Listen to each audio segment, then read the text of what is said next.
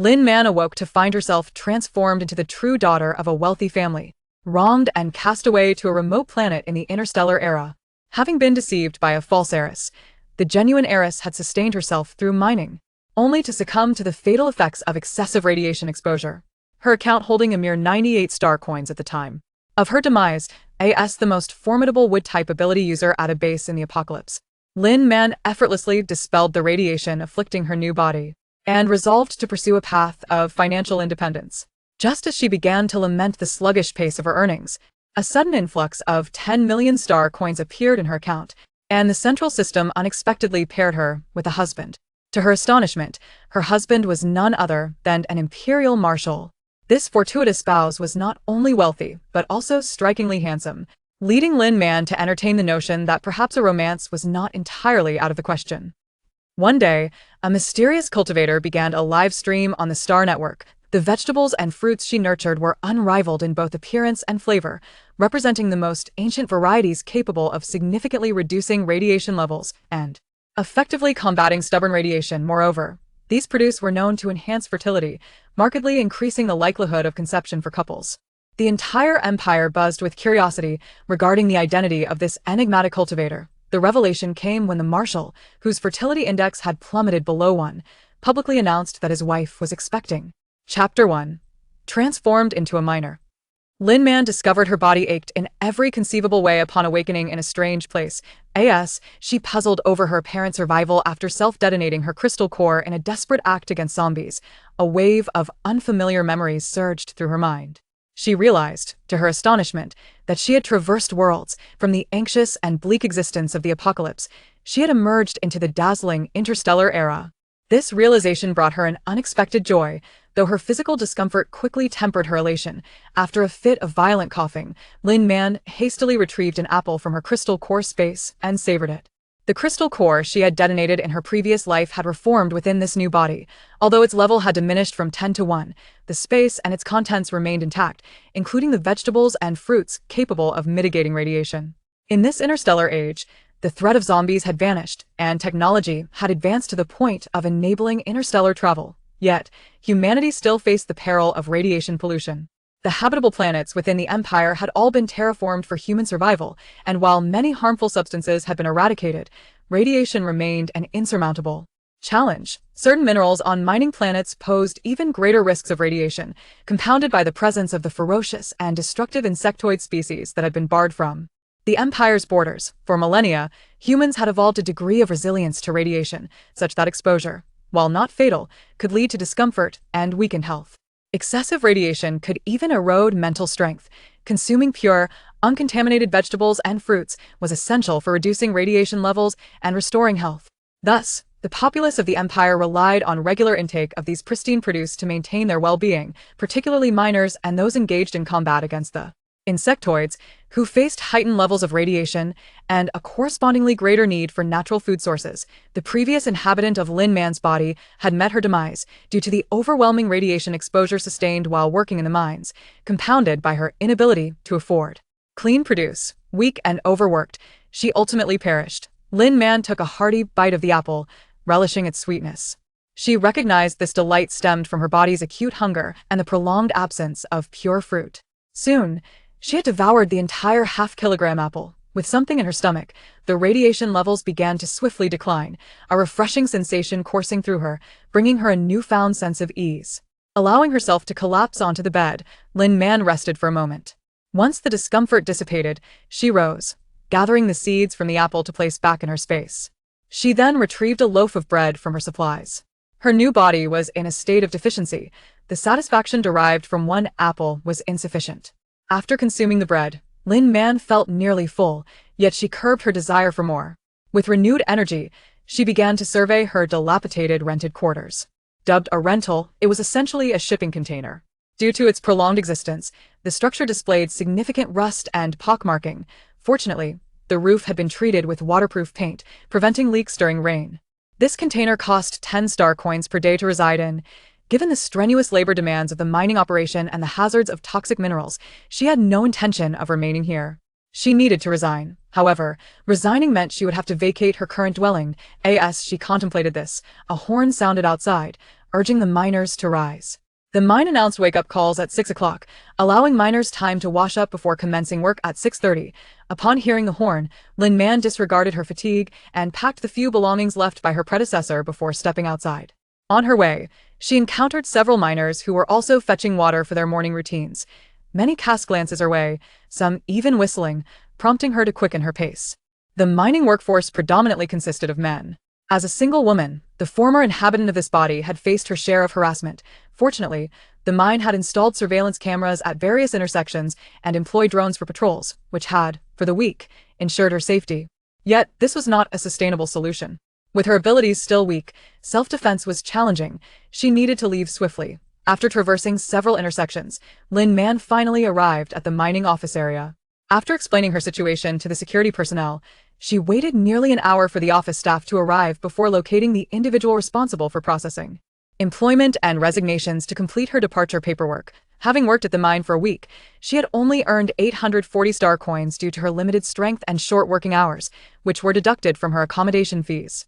With 840 star coins deposited into her account, and combined with the 98 star coins remaining from her predecessor, Lin Man now possessed a total of 938 star coins. Though modest, this sum was sufficient for her to enter the city and find a place to settle. After completing her resignation, Lin Man took advantage of the early hour and headed to the bus station. Upon arrival, she waited nearly an hour for the floating bus destined for the city. When the bus arrived, a multitude of individuals, similar to her predecessor, disembarked, all preparing to enter the mines. Seizing the opportunity, Lin Man squeezed onto the bus alongside the others waiting for transport. The turnover rate among miners was high, with many arriving and departing daily. If she missed this bus, she would be forced to wait for the afternoon service, which would likely be equally crowded. Fortunately, Lin Man had arrived early and successfully boarded. After paying a fare of 5-star coins, she endured a half-hour ride before finally arriving in Blackrock City. Upon disembarking, the surrounding environment starkly contrasted with that of the mining area. Although situated on the outskirts of Blackrock City, there exists a plethora of shops and towering edifices. After a strenuous morning, Lin Man felt somewhat exhausted and resolved to find a lodging to settle in before proceeding with her subsequent plans.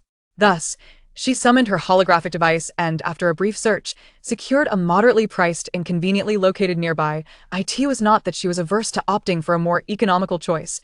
Rather, while she possessed a degree of confidence in the security of Blackrock City, she preferred to avoid unnecessary risks. Having expended 150 star coins for her accommodation, Lin Man followed the navigation guidance and, after a short walk, arrived at the Shinshin Inn. Upon her arrival, the receptionist eyed Lin Man with a hint of suspicion, noting her disheveled appearance, inquiring about her circumstances, and upon learning she had just returned from the mines, their skepticism waned, and they proceeded to facilitate her check-in. Once she successfully entered her room, Lin Man employed her supernatural abilities to survey the surroundings. Only after confirming the absence of surveillance devices did she set down her belongings and head to the bathroom for a cleansing ritual. Having toiled in the mines for an entire week without the luxury of a bath, she had strategically chosen to forego any unnecessary grooming to avoid attracting unwanted attention. On her journey into the city, she had been cramped in a vehicle alongside fellow miners, and a distinct odor clung to her. Chapter 2. Purchasing vegetable seeds. It is no wonder that the front desk looked at her with a hint of disdain when she checked in earlier. In the bathroom, as the hot water cascaded down, a torrent of black mud streamed off Lin Man's body. She spent over half an hour scrubbing herself clean.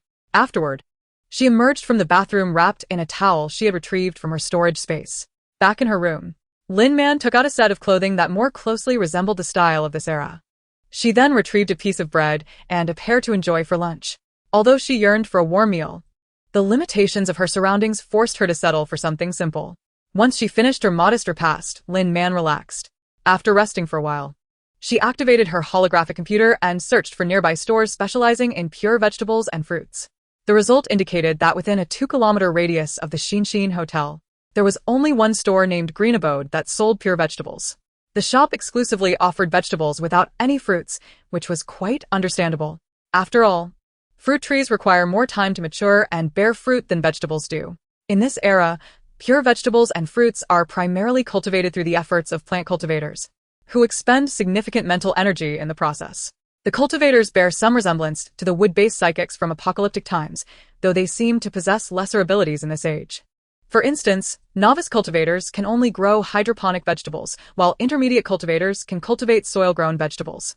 Only advanced cultivators have the capability to nurture fruit trees and ensure they bear fruit. Although fruit trees are challenging to cultivate, their efficacy in purifying radiation pollution far surpasses that of vegetables. While vegetables can only cleanse ordinary radiation, fruits can tackle stubborn contaminants and even restore mental energy damaged by radiation. Some fruits, abundant in purifying energy, can enhance fertility and nourish mental energy, promoting its growth. Given the immense value and scarcity of fruits, it is indeed rare to find them for sale in small towns. Lin Man explored the offerings of this vegetable shop and noticed that they sold vegetable seeds and also accepted pure vegetables for recycling, which piqued her interest.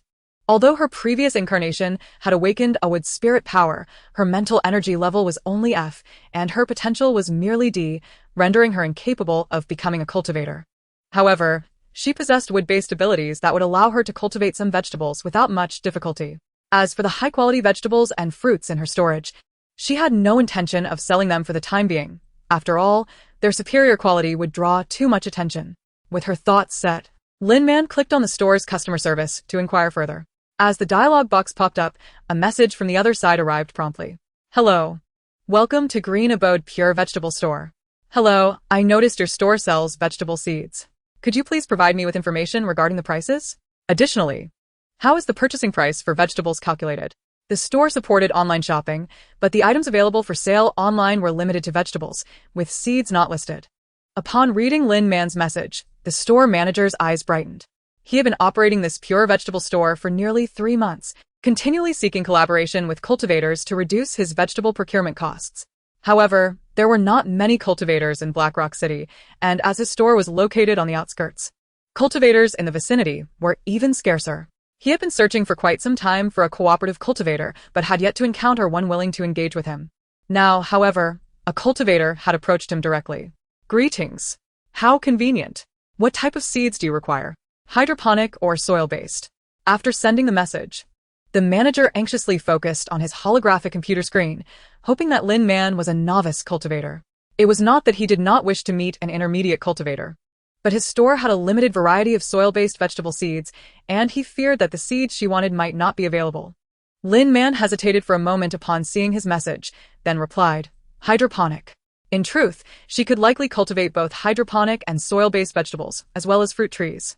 However, since she had just arrived in this era, it was prudent to remain low-key. Thus, she decided to let the other party believe she was a novice cultivator. The store manager relaxed upon receiving her response and immediately began to introduce the hydroponic vegetables available. We have a wide variety of hydroponic seeds, including spinach, lettuce, water spinach, celery, cabbage, edible amaranth, bean sprouts, and peas.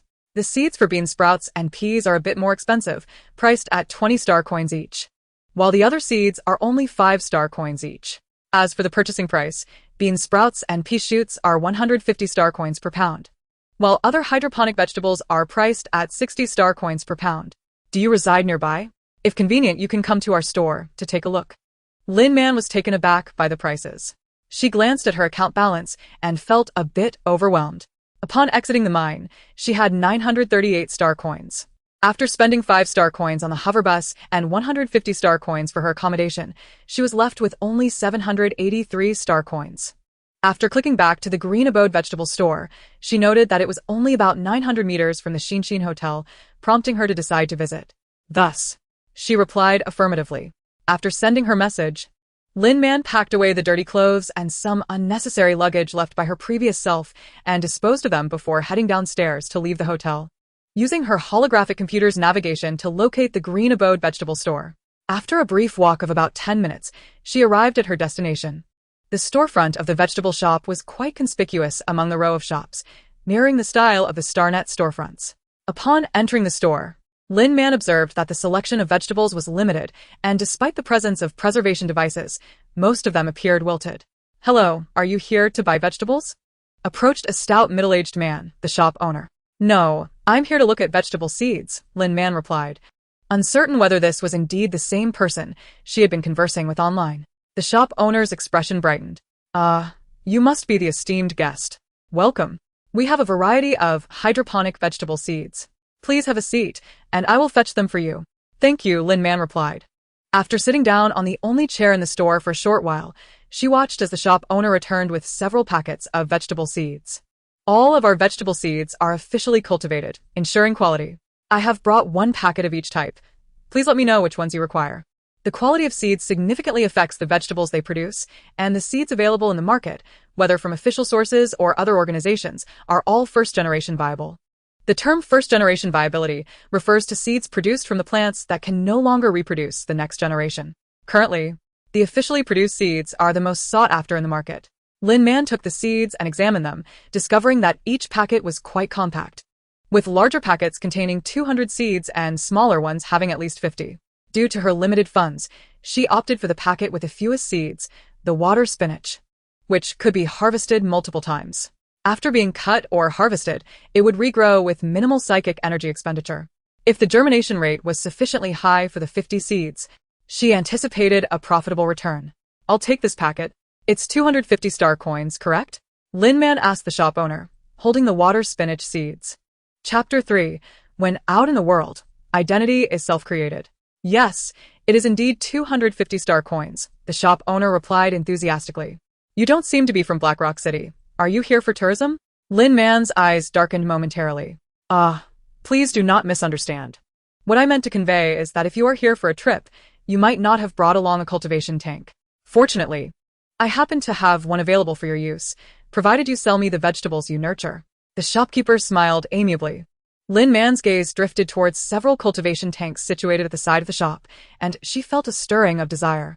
Given that her wood-based ability was only at level 1, and knowing that it required at least level 4 to harness the elements from the air to aid in plant growth, it was indeed imperative for her to utilize the cultivation tank to assist in nurturing the water spinach.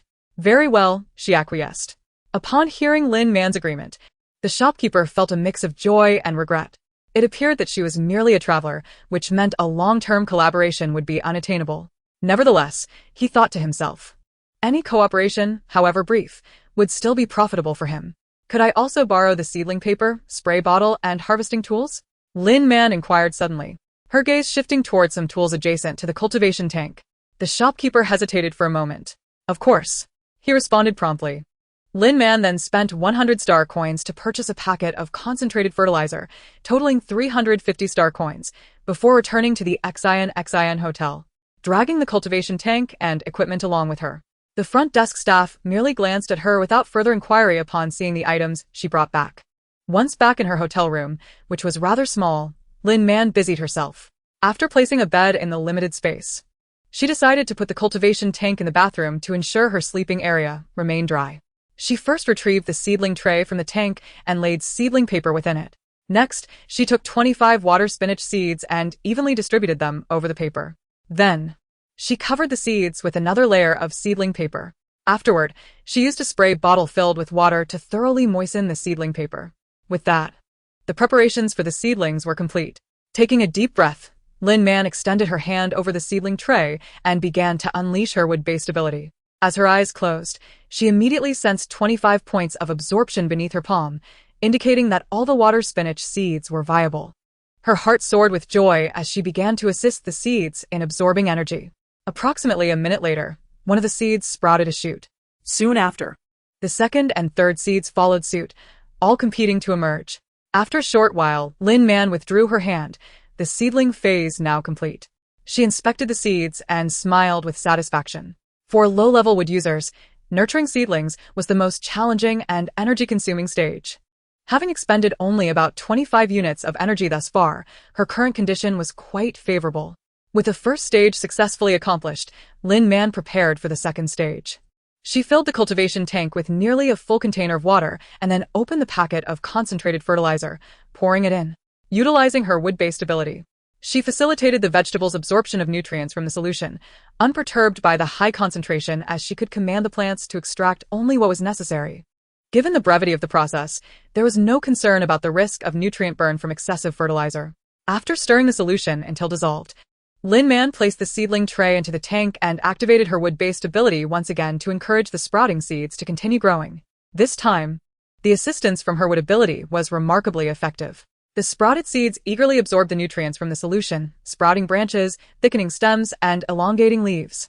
The seedling tray soon transformed from a vibrant green to a deep emerald hue.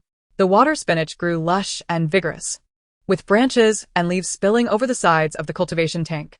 Lin Man waited until the nitrogen and phosphorus in the solution were nearly depleted before ceasing her energy output. At this juncture, she had expended approximately 8 units of energy. Upon opening her eyes and witnessing the flourishing water spinach, a wave of elation washed over her.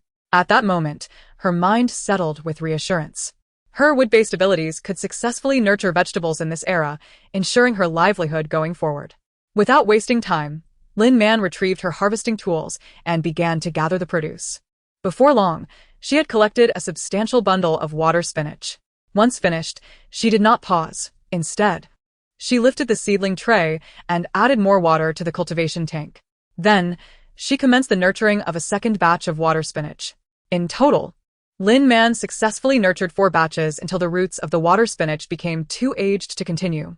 After accounting for her restored and expended energy, she found herself with 52 units remaining. This remaining energy was nearly optimal, as maintaining over 50 units allowed energy users to recover at the fastest rate. Next, she would refrain from further energy expenditure, and in just over 3 hours, her energy would return to full capacity. Meanwhile, the bathroom was now brimming with water spinach. The challenge of delivering these greens to the greenhouse vegetable shop became Lin Man's conundrum. Suddenly, her eyes brightened. In her hand appeared a silver ring. This era had developed spatial devices, and companies had designed these devices as adornments, gaining the favor of many affluent individuals. The spatial ring was among the most sought-after devices.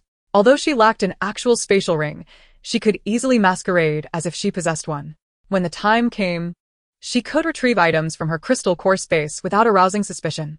However, given the drastic change in her appearance since arriving from the mine, she would need to be cautious about lingering too long in this place. Clearing her thoughts, Lin Man donned the silver ring and proceeded to store the water spinach into her crystal core space. After tidying up the bathroom and replenishing her energy with an orange, she set out for the greenhouse vegetable shop. The time was now 4:30 p.m. She aimed to deliver her goods before the shop closed. With her heart lightened by the prospect of earning money, Lin Man arrived at the greenhouse in about 10 minutes. The shopkeeper was somewhat astonished to see Lin Man return so swiftly. Upon learning she was there to make a delivery, his surprise deepened. However, he gave it little thought, attributing her quick return to her strong mental fortitude. The sight of Lin Man's spatial ring sparked a twinge of envy within him. The life of a cultivator is indeed splendid, he mused, noting how easily she had acquired such an expensive item. Earlier that afternoon, Lin Man had not been wearing a spatial ring, yet now, in such a short span, she had procured one. A spatial ring, even the smallest at 1 cubic meter, was valued at 500,000 star coins. Cultivators certainly lived lavishly. When he beheld the water spinach she produced, the shopkeeper's eyes gleamed with excitement. The quality of these vegetables was exceptional. The stems were robust yet tender, and the leaves were large and abundant, truly the finest hydroponic vegetables he had ever encountered. I have only nurtured these water spinach for now. Please weigh them to see how much there is, Lin Man instructed the shopkeeper. Chapter 4. Striving to earn money. She had been quietly observing the shopkeeper's reactions and felt a sense of relief when he showed no suspicion towards her spatial ring. In the outside world, one's identity was self-assigned. The shopkeeper had formed a preconceived notion, believing her to be a cultivator. Even if he sensed something amiss in her demeanor, he would rationalize it under the assumption that she was indeed a cultivator. Very well, the shopkeeper replied, promptly assisting Lin Man in weighing the water spinach. Ultimately, Lin Man brought back an impressive 48 pounds of water spinach, which, at the agreed-upon purchasing price, amounted to a substantial sum of 2,880 star coins. This represented a significant fortune for Lin Man. Initially, she intended to select 2 additional packets of water spinach seeds to continue her work that evening. However, the store manager recommended lettuce seeds instead. The most popular vegetable in my store is lettuce. If it's convenient, could you help me cultivate more lettuce? Whatever quantity you bring, I shall gladly accept. Lin Man replied directly, then please give me a packet of lettuce seeds and 2 bags of concentrated fertilizer. She recalled that a packet of lettuce seeds contained 200 seeds, which was sufficient for her needs. Like water spinach, lettuce could be harvested multiple times and required less fertilizer, implying that she would expend less of her abilities to cultivate an equivalent weight of lettuce. Given that harvesting lettuce was simpler than water spinach, she had no objections to the seed exchange. All right. The store owner quickly responded, hurrying to fetch the seeds and fertilizer. On this occasion, Lin Man purchased a packet of lettuce seeds containing 200 seeds, along with 2 bags of concentrated fertilizer, totaling 200 star coins. After selling her water spinach, deducting the 200 star coins, Lin Man ultimately netted 680 star coins. Having received her payment and stowed her items in her space, Lin Man hurried back to the Xian hotel. Passing by the front desk, she noticed the staff glancing at her again, which solidified her decision to check out the following day and find another lodging. Upon returning to her room, Lin Man assessed her abilities and discovered that they had restored to 88. With no intention of resting, she proceeded to the bathroom to retrieve the remaining 25 water spinach seeds and began the seedling process. After completing the seedlings, she cultivated another round of water spinach before returning to her room to eat and rest. To avoid wasting her abilities, she set an alarm for 2.5 hours. During this slumber, Lin Man experienced an exceptionally deep sleep. The bed was soft, and without the looming threat of zombies, she drifted off with a smile on her face. 2.5 hours later, the alarm rang, prompting her to swiftly rise from her bed. Regaining her composure as she surveyed her surroundings, she found her abilities had risen to 98 and returned to the bathroom to continue her tasks. She harvested the remaining 3 rounds of water spinach, dealt with the old roots, and prepared seedlings for the 25 lettuce seeds. After nurturing the seedlings, Lin Man noted that her abilities had dwindled to 58, prompting her to cultivate 2 rounds of lettuce and harvest them. Indeed, the energy consumption for cultivating lettuce proved to be less than that for water spinach. Upon finishing the 2 rounds, she found herself with the remaining 50 abilities. Taking another break, she returned to her room. After expending a considerable amount of energy, she retrieved a bread roll from her space to replenish her strength.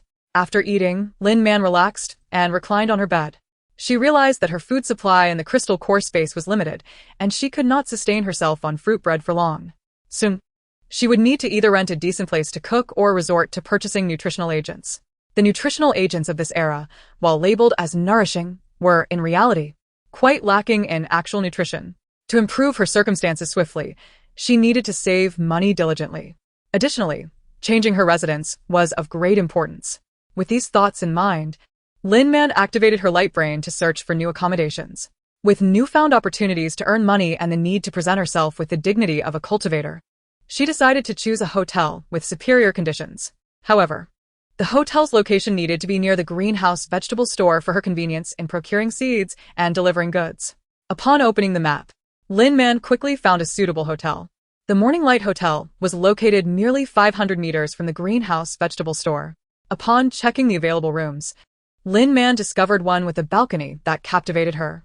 Just one glance, and she fell in love with the balcony's potential for placing cultivation tanks. After reviewing the room details, she proceeded to make a reservation. Although the accommodation fee was somewhat steep at 240 star coins per day, she deemed it worthwhile for that balcony. After securing her reservation, Lin Man explored various organic fruit and vegetable shops in the city center, as well as rental opportunities for hotels and apartments. She found numerous organic shops in the city center. However, most rental agreements required a minimum 1-year lease and demanded a deposit equivalent to 3 months' rent. A 1-bedroom apartment typically cost around 2,000 star coins per month, necessitating an upfront payment of 8,000 star coins for the deposit and first 3 months. For a decent hotel, the daily rate climbed to approximately 400 star coins. After browsing through the information, Lin Man felt overwhelmed and closed the page. By chance, she clicked on a link that led her to a live streaming platform. Driven by curiosity, Lin Man explored several live streaming rooms. She was astonished to see some rooms boasting billions of viewers. Intrigued, she examined the various categories of live streams, discovering that the cultivator streams attracted the largest audiences, with top streamers nearing a staggering 10 billion viewers.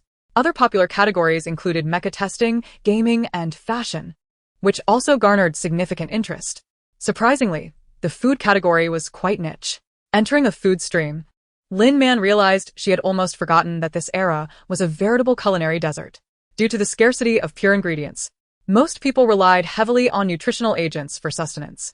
Even families with more resources typically used pure ingredients to make juices or mushes, leaving little appeal for gourmet dishes.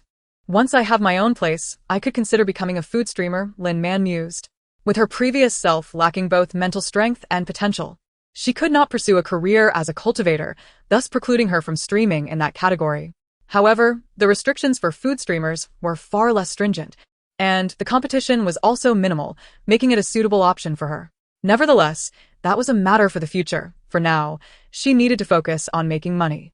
After stowing away her light brain, Lin Man checked her abilities, discovering they had risen to 90. Unbeknownst to her, she had rested for over 2 hours. And it was already nearing 11 p.m. With no desire to continue resting, Lin Man rose once more to the bathroom. She prioritized harvesting and processing the previously cultivated lettuce and dealt with the unusable roots before nurturing new lettuce seeds, continuing the cycle of cultivation and harvesting. In this chapter, Lin Man finally enjoyed a warm meal. This time, she did not monitor her remaining abilities, but instead continued working until they dwindled to around 20 before ceasing her efforts.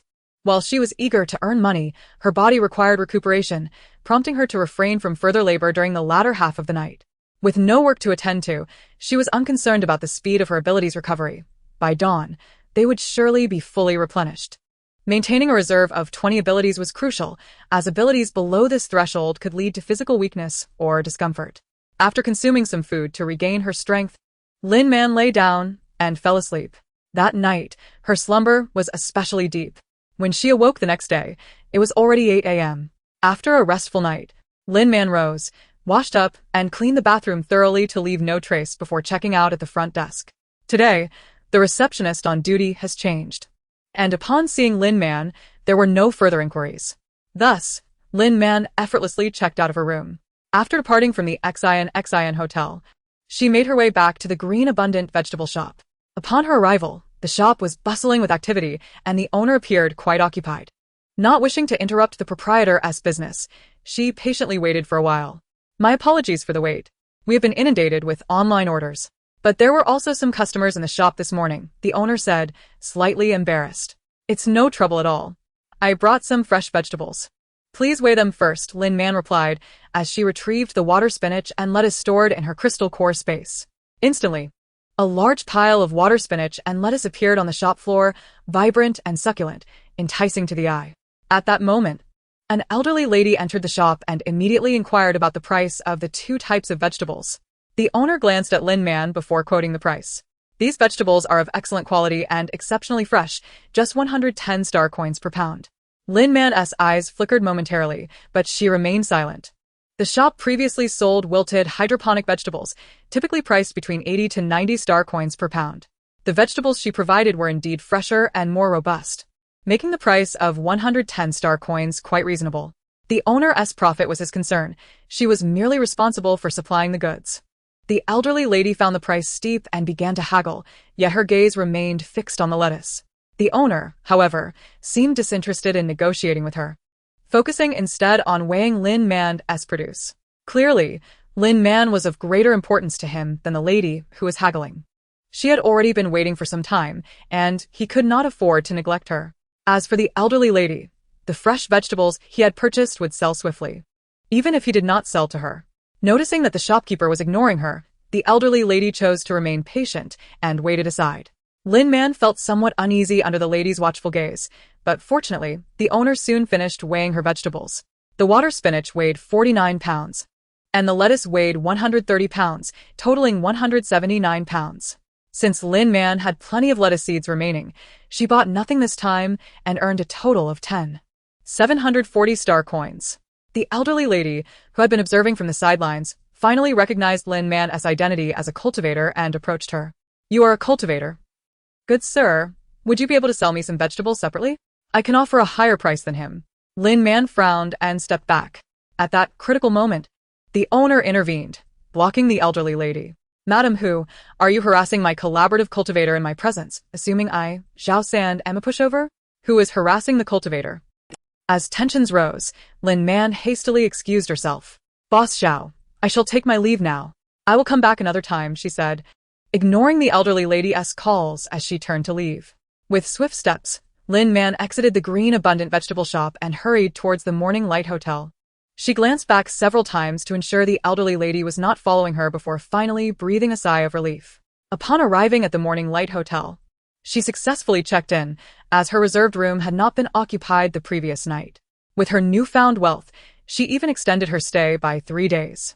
Entering her room, she felt a wave of relaxation wash over her as she took in the cozy and spacious decor. However, she remained vigilant, first using her abilities to ensure there were no hidden cameras or surveillance devices before making her way to the balcony. She had no intention of resting. After all, she would have ample time to recuperate once her abilities were restored, and she needed to seize the moment to earn more. On the balcony, she retrieved her cultivation tank and other equipment, immersing herself in work. With her abilities at their peak, she effortlessly completed the seeding, nurturing, and harvesting of 25 lettuce seeds. After disposing of the old roots, she found herself lacking enough energy to continue germinating another batch of 25 seeds. Therefore, she decided to take some fruit, prepared a fruit platter, and reclined in a lounge chair on the balcony, soaking in the sunlight while indulging in her culinary delights. After basking in the sun for a while, Lin Man began to feel drowsy. She drew the curtains and dozed off in the chair. When she awoke, it was already 11 o'clock. She proceeded to tend to another batch of 25 lettuce seeds, followed by a meal to replenish her energy and abilities. After a brief rest, at 2:30 in the afternoon, Lin Man processed another 25 seeds and contacted the owner of the Green Abundant vegetable shop. Within a mere morning, the owner had sold all the fresh vegetables Lin Man had delivered. Upon learning that Lin Man would be returning with another shipment, the owner expressed his delight and even offered to send someone to collect the goods if it was inconvenient for her. Lin Man, who was preparing to go out to purchase supplies, declined the offer, wishing to keep her living arrangements private. Thus, Lin Man made another trip to the Green Abundant vegetable shop, selling the vegetables she had nurtured during the day and purchasing additional seeds and fertilizers. Following that, she headed to the supermarket. With her finances now more comfortable, she could finally procure some essential items for daily living. Although her crystal core space contained some supplies, the scarcity of resources in the post-apocalyptic world meant that even in a large base, where food such as bread, noodles, and canned goods was produced due to the abundance of wood-type abilities, the availability was still limited. Entering the supermarket, Lin Man bought herself pajamas, towels, hygiene products, an electric kettle, and a small cooking pot. When she reached the food section and beheld the myriad of flavors of nutritional supplements, she resisted the temptation and ultimately refrained from purchasing any. Her body still required natural ingredients for nourishment and was not yet suited for nutritional supplements. Moreover, to enhance her wood-type abilities, she needed to consume more vegetables and fruits to maintain her health, ideally avoiding supplements altogether. With this thought, Lin Man turned and exited the store. After settling her purchases and returning to her accommodation, she took out the small cooking pot and prepared a bowl of noodles. Adding various seasonings and garnishing it with chopped green onions, a delightful aroma permeated the air. After 2 days, Lin Man finally enjoyed a warm meal. In the following 2 days, Lin Man continued her quiet stay at the Morning Light Hotel. Each afternoon, she delivered goods to the Green Abundant vegetable shop to earn money, while the remainder of her time was spent at home, working and researching to understand this world better. Although she possessed the memories of her previous life, her upbringing on a border planet had kept her experiences limited, having lived at the bottom of the social ladder until the Lin family took her back to the Imperial Star. After her return, she found no affection from her expected family, only to face the schemes of the Lin family's false daughter and the persistent favoritism towards others. In retrospect, her previous life had been one of misfortune. Born on a planet near the front lines and amidst the chaos of the insectoid turmoil, her mother had panicked and accidentally switched her with another child. Thus, a girl destined for a life of luxury became an orphan on that planet. Though she could have accepted her fate as a lowly being, the Lin family took her back, only to find that the love and care she had anticipated from her parents and brothers was absent, replaced instead by betrayal and inequity. Upon contemplating these thoughts, Lin Man's heart involuntarily ached, and her mind grew hazy. She suddenly realized that the consciousness of her former self had not completely dissipated. Steadying her heart, Lin Man spoke. "Rest assured, I shall avenge you when the opportunity arises. Since you no longer wish to live, allow me to carry on in your stead." As her words fell, clarity returned to Lin Man. With a softening of her body, she permitted herself to collapse onto the lounge chair. She could feel that her former self had truly departed this time. After lying there for some time, Lin Man finally regained her composure and rose from the chair. The notion of avenging her former self had not crossed her mind before, but now, to prevent her from returning, she resolved to assist in her vengeance whenever possible in the future. At that moment, Lin Man's holographic device suddenly chimed. Upon checking, she discovered a message from the Civil Affairs Bureau. Dear Ms. Lin Man, the system has detected that you have reached the age of 20 and have not registered your biometric information within 1 month of your 20th birthday. According to Imperial law, all unmarried citizens over the age of 20 must register their biometric data to participate in the mainframe matchmaking process. Please proceed to the nearest Civil Affairs Bureau within 24 hours to complete your registration. Failure to do so will result in a fine and affect your credit rating. Upon reading the message, Lin Man's expression froze. She had completely forgotten about this obligation. In the era of interstellar civilization, human lifespans had increased significantly, excluding accidental deaths. The average lifespan had reached 230 years. While longevity had grown, fertility had continued to decline. Many couples who had been married for over a century found themselves unable to conceive. It was for this reason that, approximately a century ago, the empire legislated that all unmarried females over the age of 20 and unmarried males over 25 must participate in the mainframe matchmaking process, wherein the mainframe would match marriage partners based on various physical indicators. Initially, those who did not participate in this process faced fines, and persistent noncompliance could even lead to arrest. Over the past century, citizens of the empire had transitioned from protest to acceptance of this regulation, as many were satisfied with the matches provided by the mainframe, resulting in a number of supporters. After turning 20, Lin Man had indeed received notifications urging her to register her information at the Civil Affairs Bureau. However, she had been preoccupied with making a living and, fearing the prospect of being matched with someone of poor circumstances who resided on this planet, thus rendering her unable to ever leave, she had procrastinated on her registration. The matchmaking principles of the mainframe considered factors such as fertility, genetics, mental strength, and current residence. Lin Man's data was subpar across the board. And if she participated in the matchmaking, she would likely be paired with someone of equally poor circumstances, living on this planet. After perusing the notification, Lin Man furrowed her brows. Unless she could find someone to marry immediately, she had no choice but to comply with the mainframe matchmaking. After a brief moment of hesitation, she resolved to register at the Civil Affairs Bureau. Since she could not avoid it, she would accept it. Once a match was made, if necessary, she could always divorce the person after 6 months, as the law prohibited divorce within that time frame after matchmaking. With her mind made up, Lin Man took action that afternoon. Before leaving the hotel, she extended her stay for 3 more days, then delivered goods to Greenhouse, and subsequently went to the Civil Affairs Bureau to register her information. Upon arriving, she noticed that there were quite a few individuals there to register. Fortunately, the registration process was not cumbersome. A simple blood draw sufficed. After completing the procedure, Lin Man returned to the Morning Light Hotel. It was not that she disliked the hustle and bustle outside. Rather, her abilities had been rejuvenated, and she preferred to endure hardship before savoring sweetness. Back at the hotel, Lin Man resumed her money-making endeavors, working tirelessly until she finally fell asleep at 11 o'clock at night. Meanwhile, on the front line of X-001 star, within the Marshal's residence, Imperial Marshal Qin Zhou found himself restless due to a recent notification. Just moments ago, the Civil Affairs Bureau had informed him that a marriage partner had been matched for him, and they had already processed their marriage registration. Based on the information provided by the Bureau, he had his subordinates investigate and soon acquired Lin Man's profile.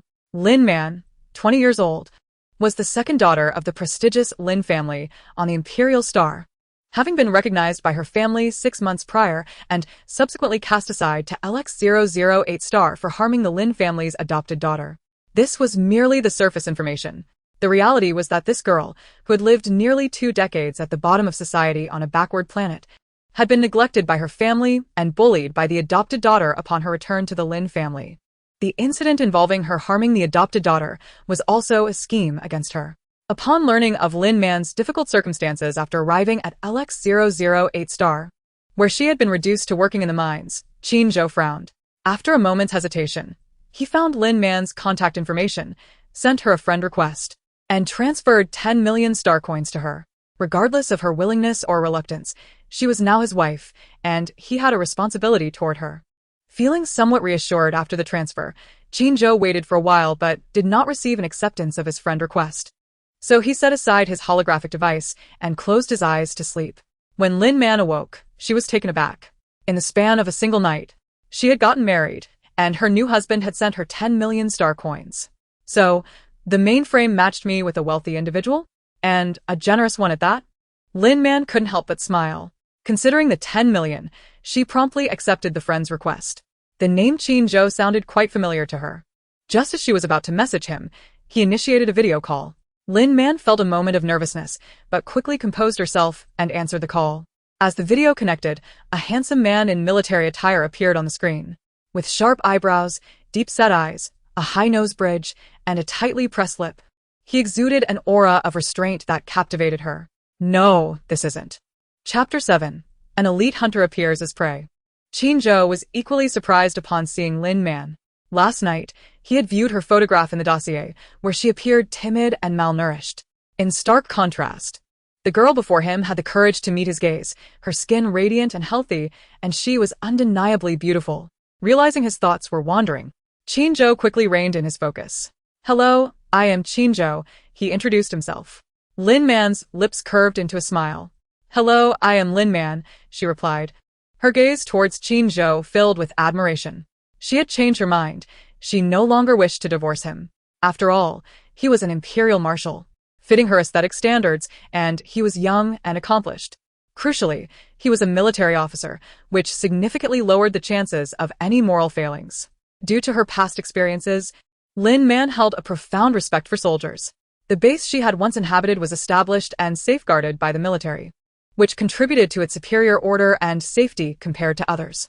In this new world, the soldiers were also on the front lines, defending against the insect race and safeguarding the citizens of the empire. Furthermore, with Qin Zhou's esteemed status surpassing that of the Lin family, she had no intention of letting him slip away. Lin Yao, the false daughter, viewed her as a thorn in her side and would not permit her to rise. If Lin Yao discovered her ascent, she would undoubtedly take measures against her. As for Qin Zhou, he is undoubtedly capable of assisting me in dealing with Lin Yao, and even the Lin family. This is the first time Qin Zhou has been subjected to such a gaze from the opposite sex, leaving him somewhat discomposed. Just as he was about to utter something, Lin Man took the initiative to speak. Your Excellency, I am truly honored to become your wife. However, before we embark on our marital journey, I wish to share my circumstances with you. Noticing Lin Man's serious expression, Qin Zhou nodded in acknowledgement. I am 20 years old, an orphan by birth. Although I was recently recognized by the Lin family, they do not accept me. At this point, Lin Man's expression turned sorrowful. While I have awakened my wood spirit power, my mental strength is merely at the F level, and my mental potential stands at only the D level. They regard me as a disgrace, which is why I have been sent to LX008 star. I am unsure how I was deemed a match for you, but I am acutely aware that I do not deserve you. Therefore, after 6 months of our cohabitation, should you find me unacceptable, I am willing to cooperate in seeking a divorce. The adage states that sincerity is an eternal trump card. An adept hunter always appears as prey. In this 6-month period, she is unafraid of failing to win Qin Zhou as heart. In the worst-case scenario, even if she cannot win him over, she can leverage his guilt to accomplish numerous things. Upon hearing Lin Man's words, Qin Zhou's demeanor softened significantly. Our compatibility likely stems from your fertility score, he remarked. The matchmaking system assigns a comprehensive score, with fertility accounting for the highest percentage at 50. Following that are mental strength, mental potential levels, and other physical data, which collectively contribute to the remaining 50%. Due to his low fertility score, despite excelling in other areas, his overall score amounted to only 505. Conversely, Lin Man, though scoring low in other categories, achieved a total score of 60. With a tolerance margin of 10 points, he fell within the range of Lin Man's potential matches. Historically, even if he was successfully matched, his low fertility score combined with the woman's would yield a number below 80, disqualifying him from the system. However, Lin Man was exceptionally unique, boasting a fertility score of 85, which perfectly satisfied this special matching criterion. Subsequently, due to his merits, age, and physical advantages, he was prioritized as Lin Man's partner. One could only surmise that the creators of the matchmaking system could not have anticipated such an unforeseen outcome. Lin Man appeared puzzled. Qin Zhou provided little elaboration and continued, my fertility score is a mere 0.5, and doctors have deemed it irrecoverable. Yet your fertility score is 85, the highest among women within the current matchmaking system. It is nearly impossible for me to have offspring in this lifetime. Even should we marry, the likelihood of leaving behind descendants is exceedingly slim. If you cannot accept this, I can also cooperate with you in seeking a divorce after 6 months. Qin Zhou spoke earnestly. He had not anticipated his wife would be so forthright. Thus, he felt it only appropriate to reciprocate with honesty. In his view, His wife's situation was far more favorable than she believed.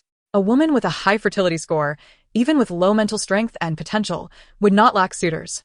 Should she reveal her fertility score to the Lin family, they would undoubtedly take notice of her. Upon hearing Qin Zhou's words, Lin Man was taken aback. Her fertility score reached 85, and she was the highest-scoring woman in the matchmaking system? Given her previous physical condition, such a high score was impossible. The only explanation could be that her recent consumption of copious amounts of fresh fruit had improved her health and elevated her fertility score. It seemed she had fortuitously stumbled upon the favor of this remarkable general. Recalling a gossip article she had once seen, which mentioned that Qin Zhou had a fiancé who had called off the engagement due to his low fertility score, Lin Man could not help but feel a twinge of sympathy for him. No need, Qin Zhou replied, and Lin Man immediately retorted. Seeing the surprise on Qin Zhou's face, she lowered her head and feigned shyness, saying, I will not divorce you for that reason. Not having children is hardly a major issue. Having experienced the apocalypse, she had long since downplayed the significance of childbearing. Moreover, at the age of 20, having children was certainly not on her immediate agenda. Even if she desired children in the future, time was still on her side. While others might not be able to resolve Qin Zhou's fertility issue, she was not just anyone. The fresh fruits that had enhanced her fertility would likely have a beneficial effect on Qin Zhou as well. Qin Zhou was astonished. His gaze fixed on Lin Man, his heart suddenly racing with excitement. After clearing his throat several times, he finally managed to regain composure. The front lines have been quite busy recently. Once I finish my duties, I will take a month of marital leave to visit you. Alternatively, if you wish, you are welcome to join me at the front. Lin Man's heart fluttered. Then I will wait for you at LX008 *, she replied. Qin Zhou felt a flicker of disappointment at the thought of the dangers at the front lines, yet he also recognized the practicality of the situation. I will transfer 10 million to you shortly. You can use it to purchase a house in Black Rock City to settle down and recuperate for a while. Lin Man's eyes sparkled.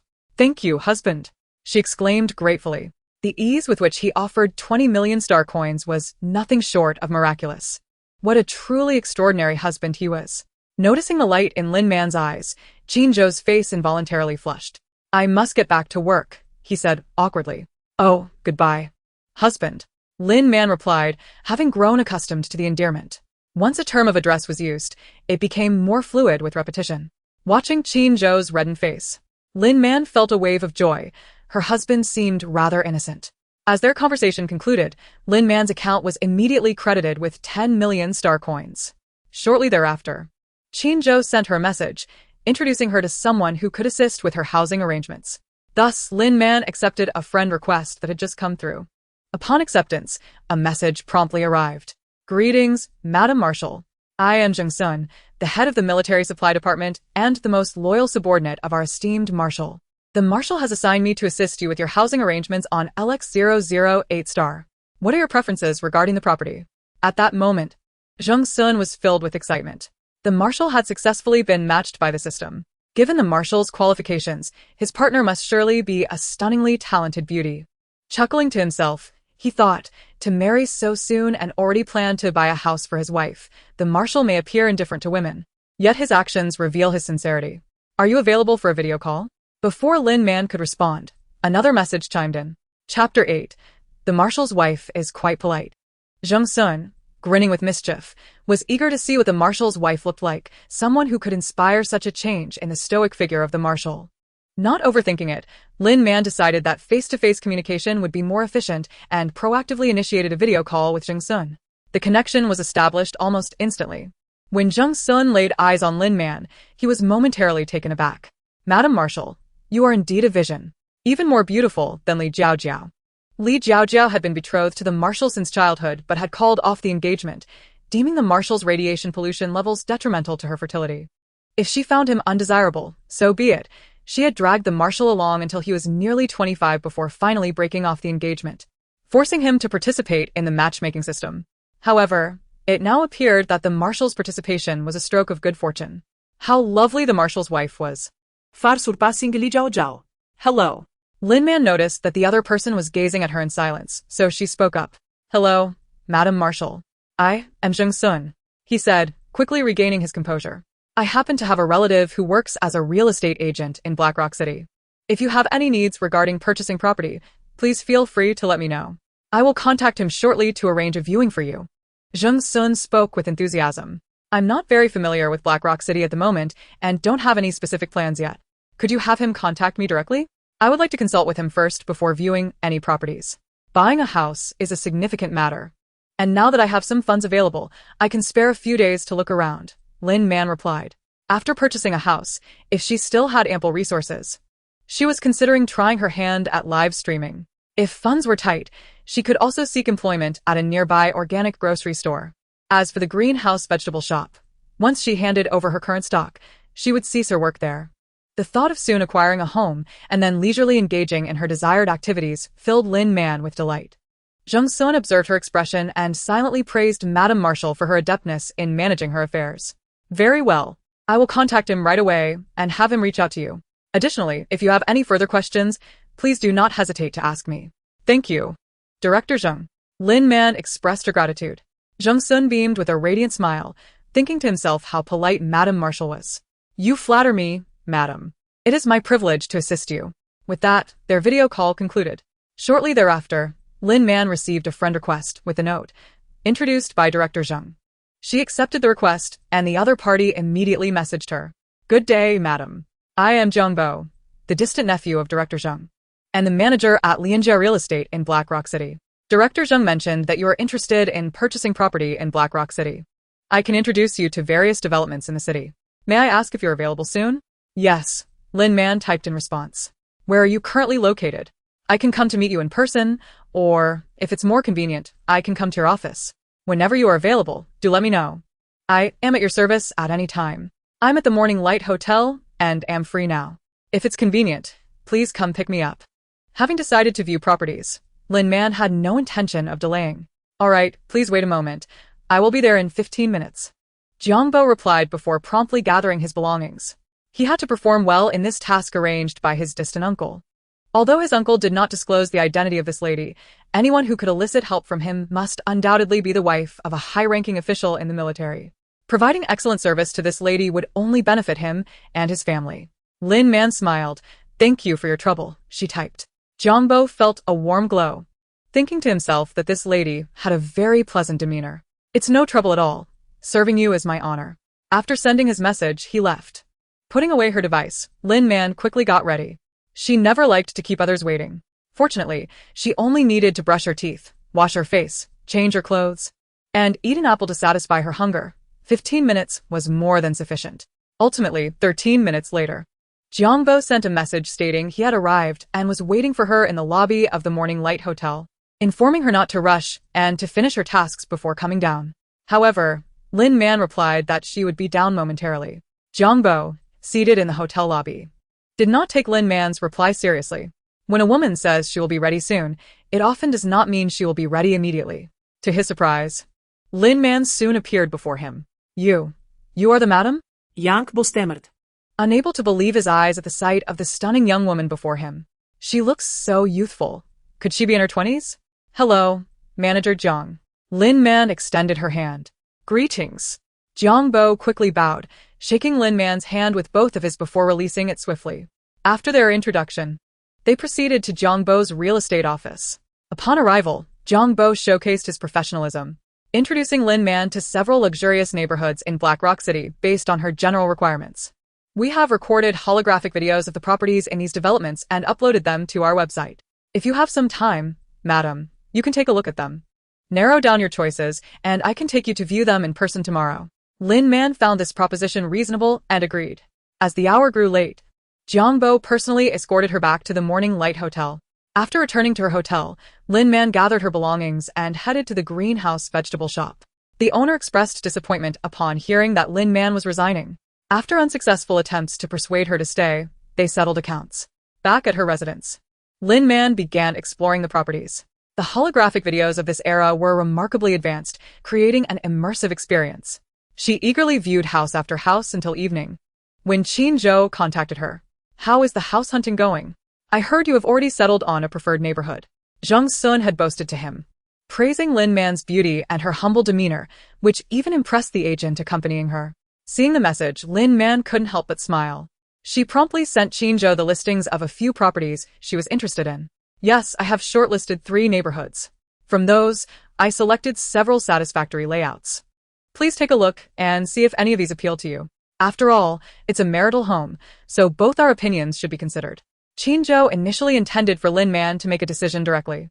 However, upon receiving her links and taking a look, he found the second and fourth options quite appealing. He replied, I also think the second and fourth options are excellent. The second option has gardens both in the front and back, which can be transformed for growing fruits and vegetables. The fourth option has a smaller garden, but the interior decor is superior, which is also appealing. In this world, non-plant cultivators could also grow crops. However, without relying on the power of wood spirits, cultivation was quite challenging, requiring pure soil, water, and specialized fertilizers. Even with all the necessary preparations for growing pure vegetables, survival was difficult. As for fruit trees, even if they could be cultivated, they rarely bore fruit. For an ordinary person, the cost of growing pure ingredients was often higher than purchasing them externally. Chapter 9. Because the Marshal has married. Qinzhou, upon hearing that Lin Man wanted to grow fruits and vegetables, did not consider her ability to cultivate plants but assumed she was simply looking to pass the time. As long as you enjoy it, he responded. He then proceeded to transfer 8 million star coins to Lin Man.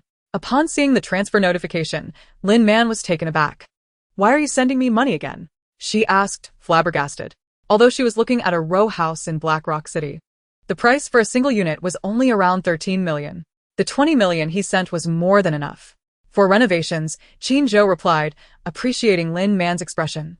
Once you find the right house, buy it and renovate it according to your preferences. Considering Lin Man's desire to grow fruits and vegetables, he added, if you find yourself short on funds, don't hesitate to ask me. Lin Man's eyes sparkled at Qinzhou's words. What incredible fortune had she stumbled upon to marry such a divine husband? Understood, she replied. Honey, thank you. Qinzhou's expression momentarily faltered, and his ears began to flush with warmth. Ahem, I have matters to attend to, so let us leave it at that, he said in a low voice. Lin Man beamed radiantly. Goodbye, dear. She pretended not to notice Qinzhou's embarrassment and waved at him. Goodbye, Qinzhou uttered, shutting off the video interface. He exhaled deeply, while Lin Man on the other end was nearly bursting with joy. Her husband was simply too innocent. What to do? It seemed she was growing increasingly fond of him. After the video call, Lin Man continued to happily browse for houses. It wasn't until she had viewed all the listings from Lianjia and selected her favorites that she finally went to bed, satisfied. The following day, accompanied by Jiang Bo, Lin Man began her house hunting journey. Having pre-selected her desired properties and finding them consistent with the holographic videos online, she moved swiftly through the viewings. By the end of the day, Lin Man had shortlisted her 2 most preferred houses. After viewing the properties, Lin Man did not rush to make a decision. Instead, she sent the links to Qinzhou. Dear, I'm almost ready to decide. My favorites are these 2. Take a look and see which one you prefer. Though she did not expect an immediate response, Qinzhou replied promptly. Choose the first one. The garden is larger. I remember you wanted to grow fruits and vegetables. Lin Man smiled brightly. All right, dear. I'll ask manager Jiang to help negotiate the price. By the way, should the house be in your name? Lin Man deliberately asked one more question. No need, just put it in your name, Qinzhou replied, a smile curling at his lips. This surprised several military leaders who entered to report on matters. Was the Marshal smiling at his light brain? Who was he chatting with? Had the Marshal fallen in love? In contrast to the astonishment of the leaders, Zhang Sun appeared unfazed. He already knew that the Marshal was married and, moreover, that the Marshal's wife was exceptionally beautiful. Upon noticing others entering, Qinzhou promptly bid farewell to Lin Man, his demeanor returning to its usual seriousness. Come in, he said with a hint of displeasure. Zhang Sun glanced at his superior and thought, oh no, this frustrated man has been disturbed. He is likely to retaliate. Zhang Sun's predictions proved correct. Qinzhou was even stricter than before, using the opportunity to criticize their work. After exiting the Marshal's office, the leaders felt somewhat disheartened. Has the Marshal's radiation pollution value increased again? His temper is quite poor, one remarked.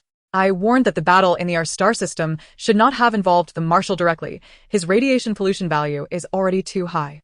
Continuing this way may affect his mental strength, another leader added. Exactly. Only the Marshal can pilot the Riftwalker mech. If his mental strength deteriorates, the Empire's combat capability will suffer tremendously. Zhang Sun interjected. Hey, Zhang Sun, why are you acting as if nothing is wrong? You have a good relationship with the Marshal. Can't you persuade him to remain behind for a while? DQ009 stars fierce. But it's not at the stage where the Riftwalker needs to engage. Pointed out, Zhang Sun finally spoke up. Is the Marshal someone who listens to advice? Besides, he wants to get to the DQ009 battlefield quickly to end this campaign, and it's not solely for the military. The group was momentarily taken aback. Then their expressions shifted to anger as they glared at Zhang Sun. Before they could reprimand him, Zhang Sun quickly continued, "Don't look at me like that. I'm just stating the truth. You old bachelors wouldn't know anything. Do you know who the Marshal was chatting with when we walked in?" The group was taken aback. Who? Some, having calmed down, looked at Zhang Sun with curiosity. Gossip spread rapidly among them, each leader becoming increasingly intrigued. Zhang Sun, surveying the faces around him, triumphantly announced the Marshal's marriage. "Heh, you didn't know? Our Marshal is married." "What? He is married? Who is the Marshal's wife? Have you seen her?" Of course, I have. "Let me tell you, our Marshal's wife is stunning, far more beautiful than Li Jiao, and she is gracious and polite. Did you see the infatuated smile on our Marshal's face just now? If I had such a wife, I would also want to take an early honeymoon." Everyone suddenly understood. So, the Marshal is eager to go to DQ009 star to quickly conclude the battle and enjoy his honeymoon. What are we waiting for? Let us send more elite troops along, they exclaimed. The Marshal has finally married. We cannot hold him back. Yes. Let us swiftly clean up the DQ009 star and the nearby Zerg, allowing the Marshal to spend quality time with his wife. They all knew that the Marshal had participated in the matchmaking process. Logically, once a person's fertility value dropped below 1, they would almost never find a match. This was largely why so many soldiers participated in the matchmaking process annually, yet few succeeded. As for them, Zhang Sun was not exaggerating when he called them old bachelors.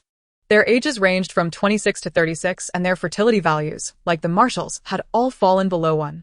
Additionally, with each battle they participated in, their fertility values continued to decline. Since those who had not successfully matched needed to refresh their information at the Civil Affairs Bureau annually, their fertility values kept diminishing, making marriage nearly impossible. Now that the Marshal had finally married, they naturally hoped for his happiness. Tell us more about what the Marshal's wife looks like. Where is she from? Is she a nurturer? A group of them surrounded Zhang Sun, peppering him with questions as they exited. Meanwhile, Lin Man contacted Jiang Bo to finalize the house she desired and asked him to assist with price negotiations. Jiang Bo was highly efficient. Within an hour, he reached the price Lin Man wanted and scheduled a meeting with the landlord to complete the transfer paperwork the next day. Thus, the following day, Lin Man successfully purchased her new home. Next on her agenda was to tidy up her new abode. As the furnishings were relatively new, Lin Man did not intend to make extensive changes. She bought a household robot to assist her in organizing the new space. As she settled in, she began to tend to the garden while also placing orders for modifications in certain indoor areas. In this age of advanced interstellar networking, businesses operated with remarkable efficiency. And within just a few days, her new home was transformed. At that moment in the backyard, Lin Man approached the grapevines she had nurtured with her abilities over the past few days. She glanced at the vines that had climbed the trellis and began to channel her powers, urging the vines to bloom and bear fruit. As her energy flowed, the leaves of the grapevines danced in the wind and delicate flowers began to blossom. Soon after, the flowers withered, transforming into tiny clusters of grapes. The clusters continued to grow, each small greened, swelling and ripening into a beautiful purple hue, heavy and drooping from the branches of the vines. Lin Man sensed it was time to cease her energy output. Upon opening her eyes, she beheld the trellis adorned with an abundance of grapes. Each cluster was substantial, with every grape gleaming and plump, exuding a vibrant purple allure that was exceedingly appetizing. Lin Man's lips curled into a smile. Although her wood-based supernatural ability was only at the first level, its potency was sufficient to nurture all manner of non-aggressive flora. Thus, she could cultivate not only hydroponic vegetables but also those grown in soil, as well as fruit trees. Based on her research, she had essentially concluded that the strength of her wood-based power surpassed that of the advanced cultivators of her era.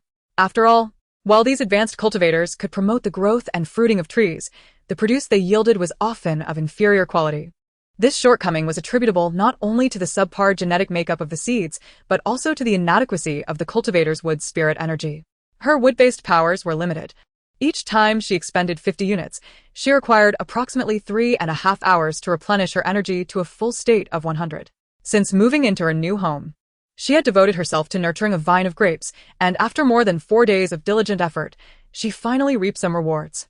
Next, she planned to cultivate additional fruit trees and vegetables, fully utilizing the land in both her front and backyards. The reason she prioritized the grapevine was to use its bountiful yield as a backdrop to launch her streaming career.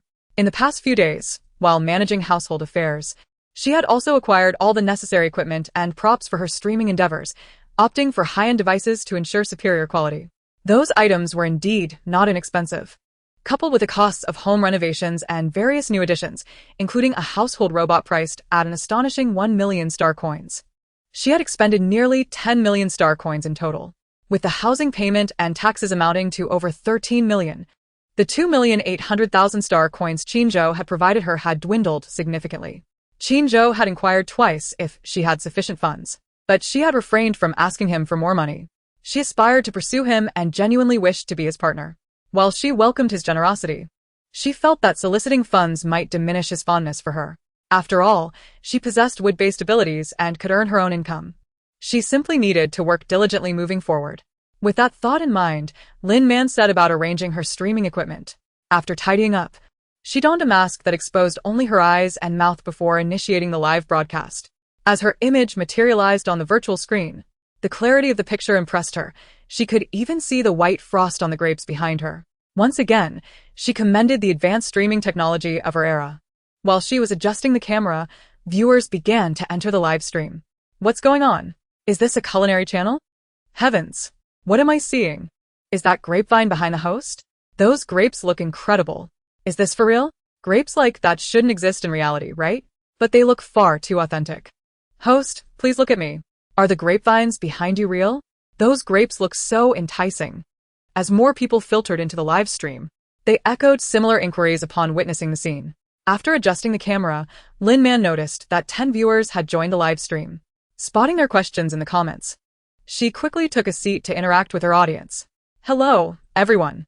Welcome to Man Man's culinary live stream. I am the new host, Man Man. Finally, you're addressing us. Quickly tell us, are the grapevines behind you real? One viewer, known as Mecha Maniac Xiaozhang, sent a comment followed by 3 thumbs-up emojis. How could they be real? They're surely lifelike models. Yet, the model is exceptionally well-crafted. It looks incredibly authentic. Indeed, the host certainly knows how to attract attention. By the way, where did you purchase this grape model? Please share the link. Lin Man's smile widened. It appeared that everyone was quite interested in the grapevine behind her. She spoke up. It seems you all are very curious about my grapevine. Rising from her seat, she reached out and plucked a bunch of grapes. Then, before the audience's eyes, she selected a grape, peeled it, and popped it into her mouth. Wow. She actually ate it. The host just ate a lifelike model. What model? Have you ever seen a lifelike model that juicy and translucent? It's not just the skin that's replicated. The flesh inside is real. These are undoubtedly genuine grapes. Oh my goodness. I can't believe I'm seeing grapes of such quality. Are you an advanced cultivator? Are you sure you haven't entered the wrong channel? By the way, why are you wearing a mask? Do you wish to remain anonymous? After tasting one grape and finding it delightful, Lin Man peeled and ate another. Having just expended 49 units of her supernatural ability to nurture the grapevine, she felt a bit peckish. I can't stop drooling. Host, I beg you. Could you enable taste sharing? I've never had fruit of such exquisite quality. If that's not feasible, sharing the scent would suffice. Just catching a whiff of exceptional fruit would satisfy me. I still don't believe the host is eating real fruit. If you have the ability, enable scent and taste sharing, and we'll know the truth. In no time, dozens more viewers joined the live stream. Upon witnessing Lin Man indulge in the grapes, they were all astonished, flooding the comments with excitement, and none chose to leave.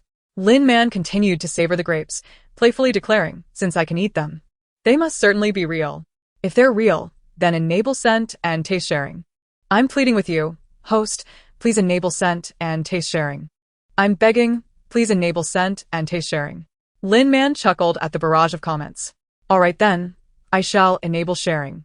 However, this is my first time using this equipment, so please allow me to consult the manual first.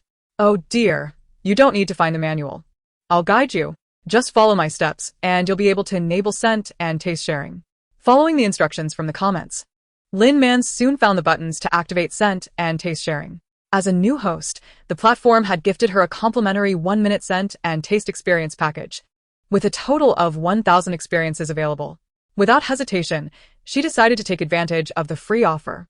As she pressed the button, a recording prompt appeared on the screen. Quickly, Lin Man lifted a bunch of grapes to her face and inhaled deeply before plucking one, peeling it, and beginning to savor it. In the span of a minute, she sampled 3 grapes. The recording automatically concluded and uploaded to the live stream. This is a complimentary tasting. The host is truly generous. Oh, I got it. They're real grapes with an intense fruity aroma and delightful sweetness. This is the best fruit I've ever tasted. Exceptional grapes. Both flavor and texture are superb. What a treasure of a host. Definitely following. Followed. By the way, host, are you sure you're not in the wrong category? Why are you in the culinary channel instead of the cultivation channel? Regardless of where you are, I'm your loyal fan. Will you continue to offer free scent and taste sharing in your future streams? The comments were unanimously filled with admiration for the grape's taste and quality. As the scent and taste sharing was activated, Lin Man's follower count surged to 90. Thank you all for your appreciation of my grapes. Furthermore, I extend my heartfelt gratitude to my dear supporters for their concern. Indeed, the Anchor's live streaming session is dedicated to the art of culinary creation, and you have not stumbled upon the wrong channel. Today's live content features the intricate process of winemaking. Prior to cultivating the grapes, she meticulously planned this inaugural broadcast.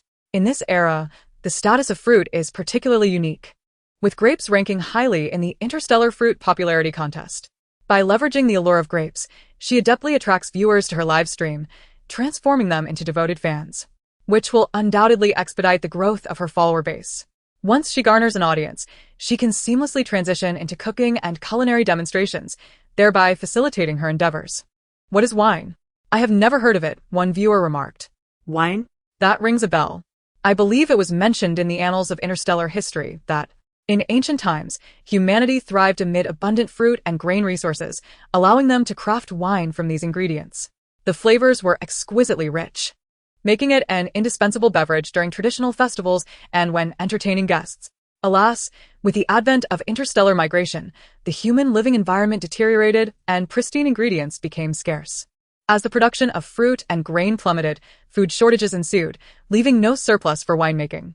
Thus, the artistry of this craft gradually faded into obscurity. Is the wine the Anchor speaks of truly made from grapes? Could she possess the long-lost skill of winemaking? Lin Man, observing that someone was familiar with wine, smiled in response. This aspiring historian had indeed guessed correctly. Grape wine is, indeed, crafted from grapes. In antiquity, it was a highly esteemed beverage, and the methods of its creation were relatively straightforward. Today, I will elucidate the process of winemaking for everyone during this live session. Furthermore, in a few days, once the wine has matured, I will upload a sensory experience invitation for everyone to partake in tasting. However, at that time, I will only offer 1,000 free slots for participation. Beyond that, a fee will be required. I have checked the platform's standard fee for a 1-minute sensory experience, which is 15 star coins, or 10 star coins if offered separately.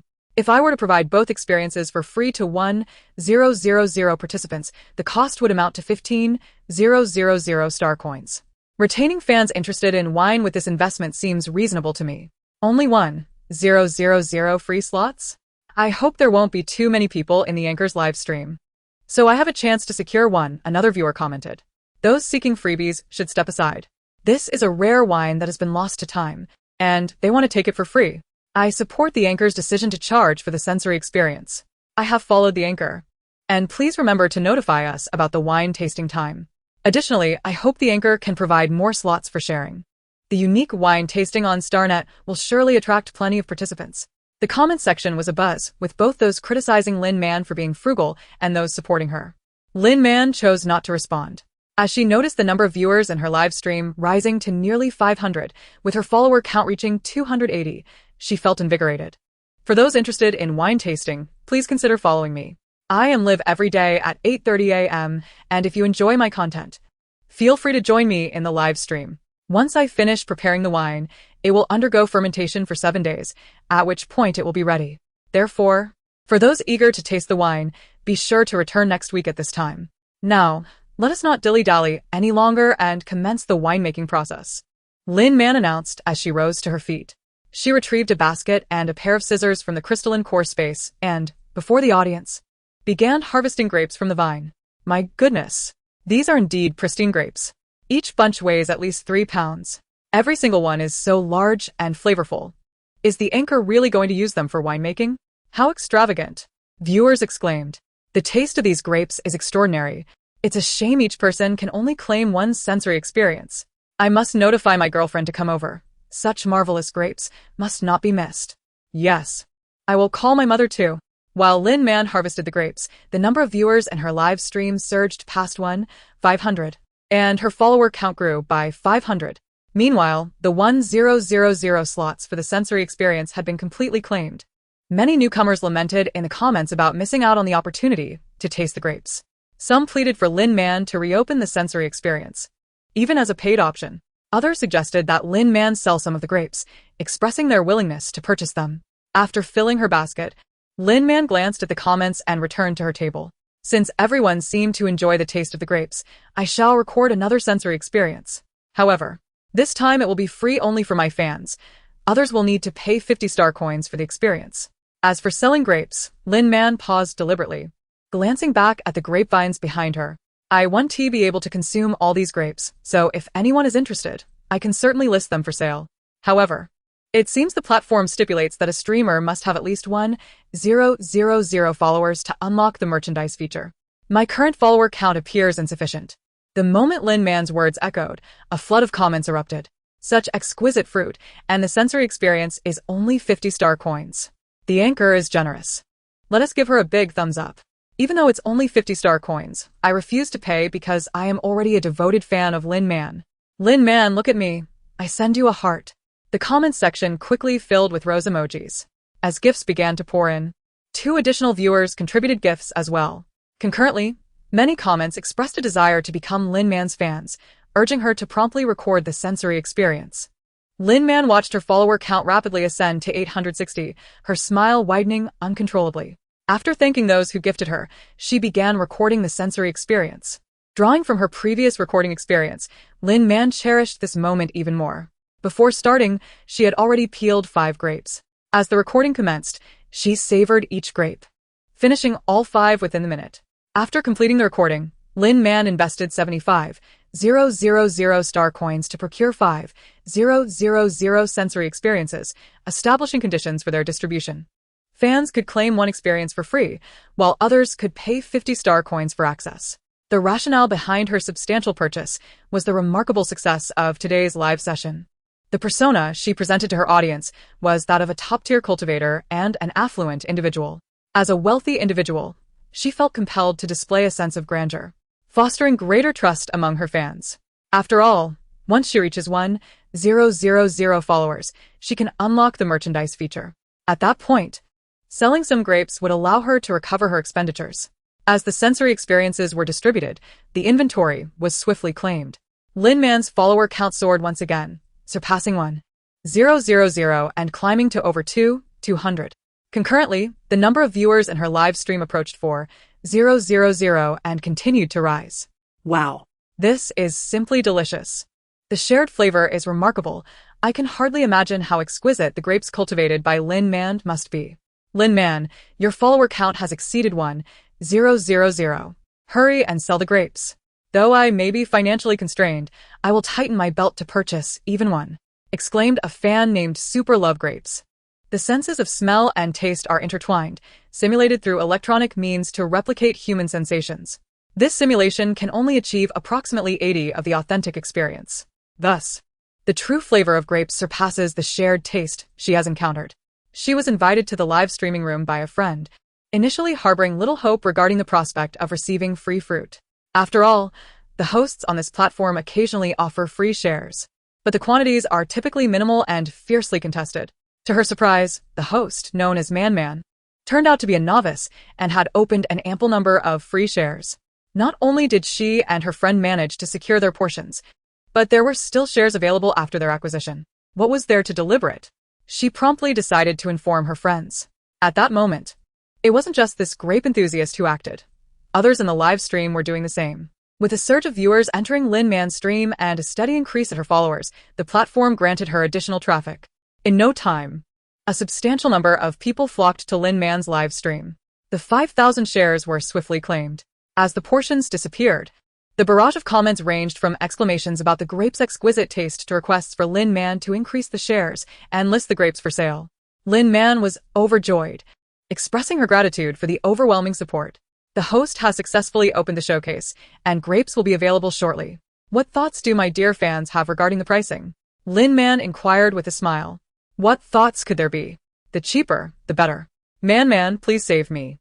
My radiation pollution level has reached 60. I feel that consuming just one of your grapes could at least reduce my radiation pollution value by 1. My radiation pollution level is also excessive. If this continues, it will affect my health. Nevertheless, I support Man setting a market price, as the cultivators incur costs in nurturing the fruits. We must respect the cultivators and the fruits of Man's labor. I support respecting Man's efforts, but I still hope she can price them just a tad lower, as children truly struggle financially. Lin Man, seeing the comments, found her fans utterly endearing. I have taken note of everyone's thoughts. How about this? I will set the price at 80 of the market rate, which is 800 star coins per grape, and I will list some inventory. Since we currently have limited grapes, I will also need to make wine shortly, so I will list 3,000 grapes. Additionally, my showcase items are exclusively for fans. Upon hearing this, the comments erupted in excitement. The price of 800 star coins at an 80 discount applied to the standard grapes. The grapes cultivated by the host were significantly larger than ordinary ones, making the purchase a remarkable bargain. Man, you are magnificent. Love you to bits. I adore the fact that it's exclusive for fans. I wish there were more hosts like Man on Starnet. Enough chatter. Quickly list the inventory. My wallet is ready to bleed for you. Lin Man chuckled at the enthusiastic comments. With a swift motion, she listed 3,000 grapes in the showcase. As soon as the inventory was made available, a frenzy ensued, and the 3,000 grapes were gone in an instant. At that moment, Lin Man's follower count surged past 5,000. Many who managed to secure grapes joyfully commented, eagerly anticipating their deliveries. Those who missed out expressed their regrets and hoped Lin Man would replenish her stock. Some even threatened to unfollow her if she didn't restock. Lin Man chose to ignore the latter, as her loyal fans defended her. Thank you all for your support. I had initially planned to stream the winemaking process today, but unexpectedly, we sold the grapes before even starting the winemaking. Now, let us return to the main topic. Oh, and by the way, during the winemaking, I will list more grapes for sale. I hope those fans who have yet to purchase grapes will remain to support me, Lin Man teased. Upon hearing this, many who were ready to leave decided to stay and support Lin Man. Thus, even though the grapes were temporarily sold out, only a few viewers departed from Lin Man's live stream. Meanwhile, at the frontline logistics department, a junior clerk named Xiao Li had just managed to secure a grape. Having previously obtained a share, Xiao Li was overjoyed, spinning around in his office chair. However, his jubilant expression froze upon seeing someone at the door. Chapter 13. The Execution Squad. Xiao Li quickly straightened up, returning his chair to its original position. He promptly stood and saluted Jung Sun, who had entered. Director. The other 3 individuals in the office also stood and saluted, addressing Jung Sun as director. Jung Sun's face darkened. During work hours, these 4 rascals were slacking off. The battle on planet DQ-009 was proving to be more severe than anticipated, with the emergence of the mother bug. It was only through the personal leadership of the Marshal and the execution squad that the onslaught of the bugs was barely halted. However, repelling the bug tide and eliminating the mother bug remained an exceedingly challenging task. The difficulty did not stem from a lack of combat strength, but rather from an insufficient supply of purifying agents. The Marshal and the members of the execution squad had all achieved a dual S-class rating in mental strength, making them the frontline's elite combat force. Yet, due to their status as elite forces, their frequent participation in battles and the number of bugs they had eliminated led to a significant increase in their radiation pollution levels. Currently, over 70 of the execution squad, including the Marshal, had seen their pollution levels drop below 1. Among them, at least 10 individuals had fallen below 0. 5. Once the pollution level reached 0, individuals would not only lose their reproductive abilities but also experience a decline in mental strength due to radiation contamination. The military mandated that members of the execution squad could retire early if their pollution levels fell to 0. 5. And those whose levels dropped to 0 would be forcibly retired. Since the establishment of the execution squad, there had been no voluntary retirements apart from those forcibly removed. The execution squad was the military's true spearhead, consistently defeating the resilient bug armies and leading the soldiers to victory. Their contributions to the military and the empire could not be merely quantified by military achievements. As the director of the military logistics department, one of his responsibilities was to prepare an adequate supply of high-grade purifying agents for the execution squad, aiding them in stabilizing their rising radiation pollution levels. However, the raw materials required for producing high-grade purifying agents were scarce, necessitating high-quality fruits. Unfortunately, the Empire's high-quality fruits were predominantly controlled by a few major conglomerates on the Imperial Star. In recent years, with the increase in frontline combat, the military's demand for pure vegetables and fruits had risen sharply. While procuring ordinary vegetables and fruits was relatively smooth, obtaining high-quality fruits had become increasingly difficult. The limited output from the four major conglomerates was one aspect, but another was that all four conglomerates sought to extend their influence over the military. The Marshal was highly averse to this and had not permitted the four conglomerates to infiltrate the military, leading to the military's growing difficulties in acquiring high-quality fruits. With no other options, he had to arrange for his subordinates to devise alternative methods. What methods could they employ? It merely involves contacting esteemed cultivators from the civilian sector and procuring high-quality fruits directly from their hands. Currently, the military possesses approximately 10 premium fruits, all acquired through this method. Regrettably, it appears that this approach is somewhat insufficient at present. Nevertheless, it remains a long-term strategy of the Ministry of Military Supplies, and he has specifically assigned 4 personnel in this office to seek out elite cultivators. Given the pressing situation on the front lines, where there is a dire need for superior fruits, it is infuriating that these young rascals are slacking off during work hours. How could this not provoke his ire? Xiao Li, what were you just laughing about? Did you manage to obtain high-quality fruits? With this thought, Zhang Sun cast a dark glance at Xiao Li, who, startled, lowered his head. However, he suddenly recollected something and raised his gaze. Director, I secured a purchase, he exclaimed. I bought a grape, although it is only one. Who says one doesn't count? Zhang Sun's expression momentarily froze before transforming into unrestrained joy. You truly acquired one? Well done, Xiao Li. Have you managed to contact a civilian elite cultivator? What price did they quote, and how many did you buy? Now, please share the contact information of that esteemed individual with me. At this moment, Zhang Sun's face was no longer dark, it was positively radiant. Yet, Xiao Li's expression appeared somewhat troubled. Director, I haven't yet obtained Lady Man's contact information. Observing Zhang Sun's expression darkening once more, Xiao Li hurriedly added, however, Director, Lady Man is currently live streaming, and I should be able to reach her. Zhang Sun furrowed his brow. Live streaming? The tone of his voice was ambiguous. Xiao Li's heart raced. He wanted to explain that he was not watching the live stream during work hours to shirk responsibilities, but rather due to a friend's recommendation about a broadcaster selling premium fruits. Yet, Zhang Sun interjected, send me the link to the live stream. Xiao Li was taken aback and looked up at Zhang Sun. Hurry up, Zhang Sun urged in irritation. Oh, yes. Xiao Li quickly complied. After opening his holographic device, he sent the link to Lin Man's live stream to Zhang Sun. Zhang Sun glanced at the link and realized he had forgotten about the live streaming platform. Elite cultivators are mere mortals as well. They might not only frequent forums but may also wish to showcase themselves as streamers. After a brief look at Xiao Li, Zhang Sun clicked on the link. His eyes widened in astonishment. What did he behold? He saw a girl cradling a basket of grapes, and behind her hung numerous clusters on the vine. The grapes were larger than his thumb, each one plump and glistening, a deep purple that made one's mouth water. Were all these grapes cultivated by her? Swallowing hard, Zhang Sun inquired of Xiao Li, is this the case? It should be, Xiao Li replied, casting a glance at the 3 colleagues who had gathered around. What do you mean it should be? Zhang Sun exclaimed loudly, then quickly lowered his voice. Clarify the situation, he urged.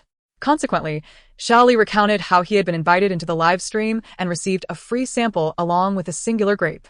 Upon learning that Xiao Li had not only acquired a grape, but also received complimentary sensory experiences, Zhang Sun could not help but feel a twinge of jealousy at the young man's extraordinary luck. Well done you. This esteemed broadcaster, Man, counts as your achievement.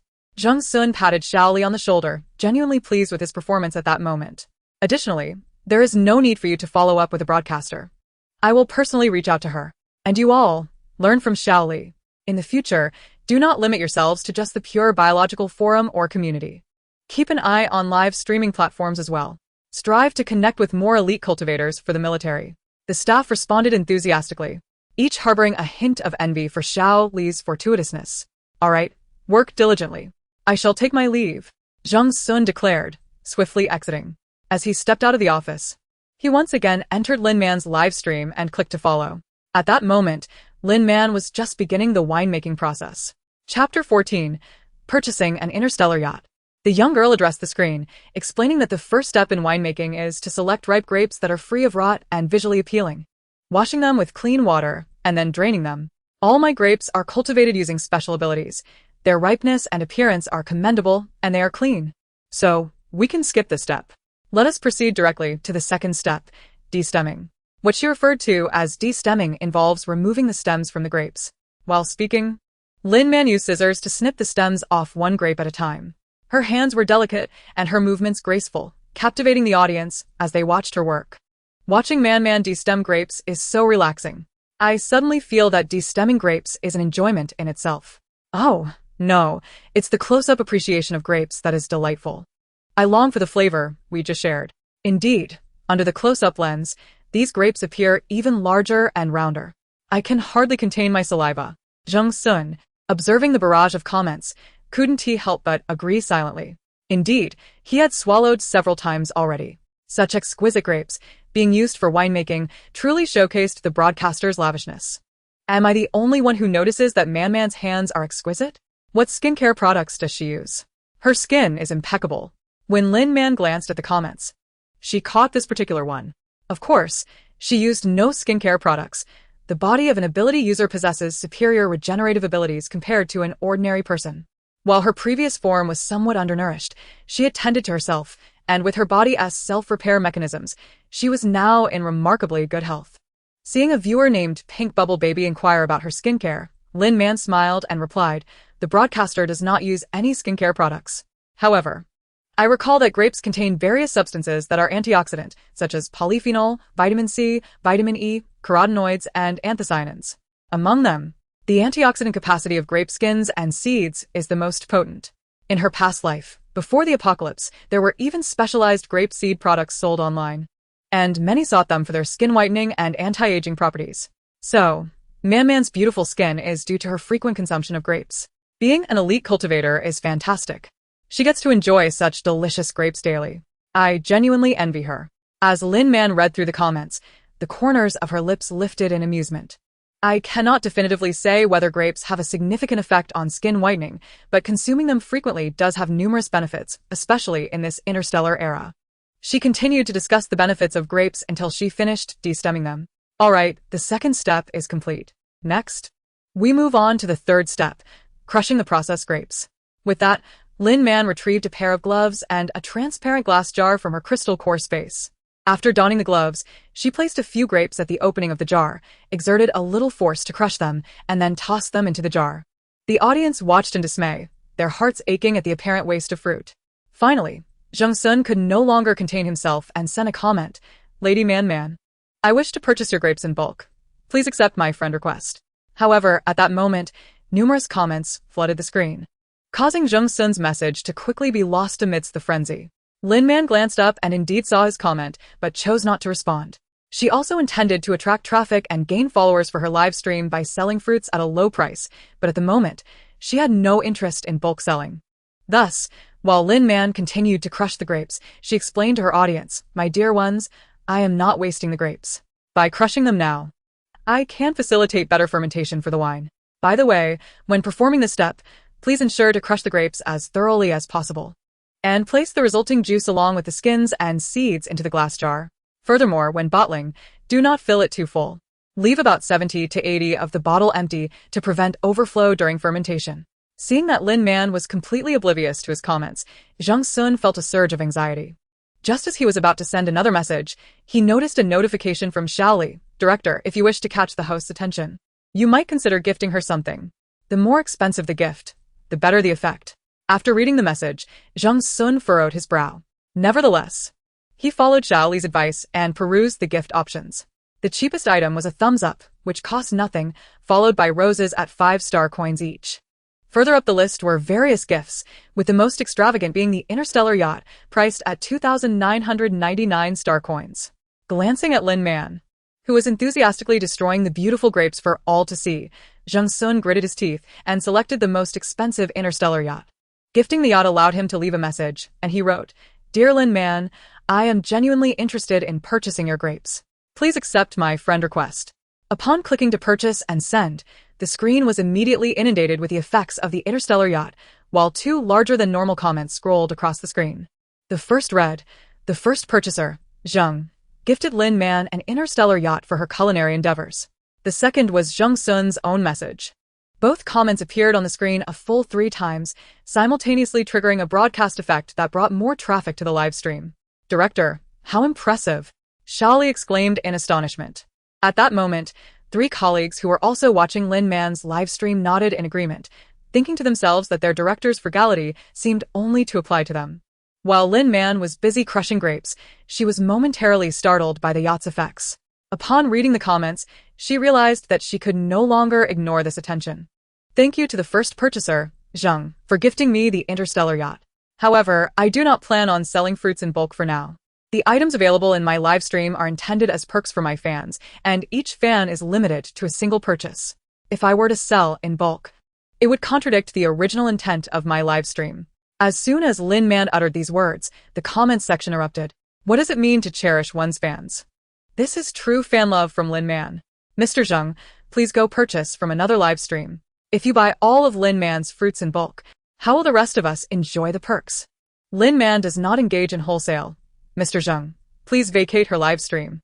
If Lin Man truly wished to sell fruits in bulk, would she need to live stream? A skilled cultivator would surely have no trouble connecting with fruit buyers. Wanting to come here for a bargain is wishful thinking. The comments were overwhelmingly filled with calls for Jung Sun to leave. This left Jung Sun's face darkened with frustration. Fortunately, Lin Man spoke up to clarify. "Everyone, please do not be upset or insult anyone. Mr. Zheng has the right to discuss and express his willingness to collaborate with me, just as I have the right to refuse. Moreover, he may not be aware that my primary motivation for selling grapes is to give back to my fans." Upon hearing this, the comments became notably friendlier, though some still suspected Jung Sun of ulterior motives. "Mr. Zheng, I will now accept your friend request and refund your gift money." Lin Man stated to avoid further discord in the live stream. After saying this, she accepted the friend request Jung Sun sent through the live stream platform. Jung Sun had been seething with anger, but upon hearing this, he felt his anger dissipate. As long as he could add her as a friend, he thought he could slowly work on her. Once he revealed his position as the director of the military supply department, she would likely agree. However, after Lin Man accepted his request and transferred 2,999 star coins to him, she unexpectedly deleted him. Not only that, but she also disabled the gifting feature in her live stream to silence some of the negative comments. "My dear ones, moving forward, my live stream will no longer support gifts. Additionally, I will not be adding friends. I hope you all understand." Her abilities were limited, and once she built up her fan base, it should not be difficult to cultivate the fruits she had nurtured. Without the credentials of a true cultivator, being able to sell a few items on the live stream was already quite commendable. She could not risk entangling herself with buyers as a true cultivator would. With her 2 statements, Lin Man effectively silenced some of the critics in the live stream. Now, everyone in the room believed that Lin Man was indeed a big deal, and her live stream was more about passion than profit. Jung Sun, on the other hand, felt a mix of anger and admiration for Lin Man. He thought if he could just reach out to her and reveal his identity, she would certainly agree to collaborate. Not out of fear of his authority, but because he believed she would be inclined to contribute to the front lines. Unfortunately, given the current situation, it seemed unlikely he would be able to contact her again. He would have to devise another plan. Unbeknownst to Lin Man, the person she had rejected was Jung Sun, and she continued crushing the grapes. After a while, she finally finished crushing all the grapes and placed them in the jar. After removing her gloves, she glanced back at the comments. The 3rd step is complete. My dear ones, as I previously mentioned, during the winemaking process, I will also be offering some of the grape stock. Before we commence with the 4th step, I would like to fulfill my promise to you. Jung Sun, who had been feeling dejected and was preparing to leave the live stream, perked up upon hearing this. Regardless of how many grapes he could sell, the important thing was to make a purchase first. He could always test them out. If they were as good as they appeared, he was sure he could find a way to contact her. Thus, Jung Sun clicked into Lin Man's live stream shop and waited. By the way, due to limited stock, those who have already purchased grapes today will not be able to buy more. Additionally, to ensure as many of my dear ones as possible can taste the grapes I have grown, each person is limited to just one grape. Lin Man suddenly added. After this, she directly listed a stock of 500 grapes.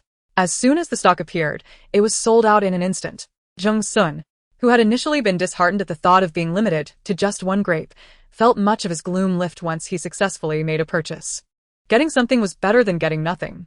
At that moment, as the stock was cleared, the comments section erupted with both excitement and complaints. Congratulations to those who managed to grab some. For those who didn't, don't be discouraged. Once I've finished, I will be listing another 500 grapes, Lin Man cheerfully reassured them. Now, let us continue with our work. Next, we will proceed to the fourth step of winemaking, adding sugar. After stating this, Lin Man retrieved a packet of white sugar from her crystalline space. For this step, you can use either white sugar or rock sugar, with the quantity accounting for about 10 to 20 of the grape weight. After adding the sugar, stir the solution in the glass jar thoroughly. Then, seal the jar's opening with clean cheesecloth or plastic wrap and place it in a warm, dark location to allow it to ferment. Indeed, in the later stages, we must regularly stir the solution in the jar. Each day, we shall open the jar and gently agitate its contents with a tool, allowing the grape skins and juice to intermingle thoroughly, thereby aiding in fermentation and pigment extraction. Simultaneously, this will also release the carbon dioxide produced during fermentation. As Lin Man spoke, she completed her tasks. Raising her gaze to the barrage of comments, she realized that many were inquiring about the differences between white sugar and rock sugar. It dawned on Lin Man that in the Interstellar era, people predominantly consumed nutrient solutions. And although some of these solutions possess sweetness, they were often concocted with additives. Due to the rarity of processed natural ingredients, many condiments had faded into obscurity over the annals of history. Seeing that everyone was concerned about white sugar and rock sugar, Lin Man explained, white sugar is refined sugar made from the molasses extracted from sugarcane and sugar beets. In contrast, rock sugar is crystallized sugar obtained from further processing white sugar. The barrage erupted once more. I can't believe that white and rock sugar are derived from sugarcane. Man, you truly know so much. My dear Man, a powerhouse who can brew wine from grapes and refine sugar from sugarcane. Only you could accomplish such feats. Man, please accept my utmost admiration. By the way, when do you plan to host a live session teaching us how to refine white and rock sugar from sugarcane? Although I might not know how to brew wine from grapes or refine sugar from sugarcane, simply watching Man in action and expanding my knowledge is a source of great happiness for me. While I typically disdain ostentation, I find Man-Man's approach utterly charming. Jung Sun, upon hearing Lin Man's words and observing the comments, sighed inwardly at the wastefulness of not utilizing such resources. However, the thought that this esteemed Lady Man still had sugarcane in her possession filled him with excitement. Sugarcane is a fruit too, and he wished to acquire some. Lin Man, noticing the comments, found it somewhat perplexing. She had clearly mentioned that sugar could be refined from either sugarcane or sugar beets, yet it seemed that everyone only remembered sugarcane. Nonetheless, refining sugar from sugarcane was indeed simpler than from sugar beets. Reflecting on the various seasonings in her crystal core space, which diminished with each use, Lin Man realized she needed to allocate time for seasoning production. Refining sugar seems feasible. I shall first customize the necessary tools and, once prepared, teach everyone how to refine sugar in a few days. Her crystal core space housed an encyclopedia, and given the convenience of customizing tools in this era, the preparation should not take long. Upon uttering these words, the barrage erupted in jubilation once again. Her fans fervently praised her for her dedication. With a smile, Lin Man shifted her focus and continued with her tasks. After stirring the white sugar into the jar, she sealed it and placed it in a cool corner beneath the grape trellis. Once she had completed all these activities, she returned to the camera and, amidst the audience's urging, listed the final 500 grapes in stock. Chapter 16. Livestock have now become star beasts. Consequently, the 500 units were sold out in an instant. Glancing at the number of viewers in the live stream, Lin Man was astonished to discover that over 30,000 people had gathered in her stream, with her follower count surpassing 10,000. Thank you for your support, everyone. Now I must arrange for the shipments. Thus, today's live session will come to an end. For those who adore Man, do come back tomorrow. We shall reconvene at 8:30 a.m. sharp. Lin Man waved at the screen and ended the live broadcast. No longer facing the camera, Lin Man let out a sigh of relief. She removed her mask and stored it away, then summoned her housekeeping robot to clean the tools and dispose of the trash. Scanning through the order list, she saw several pages filled with orders, which brought her a mix of joy and a sense of pressure. Thousands of orders, yet she and the small A, the housekeeping robot, were the only ones to handle them, making the shipping process quite labor-intensive. However, it was worth the effort. After all, there was money to be made, so what was a little trouble? Thus, Lin Man began to delve into the orders. She swiftly discovered that the live streaming platform was directly linked to courier companies. For someone like Lin Man, with thousands of orders, the shipping fees were minimal. And the courier company even provided pickup services. After reviewing several courier options, she chose a company called Flying Fast. Their rates were slightly higher than others, but their delivery speed and service ratings were the best.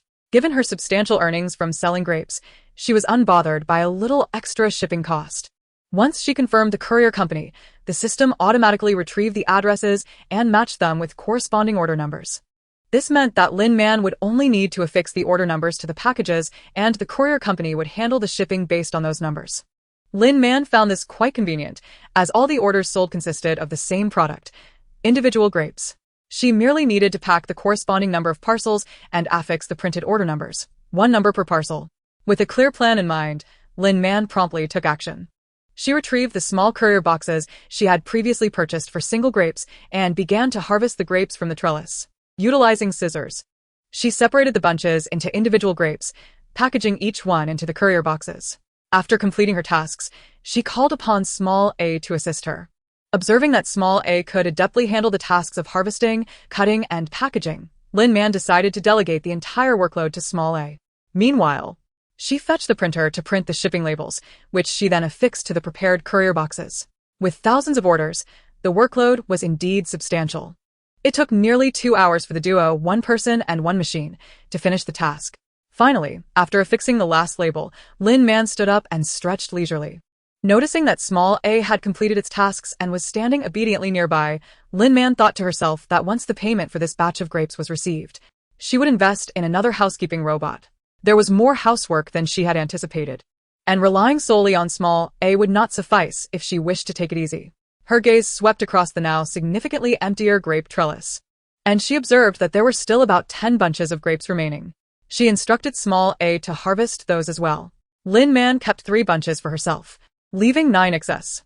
After a moment of hesitation, she placed an order with Flying Fast to send the surplus 9 bunches of grapes to Qinzhou.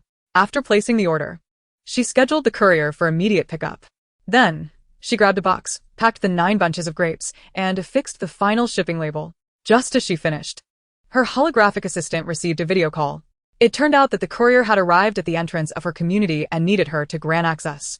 Lin Man answered the call and allowed the courier inside. Before long, the courier arrived at her doorstep. Lin Man handed over the packaged parcels, and after verifying the contents, the courier used a spatial ring to take them all away.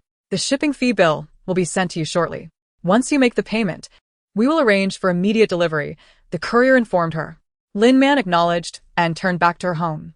No sooner had she taken a few steps than her holographic assistant received the bill. After glancing at the invoice, Lin Man made the payment. Soon, once the customers confirmed receipt of their goods, she would receive her funds. By this time, it was already past 11 o'clock, and Lin Man began to feel a twinge of hunger. Therefore, she instructed Small A to pick some eggplants and tomatoes from the vegetable garden, preparing to make lunch. In addition to encouraging the growth of the grapevines, she had also been nurturing some vegetables in the yard. However, due to the limitations of her abilities, she only accelerated the growth of the vegetables without harvesting them, allowing her to enjoy fresh produce at any time. In the morning, she first stimulated the growth of cucumbers, followed by a large bunch of grapes, expending over 65 units of her energy. She would have to wait until after lunch for her powers to fully replenish. Next, she planned to continue planting various vegetables and fruits in her garden, as well as a small patch of sugarcane in preparation for sugar production. Over the past few days, she had discovered that accelerating the growth of different plant varieties and utilizing her abilities as much as possible helped enhance her powers. Having stimulated multiple types of vegetables and expended a considerable amount of energy recently, her abilities had reached the pinnacle of level 1. With a bit more effort, she might soon ascend to level 2. At that point, her energy capacity would double, enabling her to sell more items in her live streaming sessions. Lin Man entered the kitchen and retrieved a bag of rice from her crystal core space. Seeing that the originally 10 kilograms bag was significantly diminished, she felt a pang of regret. She mused that once her current tasks were completed, she would need to allocate a small plot of land for multiple harvests of rice. Not only rice, but she could also plan for wheat, corn, and other crops. After all, during the apocalypse, she had stocked a considerable amount of seeds in her crystal core space, making it feasible to grow whatever she wished. With this thought, Lin Man felt a sense of relief. She scooped a bowl of rice and began washing it before placing it in the pot. At that moment, Xiao A had already delivered the eggplants and tomatoes. There were two large, long purple eggplants that appeared fresh and appetizing, while the singular tomato was large, red, and extremely enticing. Lin Man took the eggplants, removed their stems, and sliced them in half, preparing to make garlic eggplant. As for the tomato, she intended to dice it and sprinkle some sugar for a refreshing salad. In a little over half an hour, Lin Man had completed her meal preparation. Enlisting Xiao A's help, she went to dine under the grape arbor. A gentle breeze wafted through, adding a unique flavor to the meal. The only shortcomings were the absence of meat and the lack of quality wine. After tasting a bite of the garlic eggplant, Lin Man remarked. Following this, she glanced around her small courtyard. Given the ample space, it was certainly possible to raise livestock. However, poultry such as chicks, ducklings, and rabbits were somewhat challenging to manage. Moreover, in this era, chickens, ducks, and rabbits were no longer viewed as livestock. Having lost their value as food sources, they had long since transitioned into history. Now, They were collectively referred to as star beasts. Chapter 17. The Astonishing Grapes. Once her current tasks were finished, she could inquire with her husband. As he was on the front lines, he should be able to assist her in acquiring some livestock. In this age, consuming pure vegetables and fruits could enhance one's health, and livestock would undoubtedly benefit similarly. Lin Man gazed at her dining table. In the future, it would surely be more bountiful. With this thought, Lin Man felt invigorated. After finishing her meal, she instructed Xiao A to wash the dishes while she went to fertilize the cucumbers and then nurtured some chili seedlings. Once she completed this, despite having 65 units of energy left, Lin Man chose not to continue. Instead, she returned to the grape arbor, pulled out her encyclopedia to study sugarcane cultivation and the necessary tools for sugar production. Her crystal core space contained segments of Luohan sugarcane for seedling propagation. As for the sugar-making tools, she merely needed to express her requirements, and various shops on the Star Network could assist in custom orders. In this era of advanced mecha technology, designing and fabricating tools was exceedingly simple. For instance, the rice cooker and other kitchen utensils she currently used were all custom-made through the Star Network. After thoroughly researching sugarcane cultivation techniques and sugar extraction methods, she quickly grasped the essentials. Subsequently, she contacted the tool shop she had previously collaborated with to place an order for the required instruments. Following that, she went to her courtyard to nurture the sugarcane seedlings. In the evening, at the frontline supply office, Zheng Sun anxiously awaited the arrival of the grapes he had ordered. After a prolonged wait, he finally received the small package. Upon opening the box, he discovered a single purple grape, resembling a gem, which was larger than he had anticipated and emitted a robust fragrance characteristic of premium fruit. He could easily ascertain that this grape would undoubtedly yield the finest purifying agent. Suddenly struck by an idea, Zheng Sun hurriedly made his way to the office of Xiao Li and the others. Sure enough, upon arriving at the door, he overheard exclamations from within. Xiao Li and the three others in the office had also received grapes. Zheng Sun's face lit up with joy as he pushed the door open and entered. The four individuals inside turned to face him, their expressions frozen in shock. Without acknowledging them, Zheng Sun focused on the four small boxes containing grapes on the table. The supply office urgently required high-quality fruits for purifying agents, and these few grapes would be requisitioned. The funds for the grapes would later be reimbursed through finance. Zheng Sun declared, swiftly reaching for the grapes. Sensing the resentment in his subordinates' gazes, he added before exiting, "Each of you may receive an additional reward of 500 star coins." Xiao Li and the four exchanged glances, helplessly allowing their superior to depart. They felt disgruntled, yet understood the situation. The high-grade purifying agents were crucial for the health of the elite team members, and the few grapes held far greater significance for them than for their superior. Fortunately, the director had granted them a reward, though it was only 500 star coins. It was better than nothing. With 4 grapes in hand, Zheng Sun rushed to the Purifying Agent Production Center.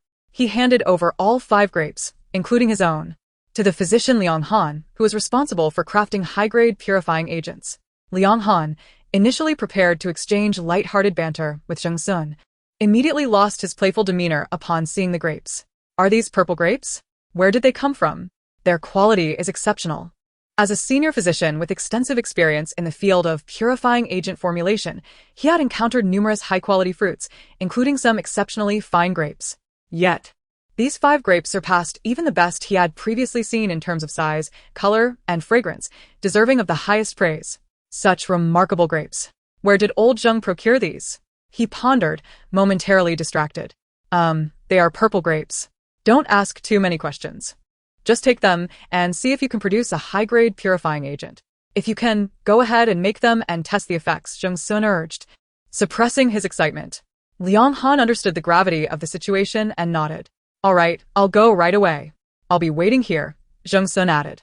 Liang Han acknowledged him before departing. Approximately 10 minutes later. Unbelievable. Old Zheng, the grapes you brought have purifying factor activity nearly 10 times that of ordinary grapes. And the quantity of purifying factors contained within is 3 times that of regular grapes. Liang Han approached Zheng Sun, holding a testing report with palpable excitement. Just one of these grapes can produce a purifying agent, and the quality is higher than any I have previously made. Zheng Sun's expression shifted to one of astonishment as he accepted the purifying agent and report, quickly reviewing the contents. Upon seeing the data concerning the grapes and the purifying agent, his hands trembled with excitement. The report indicated that such a purifying agent would be 10 times more effective than their previous high-grade purifying agents. Moreover, the quantity of raw materials used in these purifiers is merely 1/3 of the previously required amount. Liang Han's smile radiated brightly. The testing data corroborates this fact. Additionally, I believe these purifiers may prove beneficial for His Excellency the Marshal as well. Zheng Sun's eyes widened in astonishment. Really? His inquiry came out stammering. The soldier's mental fortitude is directly proportional to the tenacity of the radiation pollution. For B-class soldiers, whose mental power is rated at level B, regular consumption of pure vegetables suffices to diminish their radiation pollution levels. Conversely, A-class soldiers need to utilize low-grade purifiers crafted from pure vegetables to effectively lower their radiation values. As for S-class soldiers, they must consume fruits or intermediate-grade purifiers made from medium to low-quality fruits. The double S-class requires high-grade purifiers derived from premium fruits. As for the 3S class, the high-grade purifiers available on the market are nearly ineffective for them. This reality accounts for the relatively brief tenures of marshals in command of the military throughout the Empire's history. Our esteemed marshal has held his position for 6 years, which is considered an extended duration. Were it not for the Emperor's ongoing struggle to find a suitable successor, the marshal would have long since retired. Yet, everyone is acutely aware that the marshal's abdication is inevitable, and the longer he remains in office, the more detrimental it becomes to his health. If there truly exists a purifier that can benefit the marshal, any means to prevent further deterioration of his condition is indeed a positive development. We shall ascertain this through experimentation, Liang Han remarked with a smile. By the way, you haven't mentioned how you acquired those grapes? Have you stumbled upon a master cultivator? Moreover, it should be a formidable one among the elite. Grapes of such quality are not easily cultivated, even by the most adept of the Empire's esteemed wood element cultivators. He suspected that the seeds of those grapes might differ from ordinary purple grape seeds. After all, it is not solely the cultivator's wood element prowess that influences the fruit. The seeds also play a significant role. If the seeds are indeed the key, it would be a momentous discovery. Chapter 18. Is it her? While concocting the purifiers, he had retained the seeds from those 5 grapes. However, the test results indicated that all 5 seeds were devoid of vitality. This outcome is not surprising. In fact, it is quite typical. After all, seeds are monopolized by the authorities and major institutions, making it exceedingly difficult for even elite cultivators to possess viable seeds. Furthermore, the fruits procured from the military supply department also contained seeds lacking vitality. This is not due to an inherent inability of the seeds, but rather because, prior to harvesting, the cultivators deliberately extinguished the seed's vitality. The 4 major consortiums employ this method to maintain a firm grip on the superior seeds of fruit trees. Even the officials can only engage in competition with the 4 consortiums regarding vegetable seeds. The grapes in question are of such exceptional quality that they likely do not originate from any of those consortiums. If the military can seize the opportunity to identify that cultivator before the consortiums do and establish a collaboration, it could potentially alter the military's current passive stance against the four major consortiums. Zhang Sun nodded with a smile. Indeed, it must be an extraordinary cultivator. While I have yet to establish formal contact with her, I am confident that I will be able to reach her. The purifier dilemma faced by the assassination squad is finally on the verge of resolution. The entire crux lies with that esteemed Lady Man. Liang Han's gaze flickered. She then conveyed her suspicions regarding the grape seeds to Zhang Sun. Upon hearing this, Zhang Sun could no longer maintain his composure. I shall seek out the marshal immediately and endeavor to establish contact with that esteemed individual.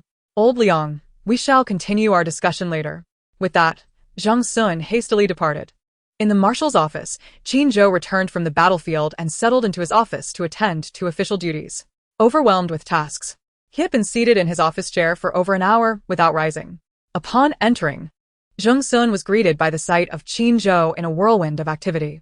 Feeling a pang of sympathy for his marshal, Zhang Sun swiftly approached him. Marshal, good news. We have found a solution to our shortage of high-grade purifiers. Qin Zhou glanced at Zhang Sun, stowing away his holographic device. Has one of the four consortiums agreed to make concessions? He inquired. No. Our military supply department has discovered a new supplier. This purifier is made from newly procured grapes. Old Liang conducted tests, and the efficacy is tenfold compared to our current high-grade purifiers. Qin Zhou was taken aback. Such remarkable efficacy? He queried. Indeed. This is the data report. Zhang Sun hurriedly placed the testing report on Qin Zhou's desk. Qin Zhou quickly picked up the report to examine it. The grapes cultivated by that esteemed Lady Man not only possess a stronger purifying factor, but also contain a greater quantity of these purifying elements. Furthermore, Old Liang mentioned that these purifiers may also be effective for you. Upon hearing this, Qin Zhou hesitated momentarily before resuming his review of the report. After perusing the entire document, a rare smile graced his typically stern visage. How many grapes did you procure in total? He asked with a cheerful tone. Zhang Sun's expression froze. Not receiving a response, Qin Zhou furrowed his brow. What is it? Is the military budget insufficient? He asked. Just as Zhang Sun was preparing to explain that he would promptly contact the emperor, he spoke up. The budget is sufficient. I simply have not yet managed to make contact with a supplier. Zhang Sun then recounted the situation to Qin Zhou. Upon learning that the esteemed cultivator is named Man, Qin Zhou paused for a moment. Marshal, I came to see you in hopes of obtaining your approval to contact that esteemed Lady Man through unconventional means. Qin Zhou remained silent. Zhang Sun quickly added, this course of action is not solely for our benefit, but also to protect her. Old Liang suspects that the grape seeds used by that esteemed Lady Man differ from those available on the market. If that is the case, once the consortiums discover this, not only will we seek her out, but they will too. While we adhere to protocol, the consortiums will not. Qin Zhou frowned slightly. He then finally spoke. Very well. I will contact the technical department shortly and have them assist you. Zhang Sun's expression brightened. Qin Zhou further advised. That esteemed individual broadcasts with a mask and has chosen the food channel, which suggests she wishes to remain anonymous. When you locate her and establish contact, be sure to communicate respectfully. Do not frighten her. Understood. Rest assured, Marshal, I shall conduct myself with the utmost deference and invite her to our military department. Qin Zhou regarded Zhang Sun. All right, take these 5 purifiers and distribute them to the assassination squad. Remember to bring them to the medical team for data testing. The theoretical results should align closely with the practical outcomes, but I wish to observe the actual efficacy. Shall I take all 5? Zhang Sun gazed at Qin Zhou with concern. Indeed, Qin Zhou replied nonchalantly. However, you execute the order. Zhang Zhou. Qin Zhou's voice turned cold, interrupting him. Understood. Suppressing his emotions, Zhang Sun responded solemnly. Just as he was about to turn to leave, he caught sight of a delivery box on the other side of Qin Zhou's desk, a familiar express parcel from Fimatwi. Marshal, is that your package? A curious Zhang Sun inquired. The Marshal has never received a package in all these years of service. Such a large box. Could it be from the Marshal's wife? Ah. Having a caring spouse is indeed wonderful. Qin Zhou turned his head to glance at the box beside him and uttered a nonchalant, you may leave now, directing his cool demeanor towards Zhang Sun. Zhang Sun, preoccupied with his tasks, nearly forgot about the parcel. As noon approached, he received a message from his wife, stating that she had sent him something. When the guard delivered the package, he was busy and set it aside, without opening it. Oh, Jung Sun mused, brushing his nose and retracting his curious gaze before turning to leave. Once he exited, Qin Zhou could no longer resist the temptation to gaze at the package. He promptly rose and approached it. Soon, his expression turned to one of astonishment. His wife had sent him a box of fruits, specifically grapes. The grapes matched precisely the description Jung Sun had just provided. After a brief moment of surprise, Qin Zhou regained his composure. Jung Sun had just informed him that the enigmatic cultivator went by the online alias Man. Coincidentally, his wife's name was Lin Man. With a mental capacity rated at F and a spiritual potential of merely D, it was implausible for her to be a high-level cultivator. Yet that personage, Her Excellency Man, had donned a mask during her live stream. Could it be that the reason for her disguise was that she was not a cultivator at all? The more he pondered, the deeper his gaze became. Once more, he glanced at the basket of grapes and activated his light brain to summon Jung Sun back. He could directly confirm with his wife whether she was indeed Her Excellency Man. Meanwhile, the grapes were to be sent for purification, addressing the immediate crisis faced by the assassination squad. Chapter 19. Truly capable of reducing his radiation pollution levels. After leaving Qin Zhou's office, Jung Sun initially intended to return to the medical center to inform the assassination squad to arrange for a few individuals to test the purification agent. However, he had not walked far when he received a voice message from Qin Zhou. "Marshal, return. I have something for you," Qin Zhou succinctly stated before disconnecting the video call. Jung Sun was momentarily bewildered. Had the Marshal forgotten to give him something? Suppressing his confusion, he retraced his steps back to Qin Zhou's office. "Marshal."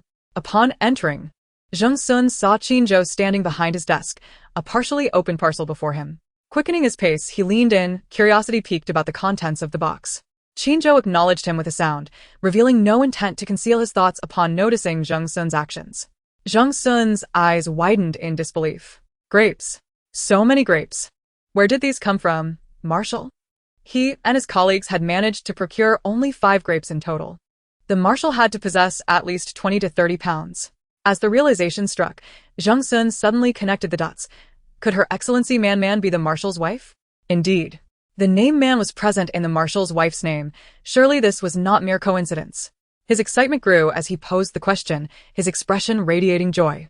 If Her Excellency Man were indeed the Marshal's wife, how could he possibly fail to win her over? A warning glare from Qin Zhou silenced Jung Sun's exuberance. "Deliver this box of grapes to Dr. Liang, instruct him to create the purification agent, and pass it on to the 2 captains of the assassination squad for their arrangement. I will confirm the source of these grapes with my wife later. Cease your speculations and keep your mouth shut." Jung Sun nearly stifled a laugh. "Understood." He saluted Qin Zhou with enthusiasm. His gaze lingered on the box of grapes, and he swallowed hard. "Marshal, this is your wife's heartfelt gesture. Won't you keep a bunch? To contribute all of them seemed rather generous of you, Marshal." Qin Zhou hesitated. It indeed seemed inappropriate to send off his wife's gift without preserving any for himself. Imagining her lovely face frowning over his decision, he immediately softened. "Very well, I shall keep a bunch." Jung Sun's expression froze in disbelief. "Huh?" He looked up at his superior, convinced he had misheard. He had merely suggested it casually, expecting a refusal due to the Marshal's personality. Could it be that he had indeed misheard? Then, he witnessed Qin Zhou reach into the box and extract a bunch of grapes. "Take the rest," he instructed. Jung Sun's astonishment was palpable. "Marshal, you..." Catching the gaze of Qin Zhou, Jung Sun quelled the words he had intended to voice and instead revealed a look of eagerness. "Might I have a single grape to taste? I contributed that one I bought to the Purification Agent Center." Qin Zhou shot him a look that made Jung Sun immediately divert his gaze. Perhaps another time. I must deliver these to Dr. Liang." With that, Jung Sun hoisted the box of grapes and departed. So stingy. He couldn't even spare a single grape from such a large bunch. Yet, he thought, he wouldn't hesitate to approach the Marshal's wife for a purchase. Unbeknownst to Qin Zhou, Jung Sun's thoughts were elsewhere. After his departure, he turned his attention to the remaining bunch of grapes. After a moment's contemplation, he plucked one and popped it into his mouth. The sweet flavor exploded on his palate, and he scarcely had time to savor it before swallowing. Unsatisfied, he reached for a second, then a third, and finally a 4th grape. By the time he realized it, he had consumed over half a bunch. Simultaneously, he felt a transformation within his body. Not only had the fatigue from nearly a day on the battlefield dissipated, but the headache and irritability caused by radiation pollution also subsided significantly. Gazing at the small remaining cluster of grapes, Qin now believed Jung Sun's assertion.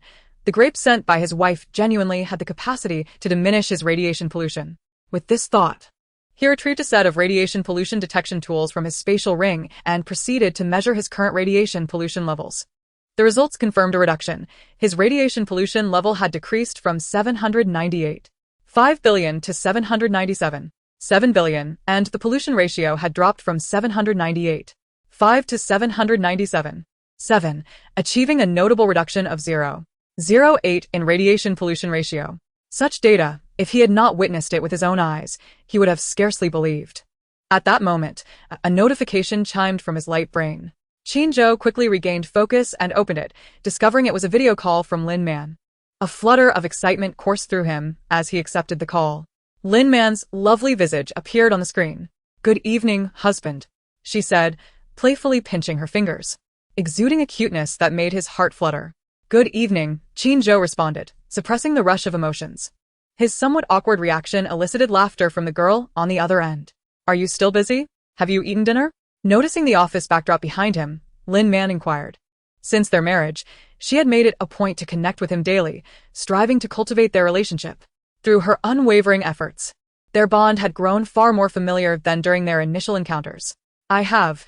Qin forced himself to focus and replied. "What about you?" Lin Man beamed. "I have as well. What did you eat? By the way, have you received the items I sent you? The system indicates they have been delivered." "The nutritional liquid has arrived," Qin remarked, adjusting his wrist. As the camera shifted, a half-eaten bunch of grapes came into view. "I received the grapes. They are delightful," Lin Man said, her lips curling into a smile at the sight of the remaining grapes. "I'm glad you like them." Suddenly, Qin called out, Man. Lin Man was momentarily taken aback by this endearing moniker, her ears flushing slightly. She usually referred to him as hubby but hesitated to ask him to call her wife, opting instead for Man. Yet, Qin was more bashful than she anticipated. Despite being married and often conversing, he had never once called her Man. To avoid using her name, he had never addressed her at all. Lin Man suppressed her joy and responded in a measured tone. She thought to herself that sending this box of grapes had indeed been a wise decision. "Ahem, Man, I've only kept this bunch of grapes. The rest have all been sent to the Purification Agent Production Center. Will you be angry?" Qin asked, a hint of caution in his voice. Chapter 20. A Mistake. Lin Man was momentarily stunned. She hadn't expected Qin to be so concerned about her feelings. Smiling, she replied, "The items I send you belong to you. So how you choose to handle them is entirely your decision. Why would I mind?" Qin felt a slight relief. "Then, Man, did you cultivate those grapes?" Lin Man's gaze flickered, and she averted her eyes from Qin. "Why do you ask?" she replied. She had intended to inform Qin of her ability to stimulate plant growth when she sent him the grapes. After all, they were married. And once Qin took leave, she could not keep it a secret from him for long. As long as she refrained from testing her mental strength and potential level, Qin would not suspect her use of wood-based abilities. Noticing Lin Man's reaction, Qin understood more than he let on. He then proceeded to share with her the matter concerning Jung Sun. The esteemed first purchaser, Zheng, is actually Director Zheng? Lin Man was taken aback to discover that the individual who had rewarded her with an interstellar yacht was Jung Sun, feeling both astonished and embarrassed.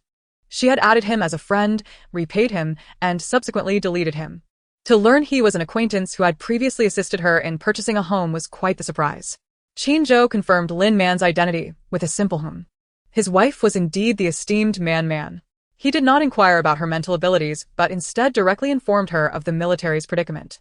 The 4 major corporations currently have the military in a chokehold, and I cannot concede, which has led to an acute shortage of high-grade fruits.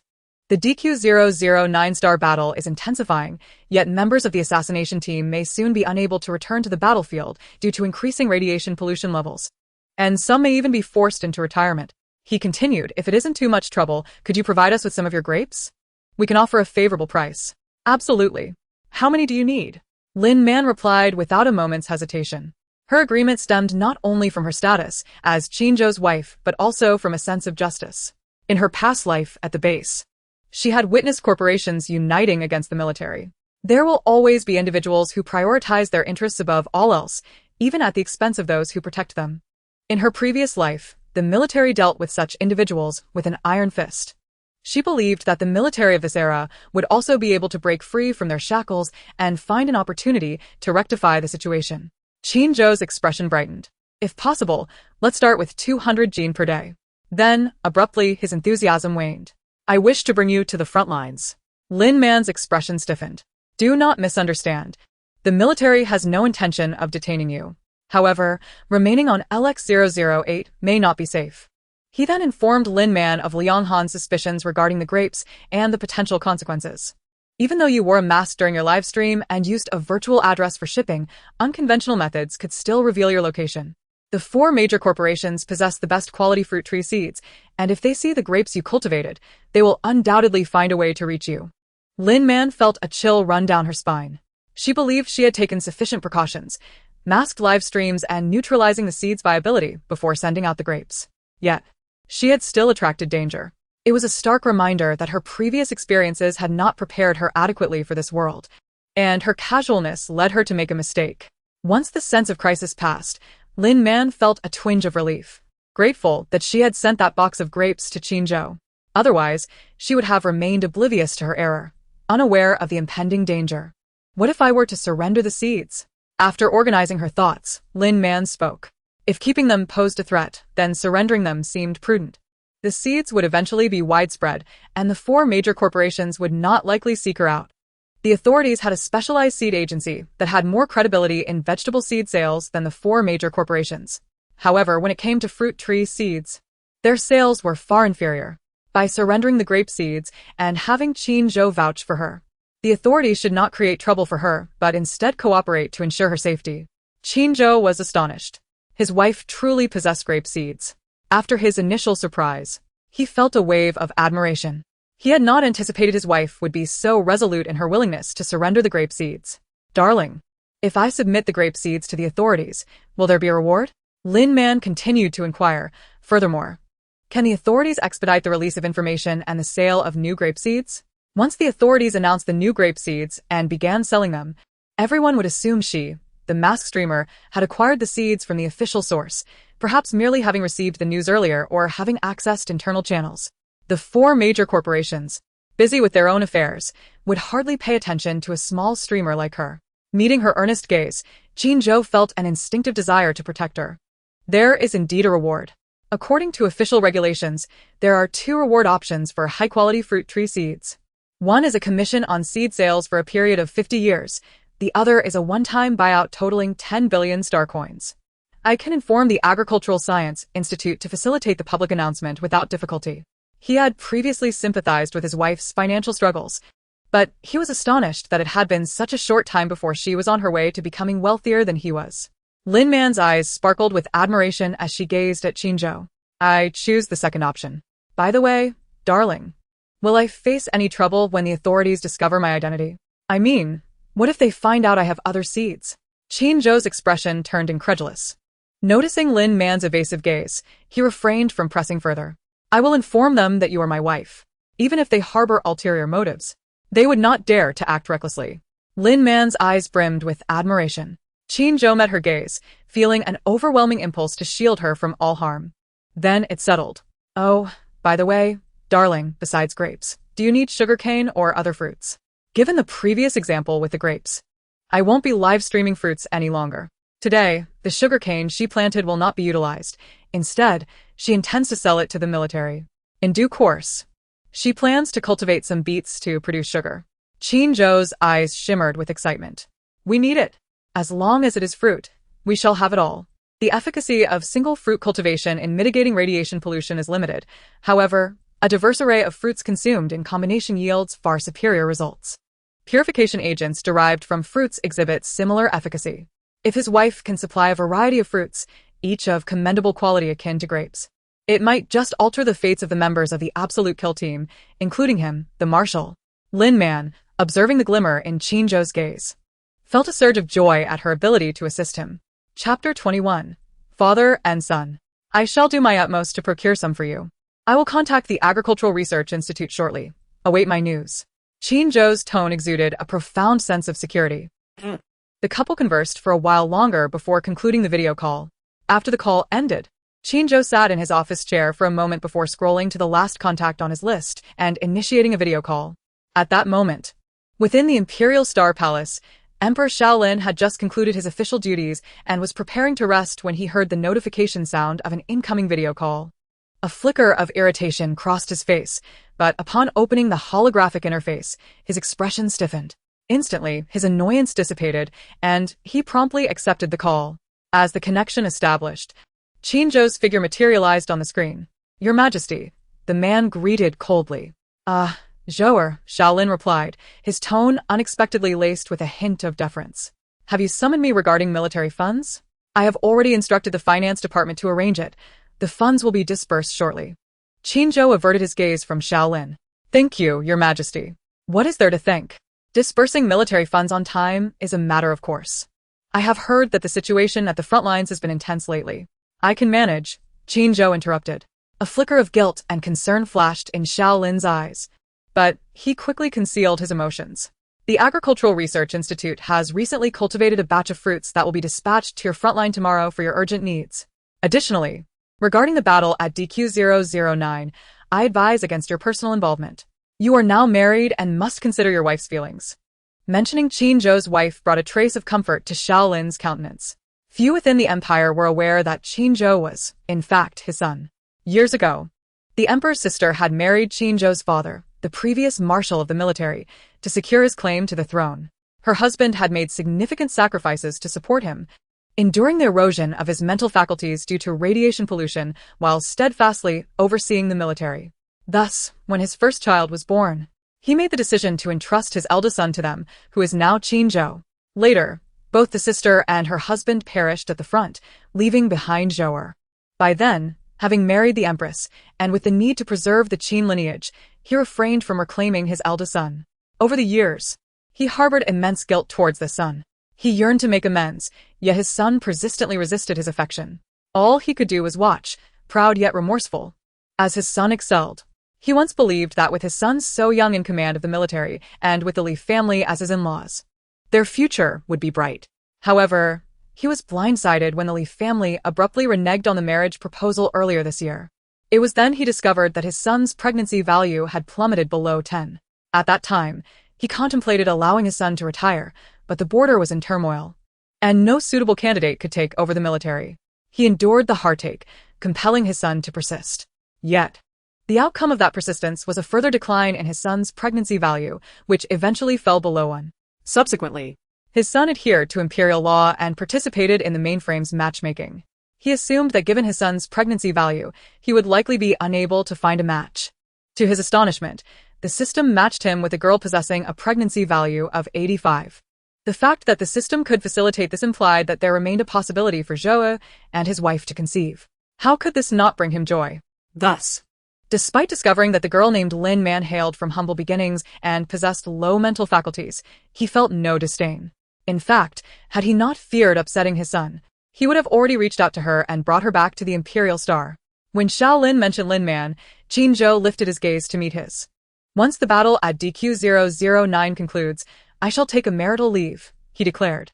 Shaolin's expression momentarily froze, quickly transforming into delight. "Indeed, you must take your marital leave. You seldom take breaks. This time, you can also redeem your previous leave. If time permits, bring your wife back to the Imperial Star. I shall arrange a wedding for you." The prospect of a wedding brought a momentary pause to Qinzhou's expression. Imagining his wife donned in a wedding gown filled him with anticipation.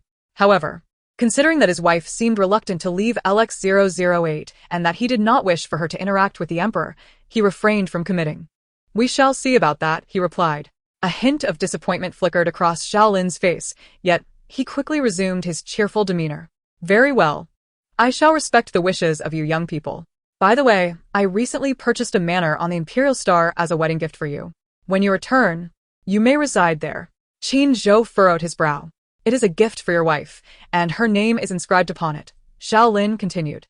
Qinzhou's furrowed brow relaxed slightly. He responded with a non-committal MHM, ultimately not declining. Seeing this, Shaolin felt a surge of joy. Relieved that he had chosen to transfer the ownership of the manor to his daughter-in-law during the deed transfer. "Your Majesty," Qinzhou suddenly spoke, lifting his gaze to Shaolin. The seriousness of his expression startled Shaolin. What is it? He suppressed his concerns and inquired. I wish to request a favor. Xiao Lin, taken aback, felt a rush of exhilaration within. What is it? He asked eagerly. The prospect of his son actively seeking his assistance was a stroke of fortune he could only welcome. I hope you can issue an order to conceal my wife's identity and information. The official channels have protective measures for certain key personnel, and obscuring identity information is one of them. Once the official measures are in place, even the 4 major corporations would find it challenging to trace my wife's whereabouts. Ah?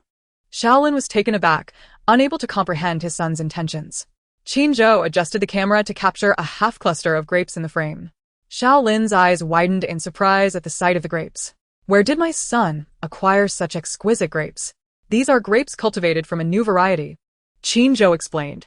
The Purification Agent Testing Center has determined that the vitality of the purifying factors contained within these grapes is 3 to 4 times that of ordinary grapes, and the content exceeds that of regular grapes by over double.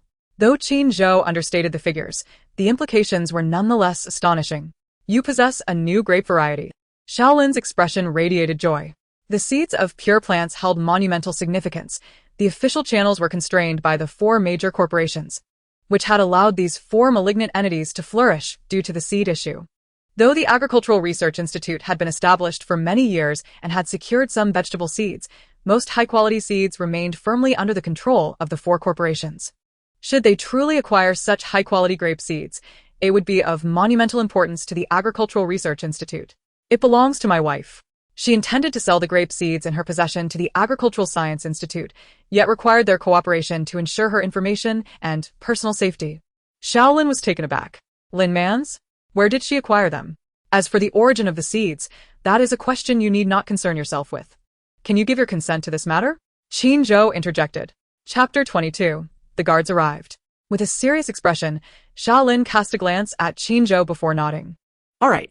I will inform Elder Jiang and have him reach out to you. The father and son quickly concluded their video call. Shortly thereafter, Qin Zhou received a phone call from Elder Jiang himself. After a brief conversation, Elder Jiang made a decision. Rest assured, Marshal. I shall personally lead a team to visit the Marshal's wife on planet XL008. If the situation proves valid, upon acquiring the new grape variety, we will immediately grant the Marshal's wife the title of senior researcher and notify the Imperial Security Bureau to conceal her identity. Thank you for your efforts, Qin Zhou concluded, ending the video call. He then contacted Lin Man, who had been feeling uneasy since their previous video chat. Upon seeing Qin Zhou's call, she immediately answered. Elder Jiang, the president of the Agricultural Science Institute, has already set out from the Imperial Star to meet you. Given the speed of the spacecraft, he should arrive in about 4 hours. Elder Jiang's visit was to assess and confirm the data regarding the new grape variety. If the quality of the new grape surpasses that of the 4 major consortiums, the Agricultural Science Institute would be willing to purchase it and grant you the title of senior researcher, while ensuring the Imperial Security Bureau conceals your information. After that, even the 4 major consortiums would find it challenging to locate you. Lin Man was somewhat astonished. She had not anticipated her husband's efficiency. The president of the Agricultural Science Institute personally making a late-night visit to their home was quite an honor for her. Moreover, I will arrange for a 4-man security detail to depart shortly, arriving at your home before Elder Jiang. They will remain there to protect you. He acknowledged his previous oversight in not assigning anyone to his wife as safety. Is that really necessary?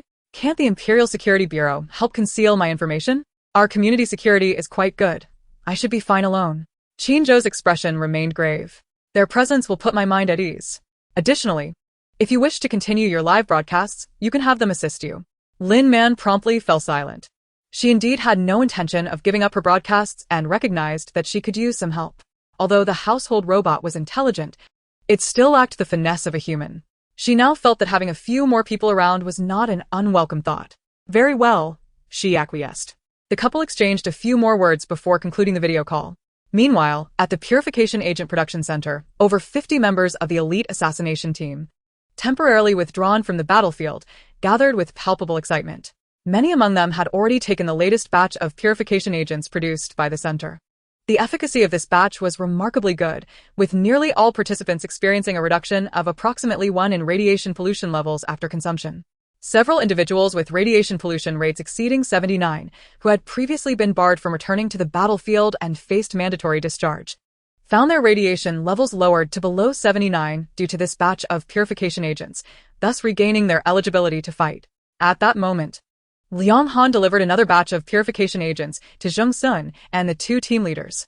This is the final batch of purification agents, and their efficacy has now been confirmed. Take them and decide how to distribute them. Then, you may dismiss everyone. Zheng Sun accepted the purification agents and promptly called the two team leaders aside. The purification agents are here.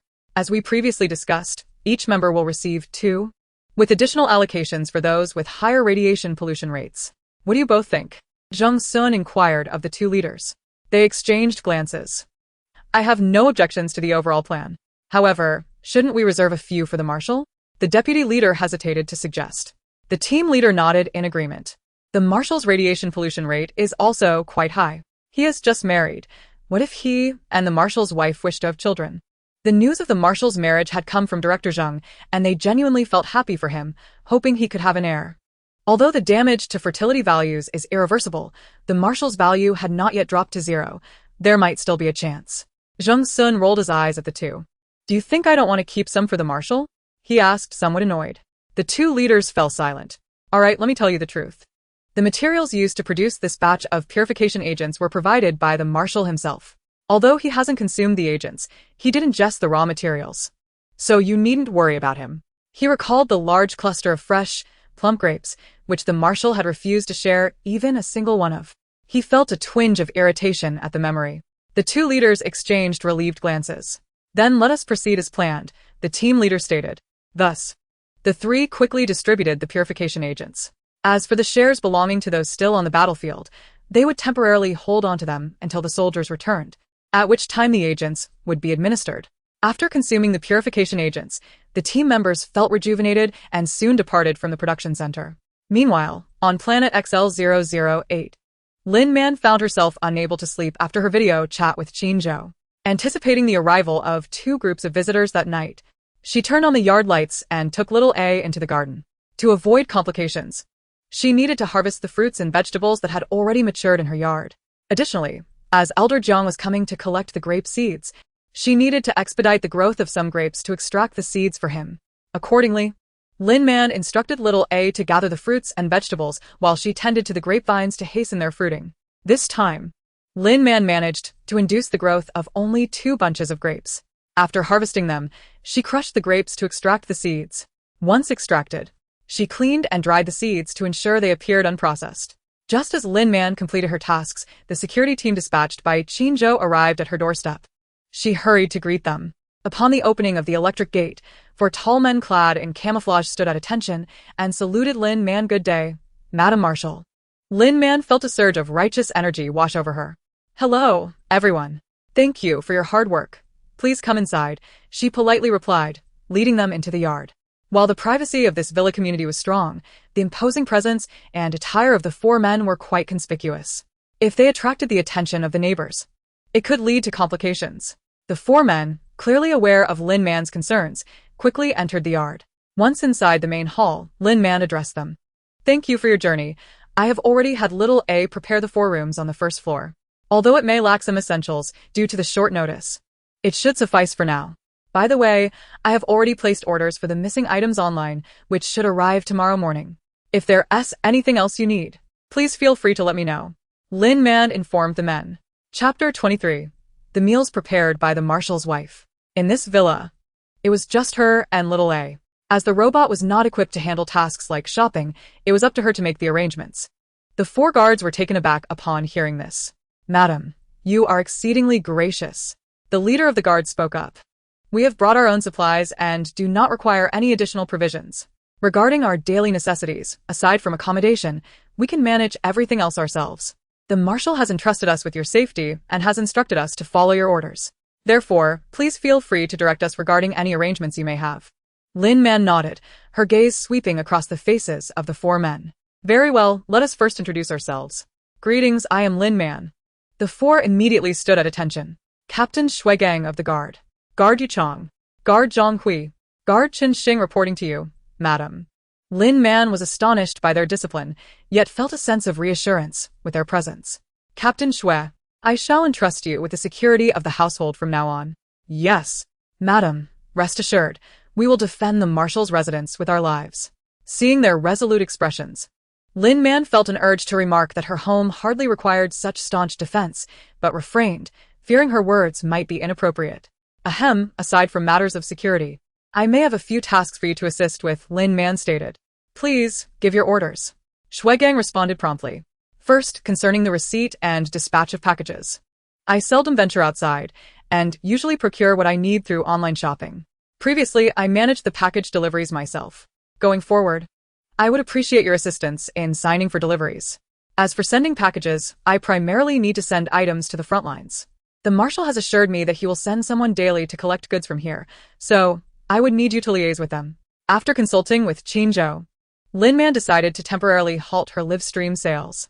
The quality of the fruits and vegetables she cultivated was exceptional, and selling them publicly seemed rather ostentatious. Having made a significant profit from selling grape seeds, along with the military's unlimited purchases of her produce, she would not be lacking in funds. Thus, there was no need to risk selling her fruits and vegetables online. However, she intended to continue her live streaming, focusing on becoming a culinary streamer and earning from shared delicacies. She was confident that her culinary knowledge and skills would allow her to excel in this field. Secondly, I will be live streaming every morning and may require your assistance in preparing for that. Additionally, there may be various tasks related to the vegetable and fruit gardens. Upon hearing this, Shuigang felt relieved. Madam, you can count on us to ensure everything is arranged meticulously, he assured her. Lin Man nodded in acknowledgement and then suddenly remembered something. Have you all had your meals? She inquired. The 4 guards felt a warmth in their hearts. The Marshal's wife was indeed kind-hearted and considerate of her subordinates. Madam, we have nutrient solutions. Shuigang replied. After the Marshal's orders, they had departed within 10 minutes. For men accustomed to military life, 10 minutes was ample time to get ready. Each of them had brought enough nutrient solution for 3 days. Hearing the term nutrient solution, Lin Man felt a twinge of sympathy. Considering she would be living under the same roof with these 4 for the long haul, and recalling Qin Zhou's assurance of their trustworthiness, she resolved to share her meals with them. I shall prepare some noodles for you. From now on, you will dine with me, and there will be no need for nutrient solutions, Lin Man declared. Noodles? The 4 guards exchanged glances. Please settle yourselves for the moment. I will head to the kitchen to prepare dinner for you, she said, ignoring their expressions, and left with Xiao A in tow. The guards remained silent, 3 of them looking to Shuigang for guidance. Once Lin Man exited the hall, Shuigang turned his gaze back. The madam is exceedingly kind to personally cook for us. You all must remain vigilant and perform your duties well, ensuring the safety of the Marshal's residence and the madam. Although concocting nutrient solutions was relatively simple, the madam's willingness to cook for them deeply moved him. Yes. The 3 guards responded immediately, their expressions mirroring his sentiment. Shuigang promptly assigned tasks to his team and allocated their rooms. As the guards entered the rooms Lin Man had prepared for them, they were astonished by the furnishings. The madam had mentioned that the rooms lacked certain items, yet they found them to be perfectly equipped. Such splendid accommodations were rare even at their own homes, let alone on the front lines. At that moment, all the guards could think was that they must protect the Marshal's wife with utmost diligence. The Marshal's wife was beautiful, kind-hearted, and amiable, truly a perfect match for their Marshal. Unaware of their thoughts, Lin Man entered the kitchen with Xiao A. She filled a pot with water and retrieved some water spinach from her spatial ring for Xiao A to wash while she prepared ginger, garlic, and scallions. In a rush, she decided to cook a bowl of spicy and sour noodles for each of the 4 guards. After seasoning the ingredients, she placed them at the bottom of 4 large bowls. Once the water boiled, she added the washed water spinach, then used a skimmer to transfer it to the bowls. Next, she added approximately half a pound of dried noodles to the pot. A half pound of dry noodles would yield a generous portion, ample enough to satisfy the appetites of 4 grown men. After the noodles had boiled for a while, Lin Man checked them, then used the skimmer to serve them into the large bowls. She added some noodle water to each bowl and topped them with scallions. That's done, Xiao A. Go call them to the dining room, Lin Man instructed. She then stored the 4 bowls of noodles and chopsticks in her spatial ring and proceeded to the dining room. Xiao A received the order and promptly left. Upon entering the dining room, Lin Man set down the noodles and chopsticks before returning to the kitchen to prepare a plate of tomatoes seasoned with sugar. After plating the salad, she brought it to the dining room. By this time, Shuigang and Yu Chong had arrived. The two were stunned to see 4 steaming bowls of noodles on the table, the enticing aroma making their mouths water. Did the madam truly prepare this meal for us? So, when the madam mentioned cooking, she did not mean merely mixing nutrient solutions but creating these dishes? Shuigang asked, noticing the absence of Zhang Hui and Chen Xing. Lin Man stepped closer, placing the plate of sugar tomatoes on the table. Shuigang and Yu Chong were again taken aback by the sight of the tomatoes. Is this fruit? They wondered, the vibrant red hue and juicy flesh indicating its nature, although they did not recognize it. Is this also for us? Shuigang forced himself to regain focus. They went on duty. Let us eat first and then switch with them. Madam, are these fruits? He could not help but inquire. Lin Man glanced at the plate of sugar tomatoes. You could say that. However, they aren't particularly sweet. I usually eat them as a vegetable. Remembering that tomatoes did not exist in this era, she added, they are called tomatoes. Shuigang and Yu Chong were astonished. Indeed. It is a fruit. A type of fruit we have never heard of before. Madam, there is no need for you to feel burdened by Shuigang's presence. He spoke up. Do not remain standing, come over and enjoy the noodles while they are still hot. From now on, you shall partake in the same meals as I do. By the way, Zhang Hui and Chen Xing, please summon them as well. The Zhang elders will take a while to arrive. This is merely a residential area, and there is no need for excessive vigilance. Thank you, madam. However, we must adhere to protocol. Let us dine first, and afterwards we can fetch the two of them. Besides, they are not merely on guard duty. They are also managing the security of the residence. Shuigang declined. Upon hearing this, Lin Man ceased to insist. Very well then. You may eat. Just allow Xiao A to clear the dishes later. I shall head upstairs. With that, she turned and departed. As Lin Man walked away, Shuigang and Yu Chong finally sat down to eat. The moment they tasted the first bite, their eyes sparkled with delight. The madam had prepared a meal using the finest ingredients. Moreover, the dish known as noodles was so delicious that it seemed to make one's tongue tingle. Rich with flavor, spicy yet balanced, the taste was so exquisite it felt like a heavenly experience. Without a thought for the heat, they quickly devoured their bowls of noodles, leaving not even a drop of broth behind. Once they finished the noodles, their eyes were drawn to the plate of cold sugar-coated tomatoes. After exchanging a glance, they immediately grabbed their chopsticks, clumsily maneuvering them to pick up the tomatoes. The tomatoes were refreshing and cool, and due to the addition of sugar, they were delightfully sweet, making it impossible to stop eating. Each took turns with their chopsticks and soon, they had consumed more than half the plate. It was only when Shuigang regained his composure that he realized something was amiss. This plate of tomatoes was meant to be shared among the 4 of them. Yet he and Yu Chong had nearly polished it off. As Yu Chong reached for another, Shuigang swiftly intervened with his chopsticks. Realizing the situation, Yu Chong too understood the oversight. After glancing at the dwindling tomatoes, Shuigang felt a twinge of regret. It's all right. Ah Hui and Ah Xing are unaware of how many tomatoes were initially here. Let us just adjust them a bit so they won't notice, Shuigang suggested. Hearing this, Yu Chong's lips curled into a smile as he followed Shuigang's advice, rearranging the tomatoes on the plate. Remarkably, after this minor adjustment, the tomatoes appeared to multiply visually. All right, next time let us be sure to leave more for them, Shuigang remarked, casting another glance at the tomatoes. Now, let us change shifts. With that, Shuigang rose from his seat. Yu Chong hurriedly followed suit, and together they left. In the foyer, they parted ways, each heading to relieve Zhang Hui and Chen Xing, updating them on the dining situation. After changing shifts, Shuigang and Yu Chong resumed the tasks previously handled by Zhang Hui and Chen Xing, managing the security of the villa. After a while, Yu Chong could no longer contain himself and began chatting with the team members over the public channel. Brothers, our madam is truly remarkable. She can make ingredients taste this good. I can't help but reminisce about those noodles. I swear, I have never eaten anything so delicious in my life. Not just the noodles, but the vegetables and broth were equally delectable. Just thinking about it makes my mouth water. And those tomatoes, I wonder what seasoning the madam used. Those little white crystals were sweet enough to melt one's heart. Indeed, they were exquisite. Brother Chong, I too have been enchanted by the madam's culinary skills. Did she really say that we will all dine together in the future? Zhang Hui, having finished the broth, chimed in from the dining room. She did.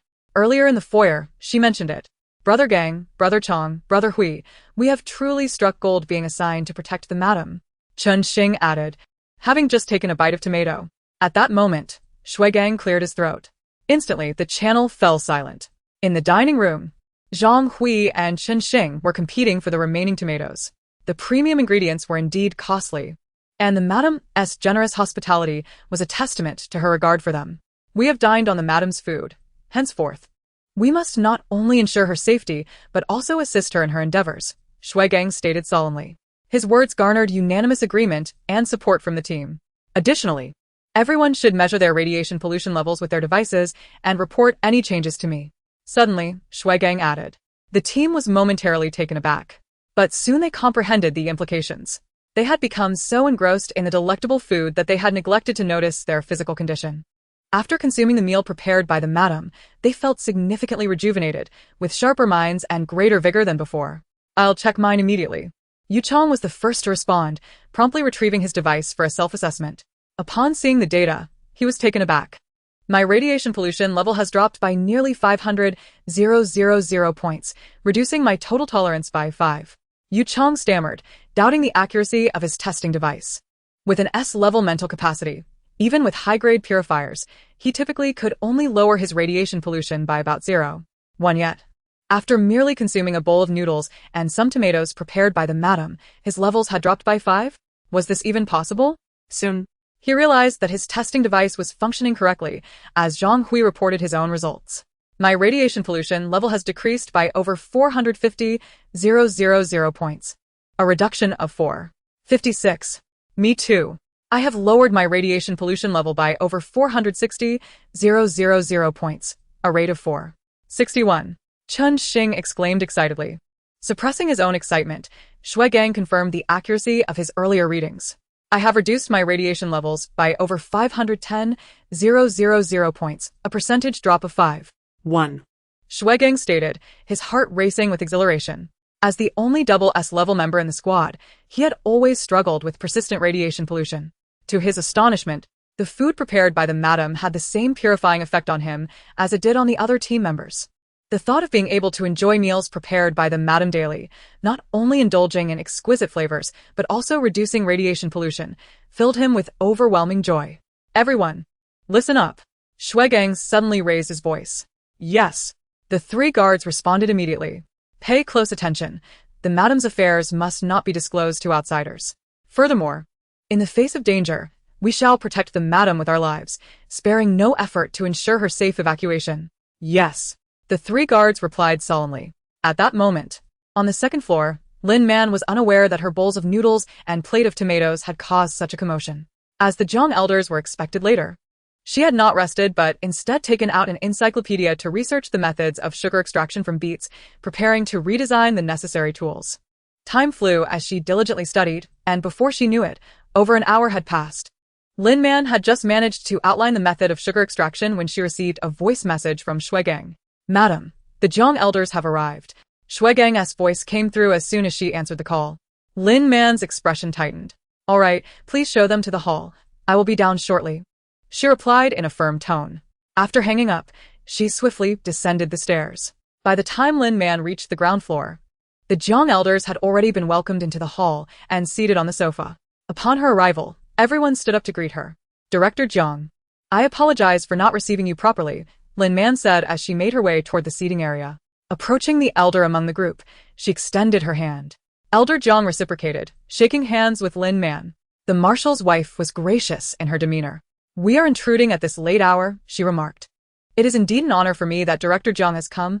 Please have a seat. Xiao A, please prepare a pot of tea. Lin Man instructed the household robot nearby. Upon hearing the command, Xiao promptly departed. The others looked at Lin Man, surprised by the marshal's wife's elegance and poise, which greatly contrasted with the information they had gathered about her. Lin Man instructed Shuigang to escort Elder Jiang and his guards to rest while she seated herself on the sofa opposite him. Director Jiang, let us get straight to the point, Lin Man initiated. With that, she produced a small box. Under the watchful eyes of everyone, she placed the box on the coffee table before her and pushed it towards Elder Jiang. This is the new grape variety I have discovered. Elder Jiang's expression instantly turned serious. He reached for the box and opened it, revealing plump grape seeds that sparkled with promise, eliciting a flicker of astonishment in his eyes. Please wait a moment, Marshal's wife, he said, signaling to the researchers accompanying him. They quickly rose, retrieving various instruments to conduct tests on the grape seeds. Lin Man observed quietly, refraining from interruption. Soon, Xiao A returned with tea, placing a cup before each guest. Noticing everyone was diligently at work, Lin Man chose to remain silent, savoring her own cup of tea elegantly from the sofa. After a brief period, the testing concluded, and Elder Jiang received the final data report, his face brimming with excitement. The seed's vitality is exceptionally high, and its potential exceeds my expectations. Marshal's wife. Do you have the means to cultivate this grape? Elder Jiang gazed eagerly at Lin Man, as did the others, all eager to witness the quality of the new grape variety. Lin Man's eyes flickered momentarily. I do, she replied. It would not be realistic to claim otherwise, especially since she had already harvested the grapes. Showing them the vines would pose no issue. Please follow me. She rose and led the group to the backyard. Along the way, Elder Jiang and his companions inevitably caught sight of the fruits and vegetables Lin Man had planted. Although all the harvested produce had been collected by Xiao A, the lush vines and foliage remained captivating. Indeed, the eyes of Elder Jiang and his companions remained fixated on the plants from the moment they entered her garden. Upon reaching the grape trellis, Lin Man gestured towards the vines, proudly introducing the grapes she had cultivated. Elder Jiang stepped forward to inspect the vines closely. It was his first encounter with such robust grapevines, adorned with lush foliage and sturdy, lengthy tendrils. To his astonishment, he discovered that such a grand trellis boasted only a single grapevine. After assessing the general condition, Elder Jiang returned to Lin Man Marshal's wife. May we take photographs and make some records? Additionally, I observed a strong reproductive capability in this vine. Could we take some cuttings back to the Imperial Starbase for propagation? Furthermore, could you induce this vine to bear fruit on site? The last inquiry bore a hint of trepidation in his gaze. Lin Man felt a tremor of surprise within, yet her exterior remained composed. Certainly, she replied with a smile. She possessed the ability to control her powers to influence the growth of the grapes. Previously, she had aimed for perfection, nurturing them to be large and round. This time, achieving a mere 60% of that would suffice. Moreover, she planned to induce fewer grapes this time. Thus, Lin Man stepped forward, releasing her abilities to stimulate the grapevine. In an instant, flowers bloomed on the tendrils, quickly wilting to yield fruit, which swelled and gradually turned a deep purple. Elder Jiang and his companions stood in awe at the spectacle. They now confirmed that the marshal's wife was indeed a cultivator, and a highly skilled one at that. The information they had previously gathered was fundamentally flawed. Moments later, Lin Man withdrew her powers and turned to Elder Jiang. Let me have Xiao A pick some grapes for everyone to taste, she suggested. With that, she remotely instructed Xiao A. By the time Xiao A arrived, Elder Jiang and his team had already begun testing the grapevine and taking cuttings. When Xiao A reached her, Lin Man retrieved 4 baskets from her crystalline space, handing them to Xiao A for the grape harvest. Xiao A worked swiftly, gathering 4 baskets of grapes without hindering Elder Jiang and the others. After a short wait, Elder Jiang and his team concluded their tasks. Elder Jiang, upon receiving the report, could no longer contain his excitement. This is an ancient variety, the 9999 retrograde grape. Its survival and reproductive capabilities far exceed those of existing varieties. The fruit can grow to 15 times the size of current grapes, and the purifying factor content is approximately double that of existing grapes, with its vitality nearly 4 times that of ordinary grapes. This data is simply astonishing. Initially, when the Marshal had shared the grapes data with him, he had harbored doubts about its authenticity. Now, he felt as though he had been thoroughly proven wrong. Yet, rather than feeling embarrassed, he was filled with exhilaration. A 9999 retrograde rate meant that this grape variety was essentially an ancient grape itself. The Empire currently lacked any ancient fruit and vegetable seeds, and even the 4 major conglomerates only possessed seeds with a maximum retrograde rate of 75. The discovery of this new grape variety would profoundly impact the agricultural sector of the Empire. Chapter 26. Finding an excuse for her. The researchers, upon hearing the results, were equally ecstatic. Marshal's wife, may I request permission to take additional cuttings? I wish to bring back more branches to the Agricultural Institute for cultivation. One of the researchers exclaimed, disregarding Elder Jiang's presence. The survival rate of seeds was not as high as that of cuttings, and he desired to ensure success. Elder Jiang did not intervene. Observing this, Lin Man smiled. Take as many as you need, she replied. It would merely require a bit more of her energy, and she could later induce the cuttings to regrow. This single grapevine was far from being depleted. Thank you, Marshal's wife, the researcher exclaimed in gratitude, hurrying to rally his colleagues for more cuttings. Elder Jiang approached with a smile. Marshal's wife, we have already conducted tests. And the quality of this new grape variety you provided is excellent. Our Agricultural Institute is very eager to include it in our catalog. Lin Man felt a surge of joy within, though her expression remained serene and composed. Shall we move on and discuss the next steps? Elder Jiang nodded, instructing everyone to pack up as he accompanied Lin Man to the hall. In the hall, Elder Jiang finally savored the tea prepared by Xiao A earlier. The aroma was rich and the taste was sweet. With the first sip, his eyes sparkled with delight. What an exquisite tea, he praised, enjoying 2 more sips. When his gaze fell upon Lin Man across the table, it was filled with admiration. Lin Man smiled. It's honeysuckle, freshly picked just yesterday. If you like it, I can fetch some for you to take home. Elder Jiang's eyes brightened. Haha, that would be greatly appreciated, Marshal's wife. Director Jiang was being modest. Regarding the new grape variety, Elder Jiang finally got to the crux of the matter. Our Agricultural Science Institute is prepared to offer you the highest possible rewards for this new grape variety. There are 2 options for the reward, and you may choose either. The first option provides a 15 commission on seed sales for a duration of 50 years. The second option entails a one-time buyout totaling 15 billion star coins. Lin Man was somewhat astonished. Elder Jiang's offer exceeded what Qinzhou had previously relayed to her. Yet, this was a positive sign, indicative of the Institute's significant regard for the new grape variety. I choose the 15 billion star coins, Lin Man replied promptly. While accepting the commission might yield a greater eventual sum, she was currently more inclined toward receiving a substantial amount of money swiftly. With funds in hand, she could undertake various endeavors without being constrained. Elder Jiang paused for a moment, taken aback by Lin Man's choice. However, he quickly regained his composure, proceeded to activate his holographic computer, and added Lin Man as a friend. Subsequently, he sent her several documents and contracts for her signature. Lin Man glanced over the documents and contracts briefly before signing her name with ease. After Elder Jiang reviewed the documents and contracts, he nodded in satisfaction. He then promptly transferred the funds to Lin Man. As the notification sound from the holographic computer chimed, Lin Man, guided by Elder Jiang, checked her account balance. Upon seeing the long string of zeros indicating her new wealth, she exerted considerable effort to maintain her composure. The money has been received, Lin Man managed to say, suppressing her excitement and striving to sound nonchalant. She reminded herself that she was now Mrs. Qinzhou and should not lose face. Her demeanor impressed Elder Jiang, who regarded her with increased admiration. Madam Marshal, may I pose a few questions to you? Elder Jiang suddenly inquired. Lin Man felt a flicker of caution. You may ask. She replied with an air of indifference. Elder Jiang's gaze shifted to a more serious demeanor. Where did you discover the new grape variety?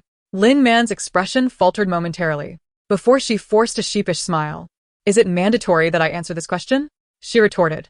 This time, Elder Jiang appeared taken aback. He then chuckled. It is not obligatory. However, should you be willing to share, it may greatly assist our Agricultural Science Institute.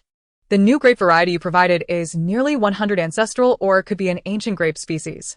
A location where ancient grape varieties flourish is likely to support the growth of other ancient plants as well. If excavation is possible, there could be further surprises. Lin Man shook her head with a smile. Regrettably, my grape variety does not originate from ancient grape trees. Director Jiang, I apologize, but I am indeed not in a position to disclose the source of the new grape variety. However, I can assure you that I have never visited a location where ancient plants grow. She had, of course, been to such a place, but it was in a post-apocalyptic world she wished to avoid returning to and likely could not. Although Elder Jiang felt disappointment, he did not press the matter further. Very well. My second question is, Madam Marshal, your psychic abilities seem inconsistent with the data on file. Lin Man stifled a laugh, interrupting Elder Jiang. So, Director Jiang, do you truly believe my psychic abilities are only rated F? She asked, grinning. Elder Jiang was momentarily taken aback, then began to ponder the implications. So, the previous testing data was falsified? Lin Man found amusement in the excuse Elder Jiang had unwittingly provided her. Thus, she offered a cool, thin smile and nodded. Elder Jiang immediately felt a pang of guilt, believing he had inadvertently touched upon Lin Man's painful memories. I apologize, Madam Marshal, he said, remorsefully. Simultaneously, he confirmed his suspicions that Madam Marshal had indeed been wronged by some members of the Lin family. The leadership of the Lin family was truly blind and foolish. Allowing an adopted daughter to harm her biological sister, thus sending such an exceptional daughter to this LX008 star. It's nothing, Lin Man replied with a resolute smile, regaining her composure and adopting a nonchalant demeanor once more. This only deepened Elder Zhang's sympathy for her. If Madam Marshal wishes, our Agricultural Science Institute can assist in amending the information regarding your psychic abilities and potential, and we can notify the Lin family, he suggested. No need. Lin Man immediately declined. I find my current situation quite satisfactory. Bearing an F-tier psychic ability is beneficial for me. Elder Zhang was stunned, and upon reflecting on Lin Man's relationship with Qin Zhou, he understood instantly. The four major conglomerates were intent on complicating matters for the military, and Madame Marshal, as a high-level cultivator, concealing her identity would facilitate her supply of produce to the military. Moreover, it appeared that the Lin family was likely unaware of Madame Marshal's marriage to the Marshal. Very well. I shall proceed with the current data and submit your information to the Imperial Security Bureau, Elder Jiang finally stated. Thank you for your efforts. Lin Man expressed her gratitude. Madame Marshal is too kind, Elder Jiang replied, promptly organizing the documents on his holographic computer and sending them out. A short while later, he received a reply. The Imperial Security Bureau has processed the shielding of your information. From now on, should anyone inquire about your identity, address, or other sensitive information, the Imperial Security Bureau will intercept and manage it. Lin Man felt a surge of joy. Thank you, Director Jiang. Elder Jiang waved his hand dismissively. Chapter 27, Madam. Terribly strong.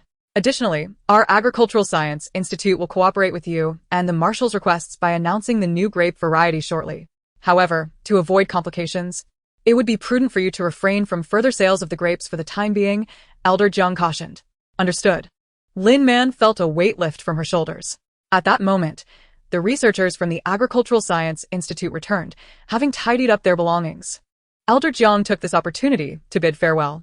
I shall see you out, Lin Man offered, personally escorting him to the entrance. The group arrived and departed in haste, quickly vanishing from the vicinity. Lin Man turned back only after Elder Zhang's party had disappeared around the corner. Madam, at that moment, Shuigang called out to Lin Man. What is it? Lin Man turned her head to look at Shuigang.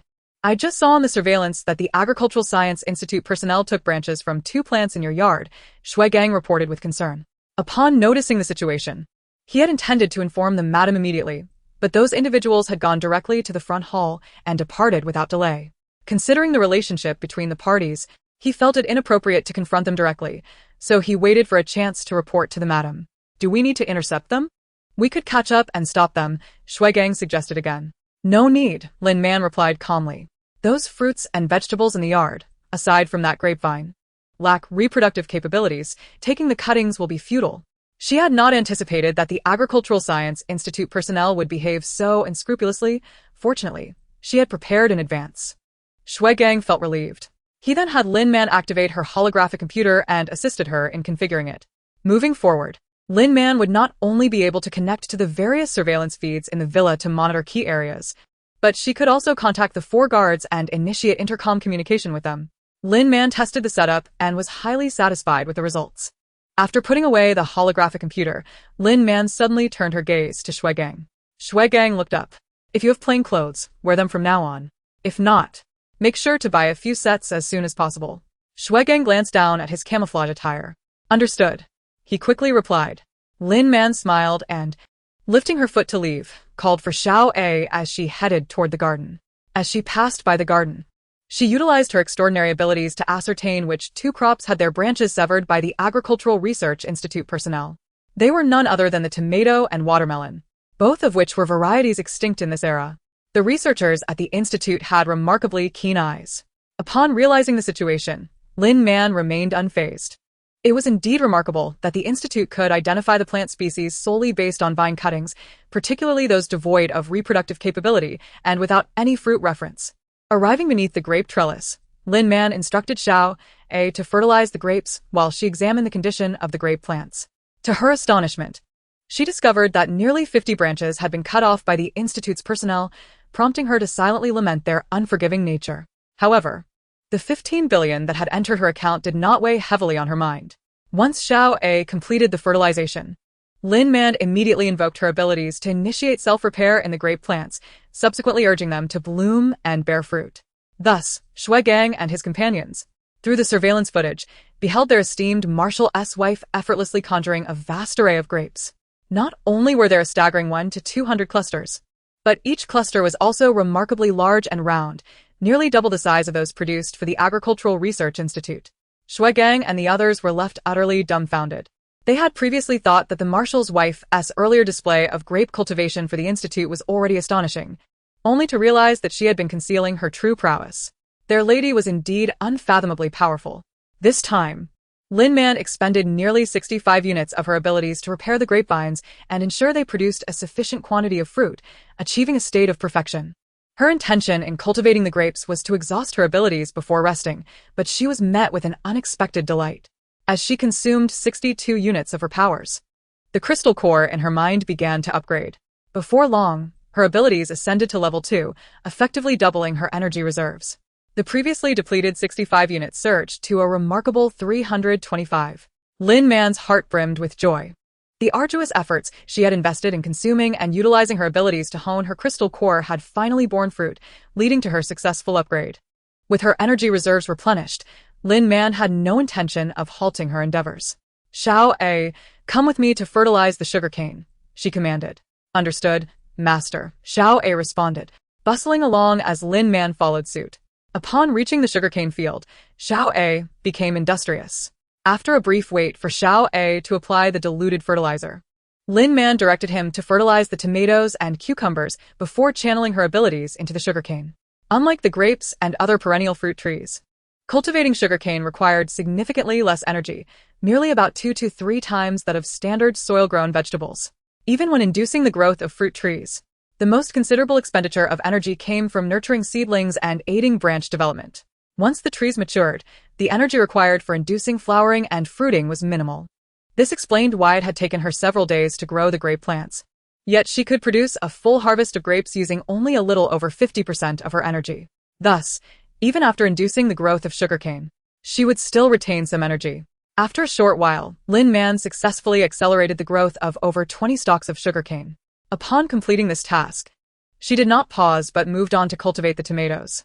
Within the tomato patch, as Lin Man channeled her abilities, the tomato vines rapidly blossomed and withered, yielding beautiful green tomatoes. Subsequently, the green tomatoes swelled, some reaching the size of a bowl, heavy and drooping from the trellis. Then, they transitioned from green to yellow, and finally to a tantalizing red. Witnessing this spectacle, Shui Gang and the others found themselves beyond astonished. They immediately recognized these fruits as the very tomatoes their lady had sliced for them the previous evening. Their lady was indeed terrifyingly powerful. Was she truly just a senior cultivator? After completing the tomato cultivation, Lin Man did not cease her activities. With 39 units of energy remaining, she proceeded to nurture the cucumbers. Under the influence of her abilities, cucumbers as thick as a wrist and as long as an arm soon adorned the trellis. It was only after finishing with the cucumbers that she finally halted her efforts, her energy reduced to 23. This residual energy, remaining above 20, ensured she did not feel any discomfort. Checking the time, Lin Man realized it was nearly 4 in the morning. Given her current state, she anticipated that by the next morning, her abilities would be fully restored. Thus, she returned to the second floor. After freshening up in the bathroom, she climbed into bed. Pulling up her holographic computer, she sent a message to Qinzhou to update him on her situation. To her surprise, he immediately initiated a video call. Chapter 28. Another live broadcast. Lin Man was somewhat taken aback and accepted the call. The handsome visage of the man appeared on the screen, still clad in his impeccably tailored military uniform, seemingly having not slept a wink throughout the night.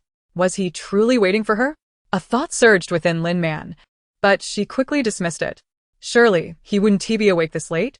She smiled and waved at him. Upon seeing Lin Man in her lace-trimmed nightgown, Qinzhou felt his ears flush and forced himself to avert his gaze. There are quite a few military matters to attend to. And I was also hoping to hear from you, he admitted. A warmth blossomed in Lin Man's heart. He had indeed been waiting for her. I've taken care of everything on my end. After old Jiang and the others left, I busied myself in the yard for a while before coming upstairs. I didn't realize you were waiting for me. My apologies, dear husband. Her final words were soft and sweet, making Qinzhou's heart feel as if it were being gently clawed at by a kitten. Cough, it's all right. What matters is that everything is settled. I'll have to head to the battlefield soon. You should get some rest, he replied, unable to maintain eye contact with her. Lin Man, however, felt a pang of concern. You Haven T slept all night, and you still have to go to the battlefield? Be careful out there. Remembering something. She continued without waiting for Qinzhou's response. By the way, can I send you some more fruits tomorrow? I can also send some melons and other produce if you need them. Her husband, as a marshal, bore heavy responsibilities and could not afford to be distracted by her worries. Speaking too much would serve no purpose and might even burden him.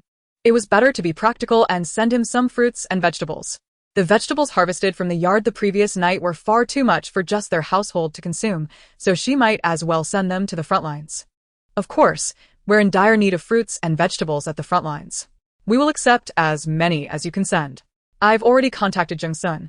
He will reach out to you at dawn to discuss the specifics of the cooperation and provide you with a quote. Lin Man's lips curled into a smile. All right. I will speak with Director Zheng in the morning. Oh, I also need to apologize to the other party for not knowing their identity earlier and causing a misunderstanding. No rush. You can rest a bit longer, he reassured her. Lin Man felt another wave of warmth wash over her. Understood. She pouted softly, reluctantly ending the video call. Though the marshal appeared cold and unyielding, his heart was undeniably warm. She seemed to be growing increasingly reliant on and fond of him. When would he be able to conclude his battles and return?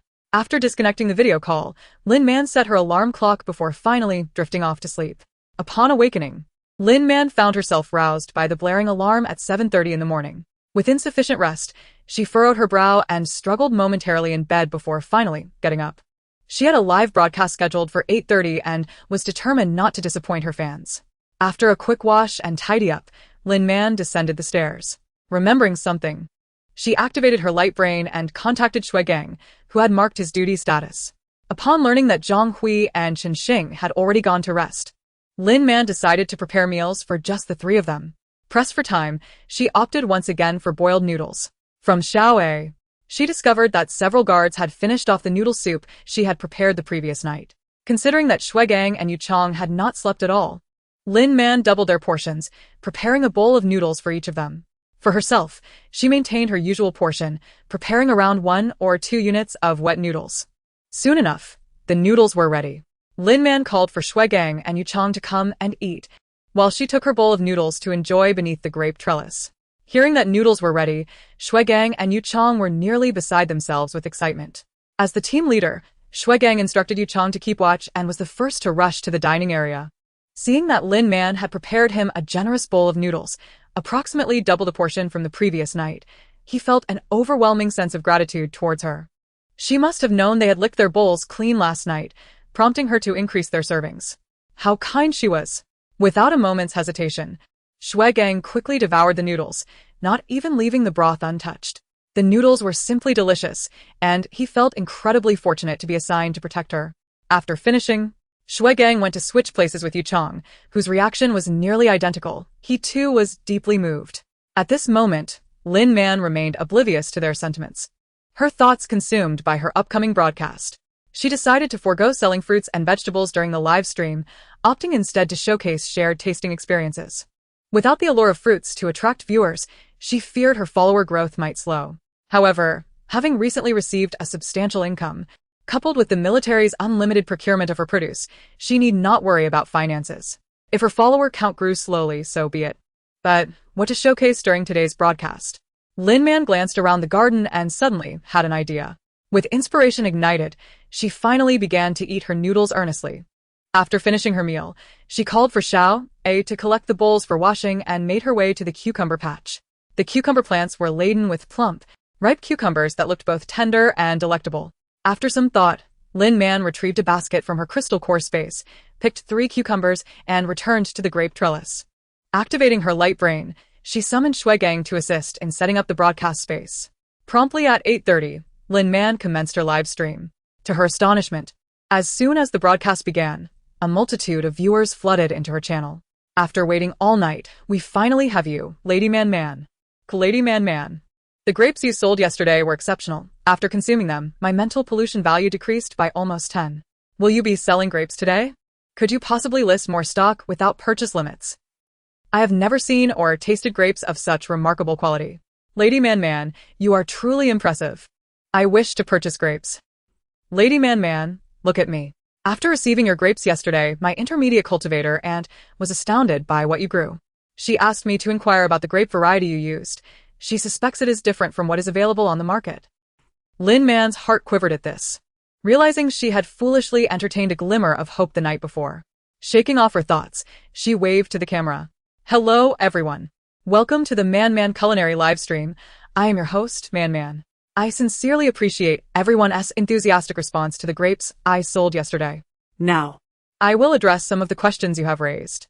The first question, which seems to be foremost in everyone's mind, is whether I will continue selling grapes. I regret to inform you that I will not be able to accommodate that request. After reflecting last night, I realized that I created this account primarily to showcase culinary creations, not to sell fruits and vegetables. Thus, I have decided that from now on, I will only live stream cooking and offer shared tastings, discontinuing the sale of raw ingredients. As she spoke, the chat erupted in dismay, pleading with Lin Man not to extinguish their hopes of purchasing grapes. Yet, Lin Man remained resolute, choosing not to dwell on the matter and instead continued with her next point. The second question I've seen is regarding the grape variety I used. Lin Man smiled, her lips curling upward. Indeed, I have employed a new grape cultivar. This variety has a high ancestral return rate, producing grapes that are larger than those typically found on the market. Furthermore, the number of purification factors contained within these grapes surpasses that of standard varieties, and they possess greater vitality. Upon hearing this, viewers quickly inquired about the source of the grape seeds. These grape seeds were obtained from the Agricultural Research Institute. If any of you are interested in this variety, I encourage you to keep an eye on the Institute's official website. I believe pre-sale information will be released soon. The Agricultural Research Institute, and they haven't even started pre-selling the grape seeds. What exactly is your identity, Man? Do we even need to ask? Man is surely a distinguished researcher at the Agricultural Research Institute, or perhaps a senior cultivator. The Agricultural Research Institute has developed such an exceptional grape variety.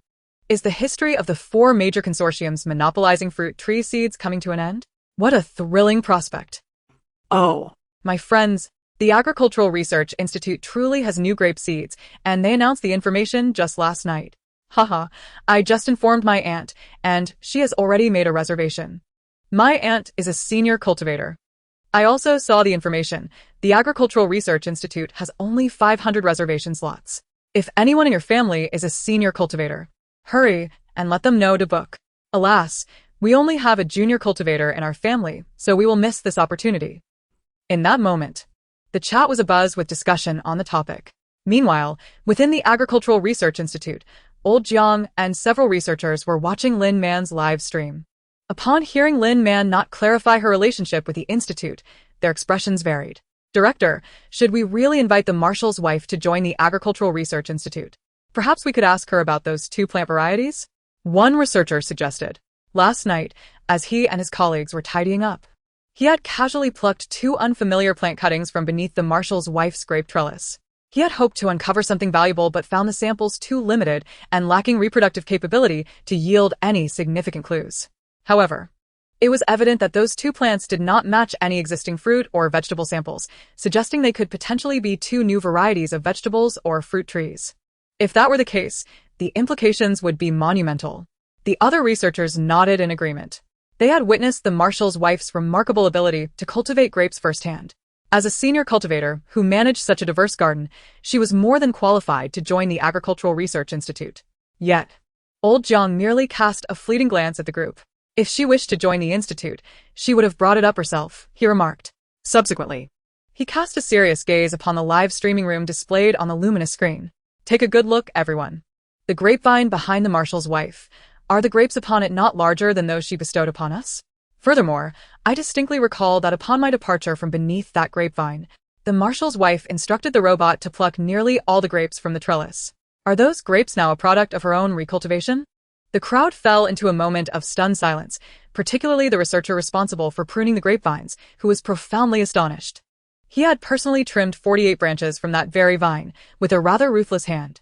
Under normal circumstances, even a senior cultivator would require a day or 2 to allow the vine to regrow, let alone yield such an abundance of fruit. The prowess of the Marshal's wife surpassed their expectations.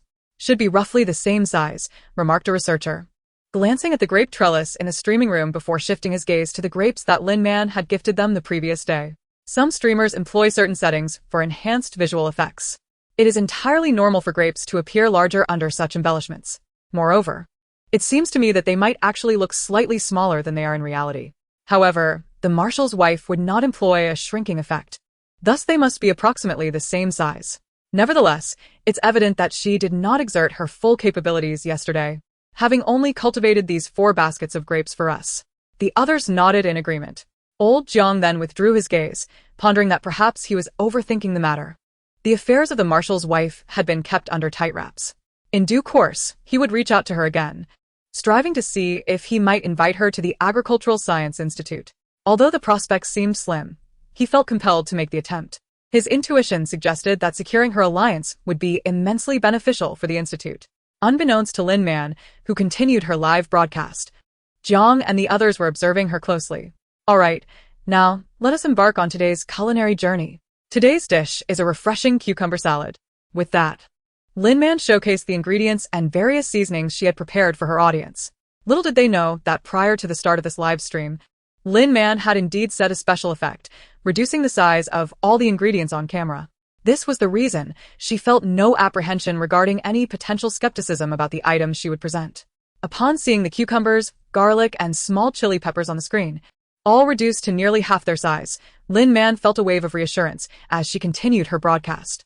The preparation of this cucumber salad required cucumbers, garlic, soy sauce, vinegar, salt, sugar, and small chili peppers among other ingredients. Lin Man introduced each component in turn. The process for this dish was notably simple. First, peel the cucumbers and cut them into small sections, then sprinkle a bit of salt and let them marinate for 10 minutes. As she spoke, Lin Man deftly utilized a peeler to strip the cucumbers of their skins. The comments section erupted with activity. Peeling cucumbers? What a waste. Can I have the cucumber skins? My lady. Requesting cucumber skins 1. Requesting cucumber skins 2. I want to taste the skins peeled by my lady. Lin Man glanced at the comments with a smile, choosing not to respond as she swiftly peeled 3 cucumbers. She then procured a large bowl, chopped the cucumbers into segments, and placed them within. Now, it's time to add the salt.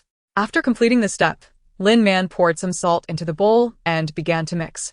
Table salt was one of the few flavoring agents available in this world, so this step required no detailed explanation. Having completed this phase, Lin Man proceeded to prepare the dressing. While we wait for the cucumbers to marinate, let us move on to the second step, preparing the dressing. It's quite simple. Combine soy sauce, vinegar, sugar, minced garlic, and small chili peppers in a small bowl and mix thoroughly. Immediately, the comment section was inundated with questions. What is soy sauce? What kind of seasoning is vinegar? Yesterday, my lady mentioned sugar during the stream. Do we also need to use sugar for the cucumber salad? Are garlic and small chili peppers, the latter referring to hot peppers, really being used as seasonings? While peeling garlic, Lin Man addressed the queries. Soy sauce, vinegar, and sugar, like other condiments, are crafted from ingredients. In time, I will arrange a session to teach everyone how to make these seasonings. As for garlic and small chili peppers, some of you may be familiar with them. In ancient times, they were seldom consumed as standalone vegetables. Rather, they were primarily utilized as accompaniments. Once I finish preparing the cucumber salad, you will all appreciate their delightful flavors. After peeling the garlic and mincing it, Lin Man sliced the small chili peppers into rings. Then, in a small bowl, she mixed the dressing. Before long, the dressing was ready, and after interacting with her audience for a moment, she drizzled the prepared dressing over the marinated cucumbers. With the dressing applied, our cucumber salad is complete. Lin Man directed the camera towards the finished dish, offering a close-up shot. The fresh cucumbers glistened with dressing, appearing exceptionally enticing. It looks quite delicious. I'm feeling a bit excited. My lady, hurry and taste it. Will there be free samples today? I'm craving it. My lady, please share. The comment section buzzed with eager anticipation. Lin Man smiled and said, all right, since the dish is prepared, let us commence the sharing. However, before we begin, allow me to outline the rules. Today, I plan to offer a free sensory experience for 1 minute with a limit of 10,000 portions, following the same rules as before. Only fans may partake, and each person is permitted 1 serving. Afterward, those who are satisfied may purchase a 15-minute sensory experience for 100 star coins per serving. As soon as Lin Man finished speaking, some comments complained about the price, while others countered that if they found it too expensive, they need not purchase. Overall, there was a greater consensus in support of Lin Man's approach. Without further explanation, she initiated the 1-minute sensory sharing. Grasping a piece of cucumber with her chopsticks, she slowly chewed as she consumed 2 pieces, effectively utilizing the entire minute. The sharing was automatically uploaded and promptly claimed by a multitude of viewers. At that moment, far away in the Imperial Star, old Jiang had concluded his meeting with the researchers and also claimed a portion of the free sharing. As the connection was established, his expression shifted dramatically. The flavor of the cucumbers, after being treated with those seasonings, was astonishingly delightful. Mildly spicy, slightly sweet, with a hint of acidity. It was refreshingly delectable. The minute concluded abruptly, leaving old Jiang yearning for more. Meanwhile, in the frontline military headquarters, the supply department had long since entered Lin Man's live stream. Zheng Sun, who had merely intended to join the excitement, found himself nearly entranced when the sharing commenced. This was utterly delicious. The marshal's wife was remarkable, having created such exquisite food. At this moment, not only were old Jiang and Zheng Sun captivated by the taste of the cucumber salad, but the fans in Lin Man's live stream who claimed the free sharing had also fallen in love with the dish. Ah, I have tasted divine delicacies. My lady, how did you manage this? Initially, I was aware that cucumbers were a delightful vegetable, yet I never anticipated their exquisite taste to such an extent. Truly delectable. Having finished the shared portion, I now gaze at the nutritional supplements beside me, perceiving them as mere refuse. I would dare to proclaim that the cucumber salad crafted by His Excellency Man is the finest delicacy in the Empire. I eagerly await the launch of the 10-minute shared experience, and may I inquire, can the 10-minute share be purchased multiple times? I wish to acquire 10 portions. Dear Man, I implore you to expedite the release of the 10-minute shared experience. I wish to purchase several more. Upon seeing the barrage of feedback, Lin Man's lips curled into a radiant smile. Thank you all for your responses. I shall commence recording the 10-minute sensory sharing immediately. This time, there will be a total of 5,000 portions available, with each guest limited to purchasing 2. The cost for the 10-minute sensory sharing is set at 30 star coins per portion, which, considering the cost, is more economical than the 1-minute package. However, selling at 100 star coins per portion may not be within everyone's reach. Thus, despite her confidence in her cucumber salad, she was not prepared to upload an excessive number of shares. After all, shared experiences in the live stream only last for 24 hours. If not claimed within that time frame, they will automatically dissipate. With that said, Lin Man continued recording her share. During her recording, an influx of viewers began to populate the live stream, and her follower count surged. This was understandable, as the remaining free shares were enticing many to inform their friends and family to seize the opportunity. Moreover, the flavor of the cucumber salad was indeed delightful, further encouraging them to spread the word. By the time Lin Man completed and uploaded the 10-minute share, the 10,000 free portions had already been claimed. With the new share uploaded, the inventory was rapidly depleting, signifying the public's approval of the cucumber salad. Elder Jiang and Zheng Sun were among the first to purchase a new share as soon as it became available. The delightful aroma and taste enveloped them once more, swiftly immersing them in its pleasures. However, 10 minutes later, the delightful experience came to an end once again. Without hesitation, both prepared to purchase another new share, only to discover that there were merely over 200 portions remaining. They hurriedly placed their orders, but just as they began to indulge, the new share stock was entirely sold out.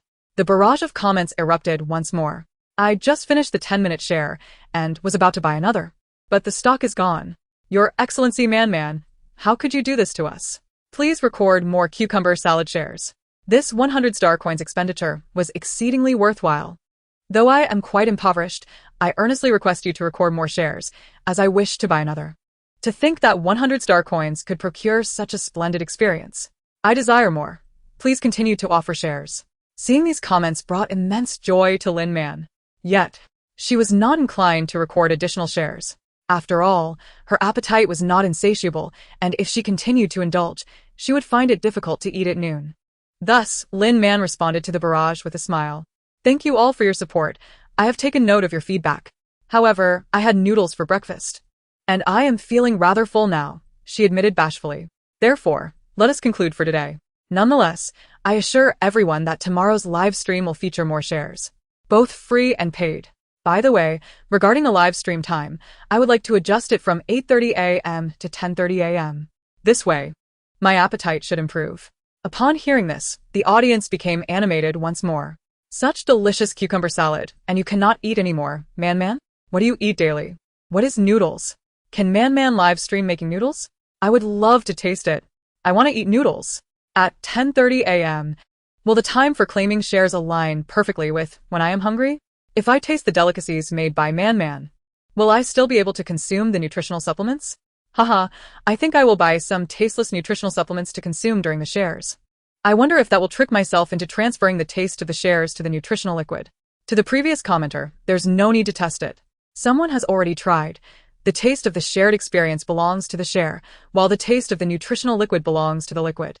Even if the two flavors are combined, you will distinctly discern the difference. Man's culinary creations are so delectable. Do not let the nutritional liquid ruin the experience. How many shares will Man add tomorrow? Can paid shares be purchased without limit?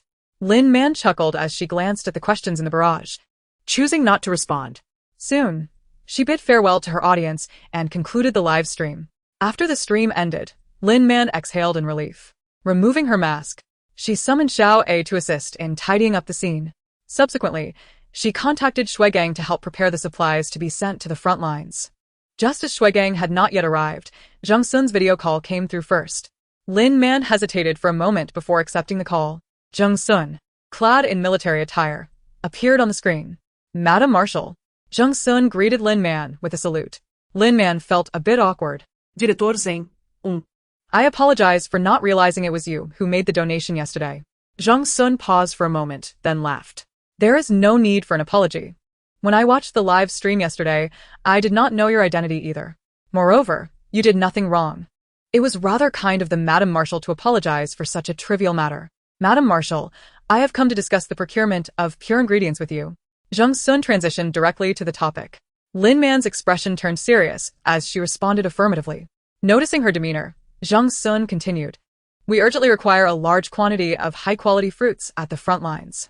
The grapes you previously sent to the Marshal, could you expedite their growth for us? There is no limit on quantity. Whatever you send, we will take. As for the price, I can pay you 15 times the market rate. Furthermore, if you have any other fruits or vegetables, we can procure those as well. However, I would need to assess their quality before providing you with the price. Lin Man was quite pleased with this arrangement. Considering her relationship with Qin Zhou, as well as her desire to contribute to the front lines, she stated, aside from grapes, I do have some other fruits and vegetables available. Let me arrange for someone to pick and package them. When your people arrive, I will hand over the goods. After you inspect the items, we can settle the payment. Additionally, you can pay me the market price for the grapes. There is no need to exceed that. Zhang Sun's eyes brightened, and then he suppressed his calculating thoughts. These grapes are cultivated by you. The content of purifying factors is higher than that of market grapes, and they are also more potent. Paying 15 times the market price would actually be a loss for you. This is the Madam Marshal. We cannot take advantage of her. Otherwise, not only would his conscience be troubled, but the Marshal would also not let him off easily. Upon hearing this, Lin Man merely smiled indifferently. It is not a loss. The fruits and vegetables I cultivate are not suitable for sale to outsiders. Selling them to your military is something I can trust. In my view, selling those items at market price does not constitute a loss. Zhang Sun's expression froze as he recalled what the Marshal had advised him. Rest assured, madam. We will absolutely keep the contents of your shipment confidential. Once the goods arrive, they will be delivered directly to the Purification Agent Manufacturing Center, ensuring that the ingredients remain undisclosed. Lin Man nodded in satisfaction. Thus, both parties swiftly finalized their collaborative plan. With the arrangement settled, Zhang Sun felt a sense of relief. Before concluding the video call, he seized the opportunity to bring up the matter of the cold cucumber salad. Ahem, my lady. The cold cucumber salad you prepare is simply divine. Ahem, might I suggest? The person we dispatch to your residence to collect the goods will be aboard the fastest spacecraft, taking merely 4 hours to return to the frontline camp. If you wish to send anything to Marshal, it could be included. A lady as kind-hearted as yourself surely wouldn't mind sending a treat to the Marshal. Especially since he has hinted so clearly. Lin Man certainly understood and was amused. Alright, I got it. Director Zhang, if there's nothing else, I shall take my leave. Zhang Sun's expression momentarily faltered, uncertain whether Lin Man truly comprehended his insinuation. Oh, very well. However, he felt it inappropriate to prolong the conversation, so he merely uttered a farewell. Lin Man smiled and ended the video call. At this moment, Shuigang had already arrived, awaiting instructions. Lin Man promptly made arrangements.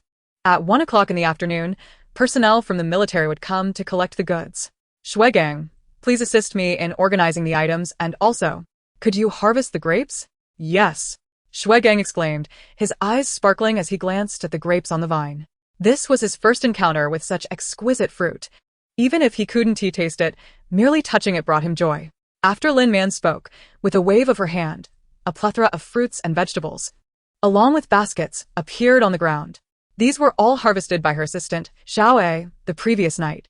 Ignoring Shuigang's astonishment, Lin Man took a basket and selected numerous eggplants and cowpeas, along with 2 watermelons, placing them into the basket before retracting it into her space. Director Zheng mentioned that when dispatching the goods, I could also send something to the marshal. I'll prepare a few more dishes for him. We might have to delay lunch today. As she spoke, she instructed Xiao A to take the selected items to the kitchen. Since Director Zheng had hinted so pointedly, as the marshal's wife, she could not pretend not to hear. As the commander's wife, sending food to her husband's subordinates was akin to hosting a banquet, fostering goodwill amongst them. Having done this once, it would facilitate her future solo deliveries to Qinzhou. As the saying goes, to win a person's heart, one must first capture their stomach. She was confident she could make Qinzhou addicted, not to her, but to her culinary creations. Upon hearing this, Shuigang felt a surge of excitement. He had just entered the ladies' live stream and even received a share of the cold cucumber salad. Whether it was the ladies' noodles or the cold cucumber salad, both were culinary masterpieces. If she were to prepare different dishes for lunch, they would undoubtedly be exquisite. He replied eagerly, hastening to his tasks. Lin Man cast a glance at the fruits and vegetables strewn across the ground before heading to the backyard. After a busy morning, she had yet to expend her abilities. She needed to quickly use up 50 of her energy before preparing the meal. Chapter 32. Their marshal truly has luck beyond measure. Lin Man arrived at a vacant plot, holding an apple seed in her hand. With practiced ease, she initiated germination of the apple seed, subsequently burying it in the ground. Next, she instructed Xiao A, who had come over, to apply some fertilizer to the seed, continuing to stimulate the sprouting seed, under the influence of her wood-based abilities. The seedling rapidly grew into a branch, its color deepening as it lengthened. In no time, the branch had exceeded 1 meter in height. At that moment, Lin Man suddenly opened her eyes, finally ceasing the stimulation of the apple sapling. For wood ability users, germinating seeds and nurturing fruit trees typically expended the most energy. In just this brief period, 50 of her energy had been depleted. All right, let us go gather the produce from the field, Lin Man said to Xiao A, leading him back to the front yard. Upon reaching the sugarcane field, Lin Man taught Xiao A how to harvest and process the sugarcane. She had initially germinated only 4 sections of the cane, yet 12 robust stalks had sprouted. Each cane stood tall at over 3 meters, with individual stalks weighing nearly 10 pounds. Lin Man personally cut down a stalk of sugarcane, instructing Xiao A to strip away the leaves, remove the older end, and then cut the cane into segments to place into the basket. The remaining cane scraps were also to be preserved. She would collect them later for future planting. Once she confirmed that Xiao A had mastered the handling of the sugarcane, Lin Man moved on to harvest tomatoes and cucumbers nearby. Both the tomatoes and cucumbers had been germinated the previous night. She had planted only 6 of each, yet they bore a bountiful yield. Due to the limited number of plants, the tomatoes and cucumbers had grown impressively large, allowing Lin Man to harvest them swiftly. By the time she finished, Xiao A had neatly gathered the sugarcane. Lin Man approached and stored the sugarcane Xiao A had prepared into her space. She then instructed Xiao A to clean up the debris from the sugarcane field and till the soil before proceeding towards the grape trellis. Beneath the trellis, Shuigang had nearly completed his tasks. The vegetables and fruits that had previously been scattered haphazardly on the ground were now meticulously sorted and placed into 8 baskets. Shuigang had also harvested over 3 large baskets of grapes, and after picking all the remaining ones, he estimated there would be enough for another basket. Lin Man retrieved the sugarcane, along with the tomatoes and cucumbers she had just picked from her space. Then, she took out another basket, filling it with sugarcane, grapes, cucumbers, and tomatoes to store away. This will suffice. Later, please tidy up and take a photo to send me. When the collectors arrive, hand these items over to them. Yes. Shuigang replied with enthusiasm. With such an abundance of fine goods, sending them to the front line would undoubtedly be a great help. You take your time. I will head to the kitchen, Lin Man remarked as she departed. Upon entering the kitchen, Lin Man first washed the rice to cook. There would be 3 people dining at home for lunch, but she intended to prepare meals for Qin Zhou and his core subordinates as well. She was uncertain how many core subordinates there were, so adhering to the principle of better too much than too little, she decided to cook extra rice.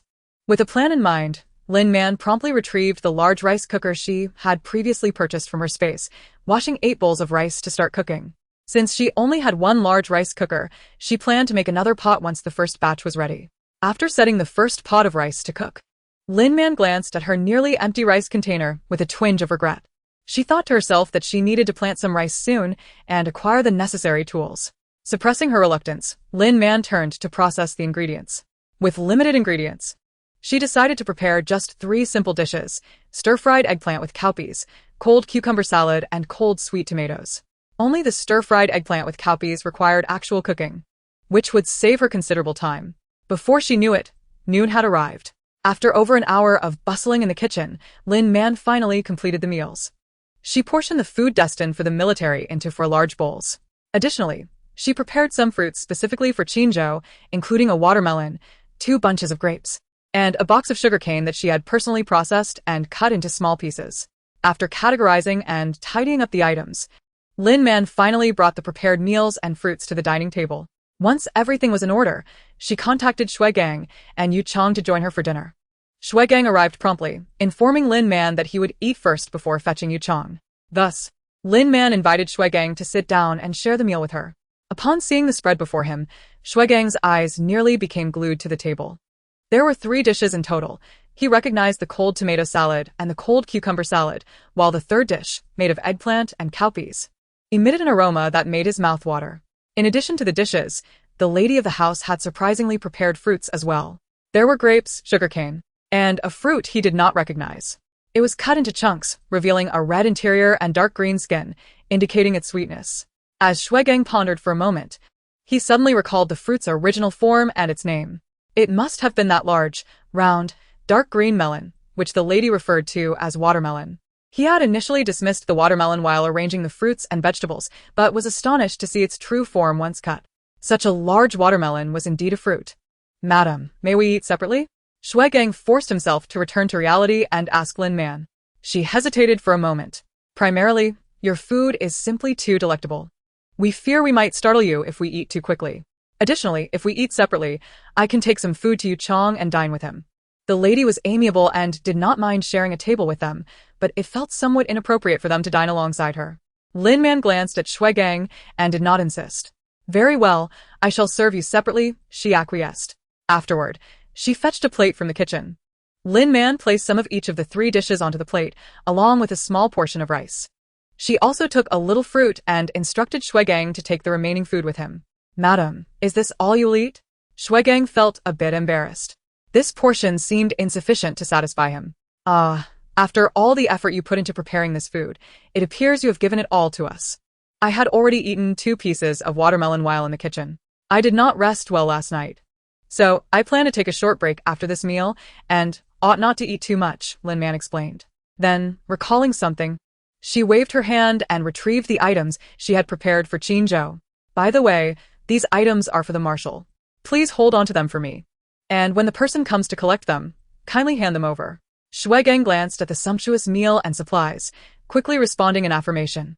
Their Marshal was indeed fortunate to have married such a wonderful lady. Chapter 33. The helpers arrive. Moreover, there are some fruits left in the basket in the kitchen. You 4 may divide them among yourselves, Lin Man added. Shuigang's expression turned astonished. The lady had already prepared so much cut fruit, yet she still intended to give them more. Her kindness was overwhelming. There are only these few people in the house. There is no need to be polite with me, Lin Man remarked lightly. Shuigang's face was filled with gratitude. Yes. Thank you, madam. He promptly gathered the items and left. Lin Man smiled as she watched Shuigang's retreating figure before continuing her meal. After Shuigang departed the dining room, he went to the kitchen, where he indeed discovered a basket filled with fruits. Not only were there grapes and sugarcane, but also a large watermelon, heavy enough to weigh over 10 pounds. Shuigang silently expressed his gratitude to his lady once more and collected all the fruits. He then sought out Yu Chong. Upon hearing about the situation from Shuigang, Yu Chong was equally moved. The madam is exceedingly kind to us. She is even better than my mother. As he spoke, tears welled in his eyes. Shuigang, however, playfully smacked Yu Chong on the head. How old is your mother, and how old is the madam? Our lady is only 20, a whole generation younger than you, and 22 years younger than me. From now on, refrain from referring to her as old. Yu Chong sheepishly rubbed his head. I spoke carelessly. I want to say that again. Shuigang then let Yu Chong off the hook, and they began to enjoy the food Lin Man had provided. As they picked up their chopsticks, the taste of the eggplant stir-fry with cowpeas made their eyes squint in delight. They quickly devoured the entire small bowl of eggplant and cowpeas. Next, they eagerly attacked the cold cucumber salad and the cold tomato salad. The combination of the dishes and rice was so delicious that it brought tears to their eyes. Soon, the last of the fruits was consumed as well. In just a few minutes, the two had polished off all the food, including the fruits. Brother Gang, do you think our marshal would allow me to serve as a guard in the marshal's residence for a lifetime? After finishing the meal, Yu Chong gazed at the sky, feeling pleasantly stuffed, yet still yearning for more.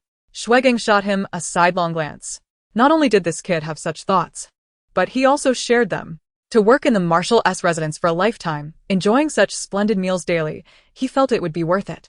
What is the point of worrying about that? We'll serve for as long as the marshal wants us to. Just follow orders, Shuigang replied, unusually languid. Yu Chong's face fell momentarily before he quickly perked up again. Brother Gang is right. It is already an honor for us to protect the madam for a while. How could we expect to stay here for a lifetime? Shuigang patted Yu Chong on the shoulder. Though we say this, it doesn't mean we shouldn't strive for it. If we work hard, the marshal and the madam will take notice and transfer us away. Yu Chong's expression brightened instantly. Brother Gang, rest assured, I will certainly perform well. Shuigang surveyed the leftover bowls and plates. Take these back to the kitchen and remember to wash them. Yes. Yu Chong responded loudly. Meanwhile, Lin Man was still enjoying her meal. When she finished and took the bowls to the kitchen, she found Yu Chong washing the dishes. Madam, please hand me the bowls. I will wash them all. Yu Chong eagerly seized the opportunity to showcase his diligence. Very well, Lin Man replied without hesitation, placing the bowls by the sink. Previously, the task of washing dishes had been assigned to Xiao A. Next time, just place the bowls in the sink, and I will have Xiao A take care of it when I see. Lin Man added. Yu Chong's expression froze. Alas, so my efforts were in vain? However, he quickly added, but thank you anyway. Lin Man's acknowledgement brightened Yu Chong's spirits. Lin Man smiled, turned, and left. Ascending to the second floor, she did not rush to rest, but instead accessed her holographic computer to purchase some items. She required several baskets for vegetables and fruits, a batch of concentrated fertilizer, as well as some individual dining plates for Shuigang and the others, and she also needed to acquire a few more household robots. Additionally, for safety reasons, she decided to replace the spatial ring with a real one. After searching for keywords in the Star Network shop, she placed her orders. Once finished, she noticed her balance still had a long string of numbers remaining. With a smile, she lay down and closed her eyes to sleep. This time, she fell into a deep slumber. When she awoke again, it was already 3 in the afternoon. Upon contacting Shuigang, Lin Man learned that the military personnel had already arrived to retrieve the goods, which alleviated her worries. She promptly activated her holographic device to message Qinzhou, informing him of the delivery. After sending the message, Lin Man waited for a response, but her anticipation was met with disappointment. Guessing that Qinzhou might still be engaged on the battlefield, she couldn't help but feel a twinge of concern. Realizing that her worry was futile, she put away her device and rose from her bed. After tidying up, Lin Man descended the stairs. Just as she was about to head to the backyard to utilize her recovered abilities, a message from Shuigang arrived, announcing that her packages had arrived. And there were several in total. Elated, Lin Man hurried to collect the parcels. Upon meeting Shuigang, she discovered that everything she had ordered before going to bed had indeed arrived. She first retrieved her spatial ring, placing the faux one she had been wearing into the spatial ring. Next, she unpacked a basket, concentrated fertilizer, and a set of integrated dinnerware. Lastly, she activated the 3 household robots she had ordered, naming them Xiaobi, Xiaoxi, and Xiaodi. She programmed Xiao Di to exclusively handle cleaning and sanitation within the villa. As for the other two robots, she intended to keep them close at hand to assist her with various tasks. Previously, due to a shortage of manpower, she had been unable to accomplish many things. Now, With the addition of 3 helpers, along with Shuigang and the others, she could manage a considerable number of chores. With a thought, Lin Man led the 3 robots to the backyard. There was still a large plot of land she had prepared for planting fruit trees. But since fruit trees grew too slowly, she had only managed to nurture a single apple seedling there, leaving the majority of the land vacant. Lin Man retrieved a basket of potatoes from her spatial ring and instructed Xiao A to assist her in cutting the potatoes into pieces for seedling preparation. Meanwhile, she assigned Xiao B and Xiao C to tidy up the land and apply fertilizer. With the additional hands at her disposal, Lin Man swiftly planted the potato seeds into the ground. Then, she began to utilize her abilities to accelerate the growth of the potatoes. The potato pieces quickly sprouted, sending forth shoots that grew robustly, their leaves unfurling and transforming the once barren ground into a verdant expanse of potato foliage. Lin Man remained focused as she channeled her abilities until all the potatoes reached a perfect state before finally ceasing her efforts. Chapter 34. Planting Potatoes. Alright, it's time to harvest. This batch of potatoes would suffice for the household for some time, Lin Man remarked, and then she, along with the 3 robots, commenced the harvest. With a gentle dig beneath the potato vines using farming tools, the potatoes began to reveal themselves. Each potato was impressively large, weighing at least a pound. After harvesting a few potatoes, Lin Man delegated the task to the robots and stepped aside to expend another 5 of her remaining 55 energy to accelerate the growth of the apple seedling. Once her energy was reduced to 50, Lin Man sought refuge beneath the grape trellis to rest. She activated her holographic device to plan her forthcoming endeavors. She had already decided on the dish for tomorrow's live stream: shredded potatoes with green peppers. Yes, there seemed to be quite a variety of potato-related dishes. Perhaps she could establish a theme centered around potatoes? Or simply decide on what she would have for lunch and prepare that for the live stream. With a broader array of dishes, her fans might appreciate it even more. As this idea blossomed, Lin Man found herself unable to contain her enthusiasm. Alright, let us give it a try tomorrow, she concluded. By merging the tasks of cooking and streaming into one, Lin Man felt an immediate sense of relief. With her work settled, she could now consider other matters. While she had an abundance of vegetables and fruits, her supplies of rice, flour, oils, and various seasonings were dwindling. Each use diminished their quantity. She needed to devise a solution, starting with rice. With a plan in mind, Lin Man took out her encyclopedia to study the methods of rice cultivation, diligently immersing herself in the material. Half an hour later, she formulated her strategy. After finalizing her plan, Lin Man researched the harvest of rice and the various tools necessary for processing it. In the interim, she made a quick trip to the backyard, storing the harvested potatoes into her spatial ring, and then expended another 50 of her fully restored energy to assist the apple tree's growth. She also instructed the robots to dispose of the waste generated from planting the potatoes and to prepare the plot for rice cultivation.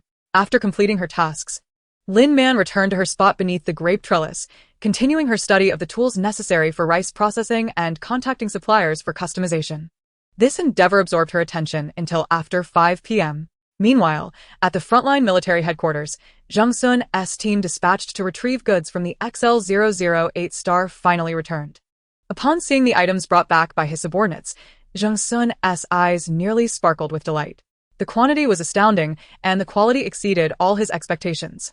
As his gaze swept over the fragrant dishes, he found himself unable to look away, swallowing hard several times. Director. Those items were prepared exclusively by the Marshal's wife for the Marshal, one of his subordinates reminded him, swallowing nervously. When he departed, Captain Shui had repeatedly instructed him to deliver the items directly to the Marshal. However, his immediate superior was the director, so he could only pass them on. Zhang Sun snapped his gaze back, glaring at his subordinate. I'm not deaf. You've already said that. Do you think I didn't hear you? He scolded.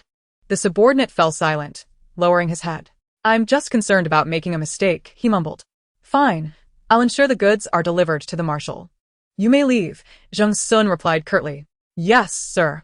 Once the subordinate departed, Zhang Sun's gaze returned to the delectable dishes. Reminding himself to stay focused, he shook his head and redirected his attention. He collected all the items and proceeded to the Purification Agent Production Center. He intended to deliver the items to Old Liang before heading to the Marshal's meeting.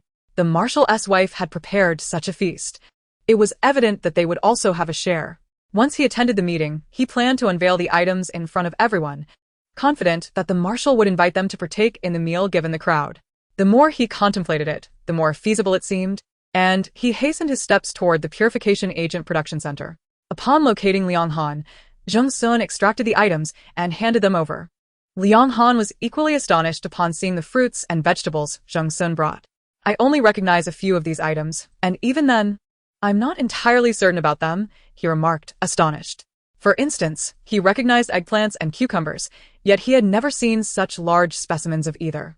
Additionally, the large, red fruits the size of bowls and the hefty, dark green melons were unfamiliar to him. You're not alone. I'm in the same boat, Zheng Sun replied. But don't worry, the marshal's wife provided me with a list of names for these items. I can reference it to help you identify them. Let us first weigh these items and document the records. Then, you can use them to create the purification agents. All right. Liang Han responded excitedly. Thus, the two collaborated, quickly identifying and recording the weight of each fruit and vegetable delivered. All right, these items are now in your hands. Once you have completed your tasks, please remember to update me on the status of the purification agents. I must attend a meeting at the military headquarters, so I shall take my leave now. It is a pity that old Liang was not summoned to today's meeting. Such delectable food will certainly be missed by him. Very well. I will have results within an hour at most. At that time, I will contact you immediately. Liang Han's gaze was fervently fixed on the fruits and vegetables scattered on the ground. Years of experience in producing purification agents assured him that the content of purification factors in these items was remarkably high, and they would undoubtedly yield delightful surprises. Zheng Sun patted Liang Han's arm before departing. After leaving the Purification Agent Production Center, he hastened to the military conference room. He arrived somewhat late, as several people were already present, yet there remained 2 minutes until the marshal's designated time.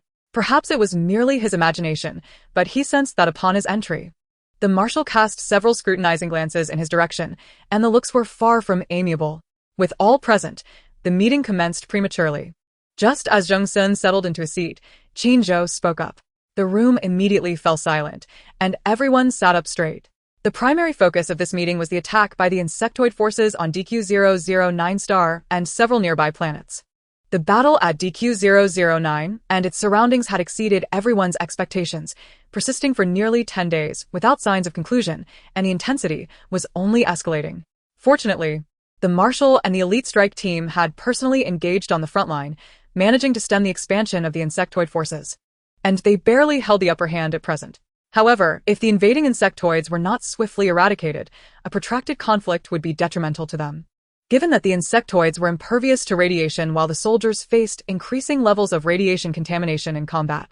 As the meeting commenced, Qin Zhou indeed proposed a swift conclusion to the battle. Consequently, the logistical department was called upon. Since the beginning of the meeting, Zheng Sun had felt restless, and being singled out only exacerbated his unease. 15 minutes into the meeting, his silent holographic device suddenly vibrated. Noticing his colleagues on either side casting him curious glances, Zheng Sun inwardly cursed the individual messaging him. He discreetly placed his hand beneath the conference table, opening the holographic device to check the message. After only a brief glance, a smile crept onto his lips. The message was from old Liang, and it read as follows. Old Zheng, I can't contain my excitement any longer. I must share this good news with you immediately. I have conducted tests on all the fruits and vegetables sent by the marshal's wife. The results indicate that both the fruits and vegetables are not only abundant in purification factors, but also exhibit extraordinarily high activity, nearly 10 times that of similar produce. Naturally, the fruits possess the strongest purification factor activity. The fruits and vegetables sent, ranked from highest to lowest in purification factor strength, are grapes, watermelons, sugarcane, tomatoes, cucumbers, eggplants, cowpeas, and several other soil-grown vegetables. That watermelon, so large in size, has a purification factor activity even stronger than that of sugarcane. Moreover, the quantity of purification factors is beyond imagination. And as for tomatoes, I previously had no knowledge of this fruit's existence. The marshal's wife claims it is a vegetable, but based on the activity and quantity of purification factors, it should rightly be classified as a fruit. Old Zheng, I must seriously inform you that the marshal's wife is the hope of the elite strike team. Regardless of the means employed, you must cling tightly to her support.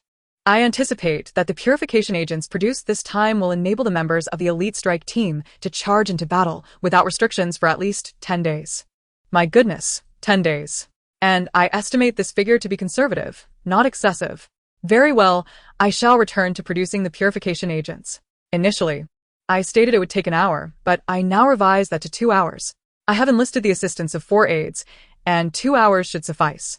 We will reconvene in 2 hours. A sudden cough pulled Jung-sun back to reality. Upon raising his head, he noticed many colleagues watching him, their expressions tinged with sympathy. At that moment, a general seated next to Jung-sun quietly reminded him that the marshal wished for the entire elite strike team to be deployed and was inquiring about the supply status of the advanced purification agents. As the marshal's gaze towards him grew increasingly irate, Jung-sun sprang to his feet. Report to the marshal. The logistical department possesses an ample supply of advanced purification agents to support the entire elite strike team on the battlefield, and the existing stock is sufficient for at least 10 days. After delivering his report, Jung-sun could not suppress a surge of pride within. Old Liang's timely information had not only spared him from the marshal's wrath, but might also earn him commendation. The moment he spoke, the conference room erupted into animated chatter. The logistical department has a stock of advanced purification agents? Enough to sustain the entire elite strike team for 10 days? Old Jung, I cannot have heard you correctly. A general exclaimed in disbelief. Indeed, Old Jung. Just yesterday, when I inquired, you stated there was no stock of advanced purification agents? Are you pulling my leg? Seeing Jung-sun's expression, Qin-jo began to suspect something. Since the advanced purification agents were sufficient, they would proceed with the initial plan. He decisively stated, "Let us move forward." Though curiosity lingered, no one dared to press Jung-sun further. Instead, they shifted their focus to the next agenda item as per Qin-jo's directive. After another 20 minutes, the meeting concluded, and Qin-jo announced its adjournment. The generals rose, preparing to return to their respective duties. At this moment, Jung-sun, however, turned his gaze towards the marshal. Marshal. The marshal's wife has sent you a gift, which I brought along. Seizing the opportunity, before everyone exited the room, Jung-sun exclaimed. Without waiting for Qin-jo's reaction, he swiftly retrieved the items sent by Lin Man from his spatial ring and placed them on the conference table. There were 4 large bowls of rice and dishes, along with a box of fruits and thoughtfully accompanied by some bowls and chopsticks. Those who had intended to leave halted in their tracks upon hearing the mention of the marshal's wife and turned back. Upon seeing the spread before them, they found themselves rooted to the spot. How fragrant! These delicacies were prepared by the marshal's wife for him? Such a generous portion, accompanied by so many utensils. It must be a treat from the marshal's wife. Old Jung truly knows how to navigate these matters. Qin-jo was momentarily taken aback at the sight of the offerings on the table. His wife had messaged him, stating she prepared some meals for him to share with his subordinates, but he had not anticipated such an abundance. Noticing the crowd swallowing their saliva, Qin-jo stepped forward, his expression stern, and instructed that the box of fruits from Lin Man be stored in his spatial ring. Very well, let us all stay and partake together. His voice was deep as he declared. The mood among the attendees brightened significantly. Thank you, Marshal. They chorused loudly. We should express our gratitude to the marshal's wife. Someone interjected. Qin-jo cast a glance at the speaker, offering a look of appreciation. Upon witnessing this, the others hastily voiced their thanks to the marshal's wife, and one by one began to praise Lin Man in front of Qin-jo. How did the marshal's wife know that we had yet to eat? This food could not have arrived at a more opportune moment. The marshal's wife truly is considerate of us subordinates. The marshal's fortunate marriage truly brings joy to us all. Haha, it is indeed our good fortune as well. The culinary skills of the marshal's lady are simply exceptional. The marshal is indeed blessed. Jung-sun listened to the praises from the crowd and noticed that the corners of his marshal's mouth were lifted in a smile. Ahem. You have yet to see the marshal's lady. She is not only an extraordinary cook, but also possesses beauty and a kind heart. In my lifetime, I have never encountered such a perfect person. Jung-sun suddenly interjected loudly. This remark drew the attention of the assembled commanders. Enough already. Flattering the marshal is one thing. But must one be so exaggerated? All right, come here and serve the rice. At that moment, Qin-jo suddenly spoke up. Only then did everyone notice the marshal's smile, which could no longer be concealed. The commanders were astonished. Was this truly their usually stoic marshal? Here I come. Jung-sun joyfully responded, swiftly bringing everyone's thoughts back to the matter at hand as they hurried to serve the rice. Thus, a scene of spirited food gathering soon unfolded at the conference table. Delicious. This is absolutely divine. The Marshal's lady is remarkable. Hey, old Jing, don't take it all. Leave some for me. Put the basin down. And pour me some soup. Chapter 36. Certainly, distribute as much as is due.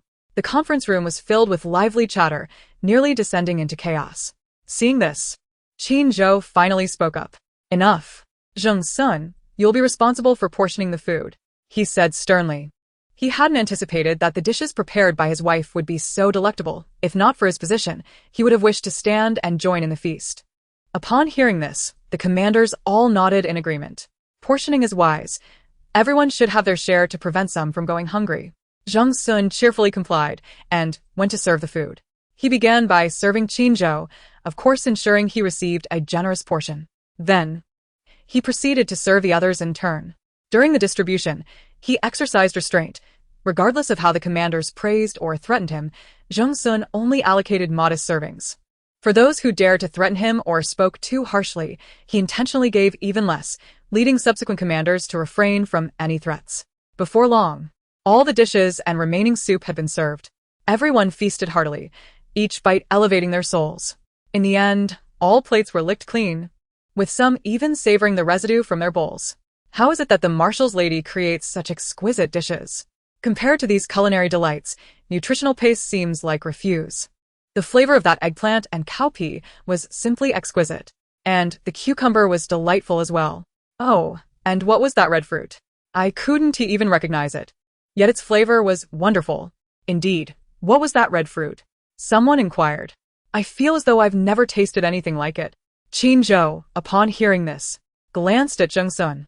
After all that eating, can't you still keep your mouth shut? Zheng Sun quickly retorted.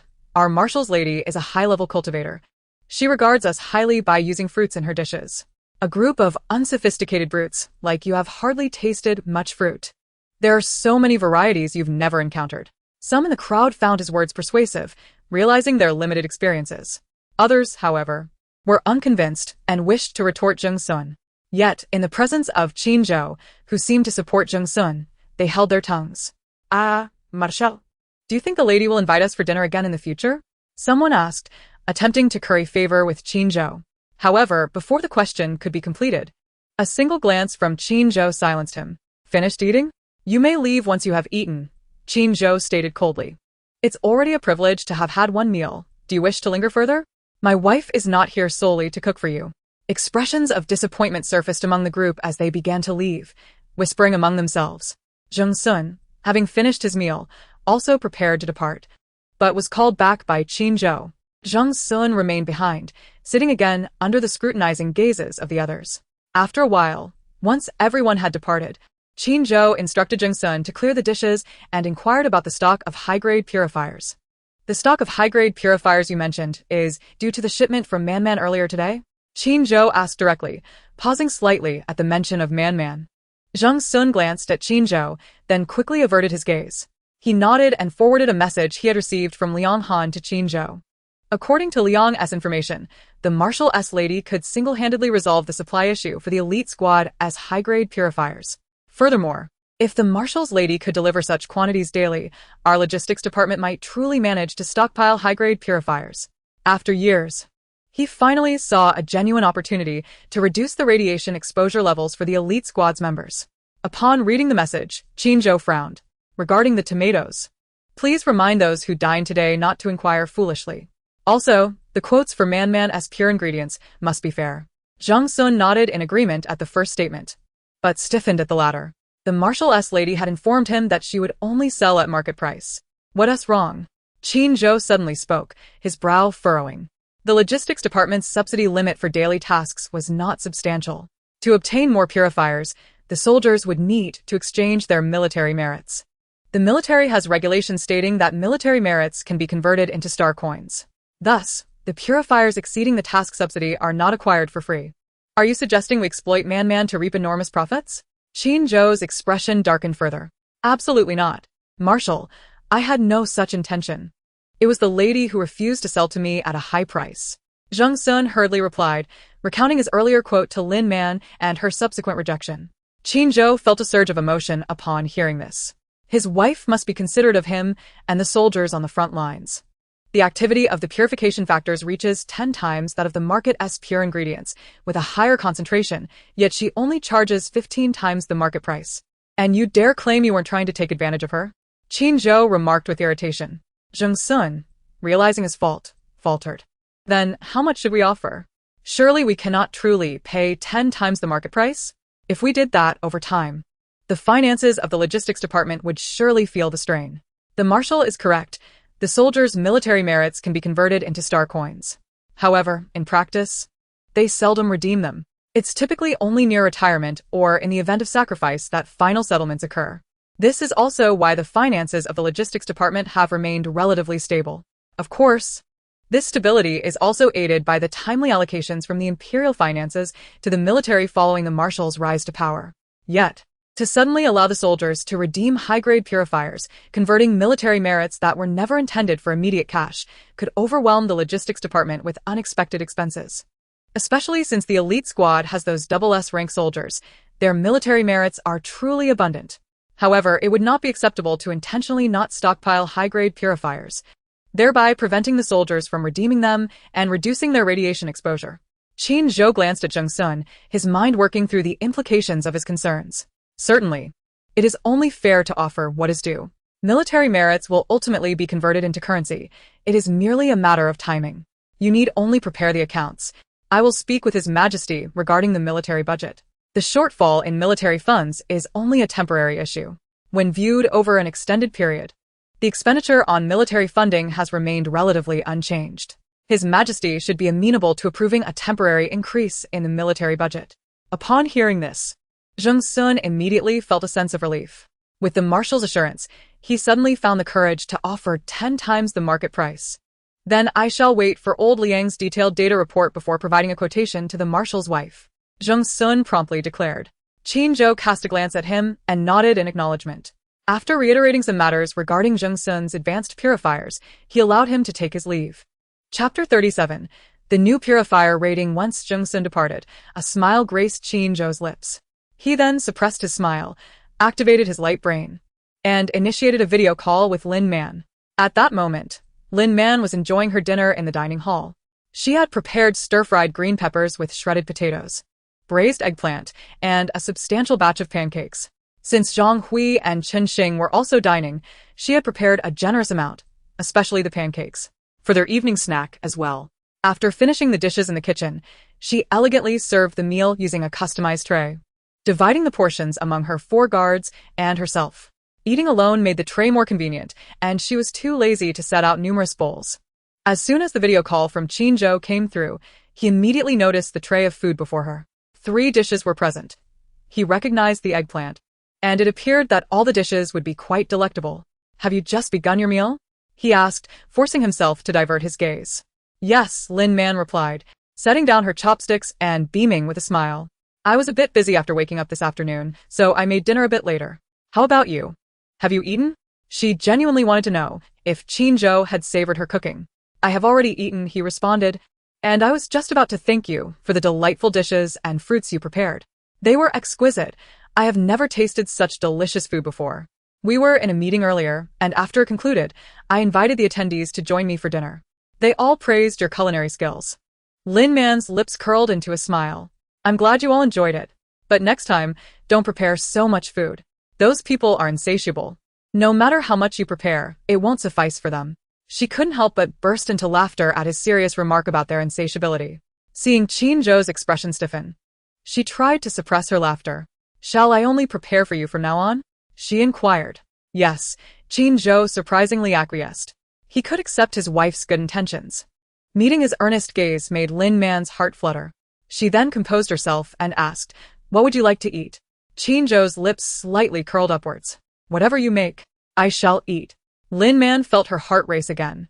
Could he refrain from uttering such charming words so earnestly? Was he unaware of his allure, or was it intentional? "Then I shall prepare stir-fried green peppers with shredded potatoes and some pancakes," she decided. "The pancakes are convenient to eat. You can take them to the battlefield." As she spoke, Lin Man pointed at the green peppers with shredded potatoes and the pancakes on the tray for Qin Zhou to see. This is stir-fried green peppers with shredded potatoes, made by shredding potatoes and green peppers, then stir-frying them. And these are the pancakes, which I make by adding a bit of sugar to the dough and lightly oiling the pan. By the way, do you prefer sweet or savory? She suddenly asked, remembering something. Qin Zhou found the scene quite heartwarming. Either is fine, he replied, gazing at Lin Man. There must be a preference, she insisted. Quickly choose, and remember, if I ask you in the future, don't just say either. How can I discern your taste? Qin Zhou's lips again curved into a smile. Then savory it is, he declared.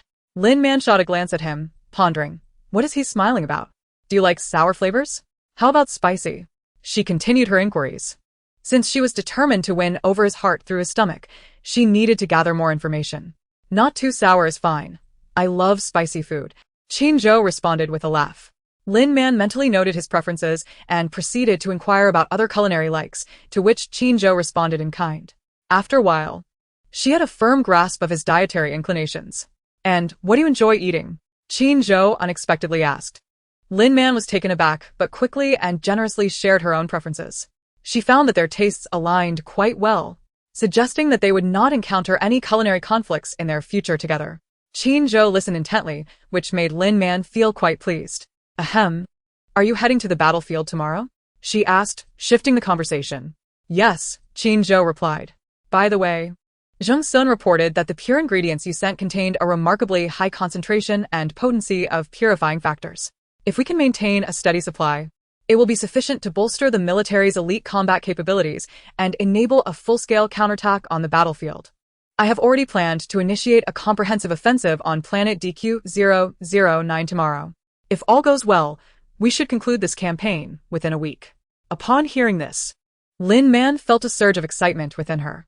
Regarding the pricing of the pure ingredients, whatever Zheng Sun quotes, accept it. You need not lower the price just because of me or because the procurement party is the military supply department. The military stationed on the front lines receives corresponding funding from the Ministry of Finance. The amount allocated will be adjusted based on the reports submitted by the supply department. You can charge for the value of the goods you provide. Even if you charge less, it merely saves costs for the Ministry of Finance. He certainly did not believe his wife should sacrifice her interests to lessen the expenses for the empire's finances. Lin Man was somewhat taken aback. Simultaneously, she felt a warm glow in her heart. This feeling of being cared for and having someone fight for her interests was truly delightful. All right, she agreed. They continued to converse for a while, and Qin Zhou urged Lin Man to eat before ending the video call. At that moment, in the Purifying Agent Production Center, Zheng Sun, who had been waiting for Liang Han after emerging from the military conference room, finally saw him approach with rapid strides. A smile on his face that was impossible to conceal. Old Liang, what's the situation? How many high-grade purifiers were produced this time? Zheng Sun stood up. However, Liang Han did not rush to disclose the information. Please take a seat, he instructed instead. With a sense of trepidation, Zheng Sun sat back down. He had assured the marshal and the senior military officials that the supply department could provide the elite squad with an ample supply of high-grade purifiers. If anything went awry, he would find it impossible to atone for it. What is the situation? Zheng Sun asked nervously. I just made a military pledge at the conference. Don't scare me. Liang Han, noticing his anxiety, chuckled again. Rest assured, the situation is even better than I anticipated. You needn't worry. Zheng Sun relaxed. Then, slightly annoyed, he looked at Liang Han. Stop keeping me in suspense and just tell me the situation. Clearing his throat, Liang Han began. The fruits and vegetables sent by the marshal's wife this time are quite abundant. The purifying factors contained within those pure ingredients are highly potent. Even the vegetables have a stronger activity of purifying factors than the fruits supplied by the 4 major consortiums. Liang Han's eyes sparkled with excitement. Upon hearing this, Zheng Sun's heart raced like a drum. Given this information, our laboratory unanimously agreed to introduce a new rating for the purifiers and developed a new rated purifier. Zheng Sun was taken aback. What does that mean? Liang Han's eyes sparkled with excitement. Chapter 38. Brothers in Arms. At present, purifiers are classified not only into basic, intermediate, and advanced levels, but also into mid-advanced, special advanced, and top-tier categories. The activity of the purification factors in mid-advanced purifiers is 46 times that of the advanced ones, while the special advanced ones boast an impressive 79 times. The top-tier purifiers exceed a factor of 10 and beyond. The last batch of grapes you sent me was insufficient to meet the demand, So, in order to increase the quantity of purifiers produced, I had to dilute the activity of the purification factors to conform to the standards of advanced purifiers. Although this process yielded a larger number of advanced purifiers, and those produced had a purifying effect superior to the ordinary advanced ones, the improvement was marginal.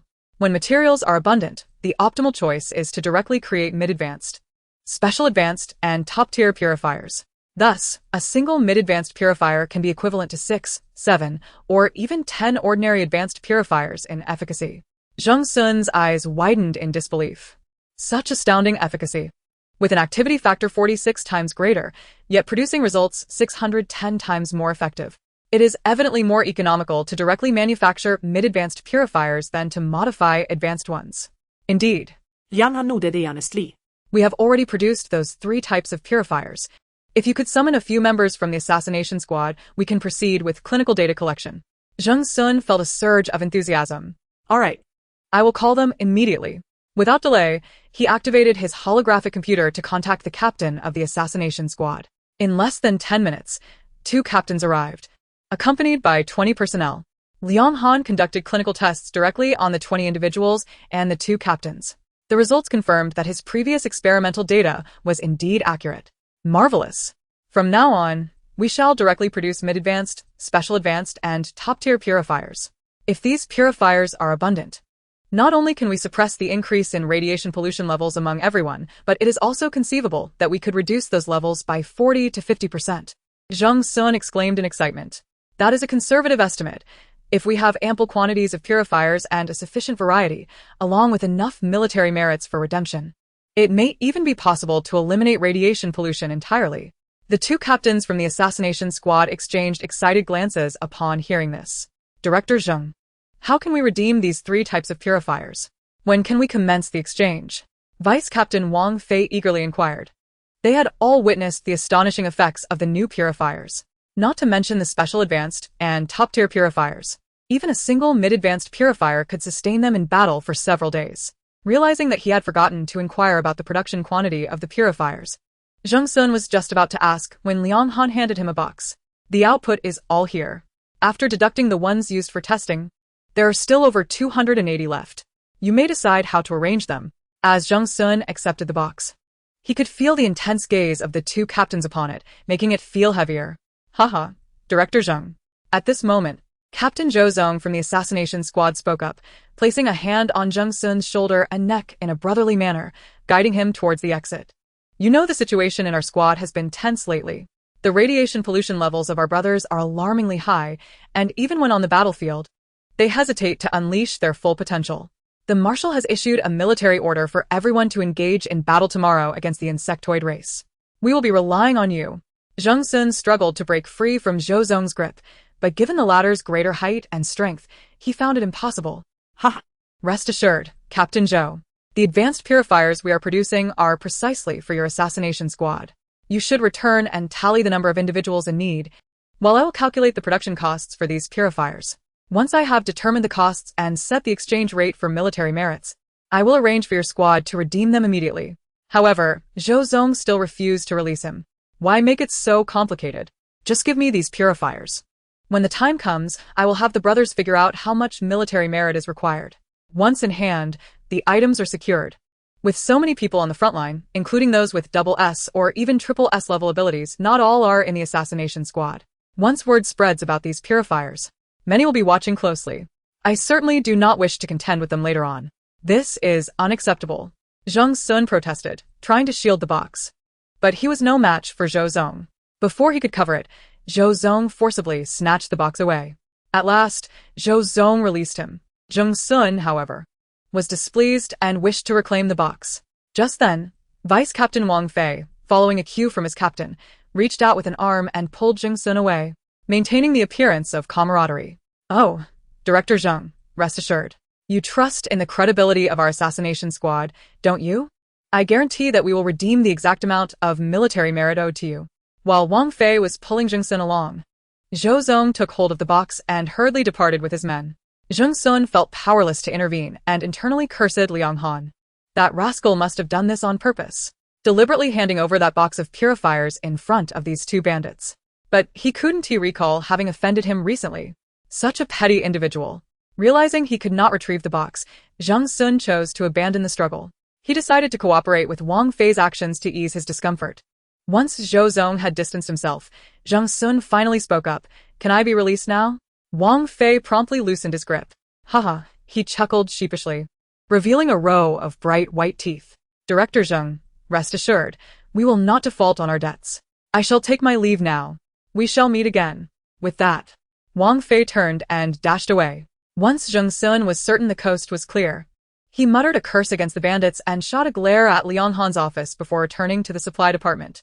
The time spent on the way allowed the supply director, equipped with formidable mental fortitude, to regain his composure. Upon returning to the supply department, Zhang Sun immediately began to meticulously calculate the data for the advanced purifiers and established a pricing scheme for the natural ingredients to be provided to Lin Man. Not wanting to miss the opportunity, Zhang Sun quickly activated his holographic computer to contact Lin Man. Madam Marshal, are you available? It was already 9 p.m. Lin Man's abilities had just been fully restored, and she was preparing to expend some energy before returning to rest when she received Zhang Sun's video call. Knowing he was reaching out regarding the transaction of pure ingredients, Lin Man promptly connected the call. Chapter 39. High Prices.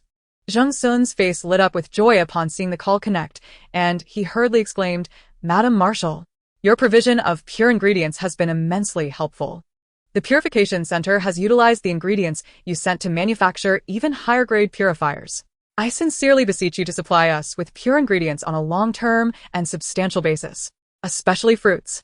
As he spoke, Zhang Sun sent Lin Man one of the data reports provided by Liang Han. This is the information on the purification factor strength of the various pure ingredients you sent this time. If convenient, I hope you can provide us with more ingredients with higher purification factor strength in the coming period, such as grapes, watermelons, sugarcane, and tomatoes. Certainly. We would be most appreciative if you could provide additional fruits. Lin Man glanced at the report, somewhat astonished to discover that the purifying properties of watermelon are even more potent than those of sugarcane. Furthermore, the strength of the purifying factors in tomatoes significantly surpasses that of other vegetables. If you are in urgent need of fruits, I can assist you in cultivating some watermelons. Their substantial size should enable you to produce a greater quantity of purifying agents. Thus, Lin Man stated, the cultivation of watermelons requires minimal of my abilities and is, in my estimation, a cost-effective endeavor. Zhang Sun's eyes brightened. Would it be possible for you to help us cultivate 2,000 pounds of watermelon? Lin Man pondered for a moment. For 2,000 pounds, I estimate it will take 3 days. After all, I must reserve some of my abilities for cultivating crops for myself and nurturing certain fruit trees. No problem. Please assist us in cultivating 2,000 pounds of watermelon first, and upon completion, we can discuss other fruits. We would like to request 2,000 pounds of each type of fruit you can supply. As if fearing Lin Man might not understand, Zhang Sun elaborated. Consuming excessive amounts of purifying agents derived from the same type of fruit will gradually diminish their effectiveness. If there is a gap in consumption where purifying agents from different fruits are introduced, it can mitigate the weakening of the purifying effect. Theoretical research indicates that if one can consume purifying agents made from more than 20 distinct fruits without repetition, their efficacy remains virtually unweakened. Unfortunately, the Empire currently has only 18 types of fruits available, and the 4 major conglomerates are intentionally making things difficult for our military. To say nothing of gathering 18 types of fruit, the supply of fruits from the military supply department has been consistently insufficient. Suddenly, Zhang Sun broke into a smile. But now, I see hope in you. The watermelons and tomatoes you sent us are all new varieties of fruit. Moreover, the grapes and sugarcane you provided, although previously utilized by military personnel to produce purifying agents, have demonstrated an unprecedented level of effectiveness when made from your materials. In a sense, the grapes and sugarcane you sent can almost be regarded as distinct varieties compared to those available on the market.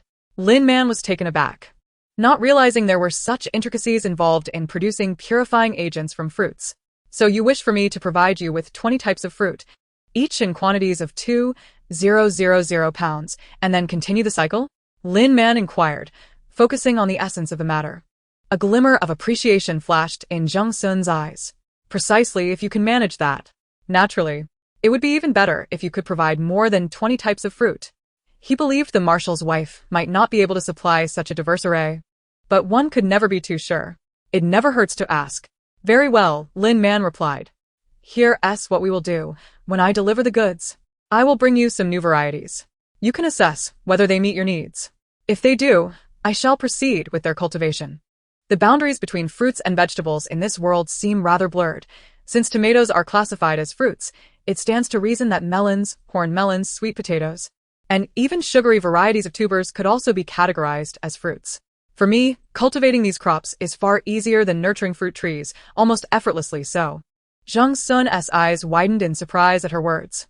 The marshal's wife truly has access to new varieties of fruit not yet seen on the market. Excellent. Please send them, and we'll have results the same day.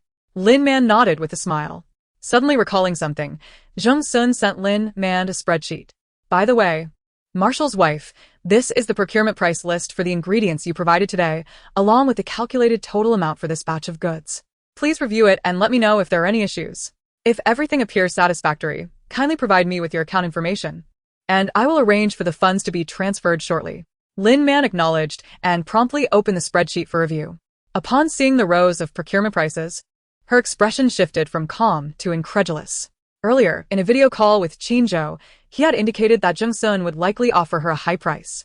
However, this was beyond excessive. The quoted prices exceeded the market rates by tenfold or more, with some reaching 13 or 14 times the market value. Upon noticing that the total amount exceeded 100 million, Lin Man could no longer maintain her composure. Director Zheng, are these prices accurate? Qin Zhou suggested I accept Zhang Sun's offer. But these quotes are so outrageous that I cannot help but suspect a conspiracy between Qin Zhou and Zhang Sun. Yet, she also felt that Qin Zhou was not the type to engage in such deceit. Zhang Sun smiled reassuringly. Rest assured, Marshal's wife, I have meticulously verified the data, and there is no possibility of error. The testing data from the Purification Center indicates that the ingredients you supplied contain purifying factors at 10 times the strength of ordinary ingredients, and their content is 2 to 3 times greater than that of typical produce. The prices I quoted are based on the true value of the ingredients and are quite reasonable. Should you provide any new varieties of fruit in the future, I will adhere to this standard in my pricing. A tremor of apprehension coursed through Lin Man. Had her wood-based abilities truly surpassed the natural energies of this world to such an extent? The hydroponic vegetables she had previously sold to Greenhouse Mansion, after all, she had used the seeds from this world. Greenhouse Mansion's produce was only sold to nearby residents, so surely there would be no repercussions, right? At this moment, she could not help but feel grateful for her marriage to Qin Zhou. Otherwise, her peculiarities would eventually attract unwelcome scrutiny. Very well, she replied. Subsequently, she sent her payment information to Zhang Sun. After reviewing it, Zhang Sun acknowledged receipt and immediately set about making arrangements. Just as Lin Man was about to conclude the video call, her device unexpectedly received a notification. The funds, exceeding 100 million, had arrived with astonishing speed. Director Zheng, I have received the payment. Lin Man informed Zhang Sun after checking her balance. Chapter 40, Busy. Excellent. Zhang Sun nodded with a smile. By the way, Marshal's wife. Thank you for preparing the meals for us. They were delightful. It was my first time tasting such exquisite food. Realizing Lin Man was about to end the video call, Zhang Sun hurriedly expressed his gratitude. He certainly wished to request the marshal's wife to prepare another meal for them, but he lacked the audacity to do so. As for purchasing the meals, he did consider it, yet the marshal's wife had just received over 100 million star coins. Did she truly lack funds? No need for formality. I'm glad you enjoyed it, Lin Man replied with a smile. It's getting late. If Director Zheng has no further matters, I shall take my leave. Very well. Marshal's wife, goodbye. After hanging up the video call, Lin Man once again checked her account balance, unable to suppress a smile that curved her lips upward. The feeling of earning a substantial profit was truly delightful. After the initial euphoria, her thoughts drifted back to Greenhouse Mansion, and a faint sense of unease washed over her. Looking again at her account balance, she suddenly felt that the amount was not particularly substantial, especially if she intended to undertake further endeavors. Residing in this spacious villa, tending to her garden, indulging in culinary delights, and enjoying life was undeniably pleasant. However, such comfort relied on the condition that neither the Lin family nor the 4 major conglomerates sought her out. Speaking of the Lin family, while they were undeniably powerful, they could only be considered her least formidable adversary. If they were to trouble her, Qin Zhou would likely be able to assist her in resolving the issue. The 4 major financial conglomerates, along with the powerful factions, present her with the greatest peril. Qin Zhou and Zheng Sun have both asserted that these conglomerates grip the military's throat, refusing to sell them premium fruits. However, this predicament has been resolved by her. In the short term, the four conglomerates may remain oblivious. Yet, over time, it is inevitable that her information will be unveiled. When that moment arrives, will Qin Zhou be able to protect her? If her extraordinary abilities are exposed, could she find herself ensnared in a laboratory, subjected to dissection for research purposes? Can she truly place all her hopes upon Qin Zhou? Undoubtedly, she cannot. Having come to this realization, Lin Man closed her light brain and rose to her feet. Time to put in some extra hours, she declared, making her way downstairs. Summoning Xiao A, Xiao B, and Xiao C for assistance, Lin Man cultivated seedlings and accelerated the growth of a patch of watermelons. Subsequently, she proceeded to the backyard to stimulate the growth of the apple trees. By the time her extraordinary energy was depleted to a mere 21, she retired upstairs to rest. The following day, Lin Man rose early and first visited the backyard, where she nurtured seedlings and hastened the growth of the first batch of rice. She then instructed Xiao A and Xiao B to commence harvesting the rice. Xiao C was tasked with picking the watermelons that had been cultivated the night before, after which she headed to the kitchen to prepare breakfast. With 5 people to feed, Lin Man opted for a simple meal, cooking a bowl of noodles for each individual. Observing the rapidly depleting noodles, she felt a twinge of regret, reflecting, "Once I have rice, I must plant some wheat. With wheat, I can produce flour. Compared to noodles, I find the flavors of flatbread and steamed buns to be far superior." Before long, the noodles were ready. Lin Man called Shui Gang to fetch the noodles for the guards while she settled beneath the grape trellis to enjoy her meal. After breakfast, Lin Man instructed Xiao D to clear the bowls for washing. She then made her way to the watermelon patch, gathering the 10 baskets of watermelons that Xiao C had harvested into her spatial pocket. She instructed Xiao C to tidy up the watermelon vines and prepare the soil for fertilization, anticipating the planting of a second batch of watermelons later. Next, she headed to the area designated for rice cultivation. At this juncture, Xiao A and Xiao B had completed the rice harvesting. Observing this, Lin Man utilized her abilities to encourage the rapid growth of a second batch of rice directly atop the stubble, then assigned the 2 robots to continue harvesting. Each batch of rice she planted could yield at least 3 harvests. Today, she was determined to focus on planting rice and gathering enough for the family's consumption for the forthcoming year. With her tasks arranged, Lin Man returned to the front yard's vegetable patch, hastening the growth of green peppers and eggplants. After harvesting some green peppers and eggplants for her live stream and for lunch preparations, she returned to the grape trellis. Lin Man summoned Shui Gang for assistance in reorganizing the area beneath the trellis into a small kitchen. Noticing the trellis was rather bare, she decided to cultivate a bountiful harvest of grapes for aesthetic appeal. Before she knew it, the clock struck 10, and the time for her live stream approached. In a rush to prepare, Lin Man headed to the backyard and quickly stimulated the growth of the 3rd batch of rice. At this point, her extraordinary energy was reduced to 48. Having nearly depleted her energy in an optimal manner, Lin Man finally felt at ease to commence her live stream. Returning to the grape trellis, she donned her mask and apron before initiating the day's broadcast. Hello everyone, welcome to Man Man's culinary live stream. I am your host. Man Man, she greeted, waving to the camera. A flurry of comments flooded the screen. Finally, Lady Man Man has started her stream. I savored your cold cucumber dish yesterday and was elated all day.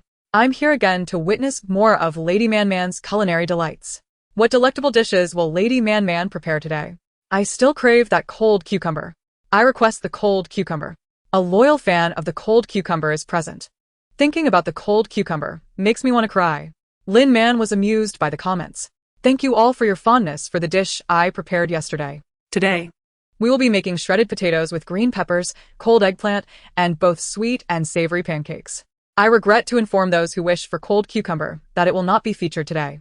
However, trust in Man Man's culinary skills. Today's dishes will surely rival the cold cucumber in flavor, perhaps even surpassing it. Upon hearing this, the audience expressed their anticipation. Before we begin cooking, let me first prepare a pot of rice. Rice is the soul of any meal, and soon you can all taste its delightful flavor alongside me, Lin Man announced. With that, she measured the rice, rinsed it, and placed it in the rice cooker, activating the quick cook setting. The comments erupted with astonished exclamations, marveling at the act of cooking rice. Can rice be cooked like this? The term cooked rice sounds so familiar. Is our everyday meal related to cooked rice? just to clarify, In ancient times, the rice milled from paddy was one of humanity's staple foods. Because it was a staple, cooked rice graced the table at nearly every meal. Hence, the term eating rice became synonymous with having a meal. This phrase has persisted to this day. Lin Man noted this comment and gave it a thumbs up. She then affirmed the viewer's explanation, earning her considerable admiration and heightening the audience's anticipation for the day as dishes. With the rice cooking, Lin Man swiftly transitioned to the ingredient preparation phase. Grabbing a peeler, she skillfully peeled the potatoes and then shredded them.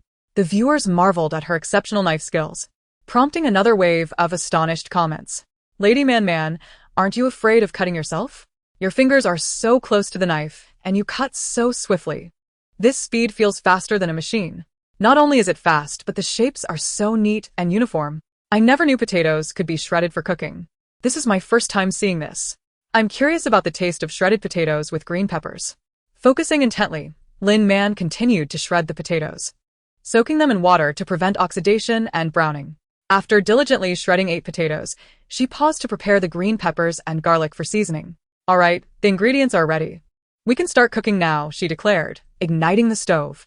For the stir-fried shredded potatoes with green peppers, she waited for the pan to heat before adding oil. I'm adding a generous amount of vegetable oil, Lin Man said, pouring in the oil, noting that her supply was dwindling. Cooking consumes a significant amount of oil, and she would need to find time to plant some seeds for oil extraction. Can oil be eaten? Is this an edible oil? It must be cooking oil. But it's such a waste to extract oil from ingredients. What kind of ingredients did Lady Man use to extract this oil? Am I the only one who thinks this oil looks quite appetizing? Lin Man took a moment to glance at the comments and provided an explanation regarding the oil. Today, I'm using rapeseed oil, which is extracted from the seeds of the canola plant. In nature, oils can also be extracted from soybeans, corn, sunflower seeds, etc., and used for cooking. In the future, I will make time to produce some rapeseed oil. For those interested, you can wait for my announcement to see me extract the oil. Alright, the oil is heated. We can now add garlic for a quick sauté, followed by the green peppers. After a brief stir-fry, we will add the shredded potatoes. As the shredded potatoes reached the desired tenderness, Lin Man added salt and tossed them together, ready to serve. While she spoke, she skillfully maneuvered through the process, and soon enough, a bowl of green pepper and potato shreds was completed.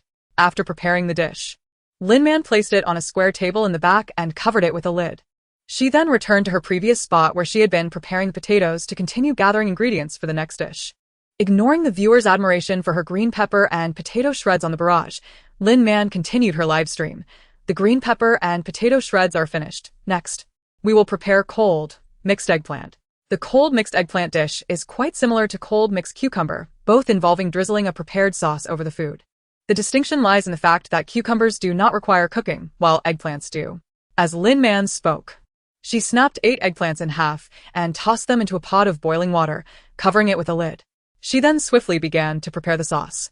Much like the cold mixed cucumber, the essence of the cold mixed eggplant lies in its sauce. For those attempting this dish at home, feel free to adjust the seasoning to suit your palate. When I prepare the sauce, I primarily cater to my own taste.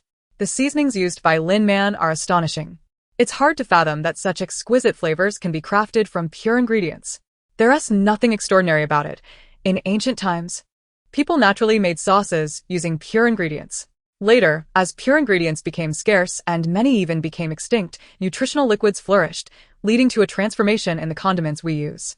Eating with pure ingredients, even the sauces are made from pure ingredients. I truly envy those online flaunting high-end mechs or luxurious mansions, but I only envy Lin Man. She lives the life I long for.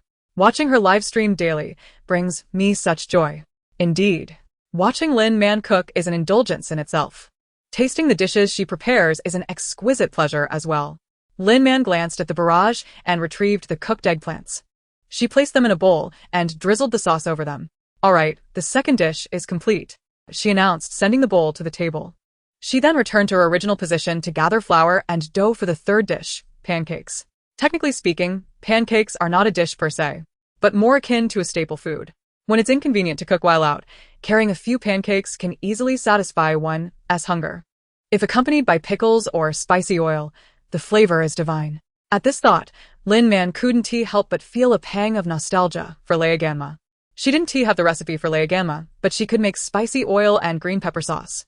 Once she had the time, she would definitely arrange to make it. The preparation of pancakes is quite simple. Take some flour, add water and a suitable amount of sugar or salt, and mix the batter to a semi-thick consistency. For those who can, they might add some vegetable fragments or other ingredients. In the past, she enjoyed adding eggs to make egg pancakes. But now, With limited resources and unable to procure eggs, she had to forego that. After mixing the dough, Lin Man looked up at the barrage and was surprised to see many asking what flour was. She chuckled at the innocent inquiry. Flour is made from grinding wheat, which is obtained after removing the bran. In ancient times, both rice and wheat were staple foods, and there are many ways to use flour. You can make noodles, buns, dumplings, pancakes, and more. I don't have much flour left, but once I plant some wheat and obtain new flour, I'll certainly showcase various ways to enjoy it. Thinking of buns and dumplings made her a bit hungry. Ignoring the excitement in the barrage, Lin Man continued with the next batch of dough. Pancakes are convenient to carry and can be eaten without heating, so she planned to make extra for Qingzhou. After preparing the dough, Lin Man took out her specially designed pancake pans and placed them on the stove. She then began the process of cooking the pancakes. One by one, the batter was spread on the pans, cooked, flipped, and cooked again before being removed. Lin Man operated both pans with precision, her hands moving deftly. Before long, she had produced a basketful of pancakes. Ultimately, she managed to cook 2 full baskets before all the batter was used up. By now, it was already 11:30. Lin Man placed the 2 baskets of pancakes on the table and brought over the pot of rice she had prepared. Next, she retrieved some plates and began to serve. What is going on? Is Lin Man sharing this feast with others? Who could it possibly be that would prompt Lin Man to cook for them? I'm green with envy. Noticing the barrage, Lin Man smiled and explained, I'm the only one in my household who can cook. And since I'm live streaming, I've taken on this task. Oh, by the way, starting today, the page shared content will change. Instead of sampling one dish, it will now be akin to enjoying a full meal. The variety of food shared will increase, and the duration will be longer. Chapter 42, a streamer worth following for a lifetime. As for the price, it will increase slightly from the previous 100 star coins to 150 star coins. The free sharing will remain the same, allowing a taste of each dish, just like before, limited to 1 minute. Upon hearing Lin Man's announcement, the barrage erupted with support. Lin Man smiled, transporting the 2 plates along with a bowl of rice to the side, notifying Shuigang to come collect them. She then stored away the portion intended for Qingzhou. Afterward, she returned to the table, tidied up the excess utensils, leaving only her plate and a few pancakes. With the live stream camera zoomed in, Lin Man continued, Alright, I will now begin the recording for the shared content. First, we'll have a minute of free sensory sharing, totaling 500,000 portions. The rules remain the same as yesterday, limited to fans, and each person can only claim 1 portion. There are plenty available, so I hope everyone will notify their food-loving relatives and friends to come claim theirs. As Lin Man spoke, she paid no mind to the frenzied barrage and initiated the recording after purchasing the shared portions. 500,000 portions, a stark contrast to yesterday's 10,000, representing a 50-fold increase. Had it been before, adhering to the principle of not wasting, she would certainly not have spent money on so many shared portions. However, she did not wish to remain idle. To strengthen herself, she needed to quickly elevate her account. The free shared portions would serve as a promotion for her account. Additionally, she was confident in the dishes she prepared, believing that the cost of the free shared portions would be recovered from the paid ones. Lin Man quickly tasted the food, and just as the minute of sharing concluded, the recording finished and was automatically uploaded. She glanced at the dwindling number of free shared portions and purchased an additional 100,000 portions for a 30-minute paid sharing. Today's page sharing totaled 100,000 portions, lasting 30 minutes. After everyone has tasted today's dishes and found them satisfactory, they can purchase the paid sharing later. The purchasing restrictions remain the same as yesterday, allowing each person to buy 2 portions. Having finished speaking, Lin Man initiated the paid sharing recording and leisurely began to eat her meal. Timing her consumption with the progress bar of the paid sharing, she finished her meal within the 30-minute limit. As the 30 minutes ended, the page sharing was automatically uploaded, and the remaining shared portions began to dwindle. At this moment, Lin Man was astonished to discover that the 500,000 free shares she had previously uploaded had been completely claimed, though she was unaware of when this had transpired. Meanwhile, at the Imperial Star Agricultural Academy, Elder Jiang, and several key figures were indulging in the paid shares that Lin Man had uploaded. About an hour prior, they had been convened in the meeting room, yet the discussions remained unfinished as their attention waned. Then, after 10:30, someone suggested pausing the meeting to watch the live stream of the Marshal's wife, and everyone, including their director, tacitly agreed to this diversion. Subsequently, they all scrambled to claim the free shares and, after a brief lapse in focus, they eagerly awaited the launch of the paid shares to pounce on them. Once they had secured the paid shares, how could they resist indulging in the experience? One by one, they lost interest in anything else. This phenomenon was not limited to the Imperial Star Agricultural Academy. The military supply office at the front line was similarly engrossed. Thanks to the initial promotion by that young Li, many in the supply office were aware of Lin Man's live stream. Numerous individuals entered the live stream at the appointed time, not only watching the entire broadcast, but also claiming the free shares. Afterward, they lingered to secure the paid shares, purchasing them with fervor. Despite it being mealtime, no one in the supply office consumed the nutrient liquid. They were all basking in the sharing experience afforded by the electronic signals. Zheng Sun was among them, yet his experience was somewhat distinct from the others. Having savored the genuine culinary creations of the Marshal's wife, the flavors of those dishes far surpassed the simulated signals. The satisfaction derived from real food, beyond its superior taste, was an experience that electronic signals could never replicate. Meanwhile, at the Purification Agent Testing Center, Liang Han was feeling frustrated. More than one general had reached out to him, exclaiming about having tasted the exquisite dishes personally prepared by the Marshal's wife. They extolled the flavors to the heavens, claiming that their radiation pollution levels had significantly decreased after consuming such delicacies. They all sought his counsel on why such a phenomenon occurred. Furthermore, they absurdly believed that Zheng Sun had saved a portion of the food for him. Zheng Sun, that rascal, had left him nothing. Not a single morsel. How could he consider Zheng Sun a friend when he treated him like an insect? Zheng Sun was reveling in glorious feasts with the military while leaving him with not even a grain of rice. Even a few grains would have spared him from this furious discontent. Damn it, that ungrateful creature is unworthy of his friendship. Just then, Zheng Sun, who was seated in his office chair experiencing the shares, suddenly sneezed. He muttered, "Who's cursing me?" Yet immediately, he was swept away by the immersive experience of the shares, leaving all negative emotions behind. After finishing her meal, Lin Man summoned Little D to clear the dishes.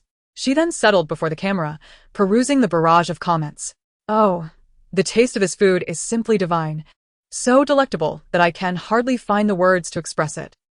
Today, my friend invited me out for a feast, and I thought we were heading to a nutrient liquid restaurant, only to discover it was a culinary sharing experience. Initially, I felt a bit disappointed, but now I'm so pleasantly surprised that I could kiss him. Gan Chong, I love you to bits. And Lady Man, from this day forth, I am your devoted fan." Haha, I was also invited by a friend. Can you believe it? The flavor of the shares surpassed that of real food. I'm a fan now. Lady Man is a streamer worth following for a lifetime. I'm grateful to my partner for inviting me to this live stream.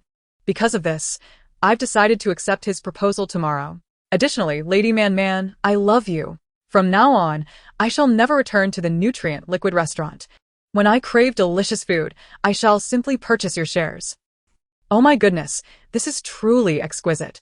Having lived for over 40 years, I've never tasted such culinary delights, and it's all thanks to this sharing experience. I can hardly imagine how delicious real food must be. I envy Lady Man's family. They have access to so many delectable dishes that they can taste firsthand. Am I the only one who has noticed that there are only about 100,000 paid shares left? My friends and I have already purchased 2 portions. Can anyone lend me an account to snatch up 2 more?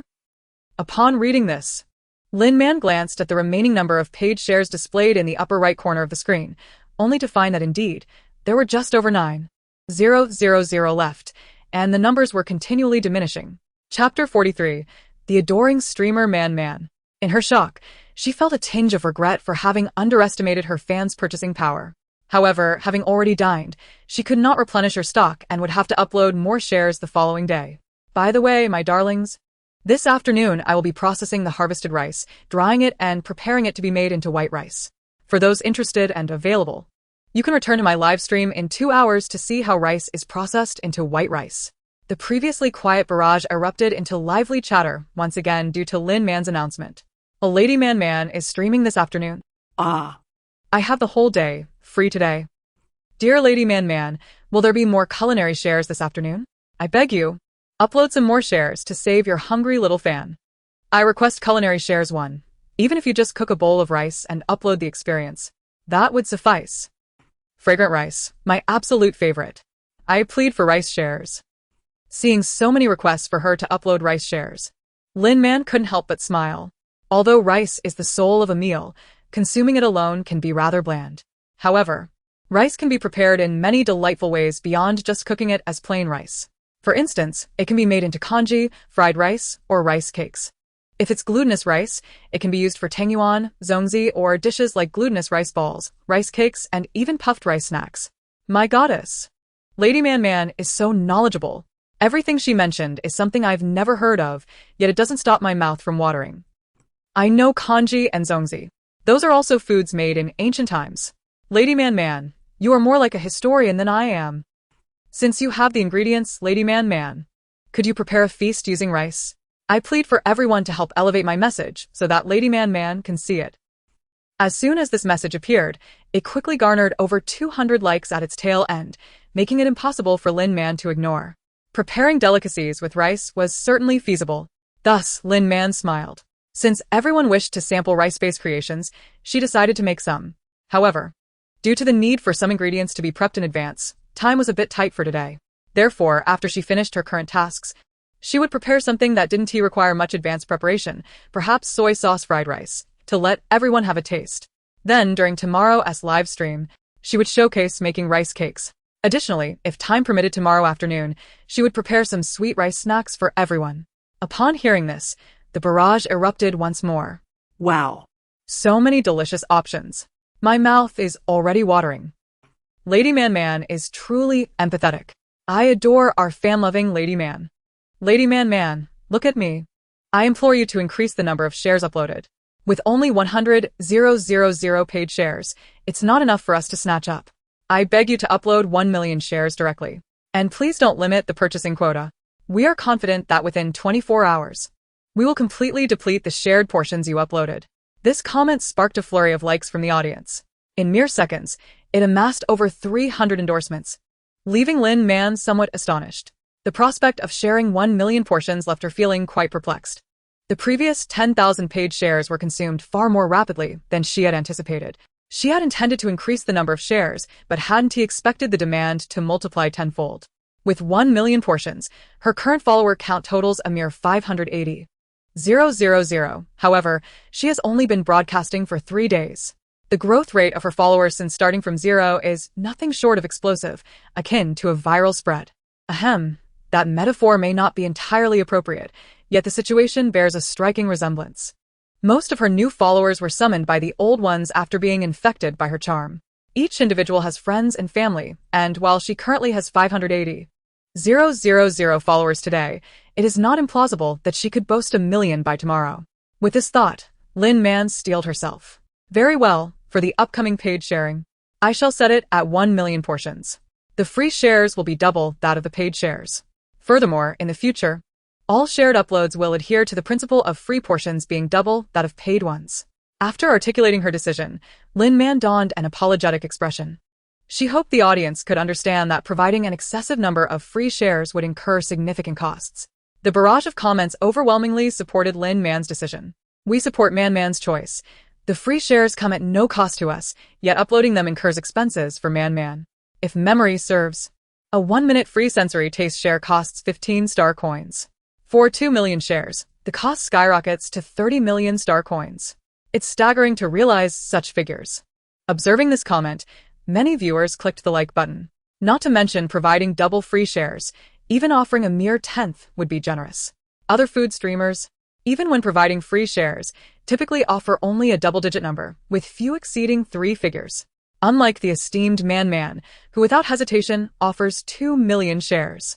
Of course, those other food streamers simply cannot be compared to the illustrious Man. Support. Whatever Man decides is what we follow.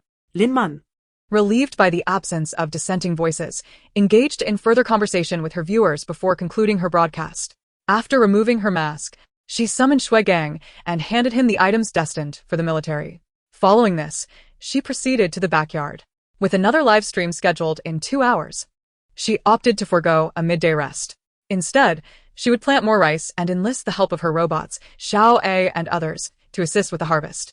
Additionally, the previously harvested rice required threshing and drying. Upon reaching the backyard, Lin Man swiftly organized her tasks. The 3 robots, Xiao A, Xiao B, and Xiao C, demonstrated remarkable learning capabilities, executing her instructions with finesse after a brief acclimatization. Within 2 hours, Lin Man successfully cultivated 2 additional batches of rice, totaling 6 harvests.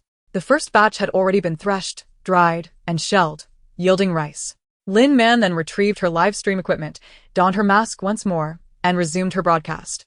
Hello, everyone. Welcome to Man's culinary live stream. I am your host, Man. She waved at the camera as usual and directed it toward the last batch of rice she had cultivated. At that moment, the robot Xiao A was operating the rice harvester, busily collecting the grains from the field. This sight prompted an influx of comments. Is this the rice that Lady Man has nurtured? It looks magnificent and beautiful. I had no idea that the plant producing rice looks like this. Thank you, Lady Man, for broadening my horizons. I wish I could personally experience harvesting rice. I can't believe I'm envious of the robots doing the work. Chapter 44. Processing the rice. After showcasing the unharvested rice for a while, Lin Man turned the camera back to herself. Darling viewers, this is the final batch of rice I have cultivated. My household robot Xiao A is currently assisting me with the harvest. Once the harvesting is complete, Xiao B will handle the threshing. As she spoke, Lin Man adjusted the camera to display the threshing process to her audience. The robot Xiao B picked up a bundle of rice ears and placed them into a machine. The machine then automatically rolled up all the grains from the rice ears. Xiao B set aside the straw that had been stripped of grains and continued to thresh the next bundle. Lin Man approached the machine to provide a clearer view of its function.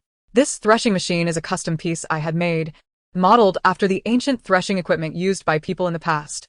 So far, it appears to be perfectly suited for my small-scale rice cultivation and processing needs. Noticing the flood of compliments in the comments, Lin Man chose to ignore them, explaining the workings of the threshing machine to her audience before moving to the adjacent drying room. Although referred to as a drying room, it is essentially a set of drying equipment, spacious enough to resemble a room. Lin Man entered the drying room and showcased its interior to the viewers. Once the rice had been threshed and the chaff removed, it could be brought here for drying. Of course, this is my convenient method. In ancient times, people would typically spread the rice out to dry. This process involved finding a clean area, laying the rice flat on the ground, and letting the sun do its work. A batch of rice would often need to be sun-dried for several days to completely evaporate the moisture before it could be stored conveniently in a granary. However, here, I can simply place the damp rice into this drying room, and within 1 to 2 hours, it will be thoroughly dried. As Lin Man spoke, she approached a tray of rice currently being dried and held some up for the viewers to see. As you can see, this rice in my hand is nearly dried. The batch over there, having entered later, will require additional drying time. After finishing her explanation, Lin Man glanced at the comments. Seeing that the audience had no further questions apart from praise, she suggested departing. It's a bit warm in here, and since you've seen enough, let us go check out the rice dehusking process. With that, Lin Man exited the drying room. Stepping out, she directed the camera to a nearby rice milling machine, where Xiao Si was operating the device to dehusk the rice, transforming it into white rice. This machine is known as the rice milling machine, which was also used in ancient times to remove the husk from rice. You place the rice grains in here, and out comes the pristine white rice. Lin Man allowed the audience to observe the rice milling process for a moment before moving aside to show them the white rice up close. This time, I have cultivated 3 varieties of rice. This slender variety is known as japonica rice. When cooked, it tends to have a slightly firmer texture, but is more aromatic and ideal for fried rice. This rounder variety is known as glutinous rice, which produces softer, stickier rice when cooked. As for this whiter variety, it is sticky rice. The comments erupted with admiration. The more I watch Lady Man's live stream, the more I feel my lack of knowledge. Lady Man possesses an extensive understanding of ancient history and plant knowledge. I am also studying ancient history, with a major in the history of botany. The erudition of Lady Man is such that, not only do I feel inadequate in comparison, but even my esteemed mentor would likely feel similarly humbled. I have already recommended Lady Man's live stream to my mentor, who is undoubtedly eager to engage in discourse with her. I confess my ignorance regarding ancient history, yet I am genuinely impressed by Lady Man's prowess. Watching her live stream is an enlightening experience. Lin Man gently set down the glutinous rice and subsequently retrieved a basin and a bucket, filling the basin with a modest amount of japonica rice and the bucket with glutinous rice. Today, we shall utilize this japonica rice to prepare fried rice. I will also take some of this glutinous rice home to create other culinary delights tomorrow. Stowing the filled basin and bucket back into her spatial ring, Lin Man proceeded towards the grape trellis. Along the way, she temporarily disabled the camera, preventing the audience from glimpsing her garden state. Although some viewers expressed disappointment, their anticipation quickly returned when the camera resumed its normal function. Dear viewers, we have already observed the various stages of rice processing. Next, let us delve into the art of making fried rice. We don't want to learn. We simply wish to eat. Haha. Those with clumsy hands may struggle to replicate it. But that does not hinder my admiration for Lady Man's culinary skills. I would love to try my hand at it, but alas, I lack the equipment Lady Man employs. Moreover, I am too lazy to gather the necessary ingredients. Go, Lady Man. I am going to record this. With a smile gracing her lips, Lin Man acknowledged their enthusiasm. To prepare fried rice, we must begin with cooked rice, so I shall start cooking the rice. Speaking thus, she rinsed the rice and placed it in the rice cooker. Alright, the rice will need to cook for over half an hour. In the meantime, let me show you the wine I made earlier. As Lin Man approached the wine jar, she stirred the wine while engaging in light-hearted banter with her audience. Meanwhile, on planet DQ-009, Qin Zhou led 4 members of the elimination squad, having just concluded a pursuit of a wave of Zerg. Having been occupied on the battlefield since morning, they were all ravenous. Not only were the soldiers feeling drained, but the energy consumption of their mechs was considerable as well. Thus, Qin Zhou arranged for a brief respite, allowing everyone to recuperate and replenish their strength and mech energy. In the mech bay of the Riftbreaker, Qin Zhou first retrieved a backup energy source to replace the one in his mech before sitting down to eat. He now had fruits and pancakes prepared by his wife, sparing him from the unpleasant taste of nutrient solution. After consuming several grapes, Qin Zhou felt his stamina and depleted mental energy recovering at an astonishing rate. He then took out 2 more pancakes, preparing to satiate his hunger further. Voices from his squad channel broke the silence. Hey, comrades. I haven't enjoyed exterminating Zerg like this in quite some time.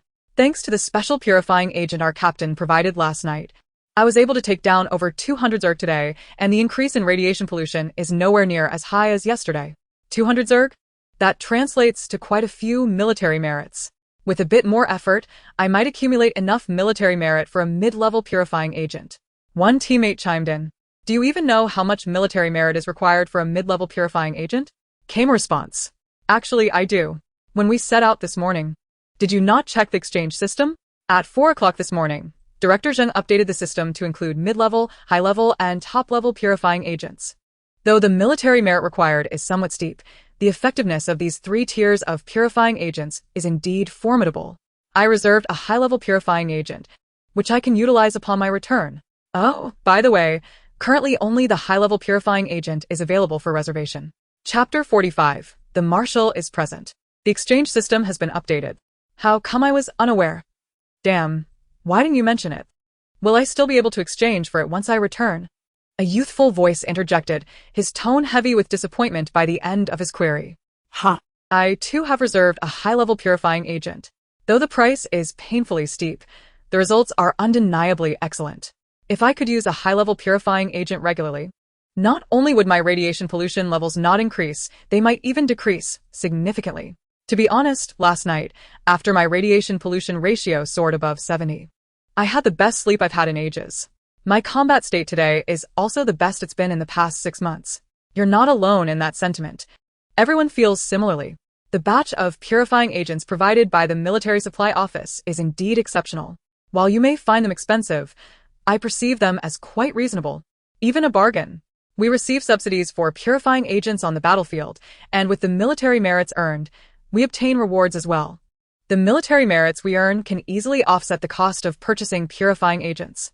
Provided the Military Supply Office can supply an adequate quantity of high-level purifying agents, believe me, everyone would eagerly return to the battlefield daily. I even anticipate the day when my radiation pollution ratio could drop to 70, or perhaps even below 30%.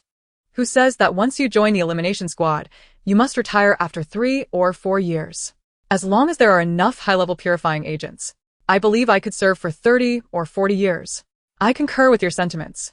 The military supply office has truly accomplished a significant feat. However, I wonder how long they will be able to supply high-level purifying agents? Upon hearing this, Jean Zhou interjected, high-level purifying agents will be supplied continuously. The system will prioritize those who have not exchanged for them in a while. Those who have yet to reserve should not worry. Last night, Zheng Sun had sent him a report regarding the exchange rules for high-level purifying agents. After he approved it, the high-level purifying agents were added to the exchange system. Is that voice the Marshal? Someone exclaimed. You didn't mute the Marshal? The Marshal is a group admin. Who could possibly mute him? Qin Zhou found himself somewhat speechless. They were aware of his presence, yet spoke openly in his presence? Ahem, is the Marshal still here? Let's refrain from further discussion. Finally, someone with a bit of sense intervened, bringing silence to the group. After a brief pause, another voice broke the quiet. Marshal, do you know about the high-level purifying agents? Everyone held their breath, eagerly awaiting the answer. Ido, Qin Zhou replied succinctly. Will those high-level purifying agents really be provided long-term? The raw materials for those high-level purifying agents aren't being supplied by the 4 major financial groups, are they? They had heard whispers about the 4 major financial groups. Those unscrupulous entities, being wealthy yet lacking compassion, dared to extend their claws towards the military. Only the Marshal had the authority to prevent them from placing their people at the front lines. Otherwise, they would undoubtedly seize the opportunity to make their presence known. The suppliers of the raw materials are not the 4 major financial groups, and the Military Supply Office has already negotiated terms for a long-term supply. Regarding the exchange of purifying agents, you can rest assured. This time, my wife has indeed rendered a significant service to our military.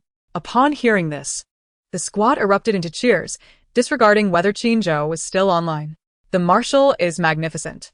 I knew those 4 turtles couldn't do anything to our military. This time, Director Zheng. Oh no, Director Zheng has finally accomplished something substantial. From now on, I shall no longer speak ill of him in secret. Qin Zhou merely sighed in silence. He might as well enjoy his pancakes in peace. As he ate, a smile crept onto his lips. Given the current state of the battle, it was possible that the conflict on planet DQ-009 could come to a swifter conclusion than anticipated. He was looking forward to taking a short leave to personally express his gratitude to his wife. Meanwhile, on planet LX-008, Lin Man's meal was finally ready. She retrieved a colander and scooped out all the rice from the rice cooker. After letting it cool for a moment, she began to stir-fry the rice. Due to the large quantity, she divided the rice into 2 batches for frying. Before long, a colander full of white rice transformed into a large bowl of golden brown soy sauce fried rice. The mere sight of it was enough to make anyone salivate. Lin Man didn't have time to glance at the comments and took out a serving plate to distribute the meal. After portioning the servings, she plucked a few bunches of grapes to accompany each meal with a piece of fruit. This scene left the audience with teary eyes. My jealousy is about to burst forth from my chest. What kind of people does Lady Man have at home? If they are not family, I would be driven mad with envy. I am already going insane with jealousy. As if eating soy sauce fried rice wasn't enough, she even paired it with fruit. And such a large bunch of grapes. Don't stop me, I want to dive through the screen and snatch the rice and grapes. Everyone calm down. Wow. I can't calm down. I'm no longer envious of Lady Man, I envy her family instead. Lin Man had no time to read the comments and quickly prepared the meals, placing them out of the camera's view. After setting aside the portion for Qin Zhou in her space, she returned to her small table. The soy sauce fried rice could be eaten after a quick heat-up. She planned to send some to the military tomorrow for Qin Zhou to try as well. Shuegang was watching Lin Man's live stream and felt an increased sense of gratitude towards her upon reading the comments. The Marshal's lady was genuinely kind to them. Upon receiving Lin Man's message, Shuegang hurried to collect his meal. When he returned to the camera, Lin Man noticed him and glanced his way. However, she met his gaze filled with emotion. Fortunately, Shuegang merely saluted before leaving. Lin Man felt a bit perplexed and turned back to continue her live stream. As she had mentioned earlier, she first recorded a 1-minute sensory sharing, taking a couple of bites of the soy sauce fried rice and a grape, totaling 2 million servings. Then, she purchased 1 million servings of 30 minutes of sensory sharing to continue the recording. While she was engaged in the paid sharing recording, feedback from the free sharing began to pour in. The comments were overwhelmingly filled with praise. The soy sauce fried rice is simply irresistible. I feel like every grain of rice is bursting with flavor. Unfortunately, I only got to taste 2 bites. I want more. The soy sauce fried rice is absolutely divine. I thought the cold cucumber, green pepper potato shreds, cold eggplant, and unleavened pancakes I tasted earlier were unbeatable. But now I realize they pale in comparison to the soy sauce fried rice. The taste is so aromatic, so intoxicating. How could there only be 2 bites? Lady Man, please don't limit the purchase in the upcoming page sharing. The soy sauce fried rice is exceptional, and the grapes taste delightful too. I'm eagerly awaiting Lady Man's upload of the page sharing. Waiting for page sharing 1. Lin Man, seeing the feedback, found the meal even more delectable. She occasionally responded to comments, timing her progress, and wrapped up the shared recording just around the 30-minute mark. The 1 million servings of page sharing were uploaded, priced at 150 star coins each. As soon as it was uploaded, the stock began to fluctuate rapidly. Lin Man's balance on the streaming platform was continuously increasing. Selling shares was more advantageous than selling physical goods, as the star coins from shares were credited immediately. In contrast with physical sales, she would only receive payment once the buyer confirmed receipt. If the buyer delayed in confirming, it could take up to a week for automatic confirmation. Lin Man, being alone with only 3 robots to assist her, relished this method of selling shares. Thank you all for supporting the soy sauce fried rice. Today's stream will conclude here. My dears, let us meet again tomorrow at 10:30. Lin Man waved at the camera and ended the stream. More than half an hour later, at the Frontline Purification Agent Production Center, Jung Sun, having enjoyed a 30-minute shared experience, handed over the watermelon sent by Lin Man to Liang Han. Whether it was an illusion or not, Liang Han appeared pleased to see the watermelon. Yet his gaze was not particularly friendly. All right, I'll arrange for this batch of watermelons to be processed into high-grade purification agents, and in 40 minutes, I will deliver them to you and the kill squad. Liang Han glanced at the watermelon and spoke. Jung Sun's expression changed. Just give me the stuff. Why call the kill squad over? He retorted immediately, remembering the previous day when he had been repeatedly accosted by the 2 ruffians from the kill squad. Jung Sun felt quite uncomfortable. Aren't we making these purification agents to supply the kill squad? Liang Han's expression darkened. Moreover, Team Zhou and Deputy Team Wang have both contacted me, saying that when high-grade purification agents are ready, I should inform them immediately. Jung Sun grew anxious. Why did you agree to them? Who is the head of the military supply department, you or me? Seeing Liang Han's face turning dark, Jung Sun restrained his temper. Old Liang, we've been friends for years. Tell me, have I done anything to wrong you that you're deliberately making things difficult for me? Liang Han looked disdainful, snorting through his nose. Oh. You still remember our years of friendship? When the Marshal's lady hosted a meal, you conveniently forgot to invite me. If I didn't have enough rank, that would be one thing, but even though I'm working under you in the supply department, my rank is not lower than yours.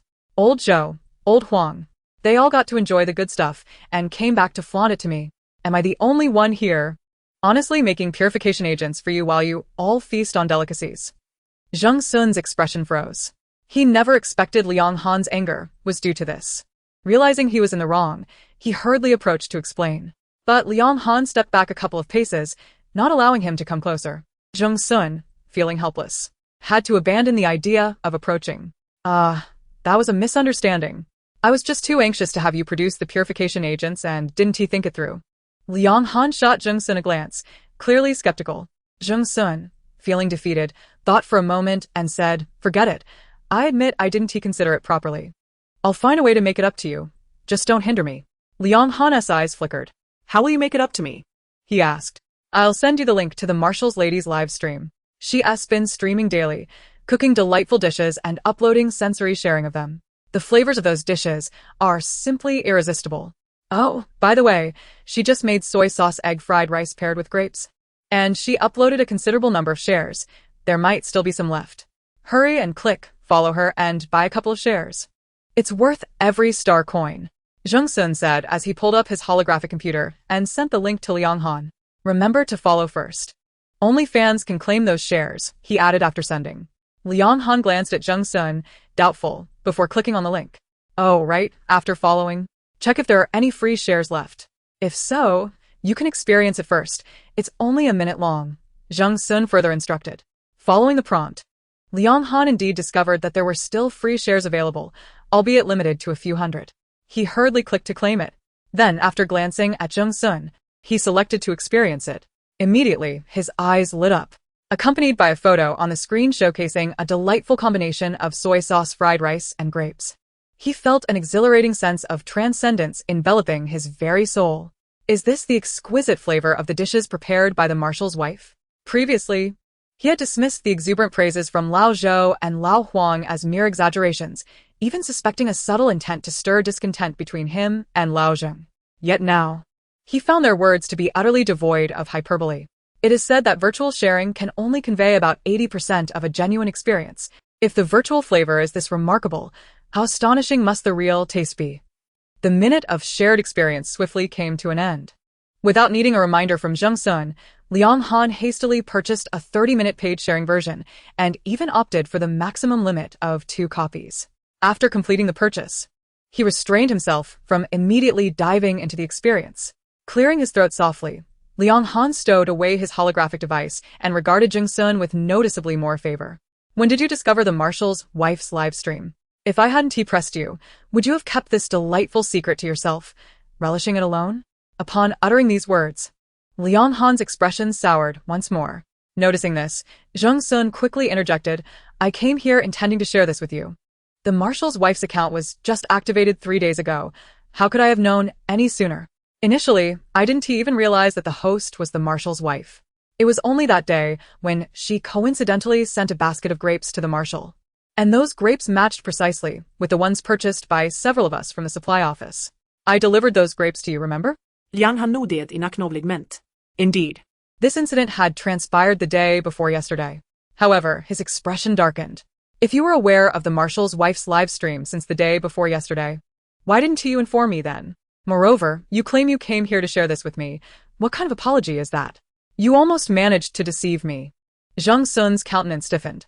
He thought to himself, this fellow is as sensitive as a woman, petty, and quite troublesome. Closing his eyes and steeling his resolve, Jung Sun finally spoke. All right, it's just a meal. Isn't it?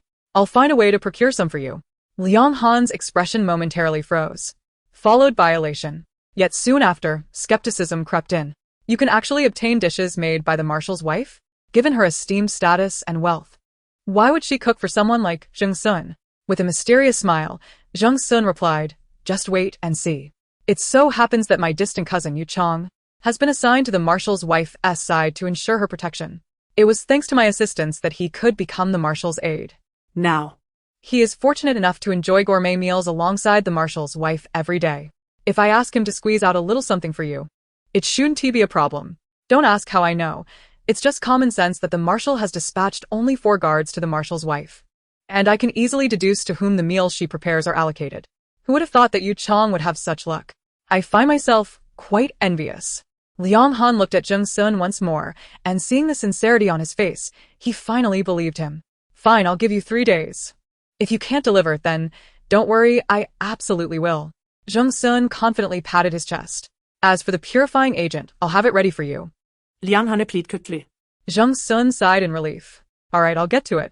He left, taking the watermelon with him, eager to complete his tasks so he could indulge in the shared culinary experience.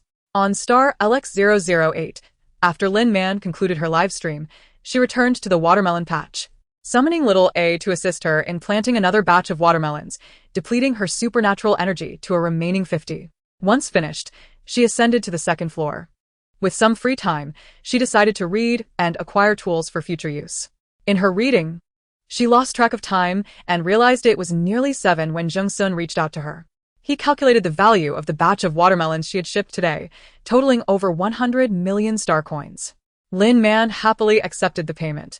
By the way, I'll be able to send you the remaining watermelons tomorrow. I'll also include a few sweet melons for you to test whether they qualify as fruit.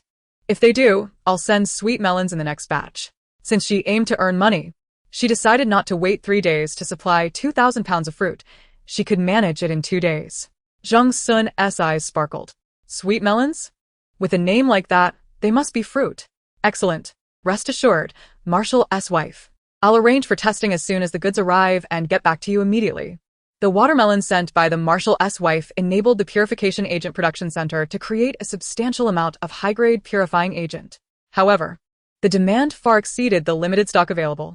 Understood, Lin Man replied, quickly concluding the video call with Jung Sun. Checking the time. Lin Man decided to head downstairs to plant more watermelons, but Qin Zhou initiated a video call. Thus, she returned to her seat to chat with him for a while. Lin Man discovered that although Qin Zhou appeared aloof, his nature was quite warm. While he wasn't talkative, he engaged when she initiated conversation. Moreover, his words often struck to the core, eliciting admiration, even reverence, from her. It seemed that Qin Zhou not only captured her admiration through his looks but also through his character, and Lin Man found herself increasingly enamored. Time flew during their conversation. And it was only when Qin Zhou gently reminded her that it was getting late that she realized over an hour had passed. Reluctantly ending the call, she sat for a moment, relishing the sweetness of her thoughts before heading downstairs to plant watermelons and sweet melons. She then soaked glutinous rice in preparation for the next day's live stream. After finishing, she nurtured the apple trees, depleting her supernatural energy to a mere 21 before retreating to the second floor to rest. That night, she slept exceptionally soundly and even dreamt of Qin Zhou returning. The following day, Lin Man awoke and embarked on a busy day. First, she went to the fields to expend some of her supernatural energy to restore it to full capacity. Then arranged for the household robots to harvest the watermelons and sweet melons for the military supply. Afterward, she needed to prepare breakfast for 5 people.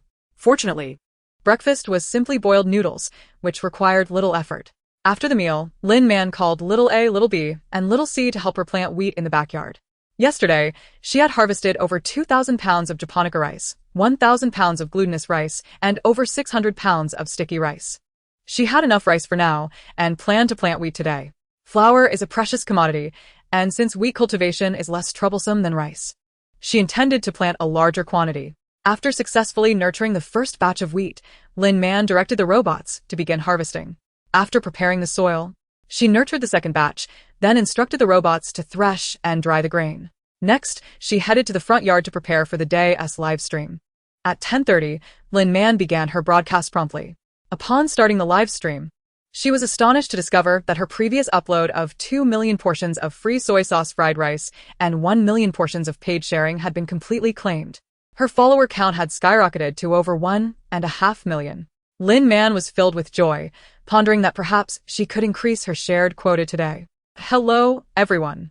Welcome to Man's culinary live stream. I am your host, Man. Lin Man waved at the camera. Seeing the familiar praises in the comments made her heart swell with happiness. Thank you all for your support of the soy sauce fried rice I made yesterday, but today, we will not be making soy sauce fried rice. As I mentioned yesterday, this morning I will teach you how to make rice cake. And if time permits in the afternoon, I will prepare some sweet rice bars for you. Now, without further ado, let us commence with the rice cake. Lin Man said, shifting the camera to the glutinous rice she had soaked the night before. The rice cake I'm preparing is called xiao bai gao. It is primarily made from glutinous rice, which needs to be soaked for 4 to 6 hours beforehand. If glutinous rice is unavailable, pearl rice can be used, but it is best to soak it for a longer duration. I soaked this rice last night, and it is now perfectly ready for use. Lin Man continued, retrieving a blender. The first step in making xiao bai gao is to blend the soaked glutinous rice into a rice batter. While blending, we will also add sugar and yeast. As she spoke, Lin Man began her task. Glancing at the comments, she noticed someone inquiring about yeast, and she promptly explained, yeast is a type of fungus and serves as a natural leavening agent. It is used in the preparation of bread, steamed buns, cookies, and other foods to increase their volume, making them fluffy, porous, and elastic. It can also be utilized in brewing. Fermented foods have enhanced nutritional benefits that are more easily absorbed by the body. The yeast I am using was made a while ago. Since the process of making yeast is quite complex, if anyone is interested, I can teach you when I have some free time. Of course, her yeast was not homemade, but rather gathered during her previous life in a post-apocalyptic world. While she could learn to make yeast, she had plenty of stock at hand and did not wish to delve into that just yet. Chapter 48. The fire has started. Lin Man finished her explanation and turned on the blender. Soon, a creamy white rice batter was produced. She poured it out and continued blending until all the glutinous rice was used up. Once the rice batter was ready, the next step was to let it ferment. We will cover the rice batter and place it in the fermentation box, setting the temperature to 37 degrees. At this temperature, it should ferment adequately in about an hour. Lin Man explained while working diligently. Before long, She finished her tasks and, instead of proceeding with anything else, sat down to chat with her audience. As she anticipated, viewers began requesting that Lin Man increase the shared quota. She readily agreed, stating, "I will raise the paid shared quota to 5 million shares." The reason she felt confident in making such a promise was not only her belief in her own influence, but also her plan for the Xiao by Gao sharing. She intended to record it for only 10 minutes instead of 30. With a lower price of 50 star coins for the 10-minute share, she anticipated a higher number of buyers. This way, even if she uploaded 5 million shares, she might still manage to sell them. Upon hearing Lin Man's words, her fans were electrified, eagerly declaring their intent to bring more viewers to her live stream. Engrossed in conversation, they unknowingly reached 11:30. Lin Man opened the fermentation box to check on the rice batter and confirmed it had fermented sufficiently. "Babies, the rice batter is ready. We can proceed to the next step." Lin Man lifted the bucket containing the rice batter from the fermentation box for the audience to see. She then took a long-handled spoon and began stirring the batter. After the rice batter has fermented, we must stir it to eliminate the foam, resulting in a smooth consistency.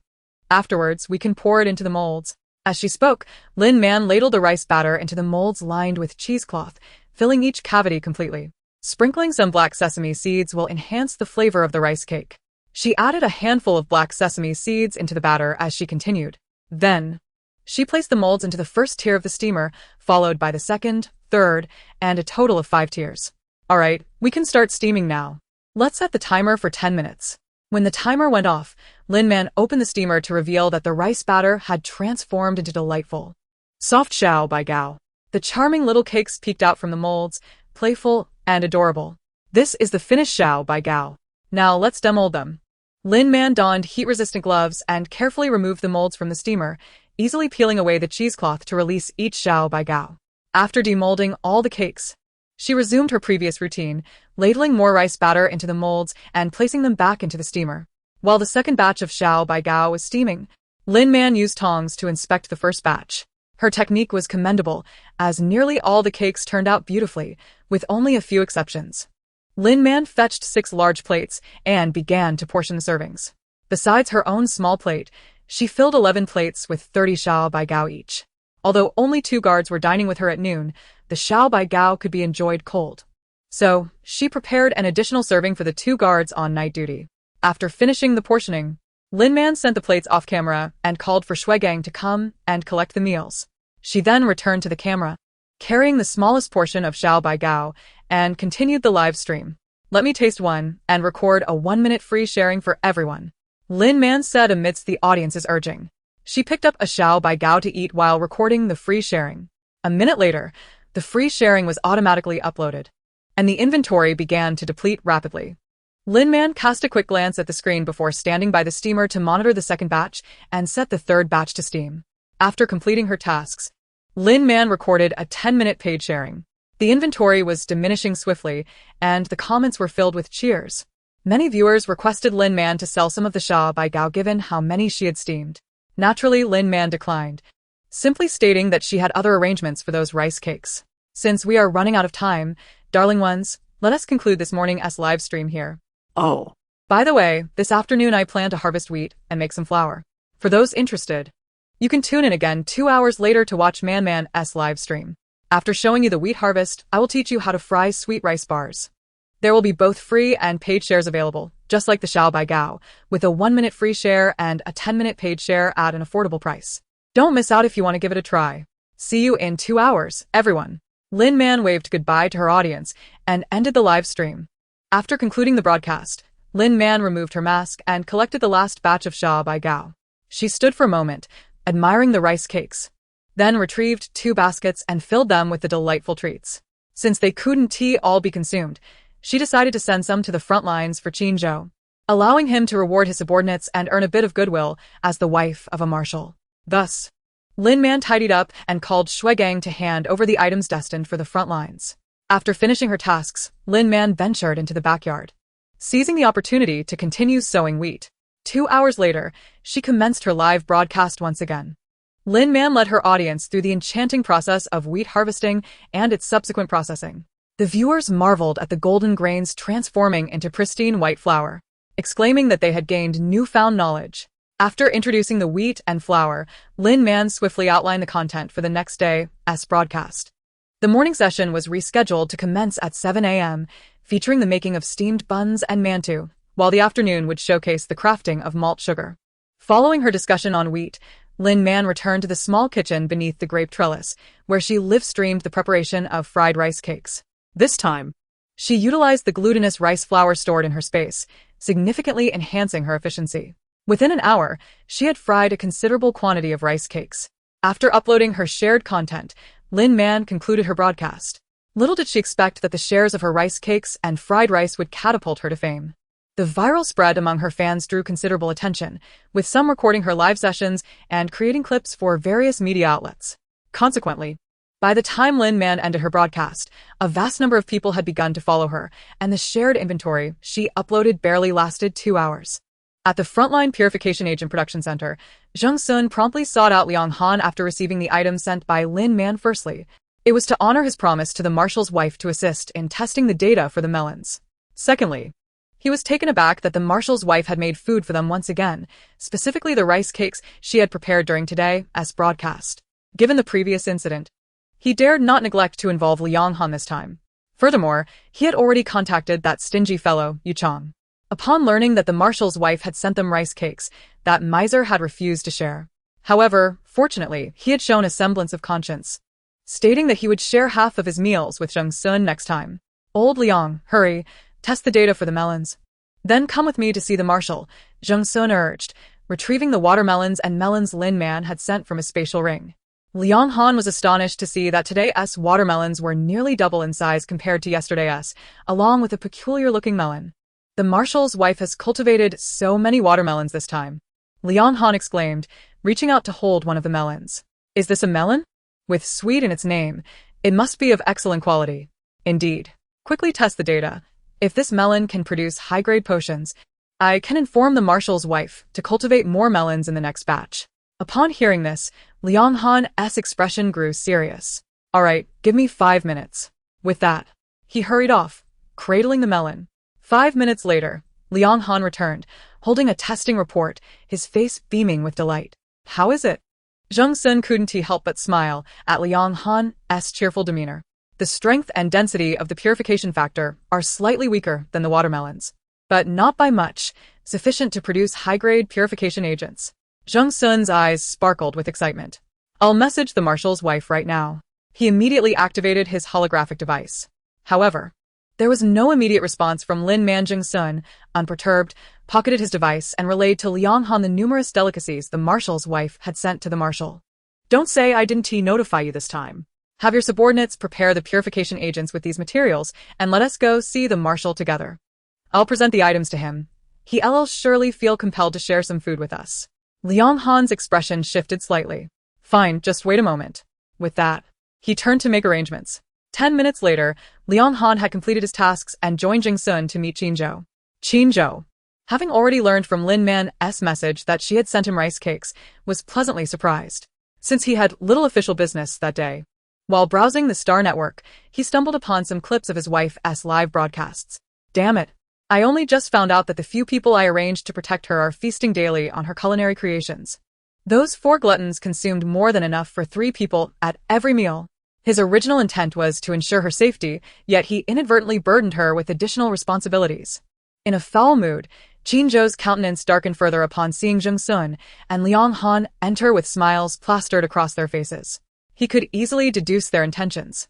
Jung Sun, oblivious to Qinzhou's displeasure, approached with a grin, informing him of the items he had received from the marshal's wife. He laid out everything Lin Man had sent: 1 bowl of soy sauce fried rice, a platter of fruit, and 2 large baskets of rice cakes, almost overflowing Qinzhou's desk. Liang Han's eyes widened in disbelief at the sight of the bounty. The marshal is indeed fortunate. Marshal, with so many rice cakes here. Don't you think Jung Sun has swallowed hard, shifting his gaze from the cakes to Qinzhou? He dared not hope for the fried rice, but surely, with such a hefty portion of rice cakes, a share could be granted? Liang Han also gazed expectantly at Qinzhou, his eyes alight with enthusiasm. Yet, Qinzhou merely cast a cursory glance at the two before sweeping all the items into his spatial ring with a wave of his hand. Jung Sun and Liang Han's expressions froze in shock. What did this mean? Was the Marshal intending to hoard all the delectable treats for himself? While their hearts simmered with indignation, they could only stifle their feelings. Has the watermelon been delivered, and are the purification agents ready? Qin Zhou suddenly inquired. The previously agitated duo felt their hearts leap, lowering their heads in response. Liang Han shot an accusatory glance at Zheng Sun, communicating with his eyes. Wasn't he at you who said we could get rice cakes by coming along? Damn it, no rice cakes for me. And now I'm getting reprimanded? Zheng Sun felt a wave of grievance wash over him. How was he to know the Marshal was in a foul mood today? Are you mute? Qin Zhou's voice cut through the tension, causing both men to shudder. Zheng Sun shot another pleading look at Liang Han, urging him to speak. Reluctantly, Zheng Sun cleared his throat and began, "We are already in the process of making them. We came to show you the data on the melons." Before Zheng Sun could signal Liang Han, he hastily presented the paper report on the melons to Qin Zhou. The melons are a new variety sent by the Marshal's wife. After Director Zheng provided them to me, I conducted the tests myself, and the data indicates that this new fruit can also be used to produce high-grade purification agents. Director Zheng has already contacted the Marshal's wife and placed an order for a batch of melons. Liang Han was careful to include Zheng Sun in the conversation, advocating on his behalf. At this moment, they were like two peas in a pod, working together to appease the Marshal and navigate their predicament. Upon hearing this, Qin Zhou's expression softened somewhat. After a brief scan of the report, he tucked it away. High-grade purification agents are in high demand. Don't think of cutting corners when placing the order. Understood, Zheng Sun replied, his voice tinged with nervousness. All right, if there's nothing else, you may leave. With that, Qin Zhou dismissed them. Zheng Sun and Liang Han exchanged glances, quickly saluting before departing. At that moment, they dared not even think of the rice cakes. Avoiding reprimand and punishment was their utmost priority. Once the two departed, Qin Zhou furrowed his brow in contemplation. Shortly thereafter, he activated his holographic device and searched for his family steward in the communication list. Following the passing of his parents, he had remained stationed at the front lines, seldom returning home. Nonetheless, the Qin household was not left unguarded. The steward was Fong Qing, his mother's former secretary, whom he affectionately referred to as Aunt Fong. Their bond had been strong, as Fong Qing had married his father's adjutant when his mother wed his father. Unfortunately, after a tragic incident claimed the lives of his parents and that adjutant, Fong Qing found herself without a place to go and chose to remain with the Qin family. He had entrusted her with the management of their villa. Initially, he planned to introduce his wife to Aunt Fong during his marriage leave, but with his wife currently preoccupied on LX008, he felt compelled to arrange assistance for her. The only suitable and trustworthy individual he could think of was Aunt Fong. Chapter 50. Trust. After a moment's hesitation, Qin Zhou decided to contact Lin Man. The video call connected swiftly, and Lin Man greeted him with her usual exuberance, her eyes sparkling as she looked at him. Witnessing her joy eased his heart. "Darling, have you received the items I sent you?" she inquired. "Yes. Zheng Sun just delivered them," Qin Zhou replied. He intended to instruct someone to retrieve goods from LX008, ensuring that his items would arrive at their location before proceeding to the military supply department, sparing Zheng Sun from his incessant obsession with his belongings. "By the way, can I arrange for someone to assist you?" Lin Man paused, puzzled. "Not a guard. It's the steward of the Qin family, an elder of mine," Qin Zhou clarified, and proceeded to explain Fong Qing's situation. "The capabilities of household robots are limited, but if you wish to stream while cooking, Aunt Fong would be more than willing to lend a hand. She has a penchant for preparing nutritious meals and would likely find cooking quite engaging." Lin Man felt a flicker of interest. With several individuals to feed, her simple meals still required considerable effort. The household robot struggled with culinary tasks, so having a real person to assist would lighten her load significantly. "Well, if Aunt Fong is willing to come, I would be very welcoming," she agreed. A smile flickered in Qin Zhou's eyes. "I will contact Aunt Fong shortly and have her reach out to you directly." Suddenly, he paused, recalling something important. Lin Man looked on, intrigued. Then, she received a notification of a transfer exceeding 30 million star coins, along with the transfer documents for several properties. "This is all my assets. While the monetary amount may not be substantial, the properties are worth several 100 million star coins when converted. I entrust these to your management from now on." Lin Man was taken aback. "If the funds are insufficient, I also have a considerable amount of military merit, which can be converted into star coins. However, given the extent of my military merits, redeeming them might significantly impact the military supply department. I must first seek approval from His Majesty to release the funds. Lin Man's heart raced. What do you mean? You are entrusting all your wealth to me. I have sufficient funds. There is no need for you to feel uncomfortable, Lin Man instinctively protested. Although they were married, their relationship had primarily existed online, akin to a virtual romance. She felt deeply touched by Qinzhou's trust but hesitated to accept such a significant financial responsibility so soon. Your money is yours. What I give you is for your benefit, Qinzhou insisted. Today, I watched a clip of your live stream and realized your situation at home. From now on, I will regularly transfer funds to support our household, allowing you some respite. Also, there is no need to cook for Shuigang and the others anymore, nor to send so much food to the front lines. His eyes reflected a tenderness that caused Lin Man's cheeks to flush. She finally understood his intentions. He was concerned for her well-being. Well, my live stream isn't solely for making money. Cooking for Shuigang and the others, as well as sending food to the front, is just part of it, she explained. Preparing simple vegetarian dishes isn't too troublesome. Noting Qinzhou's serious demeanor, she continued, all right. I'll be candid. My main goal with the live stream is to gain followers and prepare for future entrepreneurial ventures. A hint of surprise flickered in Qinzhou's eyes as he met her gaze. I aspire to establish the 5th largest conglomerate in the empire, even surpassing the 4 major families, becoming an entity no one would dare to offend. She added silently in her heart. Qinzhou was momentarily taken aback. Just as Lin Man worried that he might consider her ambitions unrealistic, he responded with an affirming Recently, His Majesty had purchased the Greenfield Manor on the Imperial Star and registered it in her name as a wedding gift. Although located in the outskirts of the Imperial Star, it spanned over 3,000 acres of arable land. When I take my leave, I will bring you back to the Imperial Star to take charge of the manor. You can plan it as you wish. Once the harvest comes in, it can directly supply our military. The demand for high-quality fruits and vegetables is substantial. Now, it was Lin Man's turn to be astonished. I possess a manor in my name, and it includes over 3,000 acres of land? Lin Man. Qinzhou suddenly called again. She was still reeling from the revelation. His Majesty is actually my father. At that moment, Lin Man was left utterly speechless.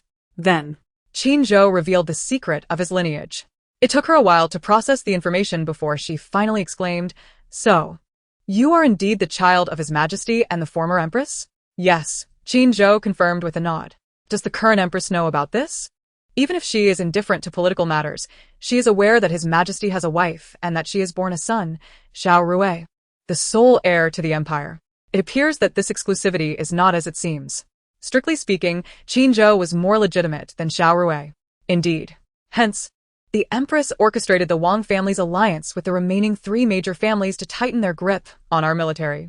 Initially, I was rejected in my engagement to the Li family, not only due to my own merits but also because of the Empress's influence. Rejected? Lin Man seized upon the key point. A flicker of panic crossed Qinzhou's face, but he soon explained his prior engagement to Li Jiaojiao. upon hearing this, Lin Man's expression soured. You and that Li Jiaojiao.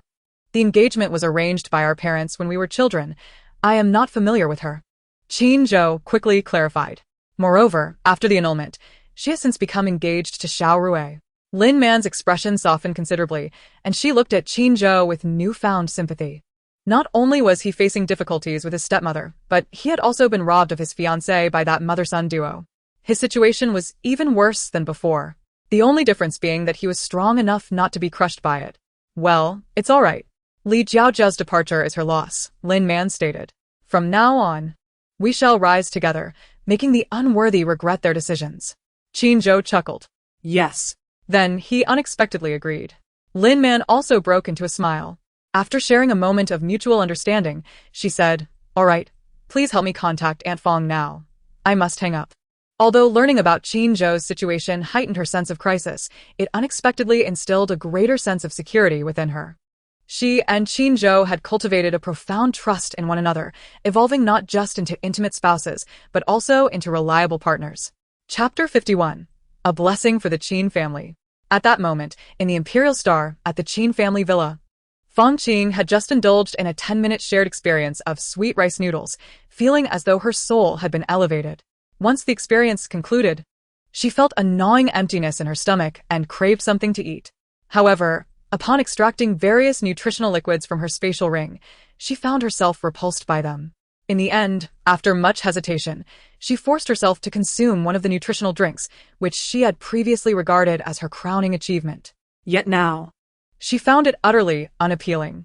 Regrettably, the esteemed Lady Man always imposed a purchase limit on shared experiences, so she could only relish that delightful sensation a few times each day. Fong Qing had become a devoted fan of Lin Man 2 days prior, during Lin Man's live stream showcasing cold cucumbers. Since then, she had become an ardent supporter, spending the last 3 days vigilantly attending Lin Man's live streams without missing a single one. After finishing the nutritional liquid, Fong Qing, feeling somewhat disheartened, received a video call from Qin Zhou. Upon seeing the notification, she immediately brushed aside her gloom and answered the call with a smile. "Young master," she exclaimed as soon as the video connected. The young master, being the child of a princess, had been under her care since childhood, serving as both her master and her kin. "Fong Ai," Qin Zhou replied, a faint smile gracing his lips. "I would like to ask you for a favor." Fong Qing's expression instantly grew serious. "What is it?" "Just give your orders, young master." "Fong Ai, I am married." "Really?" Fong Qing gazed at Qin Zhou in disbelief, questioning whether she had misheard. "Indeed, I am truly married." "Who is the young mistress?" "Haha, from which family?" Fong Qing stammered with excitement. How could she not be elated when the young master was getting married? She recalled how Li Jiaojiao had abruptly called off the engagement, nearly provoking her to berate the Li family. The Li family was utterly unscrupulous, failing to announce the engagement cancellation earlier, which had dragged the young master to the age of 25, forcing him to participate in the central matchmaking system. That was one thing. But due to his prolonged deployment on the front lines, the radiation exposure had caused his fertility metrics to rise, making it impossible for him to find a suitable wife. She had thought it would be challenging for the young master to marry, yet now, unexpectedly, there was such wonderful news. A subtle smile played at the corners of Qin Zhou's mouth. "Her name is Lin Man, and she is my match from the central system." "Matched by the system? But your fertility metrics are." Man's fertility metrics are remarkably high, reaching 85, which allowed us to be matched. Fong Qing's expression lit up with joy. 85. Does that mean you have a chance? Qin Zhou nodded slightly. Though the hope is faint, there is indeed a possibility. However, I am not overly concerned about offspring. What truly matters to me is who Man is. She is the woman I have chosen to be my wife. Fong Qing was taken aback, then nodded in agreement. While offspring are undoubtedly significant, selecting a life partner is a decision for eternity. The young master appeared to be quite satisfied with the young mistress, which was indeed a good sign. Subsequently, Qin Zhou informed Fong Qing about Lin Man's situation. Initially calm, Fong Qing grew increasingly astonished, eventually bubbling over with excitement. "Are you telling me that the young mistress is none other than Lady Man? Good heavens, what fortune has befallen them to marry Lady Man? And what incredible luck has she had to be by Lady Man's side? You know Lady Man? This time, it was Qin Zhou's turn to be surprised. "Of course. I am a fan of Lady Man. I haven't missed a minute of her live streams these past 2 days. I was previously worried that the young mistress was merely high in fertility metrics and lacking in other aspects, which would be a disservice to you. But it seems..." "Ahem, young master, you must cherish the young mistress from now on. For our Qin family to marry her is indeed our honor." Upon hearing this, Qin Zhou did not feel anger but rather nodded in agreement. "Once the battle at DQ009 star concludes, I shall come to LX008 star to see you. For now, please reach out to Man and ensure she is well taken care of." Fong Qing's joy was uncontainable. "All right, I will contact the young mistress right away." After concluding the video call, Fong Qing promptly received Lin Man's contact number from Qin Zhou.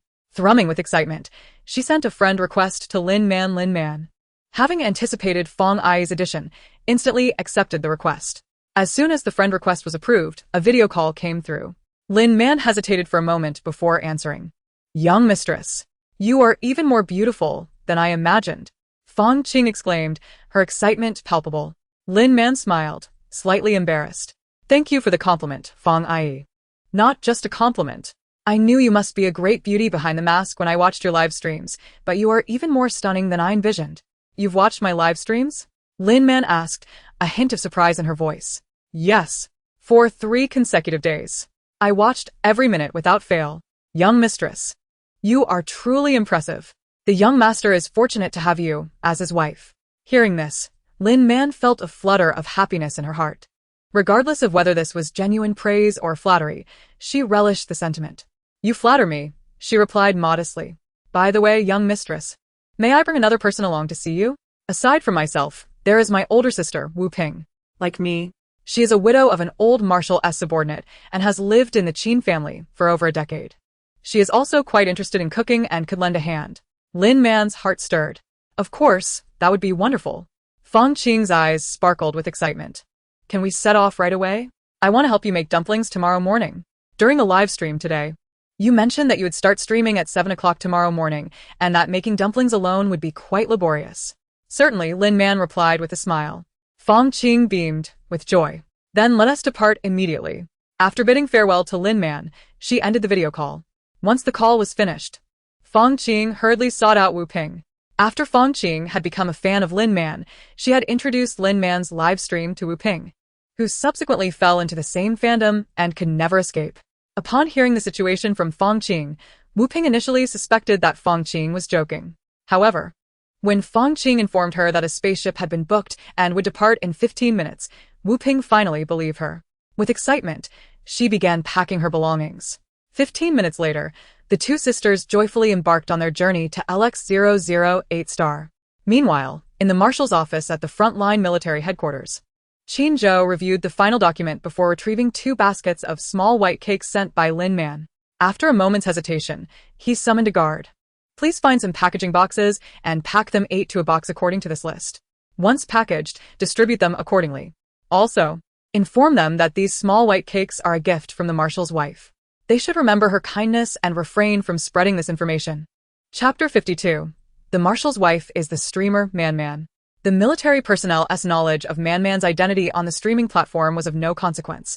In fact, it presented an opportunity for them to become her fans. As long as the military supply department maintains the identity of Man Man as a high-ranking fruit supplier for the military, there is no cause for concern. "Understood," replied the guard, who promptly took his leave after retrieving the items. Soon after, the generals of the military received an exquisite array of delicacies sent by the marshal's wife. Amidst the rapid rise of a mysterious gourmet live streamer, someone finally recognized the small white cake. The connection between the marshal's wife and the culinary influencer Man Man was quickly confirmed by Zheng Sun, providing undeniable proof. At this juncture, Zheng Sun and Liang Han also received their share of the small white cake. They felt both delighted and relieved, realizing they had misunderstood the marshal. He had not withheld the treats prepared by the marshal's wife, nor rescinded their portions due to their previous actions. Consuming the small white cake with gratitude, they felt as though their souls had been purified. On LX-008, Lin Man confirmed that Fong Qing and Wu Ping were on their way and instructed Xiao Di to tidy up 2 rooms on the 2nd floor. She then informed Zhang Hui and Qin Xing, who were on night watch, about the arrival of the newcomers. It would take over 4 hours for the Imperial Star to arrive, so Lin Man decided to keep herself busy while waiting. She took Xiao A, Xiao B, and Xiao C to the courtyard to plant sweet melons. Zheng Sun had already sent her a message detailing the price per melon, allowing her to proceed with confidence. Lin Man first soaked some beans in the small kitchen beneath the grape trellis before directing the household robots in the courtyard. Occasionally, she infused some of her abilities into the process, yielding a bountiful harvest of sweet melons. With her abundant powers, she also encouraged the growth of cowpeas, ginger, chili peppers, and radishes in the vegetable garden, preparing to make pickles. Time swiftly passed, and after over 4 hours, Zhang Hui sent a message stating that Fong Qing and Wu Ping had arrived. Lin Man then realized it was getting late. After arranging for the robots to finish up, she headed to the front hall. Upon entering, she quickly spotted Fong Qing and Wu Ping. Fong Qing appeared just as youthful and confident as she did in the video, exuding the charm of a mature woman. Wu Ping looked somewhat older, with a sincere demeanor.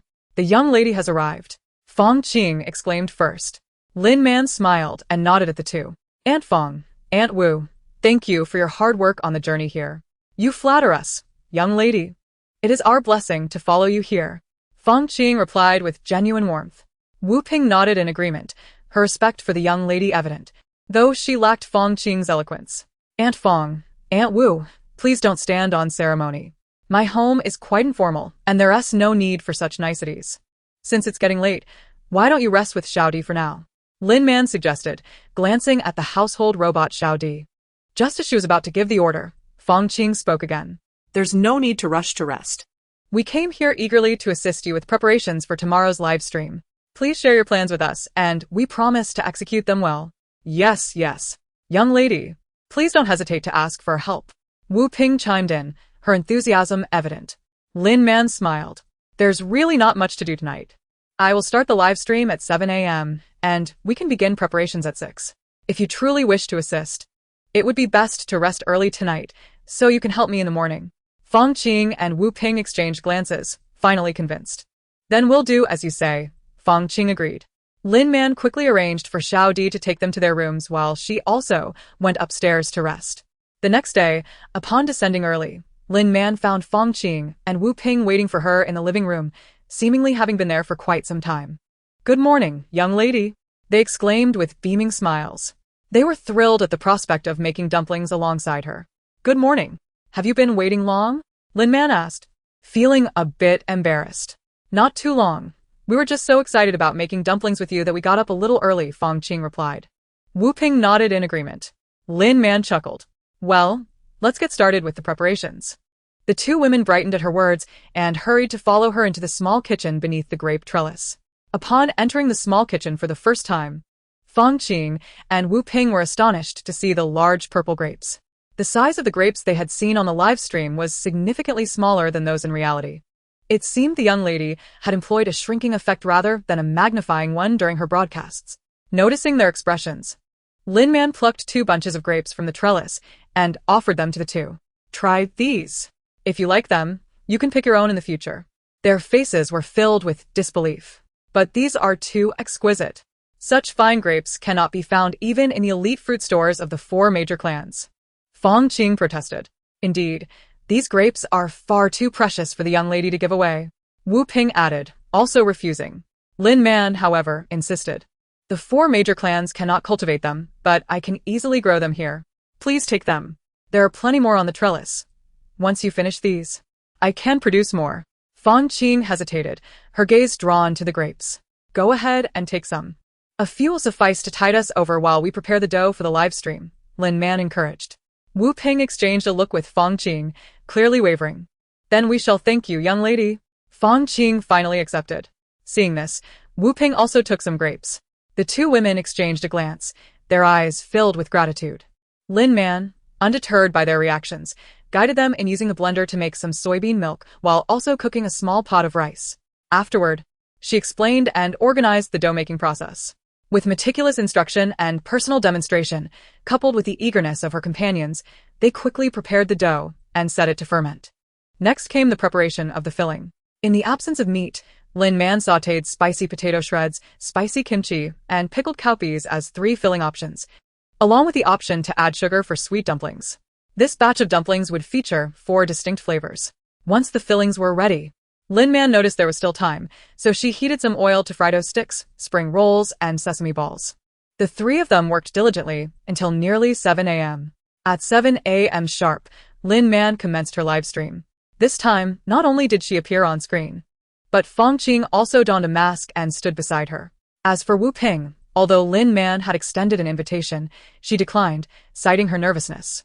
Hello, everyone. Welcome to Man's culinary live stream. I am your host, Man. Today, I would like to introduce my assistant, Aunt Fong. From now on, Aunt Fong will assist me during the streams to enhance your learning experience. After her introduction, Lin Man inadvertently glanced at the viewer count and her follower numbers. Chapter 53, A Lavish Breakfast. Over the course of a single night, her follower count had surged by more than 8 million. Stunned for a moment, Lin Man almost doubted her eyes. After silently counting the digits to confirm the accuracy, she forced herself to regain her composure. Without further ado, let us begin preparing delicious food so that everyone can enjoy it soon. With that, Lin Man approached the countertop, unveiling a bowl of dough that had been covered with plastic wrap and had already risen. This is the dough we prepared in advance, which has been fermented for nearly an hour, resulting in a delightful honeycomb texture. Next, we will remove the fermented dough to knead it, taking a portion to stretch into long strips. Lin Man spoke as she worked, while Fong Qing stood beside her, learning and following her lead. Once the dough was shaped into long strips, it was time to divide it into portions. After flattening the portions, if one is not particular, they can be directly used to wrap buns. For a touch more finesse, Using a rolling pin to flatten the dough would yield more uniform bun skins. I opted for the latter, Lin Man said, pressing one of the cut portions flat before using a small spoon to scoop the stir-fried filling into the dough, guiding Fong Qing to wrap the buns alongside her. Once Fong Qing grasped the technique, Lin Man began to introduce the fillings she had prepared, casually mentioning her preferences. Naturally, she favored savory buns, ideally with meat filling. However, due to the unavailability of edible meat, she was confined to a vegetarian diet. After some time, Lin Man and Fong Qing had successfully wrapped several steamers of buns. Lin Man placed the filled steamers on the stove and then continued wrapping more buns with Fong Qing, eventually delegating the task of wrapping to her. She then moved aside to fry some youtiao, sesame balls, and spring rolls. The audience was in awe as they watched the golden youtiao emerge from the oil and the sesame balls puffing up in the fryer. 20 minutes later, Lin Man concluded her frying duties and brought the results to the dining table.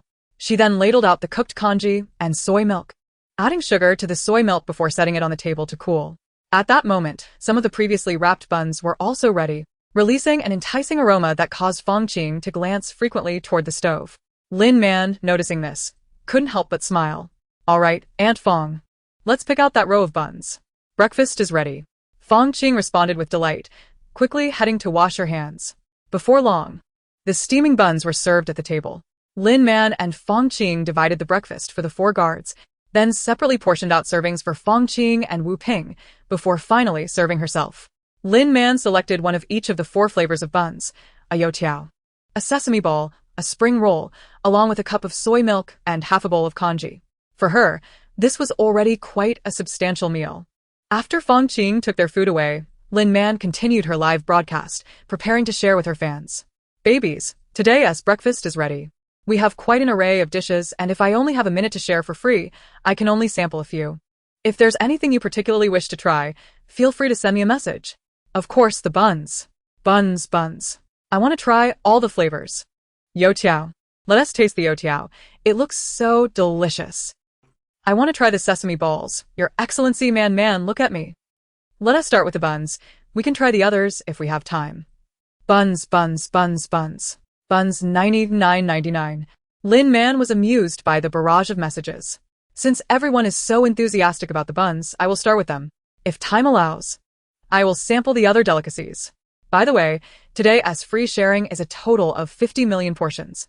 As per our usual rules, it's limited to fans and each person can claim only 1 portion. I hope everyone can encourage their relatives and friends to join me in the live broadcast to savor these delicacies together. After purchasing the sharing portions, Lin Man immediately began recording. A minute is a brief span and Lin Man's eating pace is rather leisurely. Ultimately, she managed to sample only 4 bites of the buns and a sip of soy milk. This was with her hastening her pace, otherwise, she would not have had time even for the soy milk. After the free sharing recording was completed, it was automatically uploaded. The moment it was uploaded, the stock numbers began to change rapidly. The audience responded with astonished feedback. Lin Man did not engage, continuing, today's paid live broadcast will last for 30 minutes. Priced at 150 star coins per portion. There will be 25 million paid sharing portions available. The purchase rules remain the same. Each person can buy twice. However, for the 30 minutes of food, I recommend experiencing it just once, or purchasing only 1 portion at a time. Once the sharing experience concludes, if you find it insufficient, you may purchase a second time. We have ample stock for today as paid sharing, so there's no need to rush. Your Excellency, man. You are the only food streamer online who advises against buying too many portions at once. 25 million paid sharing portions. Your Excellency, man is generous. Your Excellency, man, you always touch our hearts. Rest assured, I will buy 2 portions of sharing without splitting them. Of course, I'll buy 2 portions. Enjoy one now and the other at noon. Just thinking about it is delightful. Lin Man, while reading the comments, purchased her shares and began the recording for the paid sharing. Once the recording commenced, she began to enjoy her breakfast. After 30 minutes, she had just finished all the food on the table. The paid sharing recording was also completed and automatically uploaded to the live broadcast room. Babies, you can now start purchasing the paid sharing. By the way, let me share my plans for today. Since I already conducted a live broadcast this morning, I will not be broadcasting at noon. In the afternoon, I intend to make tofu, dried tofu, bean curd sticks, and tofu skin with my family. Interested babies can come to the live broadcast room to observe and learn. Let us schedule the live broadcast for 3 o'clock. Then, around 5 o'clock, I will prepare some related dishes. For those interested in bean products, you can come to taste the dishes related to bean products then. Thank you all for watching and supporting. I'll see you at 2:30 this afternoon. Lin Man waved at the camera and ended the broadcast. At that moment, Fong Qing and Wu Ping had finished their breakfast and walked over. Both felt a bit overfull, but their joy far outweighed any discomfort. After experiencing such a meal, they realized just how delicious food could be. Each bite was bursting with flavor. The buns, youtiao, sesame balls, spring rolls, soy milk, and congee all paired beautifully, creating an exquisite taste sensation. They truly felt they had struck an extraordinary fortune to be by the Madame's side and enjoy such culinary delights. Chapter 54. The Emperor is also a fan. Young Madam, Fong Qing exclaimed as she spotted Lin Man ending her broadcast and hurried over, with Wu Ping quickly following suit. Lin Man turned to see them. Aunt Fong, Aunt Wu, have you finished eating? She asked with a smile. They nodded eagerly. We have. In my life, I have never tasted food this delicious. Young Madam, can we have this again for lunch? Fong Qing asked, glancing at the fermented dough and the leftover filling. I mean, Wu Jia, and I can make it. Lin Man looked to Wu Ping, who nodded enthusiastically. I saw how young Madam worked earlier. If I learn from Xiao Qing, I'm sure I can manage. Wu Ping hesitated before adding, oh, and young Madam, for the next live broadcast, I'd like to join Xiao Qing too. I want to speak. Just assist you. Earlier, while the Madam worked with Xiao Qing to prepare the food, Wu Ping felt a bit guilty for merely watching and regretted not volunteering to help from the start. Lin Man smiled, her lips curving upward. At noon, a selection of ingredients could be prepared as side dishes, but one should not subsist solely on these. We have gathered all the necessary materials, and it is imperative that we utilize them fully. How about this? I shall impart some culinary skills to you, enabling you to master the preparation of several dishes. Once accomplished, you may handle the ingredients yourselves. If the food turns out to your liking, you may set aside some for our family to enjoy, while the remainder can be sent to the front lines for the Marshal and his men to savor. Excellent. Fong Qing and Wu Ping cheerfully agreed. Thus, Lin Man taught the two how to make fried dough sticks, sesame balls, and spring rolls. Once they had grasped the techniques, Lin Man entrusted the tasks to them and proceeded to the backyard, where she harnessed her fully replenished powers to nurture an apple tree, prompting it to bear its first fruits. After completing this endeavor, Lin Man took the robots to the melon patch, harvesting and planting melons. She paused only after gathering nearly 1,000 pounds of melons. Subsequently, she planted a loofah and some broccoli. At noon, she planned to prepare a fresh meal. Meanwhile, in the Imperial Palace of the Star Empire, Emperor Shaolin had just concluded a delightful culinary sharing experience. Still longing for more, he promptly placed an order for a second portion. Remarkably, within merely 30 minutes, a quarter of the 25 million portions available had been consumed. My daughter-in-law is quite talented, Shaolin murmured to himself.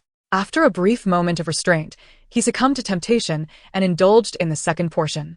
Another 30 minutes passed, and he remained unsatisfied. He could not help but wonder if he could personally reach out to his daughter-in-law to procure some genuine food. Of course, such thoughts were merely fleeting. His son had only recently begun to show him more affection, and he could not risk jeopardizing that by imposing unwelcome requests. Thus, Shaolin opened the chat window with Elder Jiang, instructing him not to disturb Lin Man. He then contacted the Minister of Finance to expedite military funding for Qinzhou. After completing these tasks, Shaolin leaned back in his office chair, continuing to relish the memory of the delectable culinary sharing while eagerly anticipating the taste of tofu that evening. On the other side, Lin Man taught Fong Qing and Wu Ping how to prepare lunch. The methods for home-cooked dishes were quite universal, and after a brief period of instruction, the two quickly mastered the essentials. With two additional diners at the table, and being women no less, Lin Man was finally able to enjoy a meal without the use of a dining tray, instead sharing a table with Fong Qing and Wu Ping. The lively atmosphere brought her great joy. After a restful hour, Lin Man began preparations for making tofu products with the two women. At 3 o'clock, she commenced her live broadcast. This time, Wu Ping donned a mask and joined her on camera to assist. Through the live stream, Lin Man once again expanded the viewer's culinary knowledge. In the morning, I soaked the soybeans as instructed by Lady Man. An hour ago, I attempted to extract juice from the soybeans to make soy milk. Without sugar, I used a sweetener, and the result was fantastic. I believe soy milk is one of the easiest dishes to make from Lady Man Man's teachings. I tried it, and the flavor is exquisite. Lady Man Man is truly knowledgeable. I think we should also try making tofu. I want to try too. Once we make the tofu, I'll share it with everyone. Seeing these comments, Lin Man felt a small stir of emotion. Her intention to host culinary live streams was primarily to earn money and gain followers, as well as to establish a sales channel for pure ingredients in the future. However, witnessing viewers actively exploring and learning to create culinary delights after watching her live stream moved her deeply. In her previous life, the culinary culture of her homeland was rich and profound, yet in this world, the scarcity of pure ingredients had nearly extinguished its culinary heritage. If she could revive the culinary culture in this world, it would hold immense significance. Thus, Lin Man became increasingly determined to excel in her live streams, not only to earn money and gain followers, but also to fulfill her vision. That evening, Lin Man, accompanied by Fong Qing and Wu Ping, prepared several dishes, including stir-fried lettuce with noodles, mapo tofu, stir-fried gluten with broccoli, and vegetable tofu soup. Before recording the sharing, Lin Man checked the remaining portions from her morning upload. Approximately 1/10 of the 50 million free sharing portions remained, while about 1/5 of the 25 million paid portions were still available. The reception for both types of shares exceeded Lin Man's expectations. Considering there was still an entire evening ahead, it was possible that the remaining stock could be sold out. So she set the shared portions for dinner to match those of the morning. At this point, Lin Man was unaware that her uploaded sharing portions would not last until the next morning. They were completely claimed before midnight. The catalyst for this was Zheng Sun, who, after sampling the delicious buns and other dishes, inquired with Qin Zhou whether they should promote Lady Man Man to allow the soldiers on the front lines to experience the flavors of her cuisine. After a brief hesitation, Qin Zhou agreed. Consequently, the soldiers in the military, under the recommendation of their supply officer, became fans of Lin Man. Additionally, at Qin Zhou's suggestion, Zheng Sun reached out to influential individuals to promote Lin Man's sliced videos, propelling her to stardom in the Star Network. At 9 o'clock that night, a busy Qin Zhou video called Lin Man Darling. As soon as the video connected, Lin Man's radiant smile appeared on the screen. Qin Zhou's lips curved upward. Apologies for being late today. No worries, I just wrapped up myself. Chapter 55. Why not just buy it? I just saw your live stream clips and decided to check your broadcast. I noticed that your shares have all been claimed. Qin Zhou cheerfully informed Lin Man. Really? Lin Man exclaimed in surprise. They've all been claimed? I uploaded over 25 million paid shares. Both types. Seeing his wife's adorable expression, Qin Zhou's smile widened. Yes. It seems Zheng Sun promoted you on the military's official website and reached out to some people to help recommend your video clips. Moreover, your clips themselves are quite popular. Lin Man felt a surge of excitement. She quickly checked her livestream account and discovered that her follower count had exceeded 60 million and was continuously climbing. Thank you. But do the soldiers have time to watch my livestream? If they watch frequently, won't it be a distraction? Also, do they know my identity? Lin Man expressed her concerns. They want to be watching all the time. They can manage their schedules during their breaks or when not on the front lines. As for your identity, only the higher-ups are aware, and it remains confidential. I've ordered them to keep quiet. They won't leak any information. Lin Man felt reassured, until she grew stronger. She preferred to remain discreet. At that moment, a notification sound from the live stream platform suddenly rang out. Lin Man was taken aback and looked down, noticing someone had sent her a private message on the platform. However, she remembered that she had disabled both tips and private messages. With curiosity piqued, she opened the message. To her astonishment, it was from the live stream website. Hello, Lady Man Man. I am Yan Bin, the general manager of UU Livestream. We have noticed that your livestream content is unique and possesses a strong appeal. Congratulations! In a remarkably short period, you have ascended to become a leading streamer on our platform.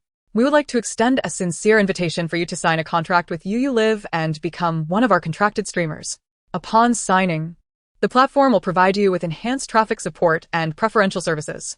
For instance, you will enjoy a 20% discount on the shared recording feature, which you currently utilize the most. Additionally, the revenue share from fan donations can be improved from a 50-50 split to a 70-30 ratio. You will also gain the highest level of access to the product showcase, with unlimited categories and quantities, and a reduction in the referral fee ratio from 3-1. Moreover, as long as you can guarantee a daily live streaming duration of 4 hours, the platform will grant you a generous live streaming subsidy. Man, what is wrong? Qin Zhou inquired as he noticed Lin Man staring at her light brain in silence for a prolonged moment. Lin Man then lifted her gaze to meet Qin Zhou's. The general manager of the live streaming platform sent me a private message, expressing a desire for me to sign a contract with their website. They mentioned that signing would provide me with increased traffic support and some service discounts. A flicker of understanding crossed Qin Zhou's eyes.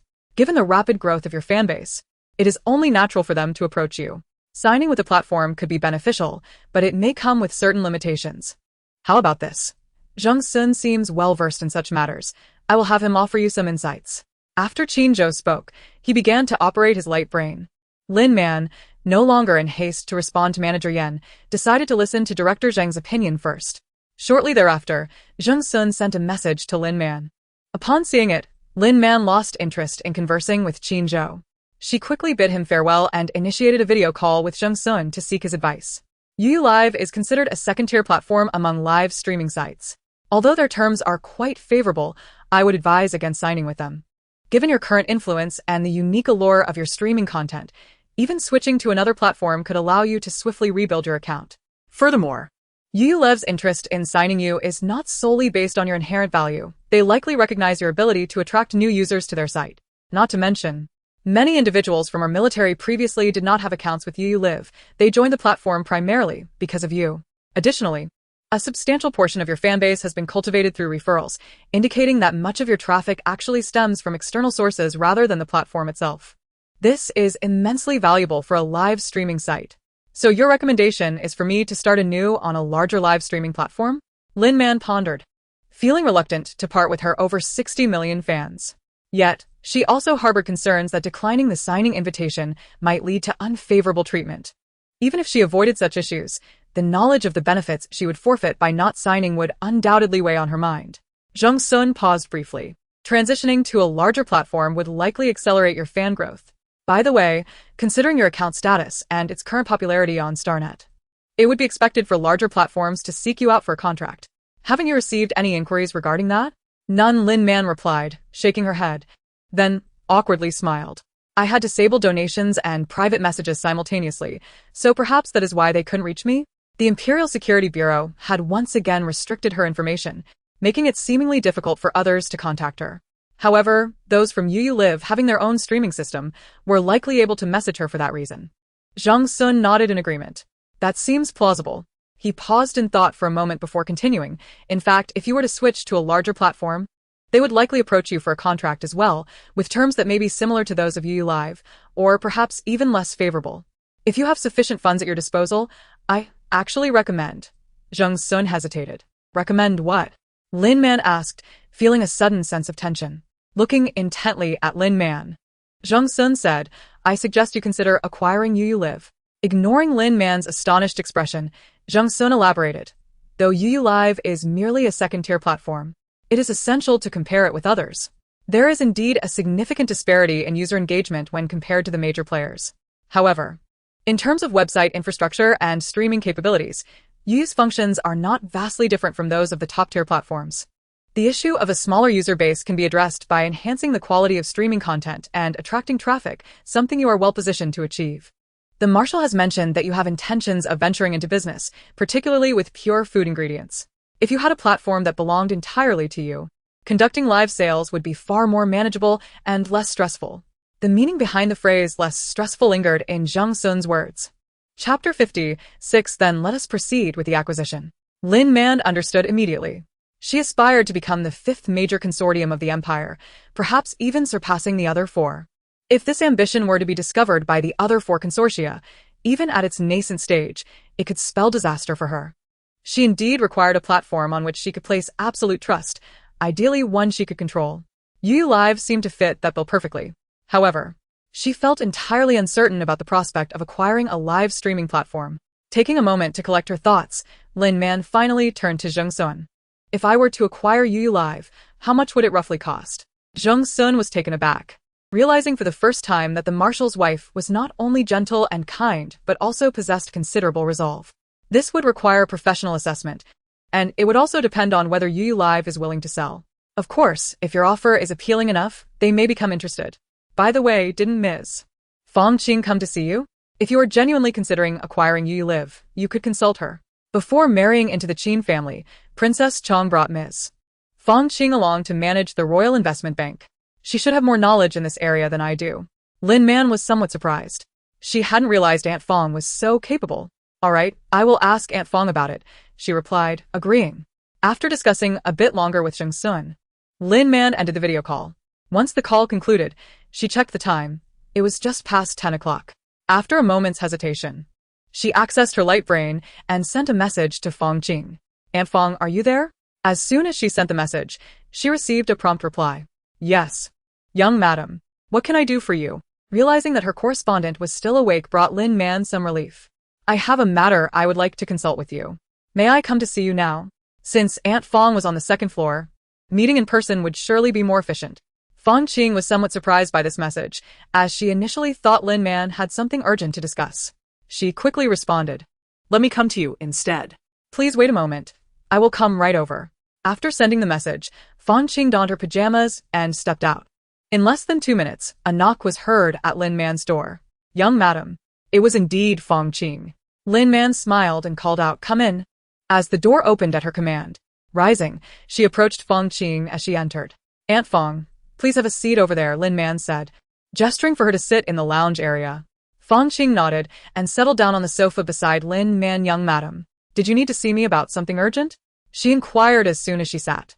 Lin Man nodded, her expression turning serious. Subsequently, she sought out the UU live streaming platform, along with the suggestions made by Zheng Sun, and conveyed everything to Aunt Fong. After sharing her thoughts, Lin Man also elaborated on her future plans to Fong Qing. Upon hearing this, Fong Qing's gaze towards Lin Man transformed altogether. Initially, she perceived the young mistress as gentle and skilled in culinary arts, a high-ranking nurturer akin to the archetype of a virtuous wife and doting mother. However, it became evident that she had underestimated her.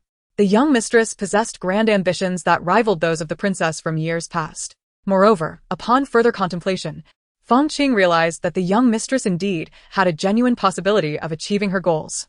With the capabilities of a high-ranking nurturer, her enchanting and unique culinary knowledge, along with those mysterious seeds, plus the unwavering support from the marshal and the military, Fong Qing felt her heart racing with excitement.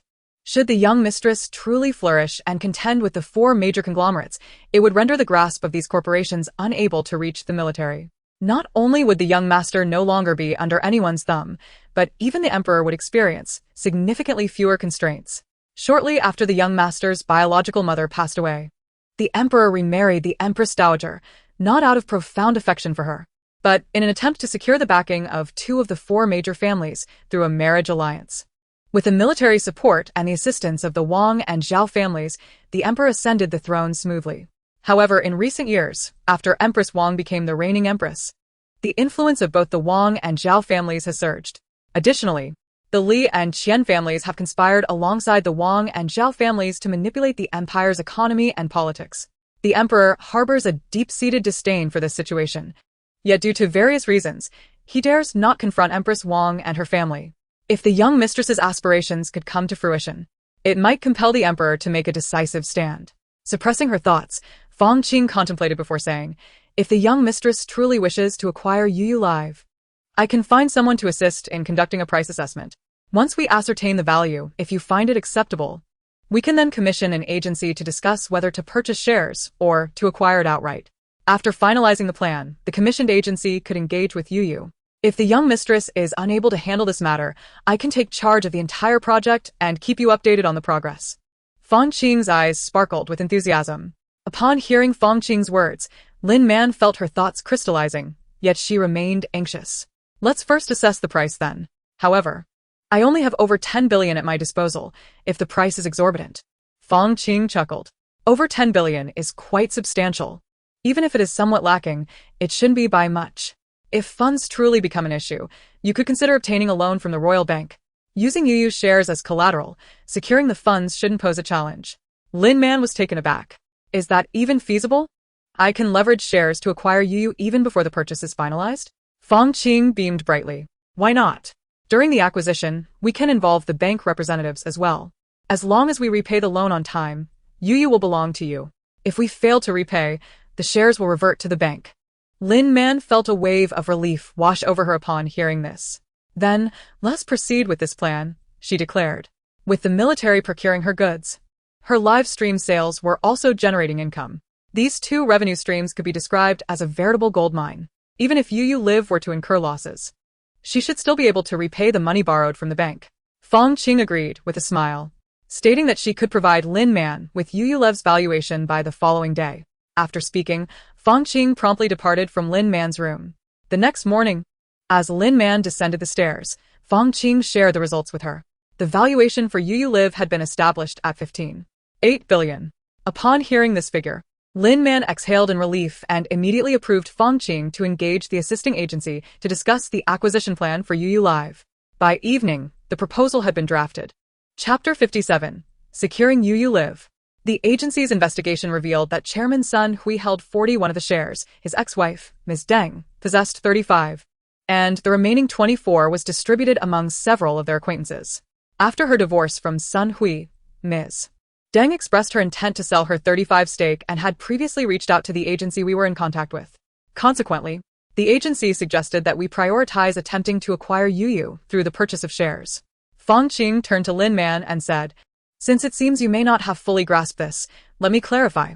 We can negotiate with Ms. Deng and enlist her assistance in persuading the minority shareholders. If we can acquire 16 from the minority shareholders, combined with Ms. Deng's 35, we will become the largest stakeholder in UU. Subsequently, we can negotiate with Sun Hui, making the discussions far more manageable." In an instant, Lin Man's thoughts became coherent. But what if we cannot muster 51 of the shares? Surely Ms. Deng has considered consolidating her shares to exert control over UU. If that were feasible, she wouldn't be inclined to sell her shares. Fong Qing cast an appreciative glance at Lin Man. Of course, she has tried, but her inability does not preclude us from succeeding. The minority shareholders doubt she can manage UU Live better than Sun Hui and refuse to align with her. Furthermore, if she wishes to buy out the minority shareholders but cannot raise sufficient funds or offer an appealing price, it complicates matters. The minority shareholders maintain a good rapport with Sun Hui, but how many hearts can a family truly share? As long as the price is right, there will always be someone willing to budge. We do not need to acquire all the shares held by the minority shareholders. Obtaining just 16 suffices. Once the major stakes are secured, the remaining shareholders will see no reason to resist if the offer is reasonable. Fong Qing paused for a moment. Moreover, even if we cannot secure 51 of the shares, acquiring Ms. Deng's shares at a lower price will not hinder our subsequent acquisition efforts and may even reduce costs. After all, if Ms. Deng cannot persuade others to sell us their shares, we will have to offer her a lower price for her 35. Lin Man followed Fong Qing's line of reasoning, her eyes shining with clarity. All right then, Aunt Fong, let us proceed with this plan. We must swiftly engage the agency and initiate the necessary procedures. By the way, how much will it cost? I'll transfer the funds to you. As Lin Man spoke, she prepared to access her light brain, but was halted by Fong Qing's hand. Regarding the finances, there is no need to rush. Once I finalize discussions with the counterpart, you will need to sign the contract personally. The payment will also be handled by you at that time. The young mistress places such trust in me. I must ensure I do this well and not betray that trust. Understood. After finalizing the plans, Lin Man headed to the kitchen to prepare breakfast, only to discover that Wu Ping and Fong Qing had already prepared it. Thus, Lin Man enjoyed a ready-made meal. After breakfast, Lin Man, accompanied by her household robots, ventured into the yard to plant beets. She had promised her viewers to teach them sugar-making, but had previously been preoccupied with planting grains. Next, she prepared to start crafting some condiments. This particular live stream garnered her an influx of fans, and the sugar she produced was transformed into candied hawthorn and various pastries, causing a sensation on the Star Network once again. The spark was ignited when a certain celebrity tasted Lin Man's culinary delights and found them astonishingly exquisite, subsequently sharing a clip of Lin Man's cooking. Lin Man's fame skyrocketed. The manager surnamed Yen reached out to Lin Man once more, offering even more favorable terms in hopes of securing a contract with her. However, Lin Man, adhering to Fong Qing's advice, replied with a clear refusal. Later, during her afternoon live stream, Lin Man informed her audience that she would be taking an indefinite hiatus from broadcasting. Upon this announcement, countless fans implored her to stay. Lin Man offered no response, and after concluding her live stream, she exited the platform. Her presence had already begun to influence the value of UU livestream. Temporarily halting her broadcasts would be more conducive to the acquisition of shares. With her decision to stop streaming, she could devote herself wholeheartedly to cultivating more fruits for the military and thereby enhance her earnings. 3 days swiftly passed. A trending topic emerged on Starnet regarding the anticipated return of Lady Man. Meanwhile, Fangqing finally brought back good news, confirming that they could secure 56 of UU Livestream shares. With her ample funds, Lin Man agreed to sign the contract immediately.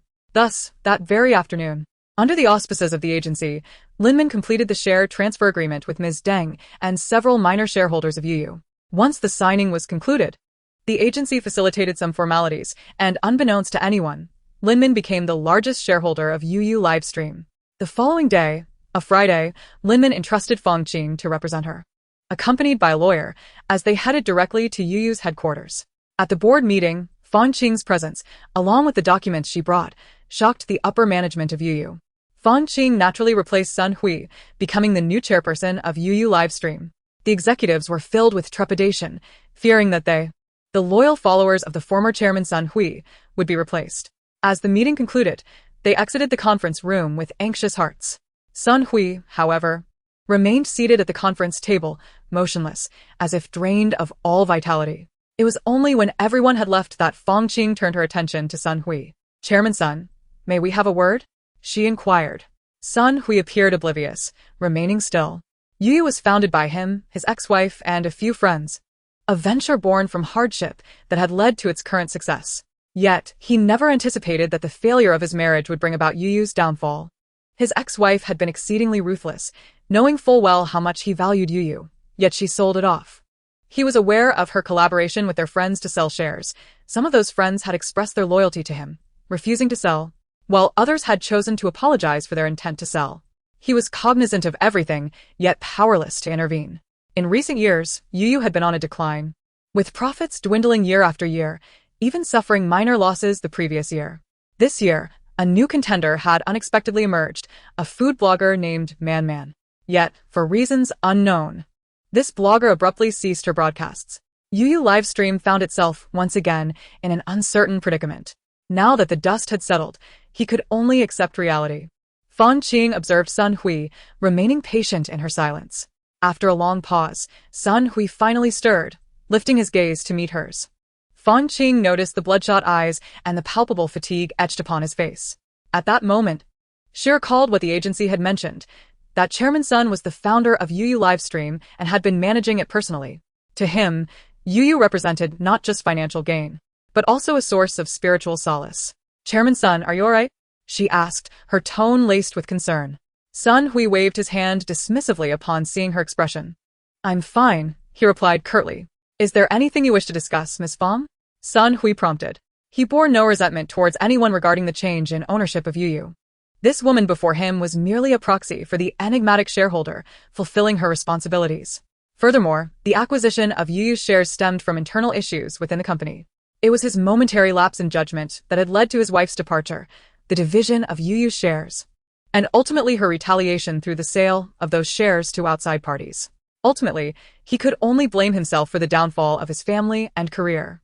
Fangqing composed herself. "Chairman Sun, are you considering selling your shares? My lady wishes to acquire more shares of UU." Sun Hui's eyes widened in surprise. "You already hold 56 of the shares, enough to control the company. Why pursue further acquisitions?" Upon asking, a look of despondency crossed his face. He thought to himself, what significance did it hold whether he sold or not? Fangqing's lips curled into a smile. "Our lady desires to obtain all the shares, or at least ensure that no more than 24 are in circulation. Chairman Sun, you currently hold 41 of UU's shares, making you the second largest shareholder. If you are willing to relinquish 21 of your shares, we can facilitate your continued involvement in UU's management." After acquiring UU, she had discussed with her lady the possibility of retaining Sun Hui. However, due to the considerable stake he held, it was prudent to reduce his shares to mitigate any potential for resistance against a takeover. The reduction needed to be balanced, enough to encourage Sun Hui's commitment to UU, yet not so little as to leave him with unrealistic aspirations. Furthermore, as long as UU safeguarded her rights, her lady would not interfere with UU's management. Seeing the surprise on Sun Hui's face, Fangqing continued, "Chairman Sun, the lady I mentioned is none other than Lady Man. Lady Man? Sun Hui was taken aback. She was indeed the food blogger he had regarded as Yu's beacon of hope.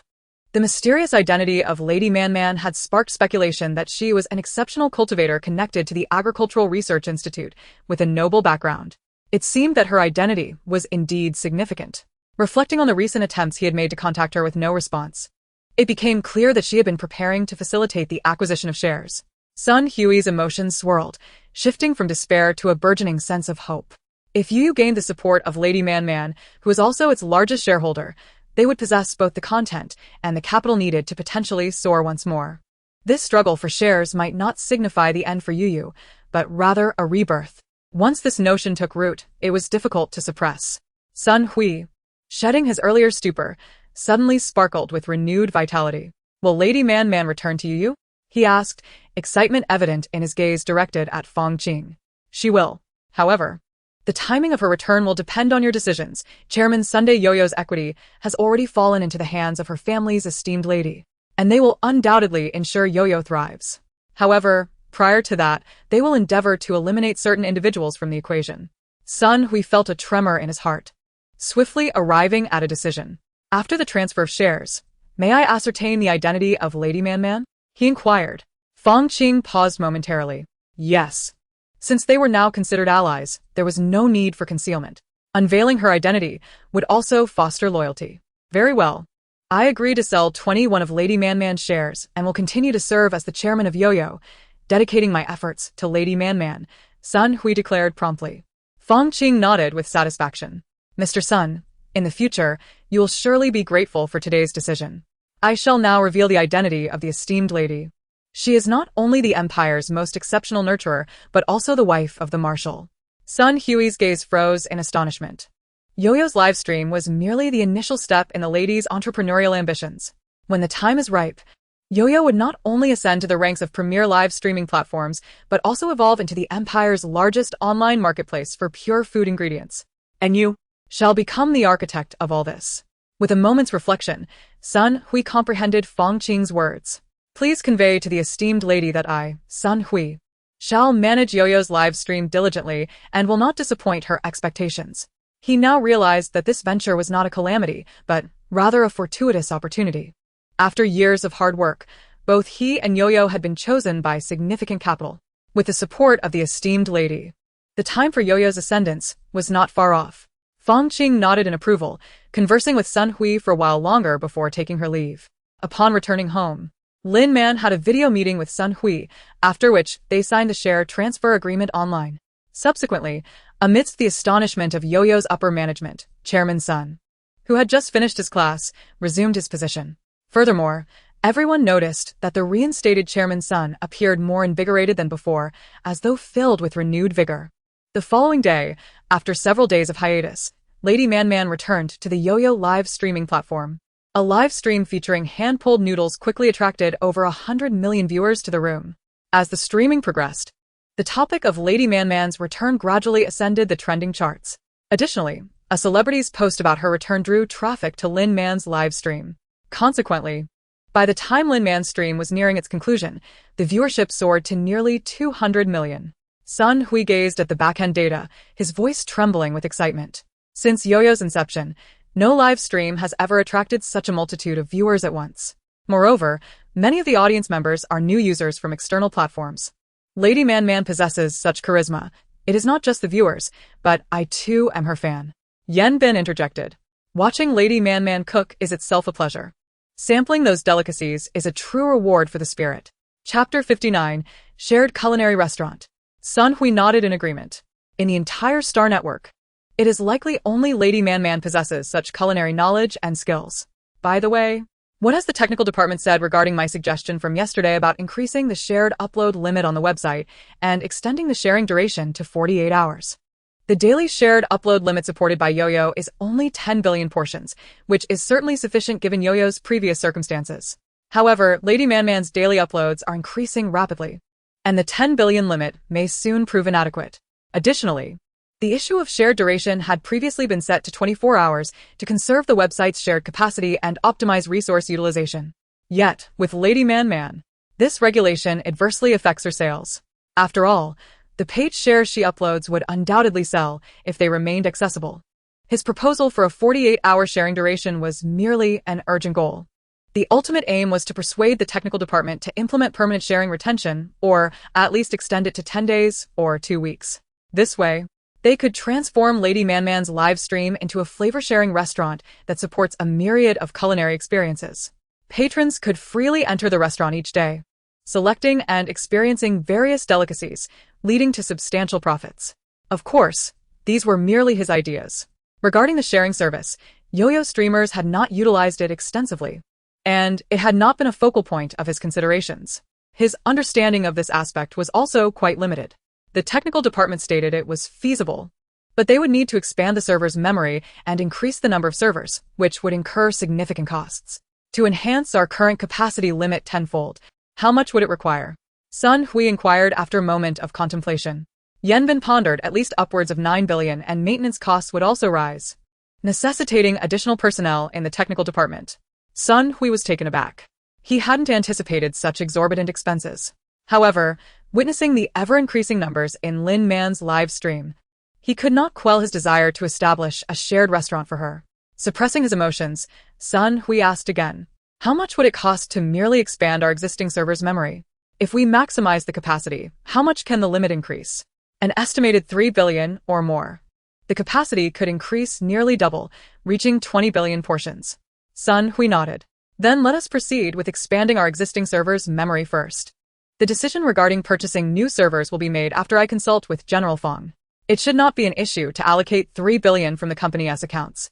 Beyond that, we cannot extract additional funds at this moment. Understood. I will arrange that immediately, Yanbin replied and quickly departed. After Yanbin left, Sun Hui contacted Fong Qing once Lin Man and Fong Qing finished their live stream, relaying the situation. Fong Qing did not rush to respond, stating she would inform Lin Man and then ended the video call. After disconnecting, Fong Qing sat for a moment before seeking out Lin Man to convey the information. Sun Hui's suggestion was indeed commendable. Establishing a shared restaurant would significantly enhance their revenue and cultivate a habit of frequent visits among patrons. Regarding the capacity limit, it was essentially a one-time investment with long-term benefits. Thus, I support Sun Hui's proposal to purchase additional servers to increase the capacity limit. Furthermore, the technical department can configure it so that shared items are retained for only 24 hours post-sale. In this manner, the 1,000 billion minutes of shared capacity should suffice in the short term. Lin Man contemplated Fong Qing's analysis and found it to be quite sensible. Following Sun Hui's suggestion, they decided to proceed as advised. However, the financial gap was significant. Her prior investment in shares had nearly depleted her funds. The swift returns had deterred her from seeking a bank loan. Now, with nearly 10 billion required, she found herself unable to raise the amount temporarily. Regarding the funding, we can apply for a loan in the company's name, and later, we can repay the interest from the company's accounts, Fong Qing remarked with a smile. Only the interest? Fong Qing's laughter was radiant. Once the company is profitable, you may choose to repay the principal at your discretion. However, given that UU's expansion necessitates considerable expenditure, I advise against hastily repaying the principal. In fact, if UU's performance continues to rise, I believe we can further borrow to accelerate growth. But borrowing incurs high interest. Can't I utilize the substantial deposits in my personal account to settle debts? She truly felt uncomfortable with the idea of being in debt. Fong Qing chuckled, stifling her laughter at Lin Man's innocent expression. My dear lady, although you hold the largest share in UU, you do not possess all the shares. If you were to invest all your funds, wouldn't the other shareholders be reaping the benefits without contributing? However, if you genuinely wish to avoid UU accruing bank debt, you could also lend money to UU in your personal capacity. The company could then pay you interest equivalent to what the bank would charge, which is quite a reasonable approach. Additionally, as UU's largest shareholder, you could agree to infuse funds as equity, thereby diluting the shares of all shareholders while increasing your own stake. Your ladyship, you are undoubtedly the most benevolent investor. Charming in a way that is impossible not to adore. Lin Man understood the implication. It meant treating her personal affairs and UU's streaming business as distinct entities. Then let us proceed with the bank loan, she decided. Once I have funds available, I can lend to myself if needed, as my money is in a demand deposit account yielding negligible interest. Fong Qing cast a look of admiration at Lin Man and responded affirmatively. After a brief conversation, she took her leave. That afternoon, Lin Man received feedback from Fong Qing that Yuyu's shared capacity limit had been successfully raised to 20 billion shares. And the bank had approved Yuyu's loan application for a total of 10 billion, with an annual interest rate of merely 4%, to be disbursed within 3 working days. Chapter 60. The Marshal returns. The rapid approval of the loan was attributed not only to Fong Qing's connections, but also to the bank's recognition of the value of Lin Man's streaming account and their optimism regarding the Yuyu live streaming culinary restaurant initiative. Later that night, after a video call from Qinzhou, Lin Man eagerly shared the news with him. Aunt Fong is truly remarkable. I've learned so much from her over the past few days. She mentioned that the 10 billion we borrowed for Yuyu will recoup its costs in less than 3 months. And my personal profits will be even greater. She also said that Sun Hui expressed confidence in elevating Yuyu to a top-tier live streaming platform within a year. Seeing Lin Man's radiant smile, Qin Zhou felt a surge of happiness for her. Then allow me to congratulate you in advance. Thank you. Lin Man expressed her gratitude warmly.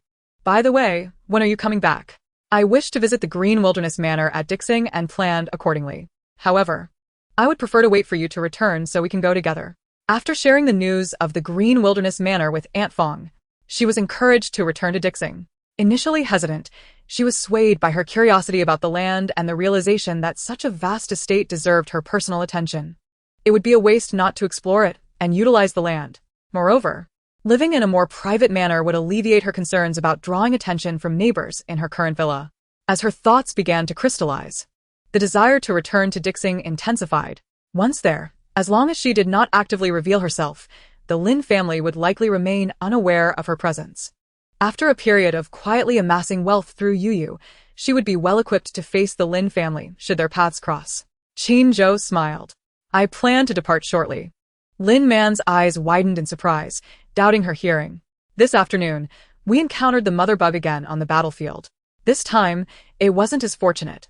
I seized the opportunity and eliminated it. The greatest threat to DQ-009 has been neutralized, and the remaining insect forces are now retreating. The conflict will soon come to an end. I've delegated the remaining tasks to my team. Additionally, my leave has been approved, allowing me to depart tonight.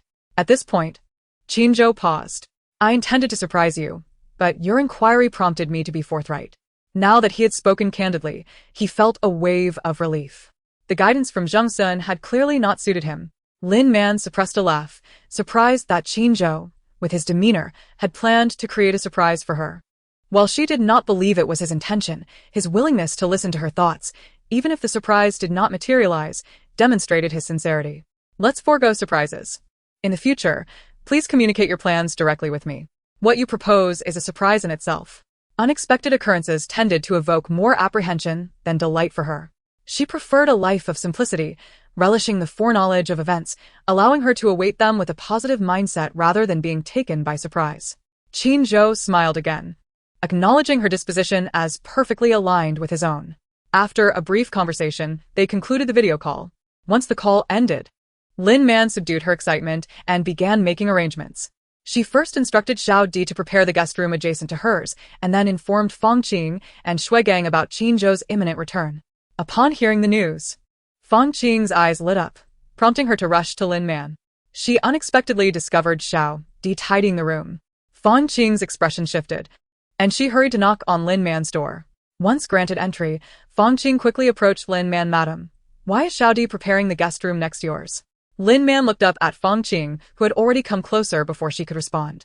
In a hushed tone, Fong Qing added, as husband and wife, there's no reason for you to sleep apart. After speaking, Fong Qing glanced toward the large sofa in front of them. If you feel uncomfortable with him temporarily, you could have him sleep on the sofa. With so many people around, it wouldn't be wise to let others think your marriage is in disarray. Lin Man paused, taken aback by Fong Qing's suggestion, and followed her gaze toward the sofa, before bursting into laughter.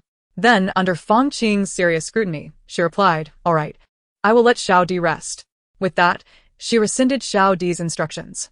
She wanted to clarify that her intention in having Xiao Di prepare the guest room was not to suggest that Qinzhou should sleep there, but rather to provide him with an option. Clearly, Aunt Fong had misinterpreted her intentions, assuming she was shy about sharing a room with Qinzhou. Having lived 2 lifetimes, with the first ending at 25 without ever experiencing romance, she was not averse to such matters. In fact, considering Qin Zhou's appearance and low pressure, she found herself quite looking forward to it.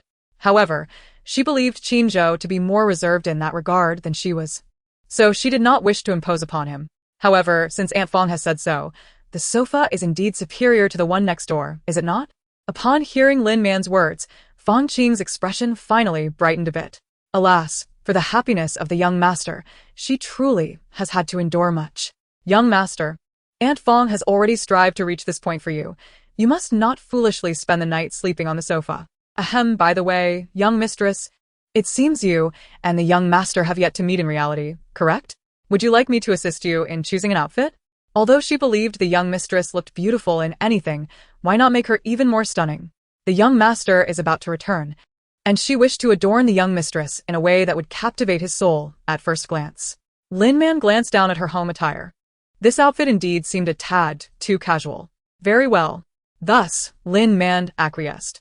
After speaking, she led Fong Qing to her wardrobe. Her clothing was sparse, consisting of only a handful of outfits, predominantly casual wear.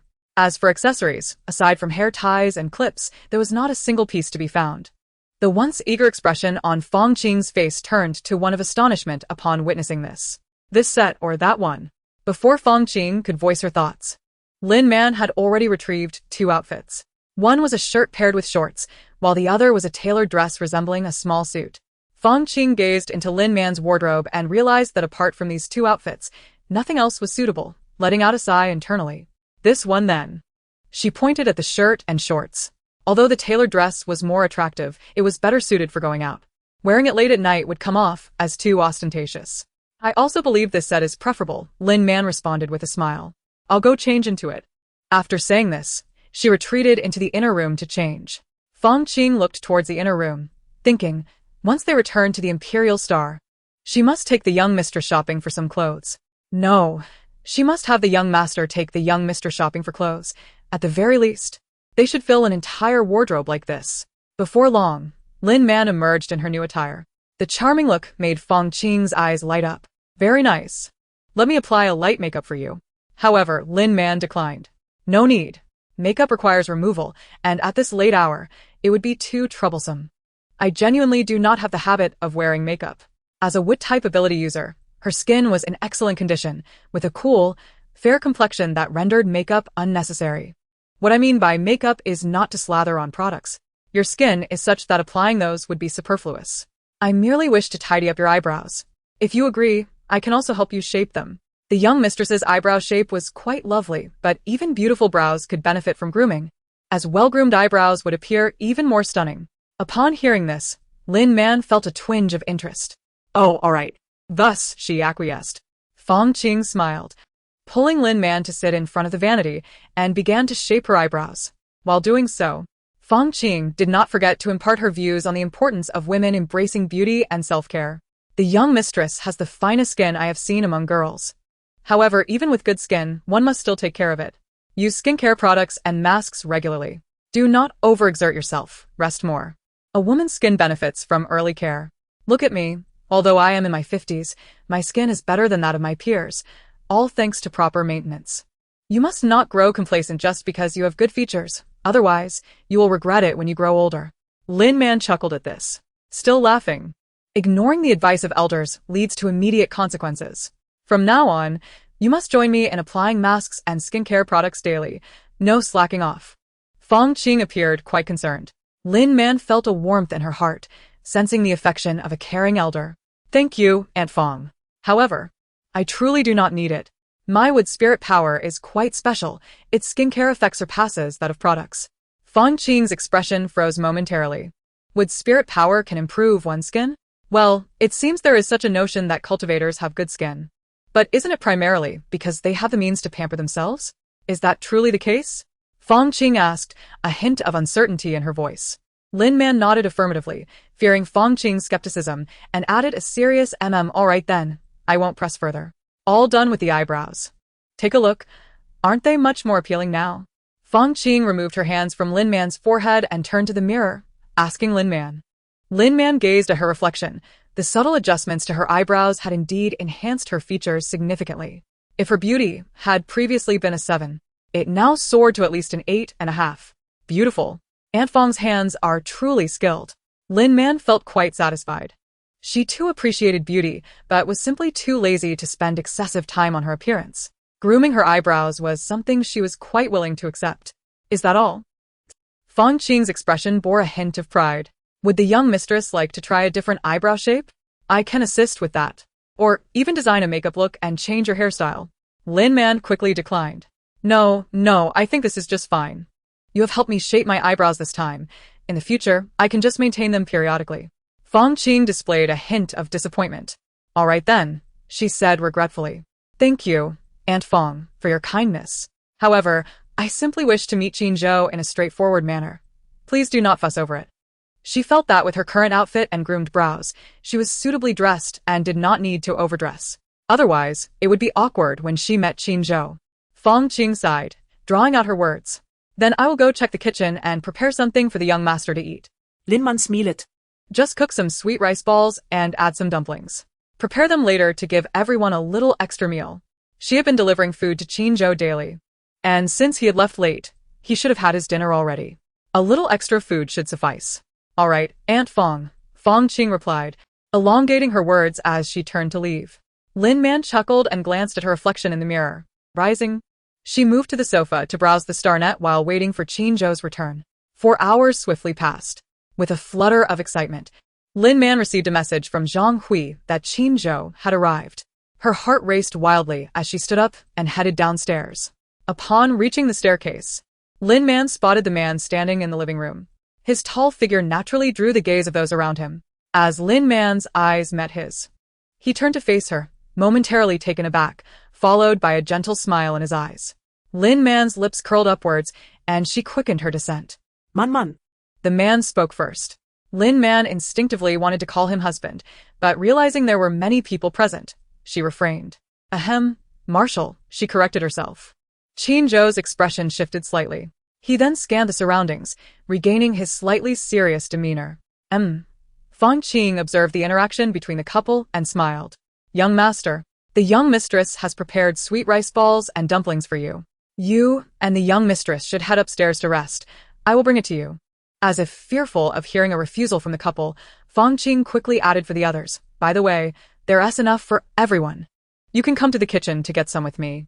Having spoken, Fong Qing called Wu Ping and hurriedly departed. Shui Gang quickly took Zhang Hui along to the kitchen. In the living room, only Qin Zhou and Lin Man remained, enveloped in a serene silence. Shall we go? Lin Man glanced at Qin Zhou before turning to ascend the stairs. Unbeknownst to anyone, as she turned, a radiant smile graced her face. Qin Zhou responded with a soft lifting his foot to follow her. The couple ascended the stairs one after the other, swiftly entering their room. Qin Zhou surveyed the room's condition. Although it was referred to as a room, it resembled a suite, mirroring what he had seen during a video call with his wife earlier. Please, have a seat. Lin Man gestured towards the sofa area, indicating the seat opposite her. Qin Zhou obediently sat down across from her.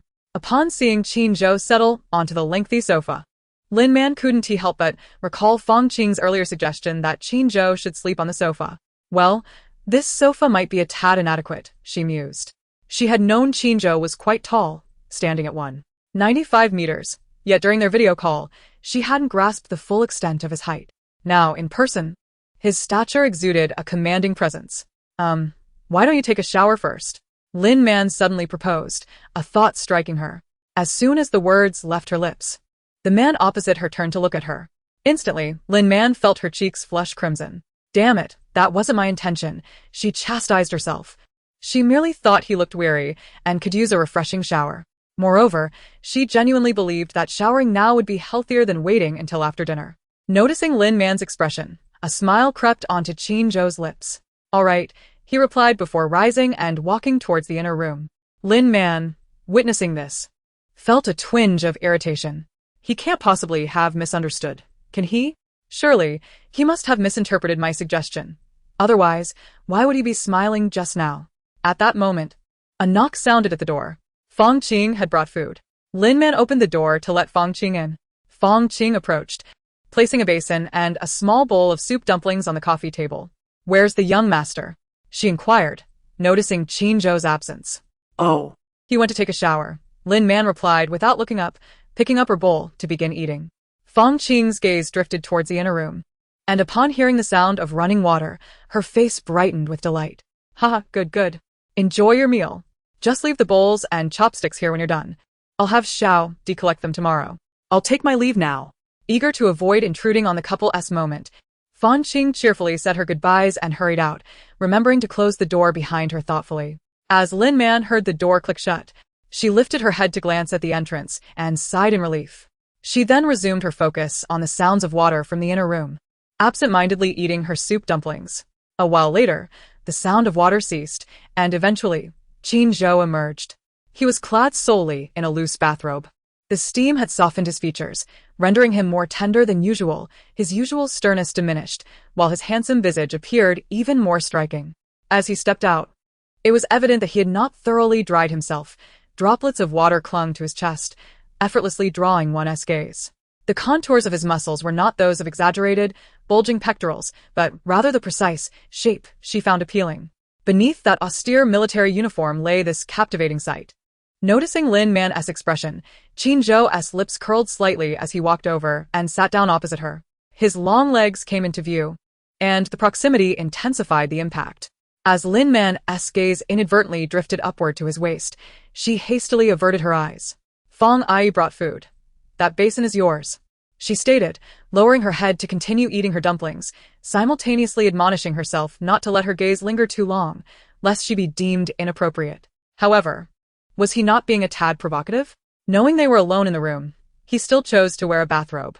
Well, although they are alone, they are married, so perhaps there is nothing inappropriate about it, she rationalized. Moreover, he wore a bathrobe, not merely a towel, which could hardly be construed as seductive. Ahem. Seductive is not the right term. Forget I said that. Yes, thank you, Qin Zhou replied, partaking in the soup dumplings. The outer skin of the dumplings was soft and glutinous, filled with a sweet black sesame paste, while the dumplings were thin-skinned and generously filled, tasting exquisite. After a while, Lin Man finished her bowl of dumplings and drank the soup as well. When she looked towards Qin Zhou, she observed his eating manner was elegant. Although he consumed his food swiftly, he exhibited no rudeness. This man not only possessed a noble aura, but every action he took radiated a refined elegance, rendering the experience of simply watching him a pleasure. It dawned on her that marrying him felt like a stroke of fortune. Eventually, Qin Zhou finished his meal as well. Like Lin Man, he did not neglect the soup, consuming it entirely. Upon witnessing this, Lin Man couldn't help but smile. The soup dumplings they enjoyed, though not prepared by her hands, were made during a previous cooking session with Fang Ai and Wu Ai. They had prepared ample quantities to freeze for convenient cooking later. Seeing her culinary creation so well received brought her joy. Just leave the dishes. I'll have Xiao Di tidy up, Lin Man instructed, promptly issuing a command to Xiao Di through her light brain. She had a habit of not letting used utensils linger overnight. Qin Zhou, adhering to Lin Man's wishes, indeed did not move until she glanced at him. Now that you're full, would you like to stretch a bit? Lin Man proposed. Qin Zhou paused, momentarily taken aback. Then, Lin Man suddenly realized that she might have inadvertently spoken in a suggestive manner again. Cough, what I meant was just to walk around the room a bit. It's quite spacious here. It wouldn't be suitable to stroll outside dressed like this at night. All right, Qin Zhou replied, a hint of amusement flickering in his eyes as he stood. His tall figure rising only added to Lin Man's sense of pressure. She remained still, waiting for Xiao Di to come in and collect the dishes before she moved towards Qin Zhou, who stood by the balcony. He was her legally recognized husband, and they had conversed online for nearly a month. What was there to fear? Qin Zhou was admiring the moonlight outside when he sensed Lin Man approaching, but did not turn around. It wasn't until she stood beside him and called out husband that he nearly lost his composure at the softness of her voice. With great effort, he restrained himself from yielding to impulse, merely reaching out to draw her close, allowing her to lean against him. The intoxicating scent of his hormones enveloped her, causing Lin Man's heart to race, feeling both enchanted and exhilarated. Then, unexpectedly, she commanded, "Turn off the lights." The room's voice-activated system instantly complied with Lin Man's request, plunging the space into darkness. The atmosphere became palpably charged with tension. In the dim light of the moon filtering through the window, Lin Man could barely discern her surroundings. Mischievous hands reached towards the man's waist. Qin Zhou's throat constricted as he held back, yet she grew increasingly bold, compelling him to capture her hand. Man, are you certain? His voice was thick with restraint. He was no saint. Lin Man suddenly laughed. What else could it be? In the next moment, she felt herself lifted off the ground, swept into the man's arms. Suddenly, a fervent kiss descended upon her. The passionate night only began in the latter half of the evening. The following day, Lin Man found herself in bed for the first time since her journey through time. By the time she awoke, it was already 9 o'clock, and beside her lay a handsome man who gazed at her intently. The moment she caught sight of Qinzhou, a torrent of memories surged through Lin Man's mind. Before she could utter a word, the man pressed his lips against hers. Lin Man's expression changed dramatically as she hurriedly pushed him away, fearing the catastrophic consequences of a repeat encounter. Last night, she had acted recklessly, daring to provoke a wolf that had been starved for 25 years. The result was that she had been thoroughly devoured, piece by piece. Had it not been for her extraordinary wood-based abilities of regeneration, she might still be sleeping until noon. Chapter 63. Little Qin. Qinzhou was unwilling to relent. Lin Man quickly pleaded for mercy. Please stop this. I concede. I surrender. Upon hearing her words, Qinzhou finally ceased his advances. The man raised his head, his gaze smoldering, making Lin Man hesitant to meet his eyes. Isn't it said that only exhausted oxen toil the fields? He rasped. Last night, he had shown her much understanding, yet she had repeatedly ignited the flames, forcing him to prove himself in the most physical manner. The outcome was that he found himself overwhelmed. No. It's not that I'm inexperienced and unaware of such a valiant presence as the Marshal, she retorted. Darling, I have a live stream later. Could you please let me go? Lin Man softened her tone. Her fanbase was nearing 100 million, and the shared capacity had increased by 2 billion. This was her moment to shine and earn significant profits. She couldn't afford to neglect her career for fleeting pleasures.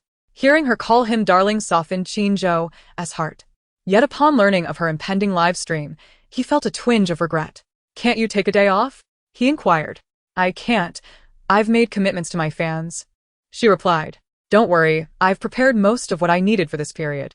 Aside from the live stream and helping your military grow fruits, I have little else to attend to. Lin Man's eyes sparkled. By the way, the wine I brewed on the first day of my live stream is ready, and you're back just in time. How about I prepare a feast, and we enjoy a glass together? Initially, she had promised her fans to share the wine once it was ready. However, due to the interruption of her broadcasts, the tasting had been delayed, making today the perfect opportunity to share it. A flicker of anticipation crossed Qinzhou's eyes. Shall I lend you a hand? He suggested. After all, he could on a mask during the live stream, dressed casually, no one would recognize him. Lin Man felt a surge of excitement. Sure. Without hesitation, she agreed. Thus, the couple, having reached an accord, quickly rose to wash up and made their way downstairs. In the lobby on the first floor, Fong Qing was waiting for them. Upon seeing their arrival, her face lit up with joy. Young master, young madam, you're awake. I've prepared breakfast for you with Sister Wu. I'll fetch it right away. Without waiting for a response, she turned and hurried to the kitchen, her delight evident. Lin Man's cheeks flushed as she shot an exasperated glance at Qinzhou. See? Waking up so late, everyone at home probably knows what we were up to last night. Qinzhou merely chuckled, reaching out to pull Lin Man into his embrace. So what if they know?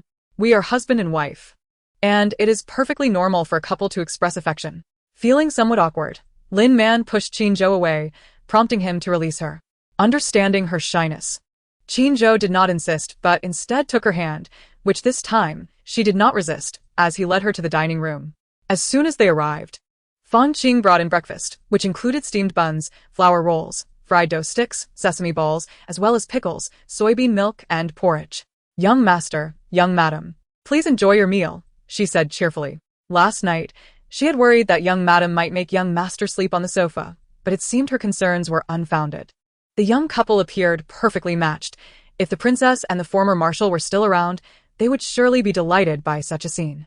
Reflecting on this, Fong Qing felt her emotions swell uncontrollably. She quickly turned to leave, wiping away a tear once she was at a distance. The couple shared their breakfast, feeding each other tenderly, with a profound connection forged from the previous night creating an atmosphere of intimacy between them. After their meal, Qinzhou accompanied Lin Man as she tended to the plants and prepared for her 10 o'clock live stream. Throughout this process, Qinzhou witnessed the extent of his wife's incredible abilities. Her wood spirit powers were astonishing, and he became increasingly certain that all the seeds she used were unlike any available on the market. At 10:30, Lin Man commenced her live stream punctually. Today, only Qin Zhou assisted her. Feng Qing and Wu Ping were absent from the camera. Hello, everyone. Welcome to Man's culinary live stream. I am your host, Man. Today, I would like to introduce my new assistant, Little Qin, who is also my husband, Lin Man announced, pulling Qin Zhou beside her. His tall stature instantly captivated the audience's attention. What? Miss Man is married. No way, my goddess. Little Qin, you're too much. Who on earth are you? Daring to show your face here? Miss Man is of age. Marriage is quite normal. But you could have kept it a secret. There was no need to bring him into the live stream to flaunt your affection. Jealousy is brewing. I think this Little Qin is quite a match for Miss Man. Though we can't see his face, I give his physique a solid 90. Miss Man's taste is impeccable. I'm so curious about what Little Qin looks like. Seeing the barrage of comments, Lin Man turned to Qin Zhou. Little Qin, why don't you say hello to the audience? She urged with a smile. Qin Zhou's eyes sparkled with amusement, his expression beneath the mask revealing a hint of helplessness. Hello, everyone, I am Little Qin. Thank you all for your support of my wife. For the time being, I will be assisting her in her live streams. Upon hearing this, Lin Man glanced at Qin Zhou, noticing his lips curl upwards in agreement. With the marshal himself helping her, she had no reason to complain. The comments section erupted with excitement, and the jealousy-fueled remarks dwindled, as viewers began to appreciate Little Qin's affectionate gestures towards his wife. Meanwhile, the military as higher-ups, having observed their stoic marshal appearing in his wife's live stream and uttering such words, were left astounded. Was this truly their usually stern and uncompromising marshal, Little Qin? How bold of the marshal's wife to call him that. And the marshal seemed to comply. How surprising it was to see the marshal in such a light. And thank goodness for the mask. Otherwise, the soldiers on the front lines would likely be left in shock upon discovering the truth. In the Imperial Palace, Emperor Shaolin also witnessed the scene. Seeing his usually stoic and reticent eldest son speaking so much in front of his daughter-in-law and with such a pleasant demeanor nearly left him speechless. Soon after, a smile spread across his face. His eldest son's behavior revealed his respect and affection for his wife. Their harmonious relationship was indeed a joyous affair. Now, let us return to the matter at hand. In order to warmly welcome Xiao Qin back home, I decided to prepare an array of 6 exquisite dishes for lunch today: sautéed eggplant with cowpea, dry pot cauliflower, braised potatoes, mapo tofu, pickled vegetable vermicelli soup, and crispy fried peanuts. Chapter 64. The Shared Restaurant. Upon the announcement, the chat room erupted with excitement. Sautéed eggplant with cowpea, my absolute favorite. It's finally here again. Lady Man, please prepare more. Remember to savor it thoroughly when eating. Potatoes. Why, isn't there any green pepper shredded potatoes this time? Lady Man. I long to taste the green pepper shredded potatoes. My mapo tofu. It has returned at last. How is the dry pot cauliflower made? I am eagerly anticipating it. So many dishes, I want them all. I can hardly contain my drool, haha. Lin Man merely glanced at the barrage of comments without lingering. Additionally, the wine I had previously brewed is now ready to be savored. Later, I will bring it out to enjoy alongside the meal. Regarding today as free and paid sharing, I wish to make a change. Over this period, I have taken into account everyone's thoughts and communicated with the UU live streaming platform, deciding to establish a shared restaurant within my live stream. From now on, each dish will be available for a sensory sharing of 1 minute, while rice will be available for half a minute, with a charge of 28 star coins per portion. Furthermore, the maximum purchase limit for a single dish per person per day will be 40 portions. Concerning the website's fee for sharing, the previous high cost of 15 star coins for a minute of sensory sharing was imposed due to the website's underutilized capacity and high maintenance costs. This method aimed to recover maintenance expenses or generate profit by charging a premium to a select few. However, regardless of how much of the shared capacity was utilized, as long as it remained within the limit, the maintenance costs remained fixed. I have already agreed to allocate 40 of the restaurant's profits to UU. As long as the restaurant's revenue is sufficiently high, you will not only cover the maintenance costs through dividends, but also achieve considerable profits. Ignoring the flooding comments, Lin Man continued, this way, everyone can choose their preferred dishes and order them autonomously through multiple purchases. For instance, If I particularly relish mapo tofu and have little interest in other dishes, I can directly order a 1-minute sensory sharing of up to 40 portions of mapo tofu, indulging in its flavor for 40 minutes. If I enjoy both mapo tofu and sautéed eggplant with cowpea, I can select a certain number of portions for both dishes and arrange the order of my tasting experience. As for the free sharing, the rules of this activity have also been modified. For a single purchase reaching 100 star coins, there will be a deduction of 5 star coins upon payment, equivalent to a free sharing portion. For single purchases exceeding 10 star coins, there will be a 10 chance to deduct 5 star coins. However, purchases below 10 star coins will not qualify for the deduction. After Lin Man finished speaking, she slowed down the barrage. Observing that there were few opposing opinions, she felt relieved. The shared restaurant plan is a collaborative venture with a UU live streaming platform. Once the restaurant is operational, I will replenish the dishes during breakfast, lunch, and dinner times each day, striving to ensure that new dishes are consistently available, along with restocking popular items. Therefore, there is no need for anyone to hoard food. Simply select and purchase when in need. On UU's side, to maximize the utilization of the website's shared capacity, there will be specific settings for the shared restaurant. Dishes uploaded to the shared restaurant will remain until claimed. Once claimed, the dishes can only be stored on the buyer's client for 12 hours. After this period, the dishes will automatically dissipate, differing from the previous 24-hour retention. Thus, everyone is advised to experience their orders promptly to avoid loss. The system will also provide reminders during the ordering phase regarding this matter. As the proprietor, I sincerely recommend that once you purchase, you experience it immediately, as only then will the utilized capacity be freed up for me to upload new shares. Alright, some of you may not fully grasp my meaning, but that is fine. You can check the announcements in the restaurant for detailed explanations. Should there still be confusion, feel free to consult customer service. I shall not elaborate further here. Additionally, aside from this matter, I must inform you that my live streaming frequency will be reduced. It will tentatively change to once every 3 days, with the broadcast time set at 9 a.m. Although the frequency is decreasing, the preparation time will increase, thus enhancing the quality of the live stream.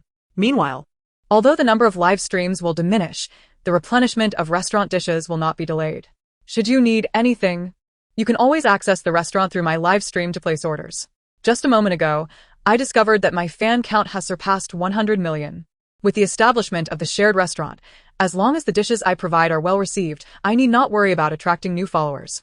With the shared restaurant in place, even with fewer live streams, the impact will be minimal. Just in time, Qin has returned, and I am preparing to accompany him back to the Imperial Star for a visit to the Green Wild Manor. No, man. We watch your live stream not solely for the culinary delights. Reducing to once a day is acceptable, but please don't make it every 3 days. Why announce a reduction in live stream frequency just after resuming? Lady Man, you are too cruel. Oh well, a reduction is a reduction. As long as we can enjoy delicious food every day. I was worried I wouldn't have enough time to watch your live stream, but now it's settled. Once every 3 days, I will definitely carve out time to catch your broadcasts. I also think 3 days is quite good. It prevents my regular work from being disrupted by watching your streams. I support Lady Man in reducing her live stream frequency to spend more time with her family. Could it be that Lady Man is reducing her live streams because of Xiao Qin? The ancients were right. Food and love are intertwined. If I had a husband with such a fine physique, I too would set aside work to spend more time with him. Let us spare Lady Man. She enjoys her husband, and we shall relish the food. He. As the conversation grew increasingly chaotic, Lin Man cast a glance at Qin and quickly cleared her throat. Ahem, that's enough. I shall say no more. I will begin cooking now. With that, Lin Man set to work, explaining as she went along. Qin occasionally stole glances at Lin Man, assisting her while also enjoying the amusing banter from the audience in the comment section about their couple dynamics. After about 40 minutes, Lin Man had successfully prepared the dishes, simultaneously operating 2 pans.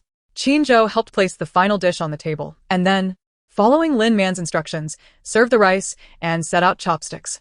Lin Man then fetched a bowl of wine, using a spoon to pour it into 2 small cups. Handing one to Qin. Chapter 65, The Popular Wine. Alright, let us commence our meal. I will first record the sharing, so please do not disturb me. Lin Man instructed Qin, settling down at the table. Qin responded with a brief acknowledgement. Once seated, Lin Man began her operations. The table was adorned with 6 dishes, alongside rice and wine, totaling 8 delightful items. Except for rice, which required a 30-second sharing. All other dishes necessitated 1 minute of sharing. As for the sharing portions and prices, Lin Man prepared to set 5 billion portions of rice at a price of 2-star coins per portion, and 3 billion portions of wine at 8-star coins per portion. The remaining dishes were each allocated 2 billion portions, with a unit price of 5-star coins per portion. Under this arrangement, Yo-Yo would utilize 5 billion portions of her capacity, accounting for an impressive 875 of her maximum load. Although this ratio appears exceedingly high, the remaining 5 billion portions of capacity would suffice for the other streamers on the platform to share. In no time, within a mere 10 minutes, Lin Man completed the recording for sharing and uploaded it to the communal dining hall. Once the upload concluded, the shared inventory of the 8 delectable dishes began to be claimed incessantly. Lin Man glanced at the screen and noticed that eggplant stir-fried with yard-long beans, mapo tofu, rice, and wine were being claimed the fastest, giving her insight into her fans' preferences. Dear ones, the culinary delights for today's lunch have all been uploaded. Please take what you need. We shall also dine now, and the streamer will sign off. Lin Man waved at the camera before ending the live broadcast. Once the broadcast was closed, Lin Man hurriedly removed the mask from her face. Breathing became significantly easier, and she felt much more comfortable. You should take yours off too, she said with a smile, extending her hand to assist Qin in removing his mask. He leaned forward slightly in response to her gesture. As the mask was lifted, his handsome visage was fully revealed, causing Lin Man to momentarily lose her composure.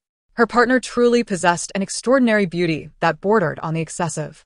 When Qin gaze met Lin Man's, a glimmer of amusement sparkled in his eyes, bringing her back to reality. Let's eat. Don't avert your gaze. Sit back down, she urged, prompting Qin to finally pick up his chopsticks. He had refrained from eating while his wife recorded the shared meal. Although the aroma and appearance of the dishes were enticing, he found Lin Man's every expression and smile far more delectable than the food before them. The meal was indeed delicious, and the wine was so exquisite that it compelled one to savor it repeatedly. This beverage possesses a rather unique flavor. The more one tastes it, the more profound its charm becomes, Qin remarked. Lin Man wore a satisfied expression in response. Wine is not merely a beverage. It contains both water and ethanol. Overindulgence may lead to intoxication, she explained, briefly introducing Qin to the effects of wine, discussing both its merits and pitfalls, while sharing tales of ancient people and their relationship with it. Qin listened intently, as if through Lin Man's description. He could envision the vibrant and bustling scenes of ancient times. The quality of the grapes is excellent, and the wine produced is delightful. In a few days, when I have some free time, I will brew some sorghum liquor. It has a higher alcohol content and will likely suit your taste even better. At that time, I shall lend you a hand, Qin replied, his anticipation for Lin Man's sorghum liquor evident. Meanwhile, at the frontline military headquarters, in the Purifying Agent Production Center, Zheng Sun and Liang Han were in an office preparing to place a second order for the various dishes Lin Man had made available. Over the past several minutes, they had thoroughly enjoyed the first dish they ordered. The flavors were simply outstanding, particularly the wine, which left them exhilarated. Unable to resist, they promptly prepared to order a second round. Forget the rest. We must exhaust our share of the wine, Zheng Sun declared to Liang Han. This wine is 8-star coins per portion, with a limit of 40 portions per person within 24 hours. Let's utilize today as quota. Thus, we'll order 12 portions of wine and pair it with 2 portions of rice, totaling 100-star coins, which allows us to deduct 5-star coins. As he spoke, Zheng Sun placed 3 orders in rapid succession. Liang Han, following his lead, complied without hesitation. He was enamored with the wine, feeling he could indulge in it all day. All right, taking into account the 1 portion of wine we consumed during our first order, we have already acquired 37 portions of wine. Let us add the remaining 3 portions to our cart and include some other dishes and rice to reach 100-star coins for another 5-star coin discount. Zheng Sun continued. Liang Han complied, adding 3 portions of wine to the cart but soon felt a bit lost. How exactly do we proceed? He inquired of Zheng Sun. Zheng Sun glanced at Liang Han, slightly exasperated. Just add 3 portions of rice to make up 30-star coins. The remaining 70-star coins can be spent on 14 of your preferred dishes, he replied, his tone tinged with impatience. Upon hearing this, Liang Han felt a sudden clarity and promptly took action. He bore no resentment toward Zheng Sun's impatience. Rather, he found it amusing. You truly have a knack for calculations, old Zheng. From now on, teach me how to order. He beamed, revealing a bright smile. With the establishment of the shared dining hall by the marshal's wife, he was certain he would frequent it daily. Saving even a little was beneficial. 5-star coins might seem trivial, but it could procure a shared dish. Furthermore, with the high-quality fruits provided by the marshal's wife, high-level and above purifying agents could now be exchanged. As long as one was willing to spend military merit, reservations would only require a maximum of 2 days of waiting to obtain highly effective purifying agents. Previously, even with military merit, they could not be spent, but soon, there would be an abundance. With just a few remaining resources, one had to be prudent. Zhang Sun glanced at Liang Han and sighed. Fine, I'll help you out. Encountering someone who, aside from medical matters, seldom exercised their intellect in other areas, he felt compelled to assist. After all, having someone dependent on him was not necessarily a bad thing, was it? Haha, thank you, old Zheng. Liang Han exclaimed, flashing a wide grin. At this moment, the soldiers on the front line, who were taking a break, also turned their attention to Lin Man, purchasing dishes from her shared dining hall. Upon tasting the offerings, they were utterly captivated, falling head over heels. It was unclear how many individuals had found their wallets considerably lighter due to Lin Man's recent increase in purchase limits. At the Imperial Star Agricultural Institute, led by Elder Jiang and others, they too procured a substantial amount from Lin Man's shared dining hall. After savoring the wine for over 10 minutes, Elder Jiang remained deeply enchanted by its flavor. After indulging for another 10 minutes and finishing all 40 minutes of the wine share, Elder Jiang made a decision. He would personally brew a batch of wine. The grapevines and seeds they had obtained from the marshal's wife during their last visit to LX008 had all been successfully cut and planted. Furthermore, after testing the newly grown grapes, the Agricultural Institute had also assessed the 2nd to 10th generations of seeds. After confirming that there were no issues, they officially launched the new variety. Chapter 66, Arrival at Greenfield Manor. Currently, market enthusiasm for the new grape variety was soaring, and the Agricultural Institute was inundated with orders, struggling to keep up with production. However, as the director of the Agricultural Institute, Elder Jiang found it feasible to dedicate some time to cultivate grapes for winemaking. After all, the marshal's wife had previously live-streamed the winemaking process. If he could find the video and follow the instructions, it should pose no significant challenges. At this moment, Elder Jiang remained unaware that Lin Man had not only used grapes in her winemaking but also sugar. Once he located the video, he sought out Lin Man's sugar-making video for guidance. After viewing it, he hesitated and ultimately chose to abandon the endeavor. In truth, he believed that with a bit of perseverance and effort, he could manage to produce sugar. Yet, the key issue was his reluctance to deal with the hassle. With so much effort required, he might as well approach the marshal's wife, boldly asking to purchase or obtain some. Of course, nothing could be obtained for free. He would have to wait for the right opportunity. Fortunately, with the shared dining hall operational and the wine shares reasonably priced, he still had the chance to continue indulging. As he contemplated this, old Jiang lost all desire to move. Why toil away when he could savor such exquisite delicacies for a modest sum? The shared dining concept, championed by the marshal's wife, has indeed forged an exceptional path. Within the imperial palace, Emperor Shaolin, too, had succumbed to the allure of wine. With each sip, his appreciation of its flavor deepened. After indulging in the full 40-minute wine-sharing experience, rather than feeling satiated, Shaolin found himself increasingly restless. Right? His eldest son was currently on his honeymoon leave. He had just seen him live-streaming with his wife. He must inquire when they would return to the Imperial Star. With this thought in mind, Shaolin activated his light brain and sent a message to Qin Zhou. Zhouer, I watched your live stream with your wife. Today's broadcast was splendid, and your idea of establishing a shared restaurant is quite commendable. Your wife mentioned during the stream that she would reduce her frequency of broadcasting. If that is the case, do you have time to return to the Imperial Star? If you're free, bring your wife to visit. The Greenfield Manor is all set for your arrival. You can check in right away. As soon as the message was sent, Qin Zhou's light brain chimed 3 times. At that moment, the couple had just finished their lunch. After the meal, Lin Man cast several glances towards Qin Zhou. Noticing his wife's inquisitive look, Qin Zhou finally opened his light brain to check the messages. Upon realizing the message was from Shaolin, his expression momentarily stiffened. Nevertheless, he opened the message and read its contents. Observing his wife's curious yet restrained demeanor, Qin Zhou sighed inwardly. It was a message from His Majesty. He stated he had watched our live stream and inquired when I would bring you back to the Imperial Star. Lin Man was taken aback. Qin Zhou continued. I suspect he must have sampled the dishes from your shared restaurant and is eager to experience the authentic flavors. Is that truly possible? Lin Man asked, slightly skeptical.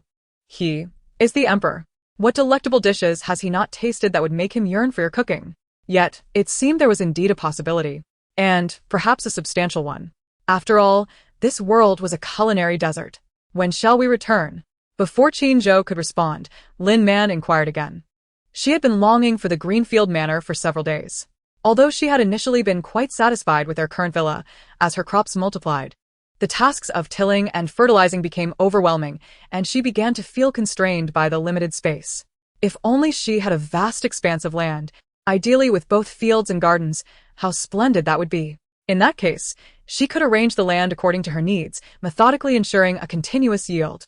The Greenfield Manor boasted over 3,000 acres, more than sufficient to meet her requirements. Qin Zhou gazed at Lin Man. If you wish to go, we shall set off. After all, his honeymoon leave was to accompany his wife. Wherever she went, he would follow. Lin Man's eyes sparkled with delight. Then let us prepare. Shall we depart tomorrow? She had 3 days until her next live stream, providing ample time to settle into the Greenfield Manor. Qin Zhou's gaze was filled with affection. Very well. Thus, their journey back to the Imperial Star was confirmed.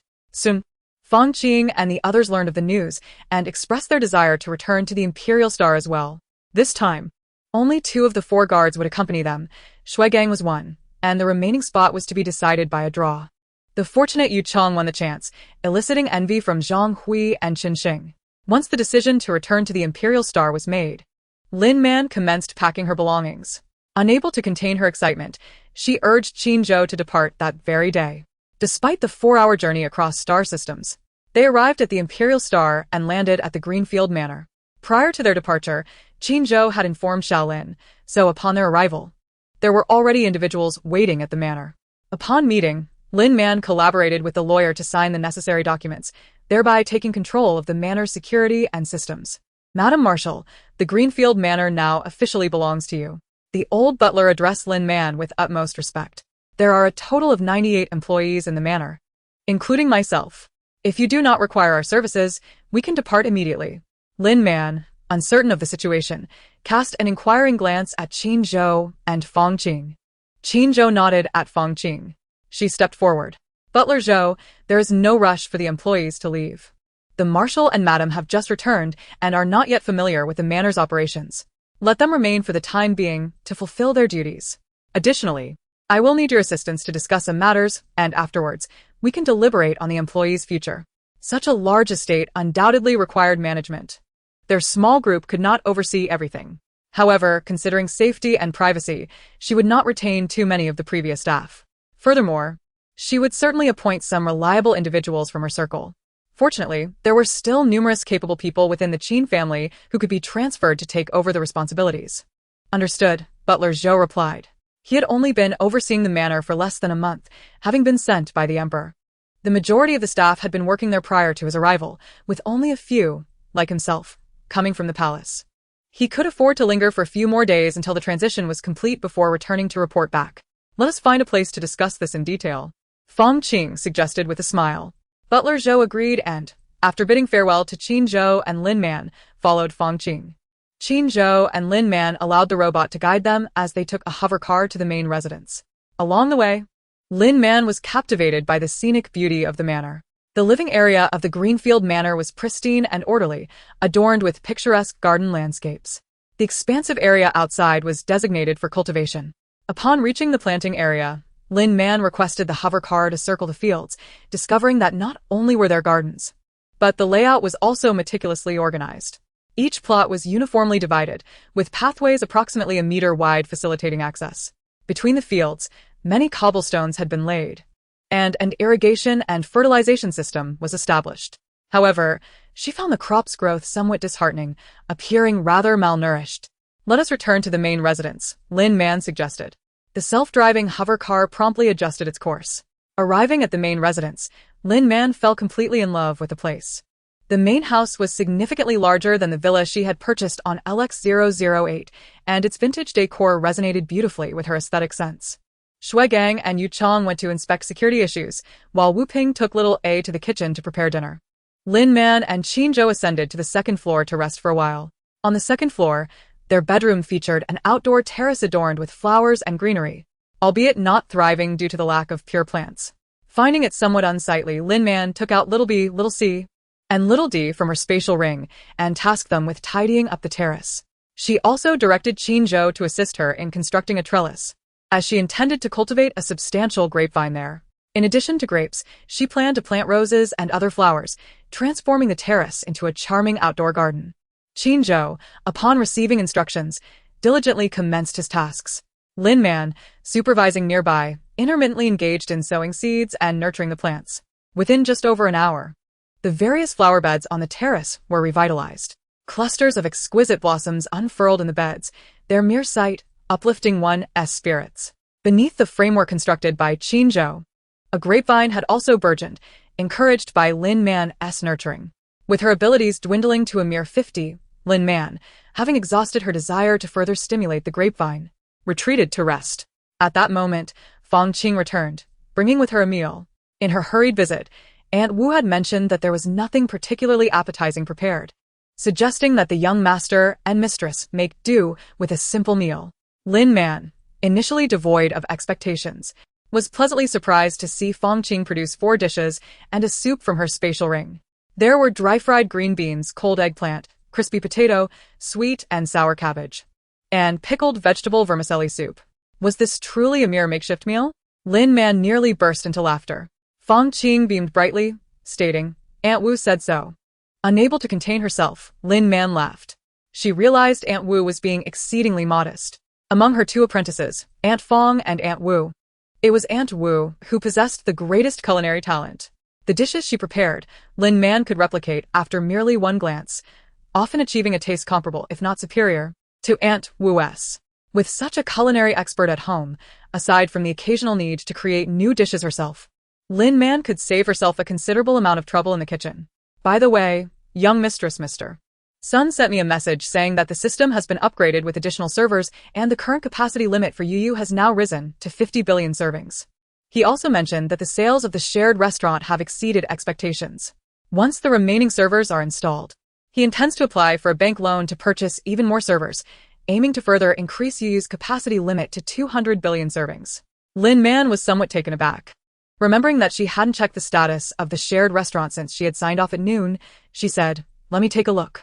With that, she promptly activated her holographic device to access the shared restaurant. The results were startling. Among the shares she had uploaded at noon, the wine shares had dwindled to about 20, while the remaining dishes varied between 565 servings.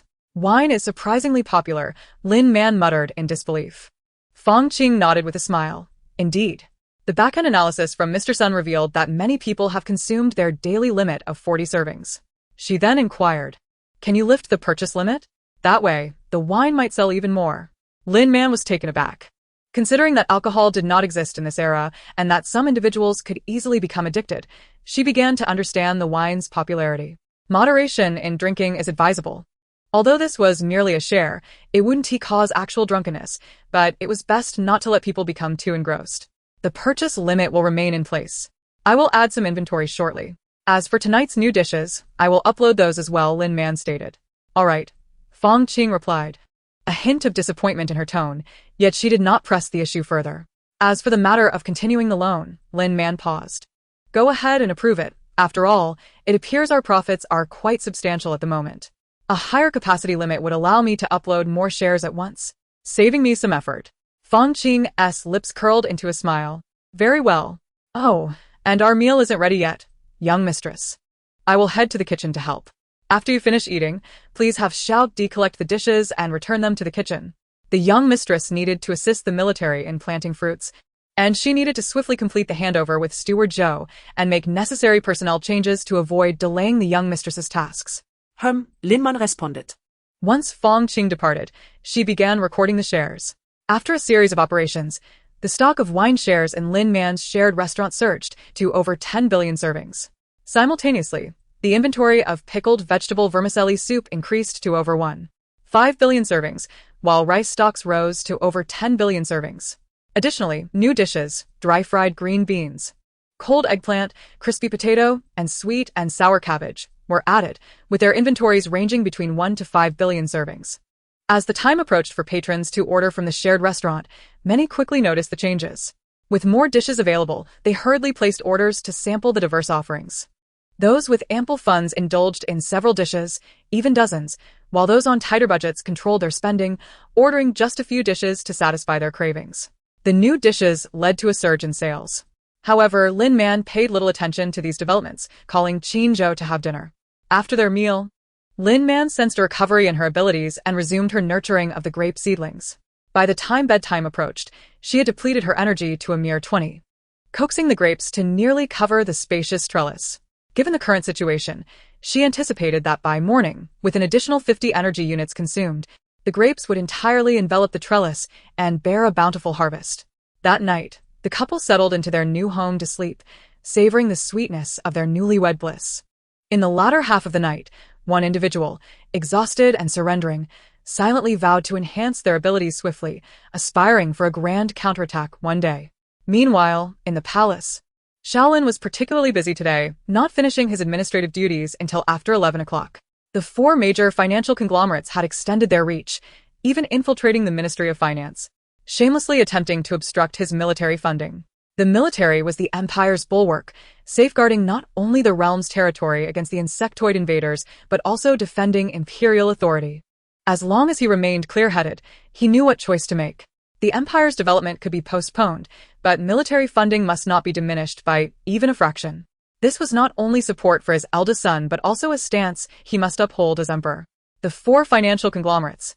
These four ferocious tigers that had thrived due to him, he would eventually find an opportunity to deal with them. Rubbing his temples, Shaolin leaned wearily against his office chair. Suddenly recalling something, he straightened his posture. He activated his holographic device and entered Lin Man's shared restaurant. Upon seeing the newly added dishes and the significant increase in the wine shares, his expression brightened. However, he soon realized that due to the daily limit of 40 servings per person, he still could not add the wine to his cart. The young mistress truly is something. With so much wine in stock, why doesn't she ease the purchase limit? He muttered in dissatisfaction, continuing instead to select other dishes. Before long, he ordered nearly 500 star coins worth of food.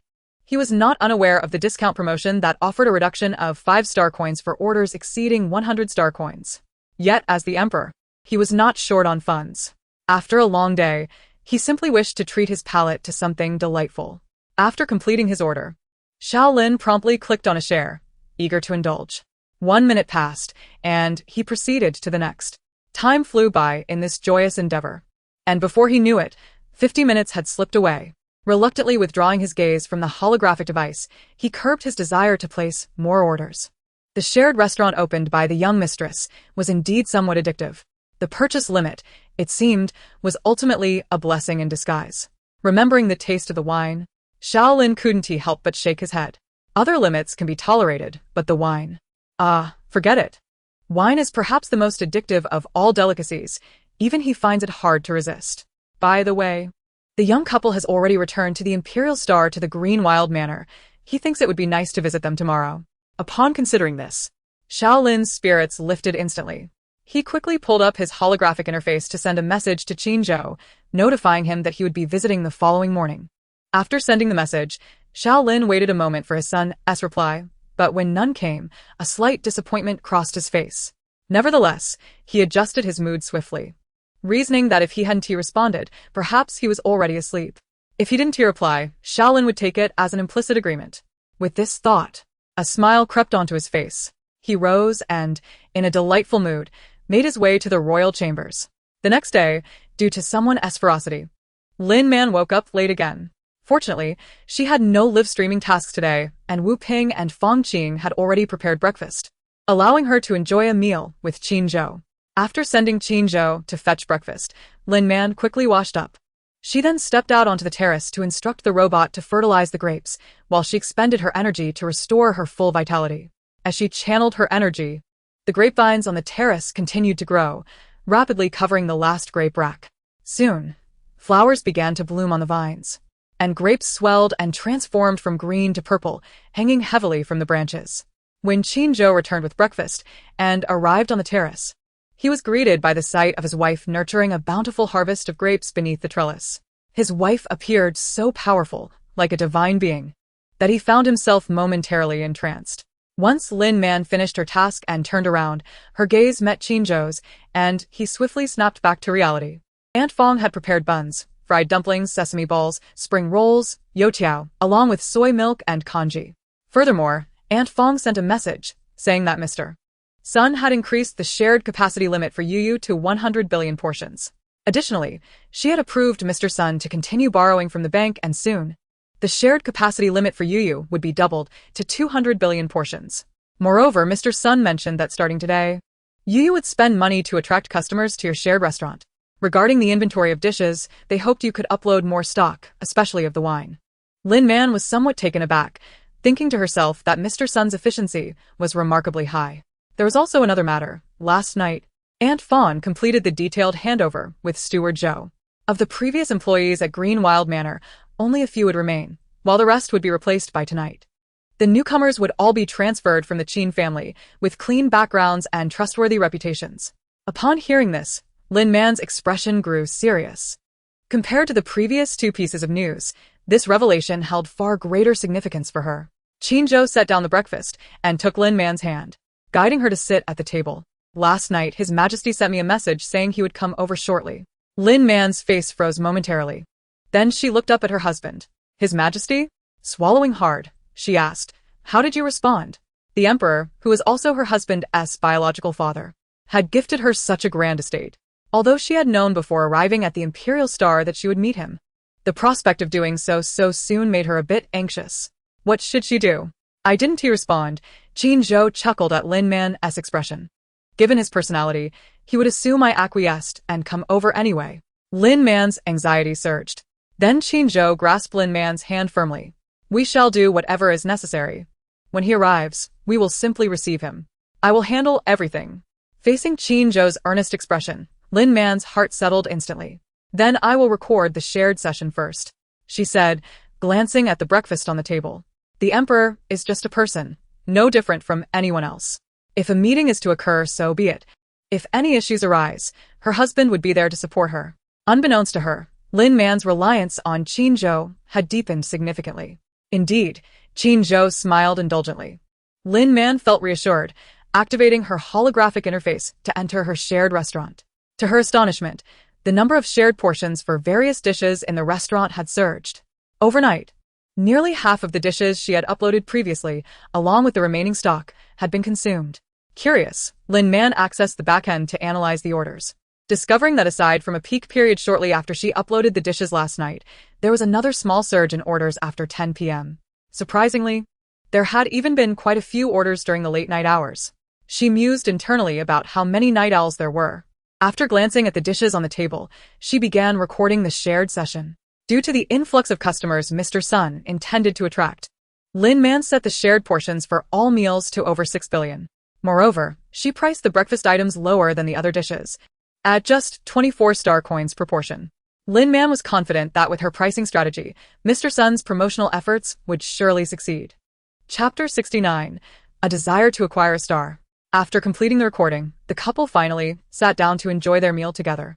After a delightful breakfast, and once the robot had taken the dishes to the kitchen, Lin Man called Qin to join her in brewing wine. Previously, during her live stream, she had only managed to brew a small jar.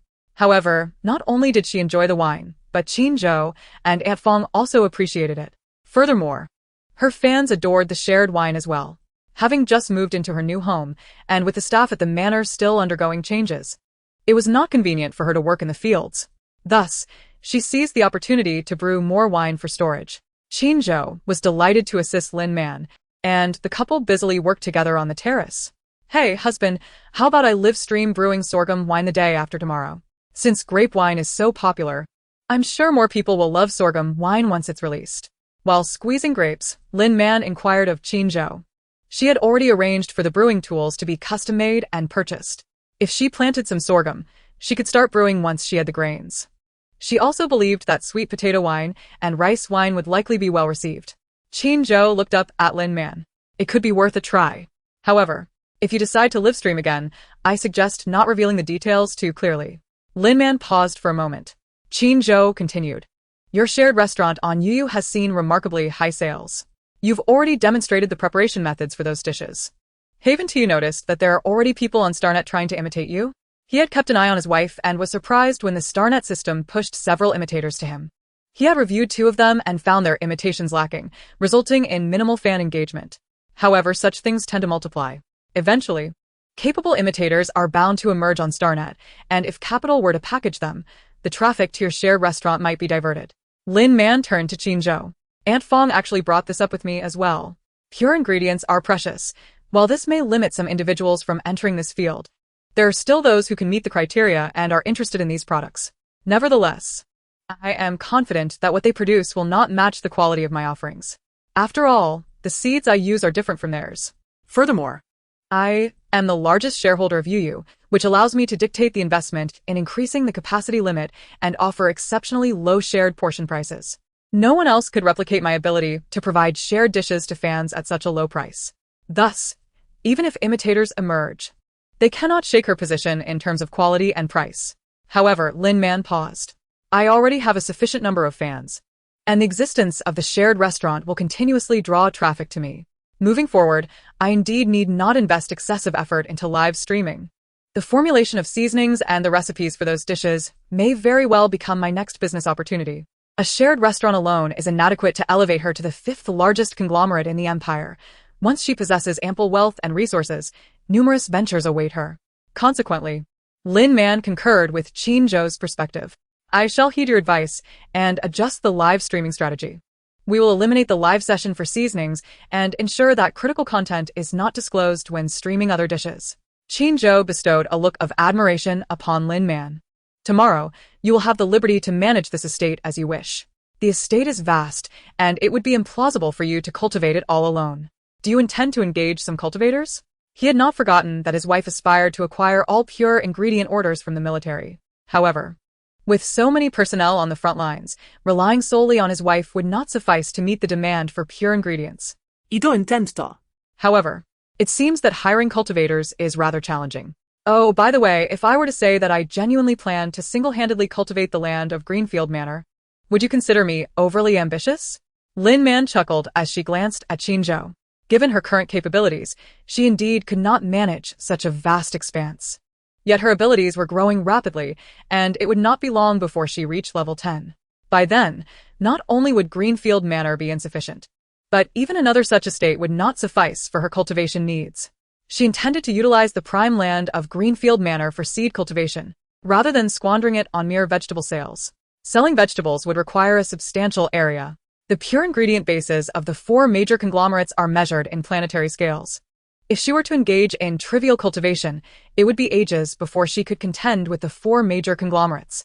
Qin Zhou appeared somewhat astonished. Lin Man found his expression amusing. There are numerous unexploited planets in the Empire. Once I have amassed enough capital, I shall purchase one. By then, with such a large planting base and the superior seeds I possess, I should be able to attract cultivators. In the era of interstellar travel, as long as individuals awaken their wood spirit powers and their mental potential reaches grade A, they have a chance to become cultivators. However, while becoming a junior cultivator is relatively easy, advancing to intermediate or advanced levels presents increasing challenges. This is because cultivators must nurture pure plants to hone their wood spirit powers. Yet the seeds for pure plants are predominantly controlled by large conglomerates or institutions. Currently, only certain hydroponic vegetable seeds are readily available on the market, relatively inexpensive to acquire. As for the next tier, while soil vegetable seeds can also be purchased, they come at a steep price. Moreover, fruit seeds are not only costly but exceedingly difficult to procure. A junior cultivator must nurture a sufficient quantity and variety of hydroponic vegetables to ascend to the intermediate level. Intermediate cultivators, seeking to further enhance their wood spirit powers, must nurture soil vegetable seeds. Furthermore, relying on soil vegetable seeds will only allow one's wood spirit power to reach its peak at the intermediate level. To ultimately break through to the advanced tier, one must cultivate a certain quantity and variety of fruit seeds. However, fruit seeds are scarce and tightly controlled by major conglomerates and institutions. Thus, unless they are affiliated with these entities, even the most gifted cultivators find it arduous to ascend to the advanced level through sheer effort. For these reasons, the majority of advanced cultivators remain under the control of conglomerates and institutions. She needed to showcase her strength.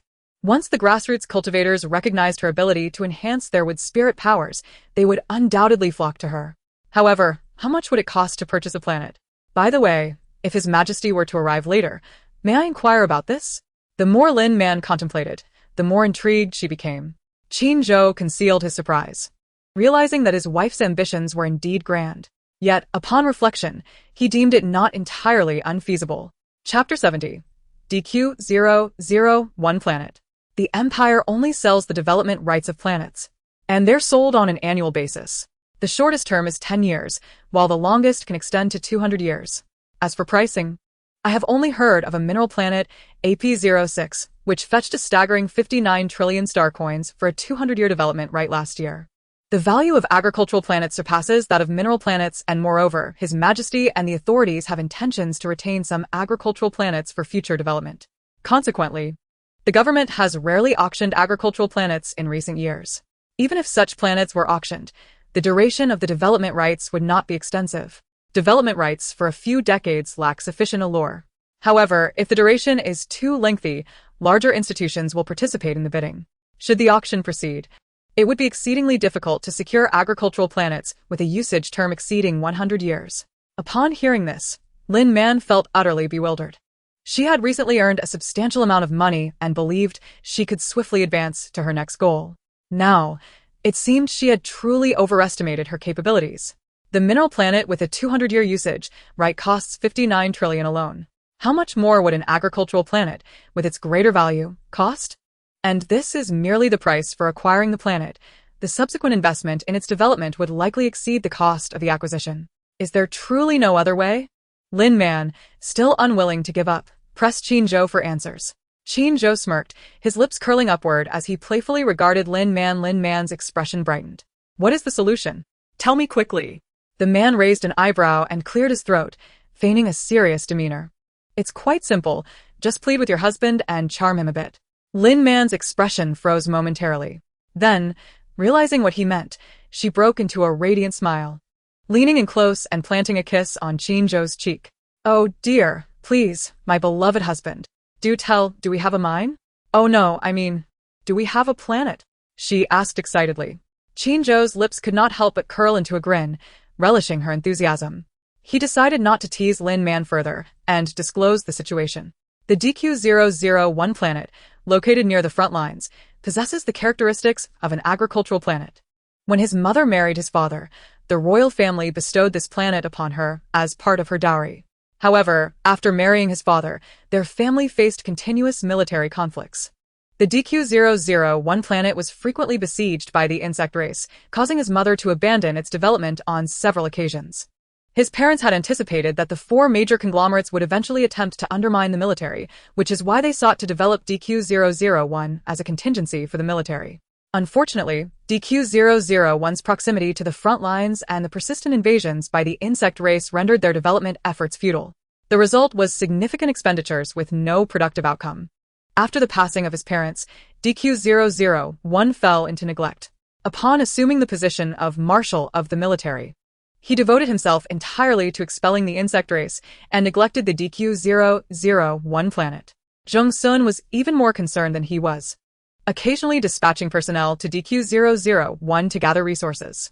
They would return with some low to medium radiation ingredients, which were then converted into nutrient solutions for military use. It is quite close to the front lines. Lin Man felt a tinge of disappointment. The value of cultivating a planet is indeed immeasurable, particularly considering that DQ-001 is entirely theirs, not merely for a fleeting century or two. A sense of anticipation began to blossom within her. But does that planet still harbor the insect race? If I were to develop it, would I encounter a fate akin to our Mother-S? Having lived through an apocalypse, she was loath to inhabit another perilous locale. The menace posed by the insect race was far more terrifying than that of zombies. And with her inability to pilot a mech, evasion would be impossible should they cross her path. Qin Zhou responded to Lin Man with a reassuring smile. The insect race on DQ-001 has been thoroughly eradicated. The front lines have advanced to DQ-010. Before my marital leave, battles were also erupting near DQ-009. For the insect race to reach DQ-001, they would first need to land on the 8 intervening planets. The military has ample time to repel them. Were it not for the past, he would not have dared to express such confidence. However, his wife had consistently supplied the military with high-grade fruits capable of producing advanced purifiers. With these premium fruits, the logistics division could supply purifiers of superior quality. Consequently, The elite strike teams and other cutting-edge military units would be less prone to casualties. Additionally, with the introduction of new forces, the military's capabilities would continue to enhance.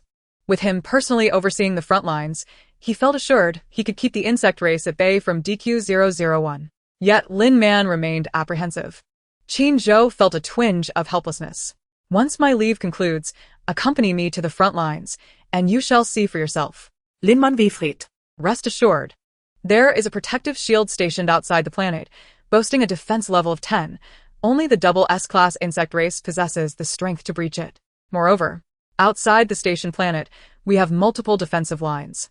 Should a double S-class insect appear, the military would receive notification at least 3 hours in advance, allowing us to eliminate or drive them away preemptively. With me present, I will ensure your safety, Qin Zhou stated with a serious and earnest demeanor. Lin Man felt a flicker of desire. What is this protective shield?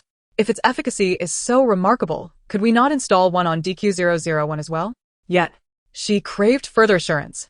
It was not solely her own safety she considered, but also that of any future breeders she might recruit to work in proximity to the front lines. They must be unafraid as well. That may not be feasible. Qin Zhou replied. The military's protective shields were developed under the auspices of the Ministry of Finance in collaboration with the Ministry of Defense, consuming over a decade to yield results, and were deployed 4 years ago. Since their implementation, no insect has breached the military's main base. This very reason has led to an increase in personnel stationed at the front lines in recent years. Our current base, DQ-005, has become increasingly populated, even establishing numerous cities and expanding commerce. This was also why he had previously urged his wife to accompany the military, though she had declined. Through these discussions with his wife, he began to discern the reasons behind her reluctance. She lacked a contemporary understanding of the front lines. Her perceptions rooted in the crises of a decade or even 2 decades past, believing the area to be fraught with danger. Recalling his wife's background, an orphan separated from her family due to the insect race at her birth, Qin Zhou felt a pang of sympathy. While he could not arrange a level 10 shield, I can endeavor to apply for a level 7 shield for DQ-001. I will assist in the application on behalf of the military. Despite DQ-001 being a private planet, it is eligible for a 50% official subsidy. After all, DQ-001 falls within the military's frontline defense perimeter, and according to Imperial law, I indeed possess such authority. Upon hearing of the potential subsidy, Lin Man's expression brightened. Just as she was about to inquire about the level 7 shield, Qin Zhou took the initiative to elaborate. Chapter 71. The Majesty's Visit. The Empire's protective shields below level 5 may be installed and periodically maintained by private security firms. Shields below level 5 offer minimal defense against the insect race's assaults, but can provide early warnings and assert territorial claims, thereby enhancing the planet owner's or administrator's governance over the planet. For instance, courier companies must liaise with a planet owner to obtain consent before operating on that planet. Similarly, outsiders must seek the planet owner's permission to gain entry. Although private planets remain under imperial jurisdiction, the authority of the planet owner is considerably significant. In the interior regions of the Empire, the insect race finds it nearly impossible to infiltrate, thus a level 5 shield suffices. However, as one approaches the front lines, the risk of insect incursions increases, necessitating the acquisition of level 6 or above shields from the Ministry of Defense. Furthermore, the closer one is to the front, the higher the required shield level. Notably, the Ministry of Defense's shield classifications include only level 6, 7, and 10, with no provision for levels 8 or 9. Lin Man was taken aback. Level 10 is essentially an upgraded version of the previous level 7, enhanced multiple times. The level 7 shield, in addition to possessing the basic functions of a civilian level 5 shield, can defend against attacks from A-class and lower insect races. Unless led by an S-class or double S-class insect capable of tearing through the shield, the insect race cannot enter the airspace of DQ-001. Similarly, unauthorized mechs can only breach a level 7 shield if they are of S-class or above. If the military assists in applying for a level 7 shield, They can station troops at DQ-001 intermittently. Thus, should a malicious S-class mech appear, we need not fear. Upon detection, we can eliminate it before it approaches. Having resolved to entrust DQ-001 to his wife, he would undoubtedly endeavor to eliminate all security threats. Upon hearing this, Lin Man gazed at Qinzhou with starry eyes. Her husband was truly dashing. How much would the level 7 shield cost after the official subsidy? She inquired. After hearing so much from Qinzhou, she felt an urge to live on DQ-001. Approximately 5 billion, and the annual maintenance costs would also be halved, totaling around 5 billion. Lin Man's eyes widened. Very well. She had overstepped. Qinzhou chuckled as he glanced at his wife. There is no rush regarding the development of DQ-001. In the coming days, I will initiate the inheritance process for DQ-001 and subsequently transfer ownership of the planet to you. After the passing of his parents, he had neglected to initiate the inheritance process since he had not intended to develop DQ-001. Now that his wife expressed a need for it, he would take the necessary steps to inherit it and then transfer it to her. You haven't completed the inheritance process? Lin Man was astonished once more. A planet? Even if it were near the front lines, it was still a planet. How could this man leave such a substantial legacy unclaimed? Moreover, he mentioned that he would transfer the planet to her. This man was exceedingly generous when it came to finances. Is there a fee for the inheritance? Suppressing her excitement, Lin Man asked Qinzhou. There is typically an inheritance tax. However, since my mother perished in the line of duty and I am a military personnel, the inheritance tax can be waived. The Empire offers many privileges to military personnel. Lin Man's eyes sparkled with joy, unable to contain herself. She rushed over and planted a kiss on Qinzhou's cheek. Husband, our family will surely become the Empire's wealthiest, she exclaimed, brimming with excitement. Qinzhou's eyes glimmered with amusement. As long as you are happy, he replied. His wife appears to be somewhat of a little gold digger, but rather charming nonetheless. Lin Man envisioned a future life where the couple would brew wine together while engaging in leisurely conversation, leading a serene and beautiful existence. This daydream persisted until Shuigang initiated a video call, announcing the arrival of His Majesty. Please bring His Majesty directly to the main residence. We will descend shortly. Qinzhou replied, and promptly began to remove his gloves. Let us go to welcome His Majesty, he added, turning to Lin Man. Oh, Lin Man responded, hastily following suit in removing her gloves. She cast a glance at the items on the terrace that they had yet to tidy up, deciding to leave the cleaning until after the guests had departed, and accompanied Qinzhou downstairs. The couple arrived in the front garden on the first floor, where they waited for only a brief moment before a hovering vehicle arrived. A bodyguard clad in black uniform alighted first, followed by a dignified middle-aged man. Observing this, Qinzhou drew Lin Man a step closer. His Majesty bowed and greeted them with a gesture of respect. Following Qinzhou's lead, Lin Man also inclined her head in deference. No need for formalities, Shaolin said, a loving smile gracing his face. So, this is little man, is it? Upon hearing her name, Lin Man lifted her gaze to meet Shaolin's affectionate eyes, only to quickly lower her head again. So, this is the Emperor of the Empire? Just as she had seen online, yet somehow different. The online portrayal of His Majesty exuded strength and authority, while the man before her radiated warmth, resembling a caring elder. Lin Man had encountered the Emperor before, and though he was kind, she dared not be disrespectful and replied with utmost respect. Haha, Shaolin chuckled. There's no need to be so formal. Today, do not regard me as your emperor, but rather as a family elder. Little man, has Zhou informed you about our relationship? Lin Man glanced sideways at Qinzhou, who responded with a subtle nod. Observing this, Shaolin nodded in return, thinking to himself that his son's sharing of such personal details reflected his regard for his wife. Since you are aware, do not feel so constrained. My purpose for this visit is primarily to see you both. At this, the warmth in Shaolin's gaze deepened. Yes, Lin Man responded, turning her attention back to Qinzhou. Your Majesty, shall we proceed inside? Qinzhou suggested. Upon hearing the title Your Majesty, a fleeting shadow of disappointment crossed Shaolin's eyes. Let us move, he said, following Qinzhou and Lin Man into the main residence. Upon entering, the three of them made their way to the seating area. Before Shaolin could take a seat, he noticed an assortment of fruits and snacks laid out on the coffee table. The fruits included grapes, apples, and freshly cut chunks of sugarcane, all appearing remarkably fresh. Clearly just arranged. The size of the grapes and apples astonished Xiaolin. Elder Jiang had mentioned that his eldest daughter-in-law likely had some exceptional fruit seeds, and it seemed that was indeed the case. Xiaolin also observed that there were 4 varieties of snacks on the table. Apart from the jiangmi sticks he had seen in Lin Man's livestream, the other 3 were unfamiliar to him. "Your Majesty, please take a seat," Lin Man said, gesturing to Xiaolin at Qin Zhou's prompting, deliberately ignoring the emperor's gaze fixated on the food. Xiaolin replied, naturally diverting his gaze and settling down. Lin Man and Qin Zhou exchanged a glance before taking their seats opposite him. "Your Majesty, do indulge in the fruits and snacks. These are all prepared by Aunt Fong." Lin Man smiled, addressing him warmly. Having calmed her nerves, she realized that being anxious was futile. It was far better to remain composed. Xiaolin regarded Lin Man with a glint of satisfaction in his eyes. However, when he looked at the fruits, he made no move to partake.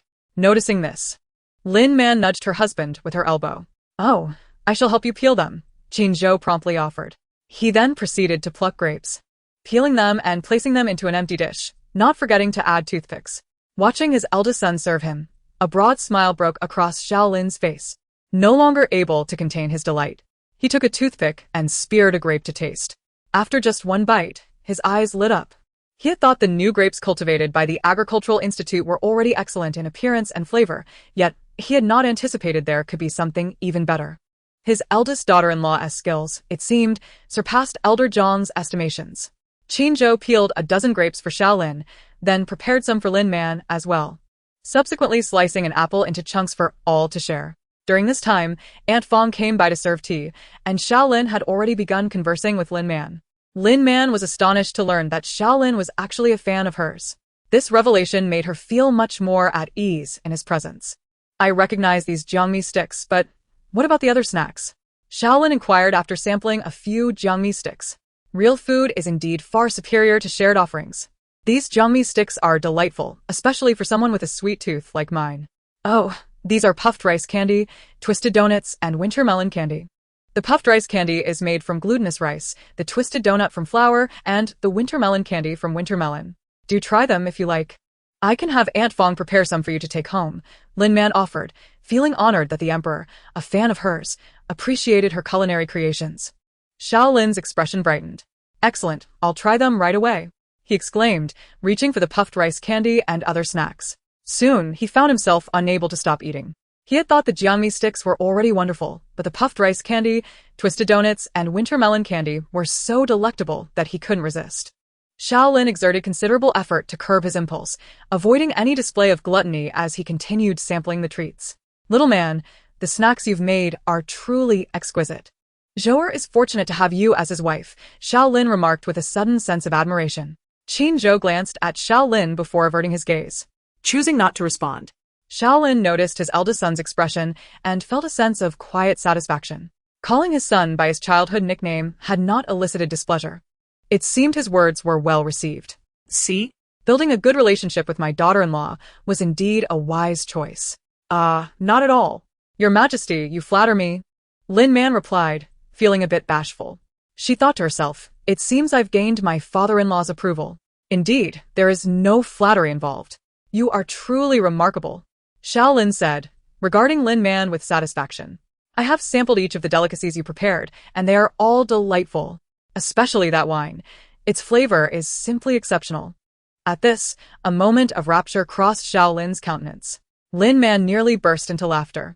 Realizing his lapse in decorum, Xiaolin did not mind and instead relaxed further. What a shame that the shared purchase limit is too low. Individuals can only buy 40 units per day. As he spoke, a hint of regret clouded his eyes. Lin Man was taken aback. Was His Majesty playfully pouting? "Ahem, what do you think would be a more suitable limit?" she inquired, following Xiaolin's lead. While she could ignore requests from others, this was the emperor. Embracing this connection could only benefit her and her family. Xiaolin's gaze sparkled momentarily. Perhaps doubling the limit would be appropriate. After all, excessive indulgence is not advisable, he suggested. Qin Zhou shot a glance at Xiaolin, his eyes conveying, "You know that excessive indulgence is not good?" Xiaolin's expression grew slightly awkward, yet he continued to beam, pretending not to notice. Lin Man stifled a laugh. "Then I shall raise the purchase limit for the wine to 80 units per person per day," she declared cheerfully.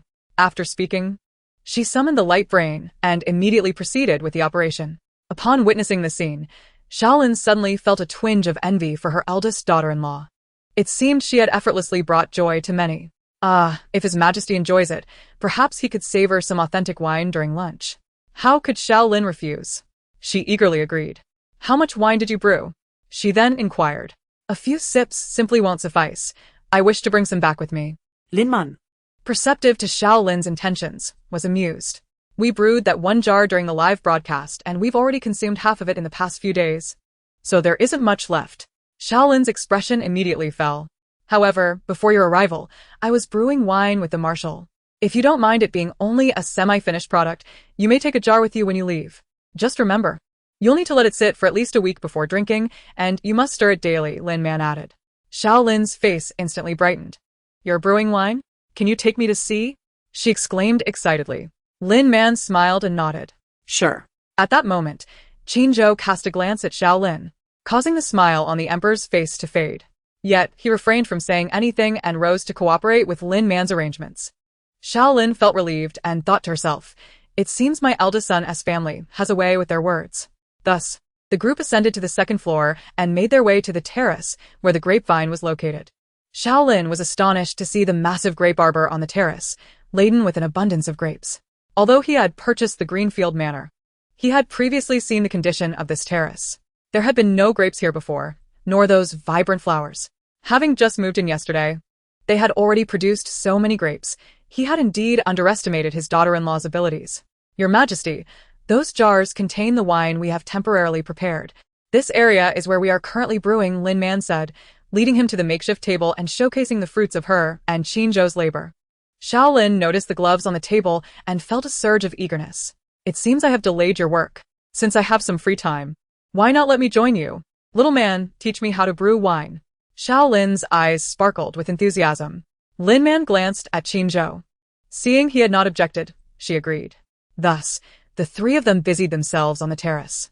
By 11 o'clock, Lin Man took a moment to visit the kitchen to ensure that Fong Qing and Wu Ping had prepared the lunch properly before returning to the terrace to continue brewing wine with Shaolin and Qinzhou. Chapter 73. Delicious. Shaolin worked tirelessly until noon, though he held the esteemed title of Emperor of the Empire. It was his first encounter with such top-quality grapes and his first experience transforming them into wine. This novelty was exhilarating, even somewhat addictive. He suddenly thought that upon returning to the palace, he could have the Agricultural Institute send someone to plant a grapevine in his chamber. Then, he could ask his daughter-in-law for some sugar and brew wine himself. Aunt Fong sent a message stating that lunch was ready. Your Majesty, shall we dine? Lin Man approached Shaolin after reading Fong Qing's message. Qinzhou had already removed his gloves. Shaolin displayed a hint of regret, glanced at his eldest son, and also took off his gloves. Upon seeing this, Lin Man couldn't help but smile. Your Majesty, please take the jars of wine you brewed yourself. The taste will be even better. Hearing this, Shaolin's gaze immediately shifted to the 3 large jars of wine he had brewed. Very well, he replied cheerfully, reaching out to store the jars in his spatial ring. Qinzhou frowned slightly at the scene. Noticing his son's reaction, Shaolin hastily suggested they proceed to lunch. The group quickly arrived at the dining hall. Fong Qing had already set the table, and the spread was bountiful. There was mapo tofu, stir-fried 2-sided yellow beans, dry pot potatoes, dry pot cauliflower, braised eggplant, sour and spicy shredded potatoes, cold cucumber salad, and sauerkraut vermicelli soup, among others. Lin Man was somewhat taken aback upon seeing the grand array of dishes.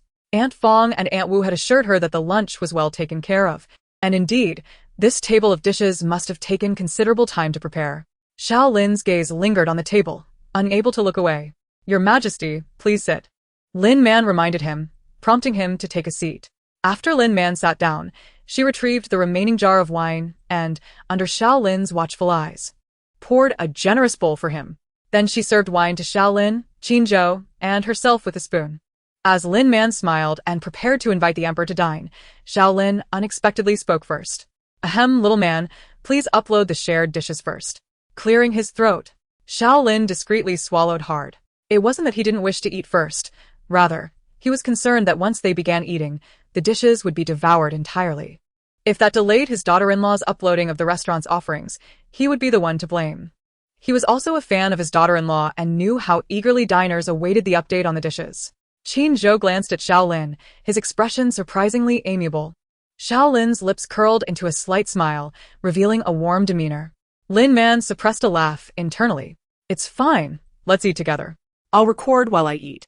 Today's spread is quite extensive, and each dish takes a minute to record, which accumulates to a significant amount of time. Xiao Lin immediately turned to Qin Zhou. Let's eat together, he suggested.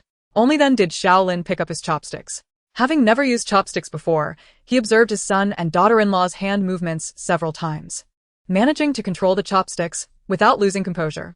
Lin Man noticed Xiao Lin's actions and stifled a laugh, trying to maintain her seriousness. She then activated the light brain to begin recording the shared dishes. One by one, they sampled the dishes, and it wasn't long before Lin Man completed the recording.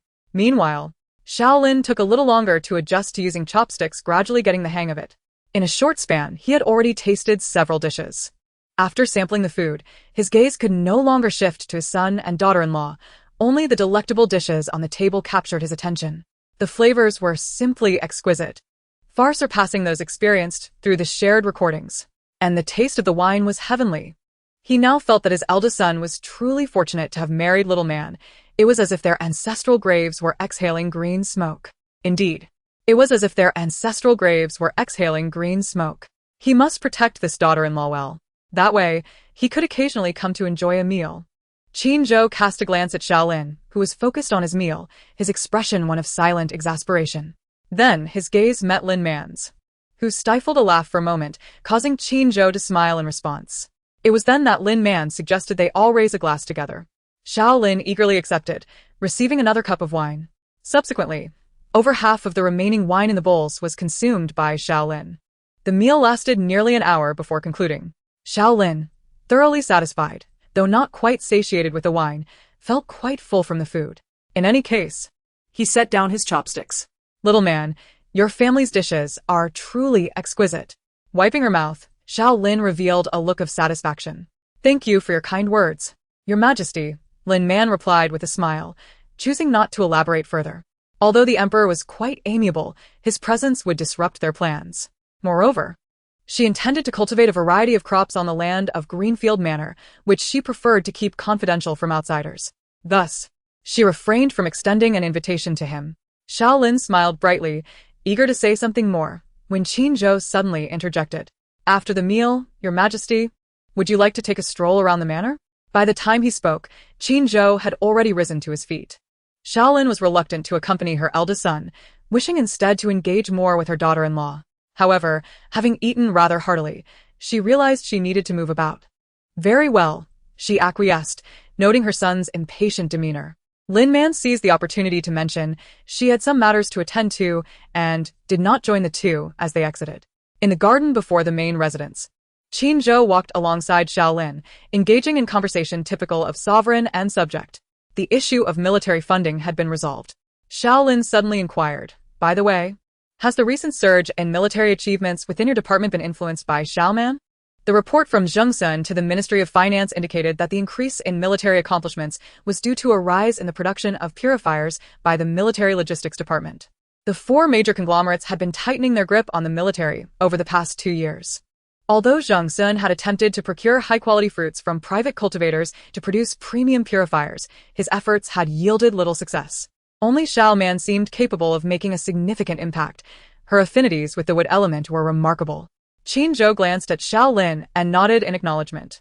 Xiao Man's identity must remain confidential. I shall arrange for a protective barrier and enhance security at Greenfield Manor, he added promptly. His daughter-in-law had remarkably withstood the pressure from the four conglomerates.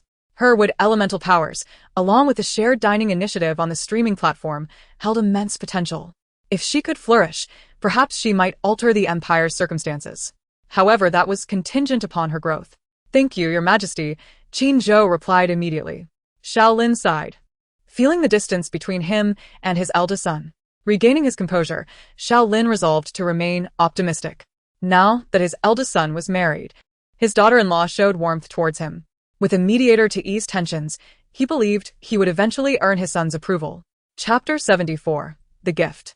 Your marriage and the announcement of your leave from the wedding should be well known by now. As you return to the Empire Star, Many will undoubtedly send you invitations. You should select a few to attend, he advised. In recent years, the financial pressure has intensified, and with military logistics being a major expenditure, your visibility will yield benefits for the allocation of military funds.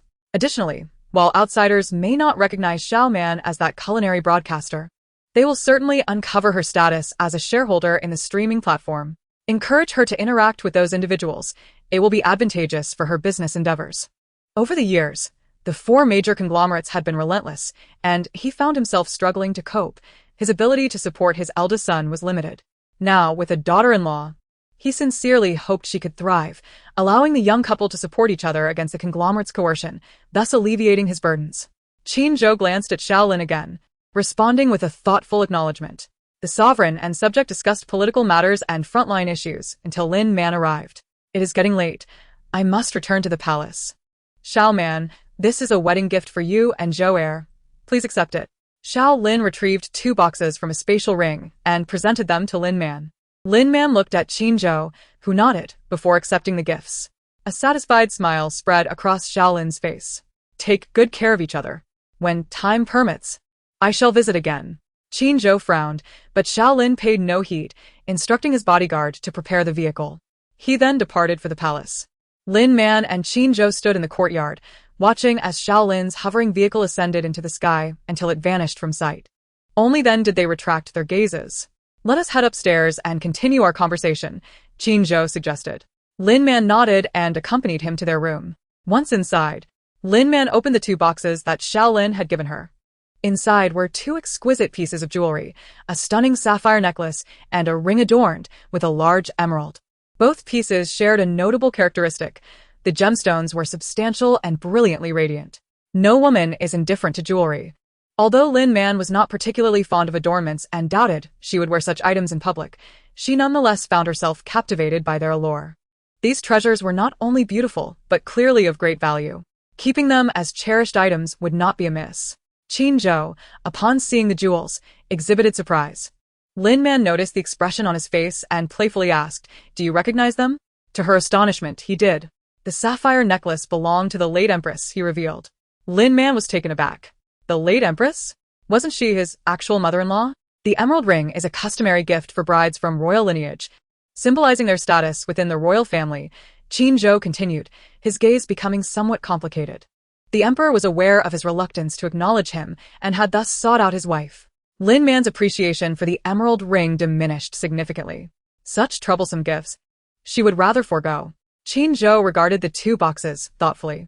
Keep them, they may prove useful in critical moments, he advised. Now that he was married, he could no longer afford to act solely on his personal sentiments, but must consider the greater good of the family. Lin Man hesitated, sensing the seriousness in Qin Zhou's expression, and eventually conceded, all right, before placing both boxes into her spatial ring.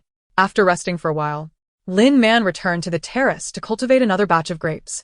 She then ventured into the yard, where she, along with Qin Zhou and the robots, uprooted all the non-purified greenery, transforming the area into a vegetable garden and orchard.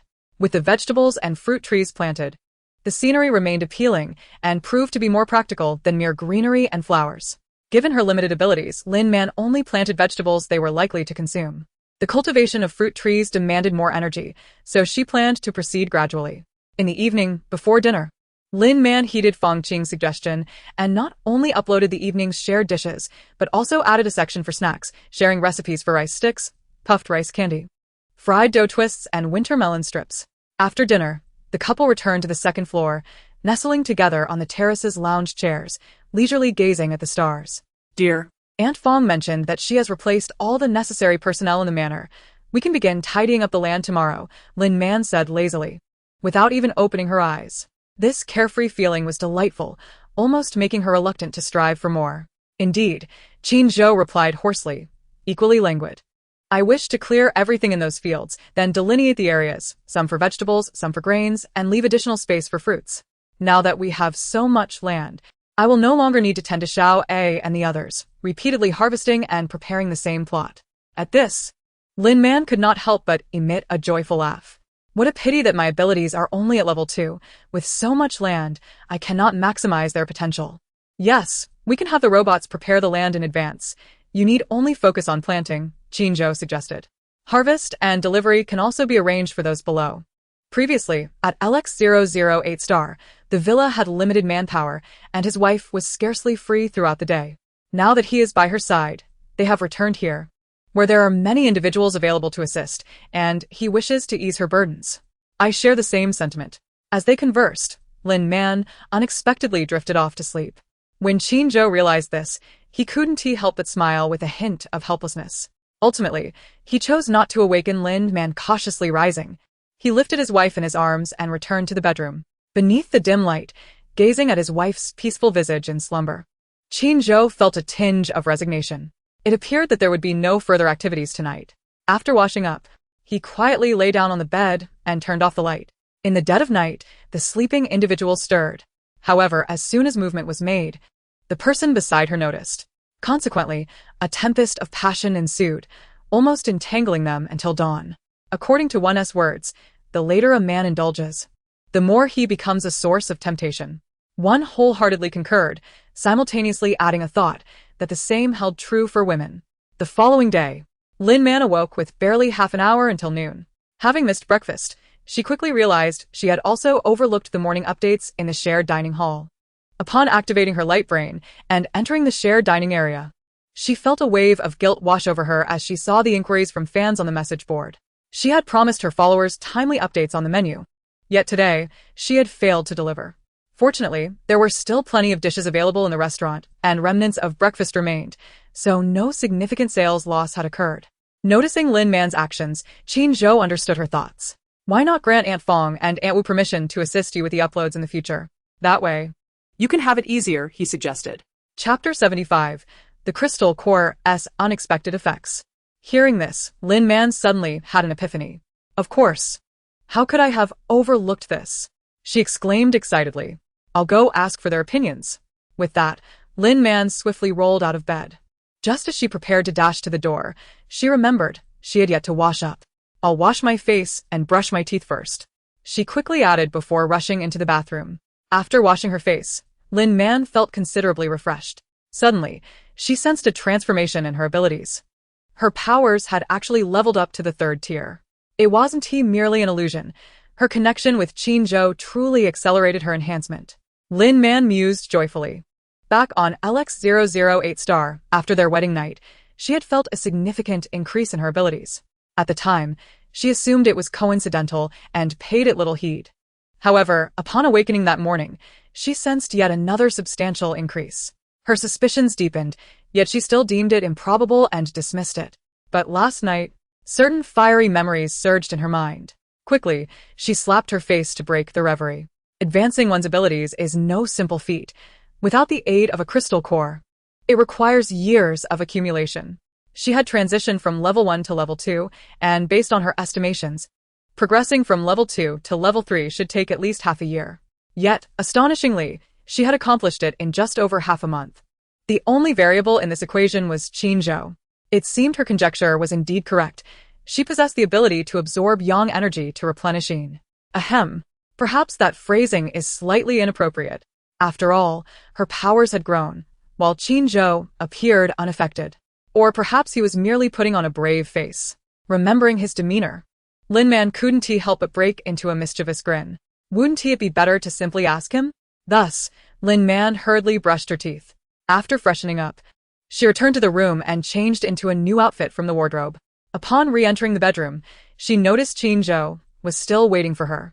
At this moment, Lin Man was no longer in a rush to leave. She approached him, took his hand, and guided him to sit by the large bed. Darling, I'd like to ask you something. Can you promise to answer me honestly? Lin Man suppressed her playful demeanor, her expression serious, as she inquired. Seeing her serious demeanor, Qinzhou also adopted a solemn expression. All right, ask away, he replied. Lin Man felt a ripple of amusement, but maintained her serious facade. I've noticed that after our intimacy, my wood spirit power seems to have increased significantly. You, on the other hand, haven't experienced any effects, right? As she spoke, her gaze involuntarily drifted to a specific area. Qinzhou's eyes darkened momentarily. Suddenly, he reached out and pulled Lin Man into his embrace. In a sultry voice, he whispered in her ear, Man, are you questioning something? Wasn't it you who begged for mercy last night? Lin Man's face flushed, and she suppressed her excitement, trying to maintain her serious expression. I'm being serious here, she insisted with a low voice. Qin looked at Lin Man, noting her earnestness, and quelled his wandering thoughts. However, he still held her close, unwilling to let her go. I haven't noticed any effects. If there are any, they've only improved my health, he stated. Really? Lin Man turned to look directly at Qin. He nodded earnestly. Indeed. When I was on the front lines, I consumed a lot of the fruits and other foods you sent. Despite facing battles daily, my radiation pollution levels continued to decrease. Upon returning, they have decreased even more. This is not solely due to my absence from the battlefield. It may also be because of us. A blissful married life can relieve stress and even enhance the rate of reduction of radiation pollution. Having approached his wife, he indeed felt that his radiation pollution levels decreased more rapidly. At that moment, Qin didn't dwell too much on it. He had never considered that the swift decline in his radiation pollution might also be due to Lin Man. After all, in this time and space, there had never been instances of radiation pollution transferring between individuals. Furthermore, only his wife possessed a crystal core within her body. As long as there are no adverse effects, that's good, Lin Man murmured, feeling relieved. She truly hoped that her enhancement of powers would not inadvertently harm Qin. Alright, you can let me go now. I need to talk to Aunt Fong and Aunt Wu. Lin Man gently pushed Qin away. This time, he finally released her. The couple descended the stairs together. Upon reaching the ground floor, Lin Man found Aunt Fong and Aunt Wu and broached the subject of their assistance with the uploads. Both women readily agreed. Thus, Lin Man's workload was significantly reduced.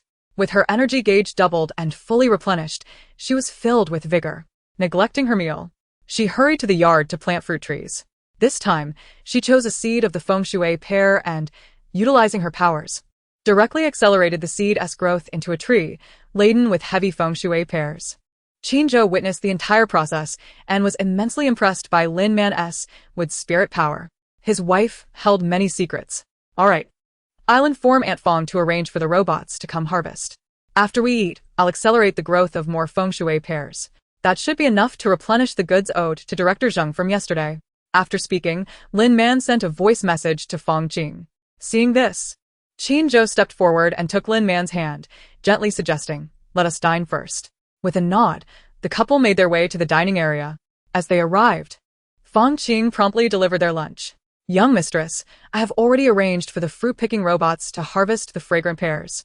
By the way, His Majesty has dispatched personnel to install a protective shield for our estate.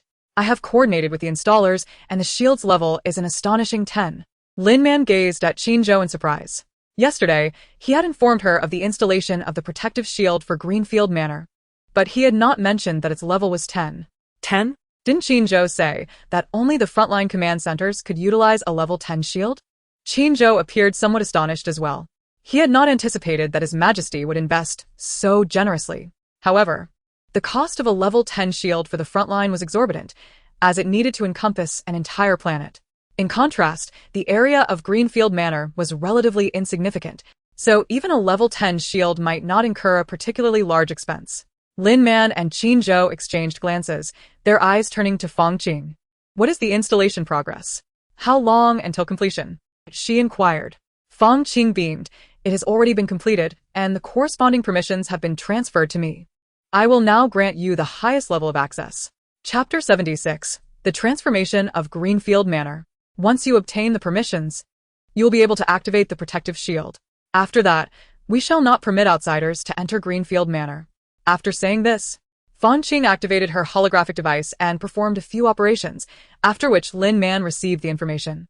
Following the prompts, Lin Man activated the protective shield with ease. "The shield is now activated, young mistress. Please grant me level 2 permissions, and I will handle the subsequent arrangements." Fong Qing bowed respectfully. "All right," Lin Man replied, granting Fong Qing the requested permissions. Fong Qing quickly excused herself. After her departure, the couple began their lunch. Following the meal, Lin Man ventured into the garden to tend to the fragrant pear tree. With her enhanced abilities, she was now capable of supplying Zheng Sun with 2,000 pounds of fruit daily.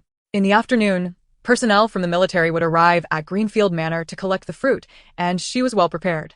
Thus, Lin Man took 2 picking robots to assist her, yielding a total of 4 harvests from the fragrant pears. Having prepared the fruit for the military, Lin Man, with some abilities to spare, planted an apple tree not far from the fragrant pear tree. Given her current level of powers, she could easily plant 4 fruit trees daily and allow them to mature to the point of bearing fruit. Her plan was to first plant the trees around the main residence as ornamental features before proceeding to cultivate more in the fields. A week swiftly passed, bringing notable changes to Greenfield Manor. First, the landscape surrounding the main residence had been rejuvenated, with vibrant flowers, fruit trees, and aesthetically pleasing vegetables, enhancing the beauty of the estate. Secondly, the over 3,000 acres of farmland had been meticulously organized, where Lin Man had sown a plethora of vegetables and grains. Due to the vast expanse, she did not rush to accelerate the crops to seed maturity. Instead, she brought them to a harvestable state, allowing them time to ripen naturally on the branches. After all, with ample land at her disposal, there was no need to constantly tend to a few plots daily. In addition to the fields, Lin Man also planted fruit trees in the mountainous areas. She only stimulated the trees to sprout and develop branches, not hurrying them to grow or bear fruit. Lin Man's strategy was to fill the fields and have individuals manage them with planting robots. Harvesting could be done at her convenience later, and for the fruits required by the military, she could simply use her abilities to prepare the necessary supplies near the main residence. At night, after dinner, the couple strolled near the main residence. "Tomorrow, we'll take another trip to the mountains, and the orchard will be fully arranged," Lin Man said joyfully, holding Qin-Zhou's hand. Throughout this past week, in an effort to maximize her abilities, she had been taking a hover car to the fields every morning. After exhausting 50 of her powers, she would return. Approximately every 3 hours, she would venture out again to utilize her replenished energy. Witnessing the estate's fields thrive due to her labor filled her with a profound sense of accomplishment. Qin-Zhou gently squeezed Lin Man's hand. "Zheng Sun contacted me today, stating he has found 8 intermediate cultivators willing to come to Greenfield Manor and sign contracts for 50 years or longer. Once they arrive, we can have them assist in managing the crops in the fields. You can simply oversee the orchard daily," he continued. "While it's fine for you to run around the fields for fruit tree cultivation and germination, managing grains and vegetables can be a bit cumbersome due to the multitude of seeds involved." Upon returning to the main residence, while restoring her with spirit energy, Lin Man remained industrious. She either read books, ordered various tools online, or prepared new dishes with Aunt Wu and the others. Speaking of the custom tools, Qin-Zhou had already introduced her to a mecha engineer from the military. All of Lin Man's current machinery had been custom-made with the military to avoid any potential tracing back to her residence. The mecha design shop she had previously collaborated with had its personnel conscripted into the military's mecha design and repair division. When the military's division had approached them, they were overjoyed to learn of the situation. After resolving the issues with Lin Man's custom mechas, Qin-Zhou discussed listing the villa on LX008 star. Subsequently, he arranged for Zhang Hui and Chen Xing, who were left behind, to handle all the vegetables and fruit trees in the villa's garden. To his surprise, Zhang Hui arranged for the fruit trees to be transported to Greenfield Manor overnight. "You managed to recruit intermediate cultivators so quickly?" Lin Man exclaimed with delight. Her earlier statement about wanting to cultivate the land at Greenfield Manor alone had been a mere pretense. It was simply not realistic in the short term. After all, she still had a considerable journey ahead to reach level 10, or even 9 of her abilities. The method she had discovered for rapidly enhancing her powers was indeed effective. During their honeymoon phase, she and Qin-Zhou had been quite active. Moreover, Qin-Zhou's health was remarkably robust. She often questioned whether he could endure it. Yet this man proved to be astonishingly resilient. Perhaps men simply cannot tolerate being told they cannot do something, stubbornly seeking to prove their capabilities. However, for the sake of their farming and their own well-being, Lin Man had been relatively restrained lately. "Yes, as military dependents, we can confidently sign," Qin-Zhou replied. A glimmer of excitement flashed in Lin Man's eyes. "When they arrive, have Aunt Fong arrange for them to sign contracts and settle in." During this period, Lin Man had been busy organizing the estate's farmland, but Aunt Fong had been even busier. She had registered the Man Culinary Culture Company, establishing its address at Greenfield Manor. Currently, the company's staff consisted entirely of military dependents who resided at Greenfield Manor. Aunt Fong had also proposed to allocate some land in the manor to construct apartments and office buildings, expressing her ambition to transform Man Culinary Culture Company into a commercial giant. Upon hearing the news, she was, of course, thrilled. With the establishment of the company, She had officially taken a significant step forward in becoming part of the Empire's fifth-largest consortium. Consequently, she promptly approved Aunt Fong's application and allocated a substantial sum of money to her. Once the staffing of the company became more complete and the trainers were in place, Man Food Culture Company Limited would soon be ready for operation. The sensation of gradually realizing her dream of becoming the wealthiest individual was truly delightful. Indeed. Qin Zhou responded, relishing the sight of his wife radiating with excitement. By the way, Sun Hui sent me an invitation to attend his father's centenary birthday celebration, and I have accepted. Lin Man suddenly interjected. Aunt Fong mentioned that they could invite someone to the estate to help her design a gown. Although she felt it might be a hassle, Sun Hui rarely sought her out. Aunt Fong also pointed out that with the establishment of Man Food Culture Company Limited, it would be an excellent opportunity to become familiar with the social circle, so she agreed to participate. Chapter 77. A Narrow Path for Enemies. If you're going, I will accompany you, Qin Zhou stated. Lin Man turned her head to glance at Qin Zhou, instinctively leaning closer to him. All right, it's in 3 days, she replied, feeling somewhat reassured. In the blink of an eye, 3 days had passed. On this day, Fang Qing personally adorned Lin Man. As she guided Lin Man, dressed in her gown, down the staircase, Qin Zhou could scarcely tear his gaze away. The gown's exquisite tailoring perfectly accentuated Lin Man's curves, rendering her akin to a gracefully standing lotus flower, elegant and beautiful. Following Lin Man's request, Fang Qing applied only a light touch of makeup and styled her hair in a delicate and refined manner, resulting in an ethereal transformation. Observing Qin Zhou's expression, Lin Man felt a surge of joy. She straightened her back and descended the stairs step by step until she stood before Qin Zhou. He extended his hand, and after Lin Man placed hers in his, he gently pressed her hand against his waist. Let us proceed, he intoned softly. Lin Man stole a glance at the handsome profile of the man beside her and thought, today, the two of them were destined to steal the spotlight. Exiting the main residence, the couple, accompanied by Fang Qing, boarded a hovercar. The hovercar swiftly departed for the Imperial Star Imperial Hotel. 20 minutes later, the doors of the grand hall on the top floor of the hotel swung open. Qin Zhou, accompanied by his wife, strode into the gaze of the crowd. Fang Qing followed closely behind, her aura equally captivating, and she recognized a handful of familiar faces among the guests. Whose family head is that? The aura is simply overwhelming. Some guests began to murmur. What family head? Have you not seen the Marshal's photograph? Someone exclaimed. The Marshal? Upon hearing this, many guests retrieved their holographic devices to search for Qin Zhou's image. It truly is the Marshal. But isn't he on the front lines? Why would he attend the birthday celebration of the Sun family's patriarch? What kind of background does the Sun family have to invite the Marshal personally? I cannot believe I am witnessing the Marshal in person. He is incredibly handsome. Is he not married? Who is the beautiful lady accompanying him? In one corner of the hall, Lin Yao, the adopted daughter of the Lin family, witnessed the scene. Initially stunned by Qin Zhou's appearance, her expression froze upon seeing Lin Man. Is that Lin Man? It can't be. Lin Man was plain as day. How could she possibly look so exquisite? Furthermore, she was cast away to LX008 Star by the Lin family and sent to work in a mine. How could she return to Imperial Star? Hey, sister-in-law. I'm talking to you. Do you know about the relationship between the Sun family and the Marshal? Lin Yao's sister-in-law, Yan Qian, tugged at her arm, her gaze fixated on Qin Zhou. How would I know? Our family is not close to the Sun family. If it weren't for her husband's family's business dealings with them and their rising prominence, she wouldn't even be here today. From a perspective unseen by Yan Qian, a flicker of disdain crossed Lin Yao's eyes. A foolish, infatuated girl. Does she not bother to look in the mirror and consider what man she dares to covet? Ah.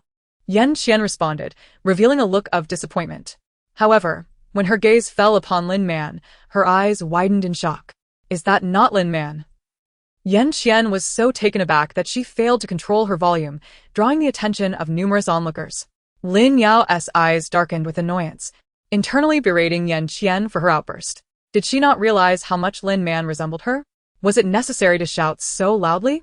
That woman attending the banquet with the Marshal undoubtedly had an extraordinary background. If she were not Lin Man, they would be offending someone.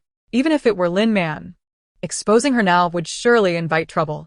Lin Man, possessing keen hearing, discerned the source of the sharp voice amidst the crowd's discussions and locked eyes with Yan Qian. Upon seeing Yan Qian and Lin Yao beside her, Lin Man's lips curled into a smirk, her gaze radiating defiance. What a twist of fate. After finally stepping out, she had encountered both Lin Yao and Yan Qian. Lin Yao, the adopted daughter of the Lin family, the usurper who had caused the demise of her former self, was also the mastermind behind her downfall. As for Yan Qian, she was no better, a mindless pawn, always at Lin Yao's beck and call, unaware of her exploitation. If Lin Yao was cunningly malevolent, then Yan Qian was blatantly so, leveraging her status as the fiancé's sister to humiliate and torment her former self. Before returning to Imperial Star, she had intended to keep a low profile and avoid these individuals, considering her limited resources at the time. However, now she was the proud owner of UULive, which had seen the highest user growth among similar platforms last month. Thanks to the advent of the shared dining experience, UULive had become exceedingly popular. Even Sun Hui had managed to gain some notoriety in the circle. Naturally, as the true proprietor, she felt empowered. Not to mention, her husband was an Imperial Marshal. With these two advantages, the Lin family would find themselves woefully outmatched, as would the Yan family. Lin Man's defiance confirmed her identity to Lin Yao and Yan Qian. The latter, accustomed to bullying Lin Man, could hardly contain herself. In an instant, she charged toward Lin Man, no, toward Qin Zhou. Lin Yao's complexion changed dramatically as she attempted to restrain Yan Qian, but was too late. Within moments, Yan Qian had reached a point not far from Qin Zhou and Lin Man Marshal. Under Qin Zhou's scrutinizing gaze, Yan Qian, blushing, halted 2 meters away from him. Qin Zhou frowned, unwilling to engage. Just as he prepared to lead Lin Man away, he noticed that his wife wore an expression of amusement. Following his gaze, Yan Qian also caught sight of Lin Man's mischievous demeanor. The dim-witted woman immediately became incensed. Marshal, do not be deceived by her.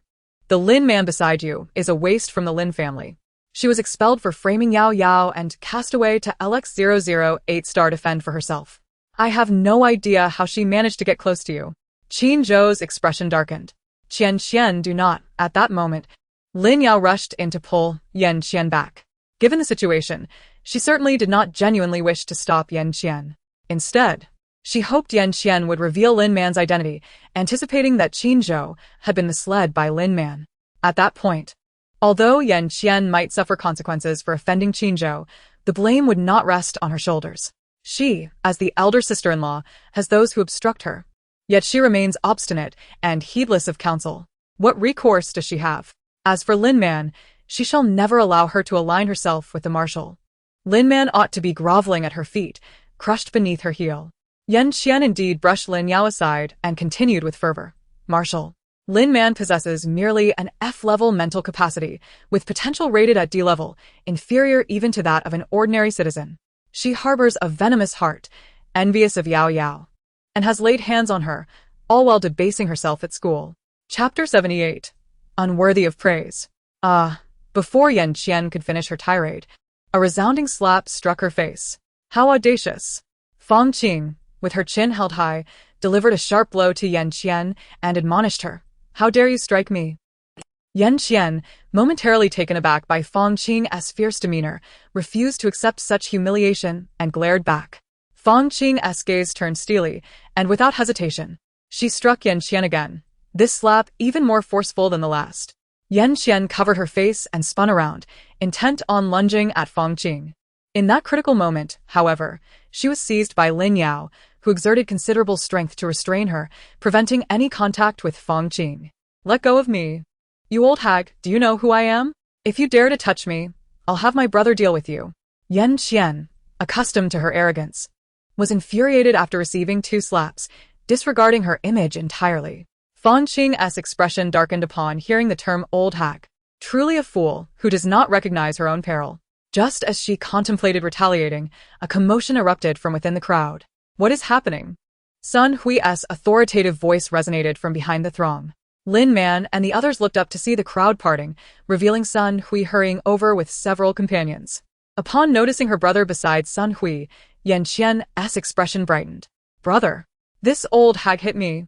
You must stand up for me, she wailed, clutching her face. Seeing her husband approach, Lin Yao quickly released Yan Qian, feeling a wave of relief wash over her. Yan He, observing the distressed expressions on both his sister and wife, felt a surge of anger. Then, He caught sight of Qin Zhou standing nearby, which made him tense up. But soon after, his gaze fell upon Lin Man. A fleeting look of astonishment crossed Yan He's face as he hesitated, uncertain if the person before him was indeed his previously despised fiancé. Noticing Lin Yao's gaze upon him, Yan He quickly averted his eyes and regained his composure. He could surmise why his sister had clashed with the individual before him. Mr. Sun, Yan He called out, addressing Sun Hui.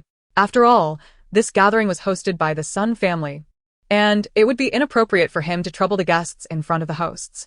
Yet, he believed it was not unreasonable to demand an explanation from the Sun family, as he prepared to assertively yet courteously defend his sister. He was taken aback when Sun Hui merely cast him a cold glance before striding directly toward Qin Zhou and the others. Greetings, Marshal, Madam Marshal. Sun Hui bowed respectfully before the couple. The revelation sent ripples of shock through the guests. It truly was the Marshal. And the remarkable lady beside him was indeed the Marshal's wife. Some of the attendees, now privy to the truth, began to revel in the misfortune of the Yan family.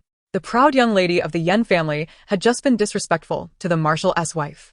Receiving a lesson in humility, she truly deserved it. Having been struck twice and still failing to temper her behavior, her downfall was imminent. Yan He's face darkened upon hearing these remarks. Any thought of defending his sister vanished as he rushed toward Qin Zhou and the others. Greetings, Marshal, Madam Marshal. My sister is out of line. There must be some misunderstanding. Please, do not hold it against her. Yan He hastily apologized. The Yan family held some influence in the business realm, but it depended on whom they were compared to. The Marshal's position was unique and immensely powerful. If news of today's events were to leak, even if the Marshal chose not to pursue the matter, the media would undoubtedly vilify the Yan family, tarnishing their reputation. Realizing this, Yan He shot a warning glance at his sister and a reproachful look at Lin Yao. Knowing full well that Qian had a volatile temper and was prone to causing trouble, she should have intervened more. Lin Yao snapped back to reality from her shock, feeling both annoyed and angry at Yan He's insinuation. What did he mean by that? Hadn't she just tried to stop Yan Qian? If her sister was foolish and impetuous, who could she blame? And Lin Man, how could this useless individual become the Marshal's wife? She was clearly so incompetent that she wouldn't even be worthy of carrying his shoes, let alone be sent to mine for resources. How could she possibly marry the esteemed Marshal? The Marshal, the youngest 3S level officer in the Empire, not only held a high position but was also exceptionally handsome, with royal blood flowing through his veins, far surpassing Yan He. Such a perfect man could never marry Lin Man. It was inconceivable. The woman across from her could not possibly be Lin Man. At that moment, it was not only Lin Yao who struggled to accept reality. Yan Qian, upon learning of Lin Man's identity, shook her head in disbelief. Impossible, the Marshal is married. How could the media not report it? You must be scheming. Lin Man. Upon hearing that Lin Man had become the wife of the man she admired, Yan Qian could no longer contain herself and foolishly prepared to charge at Lin Man once more. Yet, she was once again thwarted, as Fang Qing delivered another resounding slap. Yan Qian screamed in agony, held fast by both Lin Yao and Yan He. Fang Qing's face twisted with disdain, and just as she was about to speak, Sun Hui seized the opportunity to interject. Marshal, Madam Marshal, forgive their transgressions. I shall have them removed at once. With that, Sun Hui immediately ordered the bodyguards. Yan He's expression shifted dramatically. Mr. Sun, this is a misunderstanding. Marshal, I apologize. It was my failure to manage my sister. I will make her apologize to you. Please grant us another chance. The bodyguards hesitated momentarily. Qin Zhou cast a cold glare in their direction. The ones who owe an apology are my wife. Knowing her identity, how dare you speak so disrespectfully? It is evident how this group has bullied my vulnerable wife in the past. Yan He's gaze fell upon Lin Man, his expression complex. Even now, he dared not confirm whether the person before him was indeed his former fiancée. The woman before him exuded nobility and elegance, her beauty transcending that of an ordinary person. Could she truly be the same disheveled woman who would always lower her head in shame? Madam Marshal, my sister merely mistook you for someone else. I can have her apologize to you. Could you please forgive her this once? Yan He implored Lin Man, attempting to discern from her gaze whether she was indeed his former fiancée. Yan Qian quieted at these words. Indeed, what if the person before them was not Lin Man? Lin Yao also nervously looked toward Lin Man. Lin Man's gaze swept across the group before her, and then she offered a scornful smile. But she had not misidentified anyone. Young Master Yen, young Master's wife, and Miss Yen. It has indeed been a while. The three stood in stunned silence. How could this be? She truly was Lin Man. Sister, is it really you? Lin Yao exclaimed, her expression one of shock as she addressed Lin Man. Lin Man's lips curled into a smile. Young Master's wife, I cannot accept such a title. After all, it is indeed by your grace that I was cast out from the Lin family by my biological parents, severing all ties. Chapter 79, The True and False Heiress. Lin Man's words carried profound implications, instantly igniting a flurry of discussions among the guests. The Marshal's wife is genuinely acquainted with the Yen family. Just moments ago, the young lady from the Yen family addressed her as Madame Marshal, while the young Madame Yen referred to her as sister. If the young Madame Yen is a Lin family heiress, could it be that the Marshal's wife also hails from the Lin family? Furthermore, the Marshal's wife claimed that it was due to the young Madame Yan's influence that she was expelled from the Lin family by her own parents, even severing their relationship. Therefore, could it be that the Marshal's wife is also a Lin family heiress? And was she, in fact, wronged by the young Madame Yen? My goodness, what scandal. Lin Yao, upon overhearing the surrounding chatter, felt a surge of regret. How did this useless Lin Man suddenly become so articulate?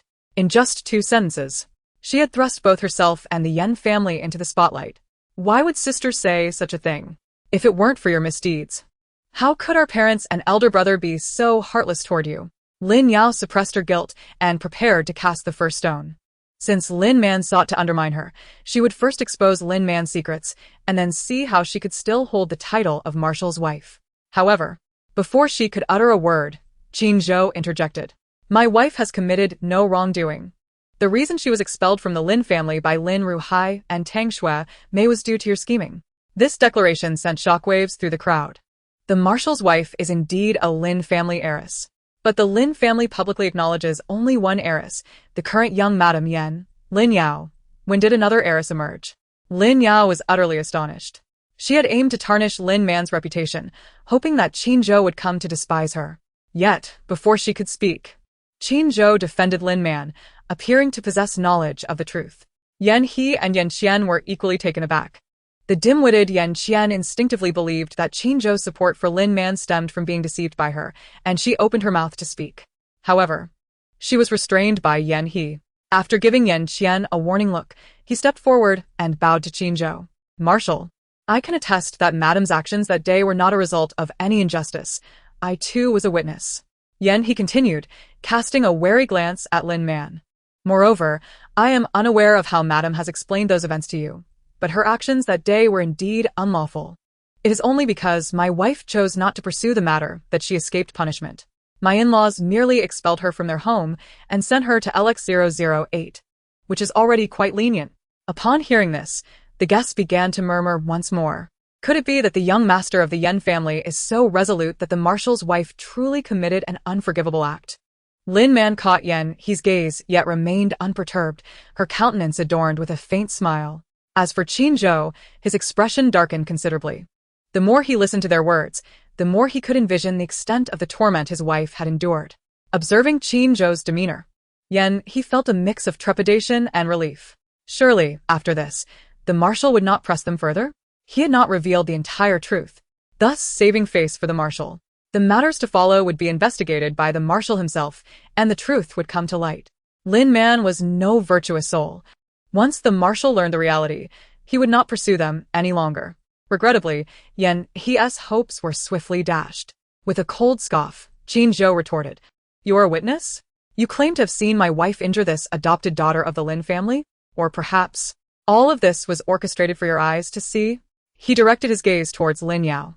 This statement drew the attention of many, as the Marshal insinuated that Lin Yao is merely an adopted daughter of the Lin family. Where had this information originated? Upon hearing this, Lin Yao's heart sank, and she lowered her head, overwhelmed by the gazes of the crowd. Even if Lin Man is the true heiress of the Lin family, her parents had never publicly acknowledged her identity upon bringing her back home. Meanwhile, she, who had transitioned from a biological daughter to an adopted one, was only known within the family, and among those close to the Lin family, outsiders remained oblivious. Was Lin Man, the so-called waste, attempting to leverage the Marshal to ruin her? Yan He, witnessing the scene, felt a pang of sympathy and shot another warning glance at Lin Man, deciding that he would no longer shield her to protect his beloved wife from being slandered by Lin Man. Yet, before he could utter a word, Qin Zhou activated his holographic device, projecting a video into the air. Coincidentally, I possess evidence that demonstrates my wife was indeed wronged by her wife. Following the viewing, the police should be arriving shortly, and you can explain everything to them. With that, Qin Zhou took Lin Man's hand, offering her comfort to spare her the pain of witnessing the video. Unbeknownst to Lin Man, Qin Zhou had taken such measures on her behalf. Her small hand nestled in his, filled with gratitude. The video commenced. In it, Lin's parents announced their intention to reclaim their biological daughter, with Lin Yao feigning tears in agreement. However, once in her room, she vented her frustrations on her pillow, cursing Lin Man as a waste who should not return to claim her title as the Lin family heiress. Subsequently, she accessed her holographic device, enlisting some thugs to deal with Lin Man. After the first segment concluded, the second segment began. At school, Lin Yao feigned vulnerability, portraying herself as the victim and falsely claiming that Lin Man had made her life difficult, leading some uninformed classmates to ostracize Lin Man. Lin Yao even deliberately manipulated Yan Qian to rally others to bully Lin Man. The third segment revealed Lin Yao instructing the Lin family servants to deceive Lin Man into bringing nutritious soup to the ailing Lin Yao, which was, in reality, poisoned. The fourth segment depicted Lin Man, under the watchful eyes of witnesses, presenting poison to Lin Yao with the intent to kill her. The truth was laid bare, leaving the crowd in astonishment. Who would have thought that the young madam of the Yan family, seemingly gentle and refined, was actually so malicious? Yan He and Yan Qian were rendered speechless. The person in the video bore no resemblance to the Lin Yao they knew. Upon seeing the footage, Lin Yao nearly broke down. "No, that person is not me, He Ge, you must believe me. Qian, you believe me. This video is fabricated." Yan He and Yan Qian exchanged bewildered glances. Fabricated video? Was that even possible? They had all personally witnessed the scenes depicted in the footage. Could it be faked? As they observed the chilling change in Yan He and Yan Qian's expressions, Lin Yao grew frantic. "Lin Man, you are slandering me. Where did you procure these fake videos?" "I admit, we were switched at birth, and I have taken on your identity as the Lin family heiress. But I was merely an infant then. I am not to blame. After our parents brought you back to the Lin family, I only wished to coexist peacefully with you, yet you have relentlessly pressed me. Now, You even resort to these fabricated videos to defame me. Woo, sister, I beg you, please spare me." Tears streamed down Lin Yao's face as she unexpectedly knelt before Lin Man. Chapter 80, Lin Man's Identity. This act finally garnered the attention of Yan He and Yan Qian, planting the seed of doubt concerning the video's authenticity in their minds. After all, in their recollections, Lin Yao had always been poised and benevolent, while Lin Man came across as disheveled and malevolent. Lin Man, witnessing this, could only emit a cold snicker. "Your professed desire for peaceful coexistence seems rather disingenuous. Is it merely a pretext to deliver gifts to me, only to then turn around and report to Mr. Lin and Mrs. Lin that I have pilfered your belongings? Or perhaps you intend to strike yourself, weeping and calling upon your family to falsely accuse me of assault? Such events have not transpired. Sister, I am acutely aware of your disdain for me, yet I can no longer bear this charade." Fang Qing interjected suddenly. She promptly activated her holographic projector, revealing a video in which Lin Yao presented gifts to Lin Man, only to subsequently report her, resulting in Lin Man being punished by her family. The footage further depicted Lin Yao maliciously accusing Lin Man of assault, leading to further punitive measures against Lin Man by the Lin family. The wickedness displayed by Lin Yao in the video was palpable, causing the guests present to murmur in disapproval. A false heiress appropriating another's identity is egregious enough. Yet, following the return of the true heiress, instead of seeking reconciliation, she repeatedly attempts to sabotage her, even going so far as to frame her for attempted homicide. How utterly cruel. How adept she is at feigning innocence while continuing to argue her case. What sort of individual is the Marshal? Can any video under his purview be fabricated? The evidence is laid bare before us, and she still claims victimhood. Does she genuinely believe that her cries of injustice will elicit sympathy? The Lin family has exhibited a remarkable lack of discernment, placing their trust in an adopted daughter over their biological offspring. This folly is not confined to the Lin family. The Yan family mirrors this absurdity. Young Master Yan has recently wed Lin Yao, a woman of such dubious character. And yet he treasures her dearly. One must question the intelligence of the Yan family. Shu, keep your voice down. The parties involved are still present. So what? I am merely speaking the truth. The Yan family appears to lack discernment, knowing full well Lin Yao is an adopted daughter, yet allowing her into their fold, seemingly unconcerned about the implications for future generations. However, I dare say the Yan family's lineage is not particularly impressive either. Otherwise, how would their offspring be so utterly lacking in wit? Especially that Yan Qian, she seems devoid of intellect, easily manipulated by others. As these words reached Lin Yao's ears, tears streamed down her face in desperation. He reached out to grasp Yan He's leg, but the latter, swayed by the surrounding comments, stepped away. Seeing this, Qian Lin Yao hastily clutched the nearest hem of Yan Qian's skirt, only for Yan Qian to swiftly shake off her hand. Lin Yao had unwittingly turned her into a pawn, and now she was perceived as a fool. How infuriating!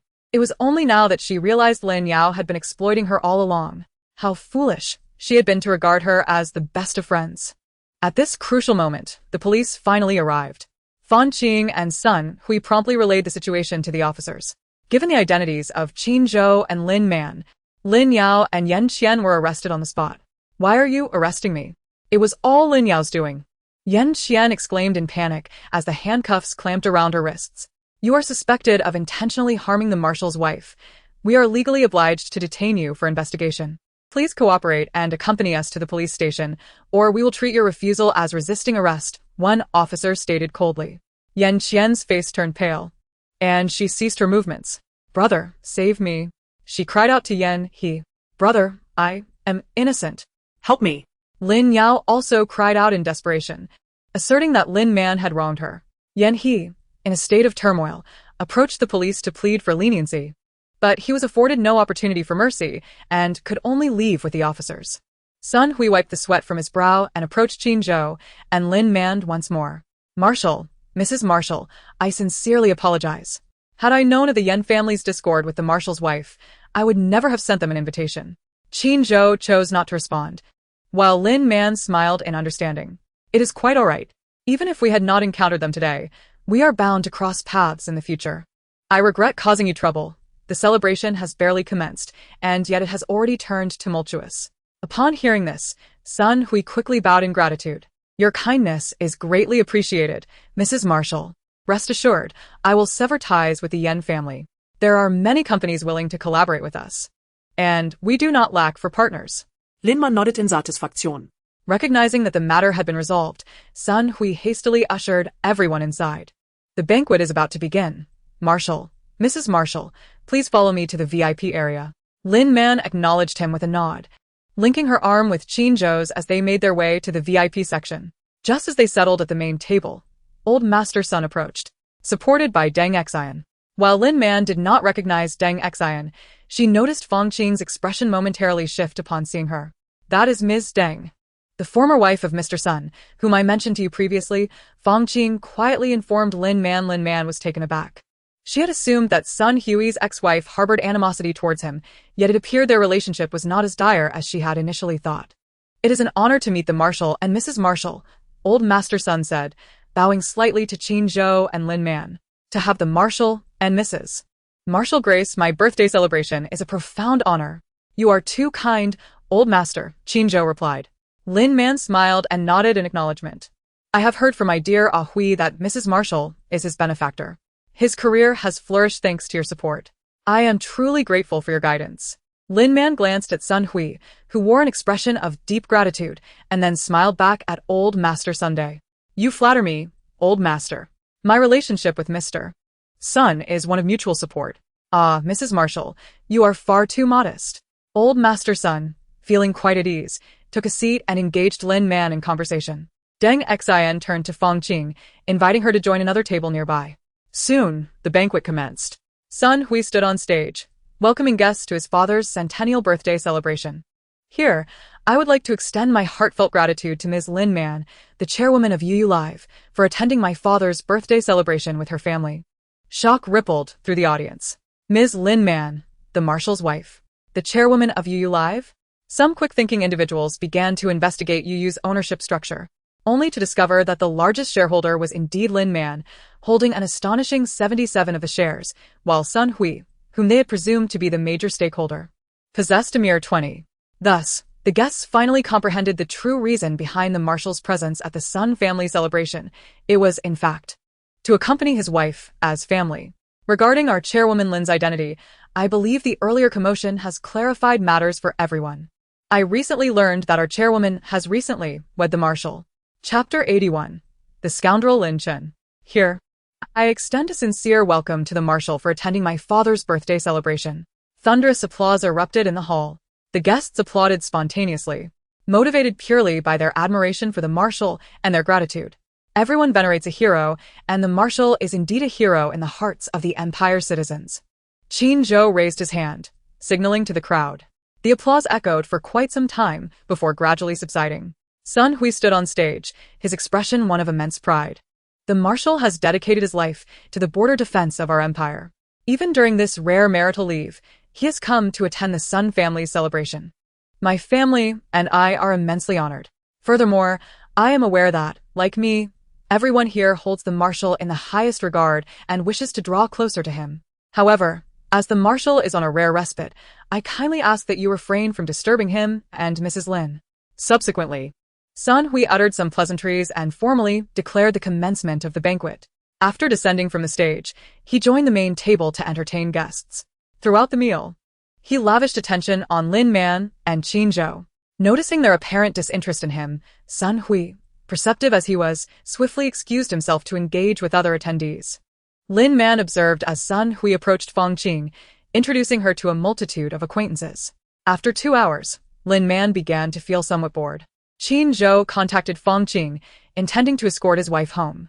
Upon learning the news, the Sun family members hurried to bid them farewell. Madam, I shall return a bit later. You and the young master should head back first, Fang Qing whispered to Lin Man as she approached. Now serving as the general manager of Man Culinary Culture Company, Limited, she recognized the significance of such an occasion and the opportunities it presented. With the young master and young mistress personally endorsing her, their presence was more reliable than any words. Given that the opportunity had arisen, it was imperative not to let it slip away. All right. Do your best, Lin Man encouraged, aware of Fang Qing's intentions. Fang Qing winked at Lin Man before joining the Sun family to see the couple off to the hovering vehicle. Once the vehicle sealed and ascended, Lin Man felt an overwhelming sense of relaxation wash over her. She remained unaccustomed to the clamorous gatherings, preferring the tranquility of Green Wild Manor. At that moment, the news regarding Qin Zhou and Lin Man erupted across the Star Network. Among the top 10 trending topics, for pertain to the couple, the foremost headline proclaimed, "The Marshal is married." Following closely was the revelation of the Marshal's wife's identity. She was, in fact, the true daughter expelled from the Lin family. The Marshal couple was spotted attending a birthday banquet at the Dihao Hotel, and it was revealed that the Marshal's wife was the mastermind behind the popular streaming platform, Youyu. Additionally, news of the Marshal's wife confronting the false daughter of the Lin family went viral, with the Lin family's adopted daughter now apprehended. The rapid dissemination and escalation of this information were undoubtedly orchestrated at Qin Zhou's behest. The incident itself had inherent sensationalism, and moreover, the military had assembled the most elite talents from the fields of telecommunications and internet technology. These individuals excelled in research and were adept at manipulating databases and surveillance systems, making it effortless for them to promote trending topics. The videos Qin Zhou had acquired were sourced from the Lin family surveillance systems during his investigation. For safety reasons, the Lin family had installed several cameras, which fortuitously recorded crucial events. The footage from Lin Yao's room was actually set up by Lin Yao herself to frame Lin Man, capturing her malicious schemes. Believing she had eradicated all evidence of her wrongdoing, Lin Yao remained blissfully unaware that data could be recovered, and the truth would ultimately surface. At that juncture, both the Yan and Lin families became privy to the unfolding events and learned of the arrests of Lin Yao and Yan Qian. Lin Ruhai, Tang Xuemei, and Lin Chen were left astonished after viewing the videos of Lin Yao's actions on the Star Network. How could this be? Yao Yao has been bullying Lin Man all along, Lin Chen exclaimed, his disbelief palpable. Moreover, the poisoning incident involving Lin Man was also orchestrated by Yao Yao.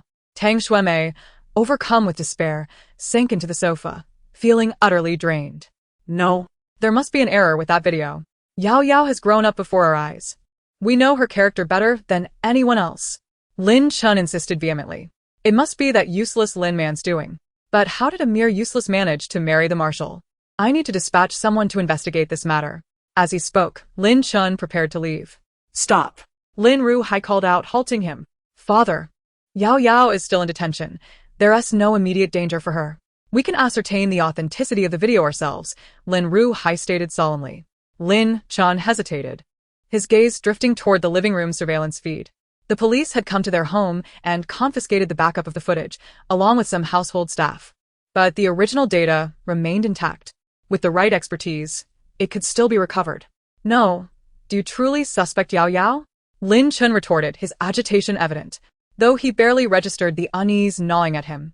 It is not about suspicion, but rather about confirming the veracity of those videos. If the videos are fraudulent, we can exonerate Yao Yao.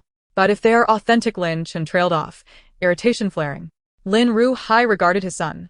If they are true, then Yao Yao has wronged Lin Man. We must apologize to Lin Man. Apologize? For what? She is a worthless person. Silence. Lin Ruhai's voice rose sharply, compelling Lin Chun to quiet down. From now on, I do not wish to hear you refer to your sister as worthless. Lin Chun's expression remained defiant. Observing this, Lin Ruhai continued, Lin Man is your sister, your biological sister. She is now the Marshal's wife and the principal owner of Yu. Lin Chun's expression froze momentarily, and he refrained from further comment. Indeed, Lin Man, in her current standing, would not bring shame upon our family. Go ahead and find someone to recover the surveillance data. Lin Ruhai instructed. Understood, Lin Chun replied, promptly making arrangements. Within a span of minutes, professionals arrived. After another half an hour, the Lin family's requested data was completely restored. Lin Ruhai instructed Lin Chun to project the video in the air to analyze the surveillance footage. The content revealed was even more extensive than he had anticipated. Lin Yao had indeed been targeting Lin Man and had consistently attempted to harm her. Lin Chun and Tang Shuemei exchanged complex glances upon viewing the footage. They found it difficult to accept that Lin Yao, whom they had cherished and nurtured since childhood, Could possess such malice. Yet the video could not be fabricated. At this point, the truth had come to light.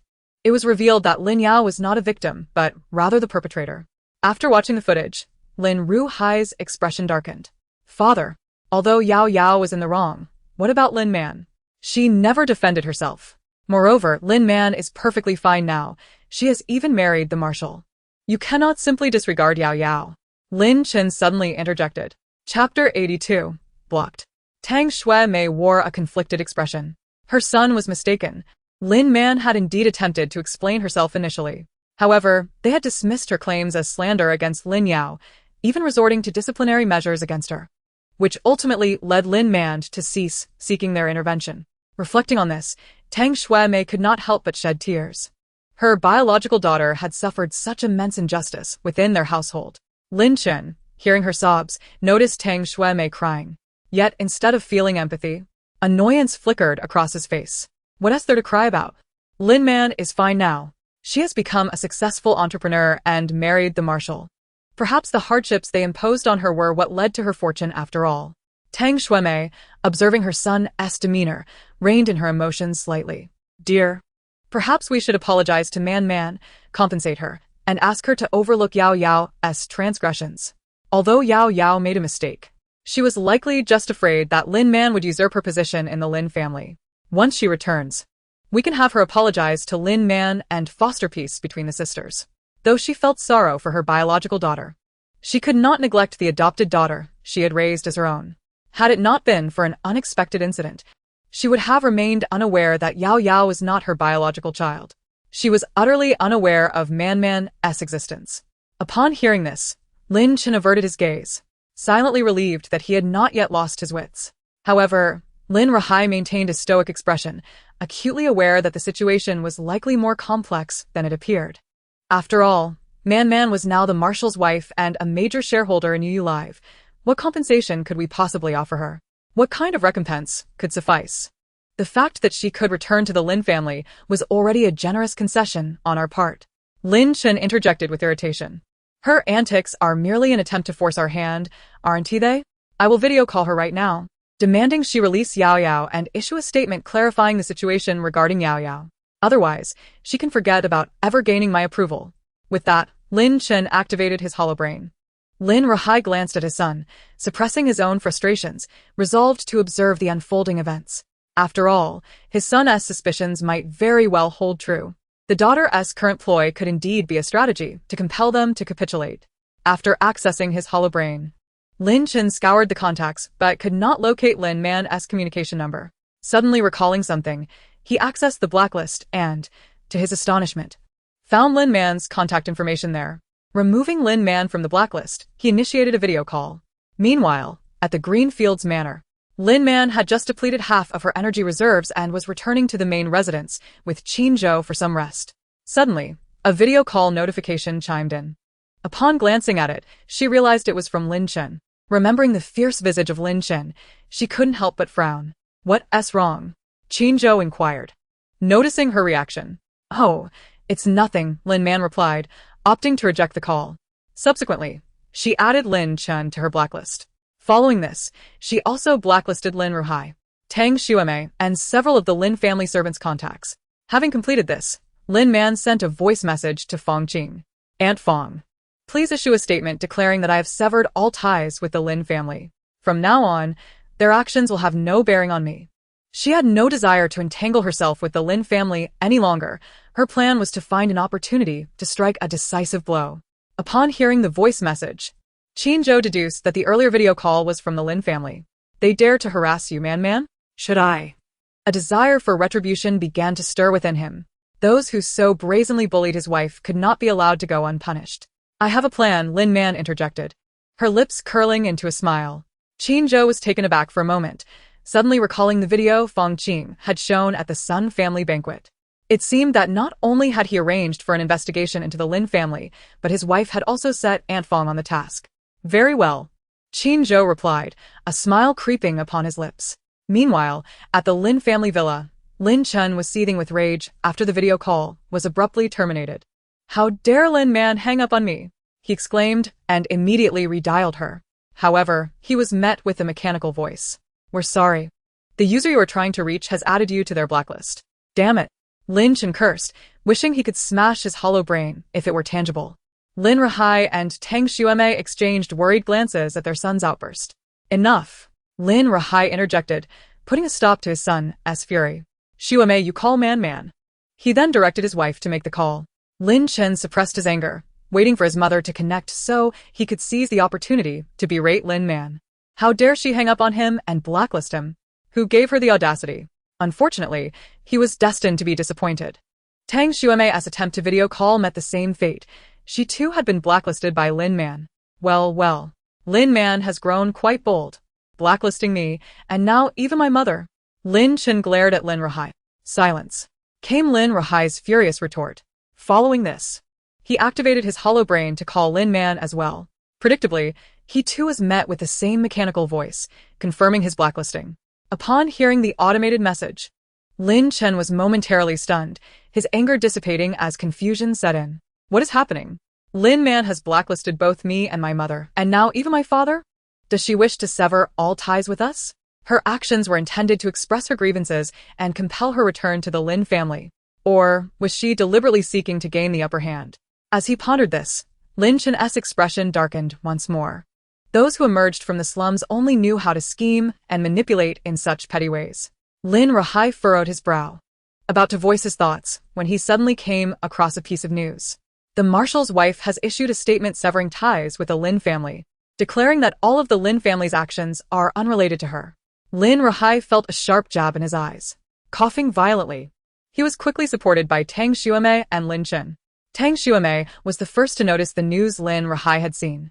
Man wants to sever ties with us. The news left Tang Xuemei weak, causing her to collapse onto the sofa. Mother. Lin Chen's complexion shifted dramatically as he helped Lin Rahai lean against the back of the sofa and rushed to assist Tang Xuemei. Are you alright? He asked. Concern etched on his face. I'm fine, she replied weakly. You must check the Star Network. Just now. Your father's hollow brain received a news alert regarding your sister wanting to sever ties with the Lin family. Lin Chen, surprised, glanced at the recovering Lin Rahai before accessing his hollow brain. After searching, he indeed found Lin Man's social media account. which had posted a statement declaring her severance from the Lin family. Moreover, mere moments after the statement was released, the military department promptly shared it. Lin Ruhai, who followed the official military account, received the news immediately. How dare she? How dare she? Lin Chen seethed, his previous rage morphing into trepidation. The impact of the military's social media presence was immense. The statement would undoubtedly gain traction and spread rapidly. Soon, the Lin family's reputation would suffer significantly. And the damage might not be the worst outcome. If it incited public backlash, it would severely affect the Lin family's business interests. Lin Ruhai gasped for breath. She has no intention of returning to the Lin family. Furthermore, she likely seeks revenge against us. At that moment, Lin Ruhai regretted his past decisions. Had he known that his biological daughter possessed such ambition, he would never have allowed his adopted daughter to mistreat her. Lin Man had married the Marshal and owned a promising company. If she remained his daughter, the Lin family would undoubtedly reap the benefits. But now, not only would they miss out, but they were also inviting trouble upon themselves. She dares. Lin Chen gritted his teeth in fury. Lin Ruhai glanced helplessly at his son. For reasons unknown, Lin Chen had always harbored animosity towards Lin Man. From the moment he and his wife had decided to bring her back into the fold, Lin Chen had resisted. Even after Lin Man returned to the Lin family, he had continued to distance himself from her. How regrettable it was that had the family treated Lin Man with more kindness back then. Well, it is too late for regrets. We must consider how to mitigate the fallout, Lin Ruhai declared. Lin Chen, however, remained sullen. With the military as official media sharing the statement, how could they possibly lessen the impact? Moreover, Yao Yao was still imprisoned due to Lin Man's machinations. They needed to rescue her first and foremost. Lin Ruhai cast a glance at his son. Betrayal led to Lin Yao's confinement, yet it was not Lin Man who orchestrated this treachery. Perhaps it is true that the son is not an exemplary brother to Lin Man, but to Lin Yao, he is indeed a commendable elder brother. Given such favoritism, his sentiments are understandable. Let the lawyer make an initial visit to see if he can secure Lin Yao's release, Lin Ruhai suggested. After bringing her back, we shall arrange for subsequent matters. Although Lin Man's actions have been excessive, the Lin family is not entirely devoid of opportunities for reconciliation with her. After all, she bears the blood of Lin Ruhai. Blood runs thicker than water, and for this reason alone, her ties to the Lin family cannot be severed. A shadow of gloom flickered in Lin Chen's eyes. He merely grunted in response, withholding his thoughts. His father, bound by Lin Man's status, might choose to endure humiliation. But he would not. Lin Yao's reputation must be restored, and as for Lin Man, since she seeks to disrupt the Lin family, he shall retaliate. Let us see how she continues to play the role of the Marshal's wife.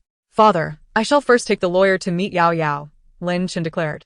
Lin Ruhai wearily waved his hand. Go ahead. And remember, do not stir up trouble, he added, recalling something. Understood, Lin Chen replied before departing. As he turned, the darkness in his gaze became evident. At 4 p.m, Fang Qing returned to Green Wild Manor. Upon her return, her first course of action was to meet Lin Man young madam, a little over an hour ago. Lin Chen took a lawyer to the detention center in an attempt to secure Lin Yao's release, but the police did not grant permission. Oh, Lin Man responded. Additionally, after leaving the detention center, Lin Chen contacted the media to disseminate some damaging information about you and to advocate for Lin Yao's innocence. Fang Qing continued. We have intercepted this and secured relevant evidence. Please advise on the next steps. Qin Zhou, who had been listening nearby, darkened at this news. Just as he was about to speak, Lin Man preemptively interjected. Let him release the damaging information. It can only serve to stoke the flames. Man. Qin Zhou could not help but voice. Yet Lin Man raised her hand to silence him. Once the situation escalates, we shall clarify matters and release the video evidence we previously gathered. Evidence of Lin Yao enticing Lin Chen at the hotel, their incestuous relationship, and footage of Lin Yao entangled with Lin Chen even after her marriage. Indeed, once the evidence is out, we shall report them both to the authorities, ensuring they both face consequences. The original self had always been perplexed by Lin Chen's animosity, despite him being her biological brother. While Lin Ruhai and Tang Xiumei had treated her with sincerity for a few days upon her arrival at the Lin family, Lin Chen had consistently regarded her as an enemy. It was only when she had Aunt Fong investigate the Lin family that she uncovered the truth. It turned out that before Lin Yao's identity as a fake heiress was revealed, Lin Chen had harbored inappropriate feelings for her, albeit suppressed. Lin Yao was fully aware of Lin Chen's affections and had manipulated him to her advantage. Following the revelation of her true identity, Lin Chen was elated, while Lin Yao, desperate to maintain her status as a Lin family heiress and to enlist Lin Chen's aid against the original self, devised a scheme that positioned her as Lin Chen's salvation. Subsequently, under Lin Yao's influence, Lin Chen grew to despise the original self. He never once showed her kindness and frequently made things difficult for her, viewing her as an adversary. After the original self was expelled from the Lin family, Lin Chen believed that he could finally be with Lin Yao. However, much to his surprise, Lin Yao rejected him and soon married Yan He. Lin Yao, who was solely focused on maintaining her status as a Lin family heiress, never genuinely cared for Lin Chen. She merely exploited him. Lin Chen, rather foolishly, believed Lin Yao's claims that she could not be with him due to Lin Ruhai and Tang Xuemei's opposition. She even asserted that her heart belonged to him and promised that if he inherited the Lin family, she would divorce Yan He and marry him. Thus, even after Lin Yao's marriage, she continued to engage with Lin Chen. These matters were not only unknown to Lin Ruhai and Tang Xuemei, but also remained concealed from the Yan family. After her marriage, the Yan family hoped for Lin Yao to conceive quickly. To achieve this goal, she believed that her efforts with Yan He needed to be supplemented by Lin Chen's involvement. It must be said, Lin Yao's approach was indeed audacious. Indeed, Fang Qing replied with a smile. I have long wished to assist the young madam in dealing with the Lin family scoundrels, and I finally have my chance. Additionally, there is another matter. Fang Qing paused. Lin Man turned to her, inquiring with her gaze. It concerns Mr. Sun. He wishes to procure some high-quality fruits and is willing to pay for them. Lin Man's mind immediately conjured the image of Sun Hui's ex-wife, Deng Xian. She recalled that Aunt Fang had previously mentioned that Deng Xian divorced Sun Hui due to issues regarding offspring. Deng Xian's fertility was quite low, making conception challenging, while Sun Hui was eager for a child and had made a mistake. Although he had not committed a grave error when discovered, Deng Xian, intolerant of any impropriety, had promptly initiated divorce proceedings. Chapter 84. The Empress and Her Son. During the recent celebration of the elder Mr. Sun's birthday, Deng Xian appeared alongside him, even seated at the main table with the guests. It seemed that Sun Hui and his wife were inclined towards reconciliation. Lin Man pondered for a moment. Let us gather some fruits to send him. Sun Hui has been performing well at work lately. The monetary aspect can be overlooked. Just encourage him a bit to continue his good efforts. Sun Hui is among the few who know that she is the streamer Man, and he is quite a capable ally. Like the fans, he speculated that streamer Man was a high-level nurturing expert, making it reasonable for him to seek her assistance. One can only say that Sun Hui is fortunate. The fruits she cultivates with her abilities far surpass those of this world in enhancing fertility. When she first took over this body, it was through consuming the fruits stored in the crystal core space that she improved this body's fertility. Later, due to her elevated fertility, she matched with Qin Zhou as a couple. Although the effectiveness of this improvement was partly due to the original self's low mental and spiritual potential, it cannot be denied that the fruits she cultivated with her abilities greatly benefited the body. Indeed, Fang Qing responded with a smile. After reporting some business matters to Lin Man, she took her leave. Meanwhile, in the palace, within the Empress's quarters, Empress Wang Na and Prince Xiao Rui had come across the trending news and obtained Lin Man's information. His Majesty has truly concealed this well. That young man Qin Zhou is already married, Wang Na remarked, her expression somewhat displeased. If that Lin Man had not exposed herself at the Sun family's birthday banquet, this news likely would not have surfaced. Did you not receive word that Qin Zhou's fertility value had dropped to 0.5? How then could he still match with someone through the main system? Xiao Rui questioned, furrowing his brow. He had also reviewed Lin Man's profile. Although she was once regarded as useless and unattractive, she now resembled a graceful swan, even surpassing Li Jiaojiao in beauty. Furthermore, she is the largest shareholder of Yo-Yo Live, a company poised for immense growth due to its shared dining project. How could such a woman end up with Qin Zhou? Wang Na shot her son a glance. Perhaps it was orchestrated by your father, she replied, somewhat disgruntled. Understanding her son's thoughts, she attempted to comfort him. She is merely a discarded child, recently resurfacing and seeking to sever ties with her family. What significance can she hold? But is she not the major shareholder of Yo-Yo Live? Xiao Rui countered, disagreeing with Wang Na's dismissive remarks. Wang Na scoffed derisively. What was she, a mere tycoon? A girl born from the lower echelons of a remote planet, who, after much hardship, was reluctantly recognized by her family, only to be schemed out of her home by her adoptive sister. She had merely stumbled upon a stroke of luck, being matched with Qin Zhou. Everything she possessed was bestowed upon her by Qin Zhou. Have you not noticed how individuals around the Grand Princess have been assigned to her side? That girl has at least become the wife of a marshal. Surely Qin Zhou must package her well, lest she be unpresentable. Yet, that Yu's streaming platform is indeed intriguing. As she pondered, Wang Na furrowed her brow. Recently, your grandfather and others joined forces with the Zhao, Li, and Qian families to exert pressure on the military supply department, attempting to pry open the military's ironclad defenses. But to no avail. Previously, your grandfather and uncle suspected that your father secretly provided some support to the military. Now, It appears that suspicion holds a high probability of truth. The Agricultural Research Institute has been quietly accomplishing much these past years. The newly introduced variety of purple grapes was first showcased by a culinary streamer on UU Live. Furthermore, UU Live has now been confirmed to have ties to Qin Zhou, indicating a connection between the Agricultural Research Institute and the military. Such circumstances could only stem from the Emperor's directive. After all, the Agricultural Research Institute was established by the Emperor and is solely subject to his arrangements. That streamer, known as Man, paused for a moment. Well, driven by curiosity, she decided to follow the esteemed Lady Man and discovered that she was indeed quite extraordinary and capable. She had dispatched someone to investigate Lady Man's identity, but only found that she was under the protection of the Imperial Security Bureau. To make it onto the protection list of the Imperial Security Bureau, one must have either made significant contributions to the Empire or be an important researcher. Clearly, Lady Man is affiliated with the Agricultural Research Institute. The Emperor's support for Qin Zhou is now almost overtly evident. At this thought, Wang Na felt a tightening in her chest. Clearly, her Ruier is the legitimate son of the Emperor, yet the Emperor continues to covertly assist Qin Zhou. Qin Zhou may possess exceptional mental prowess and hold the title of Marshal, but what of it? He has already been given to the Grand Princess and the former Marshal, and has taken on the surname Qin. Moreover, his radiation pollution levels are continually rising, and his fertility index has plummeted to 0.5, perhaps even lower now, dooming him to extinction. Does the Emperor intend to pass the throne to one destined to bear no heirs? Can we extract Lady Man from her current position?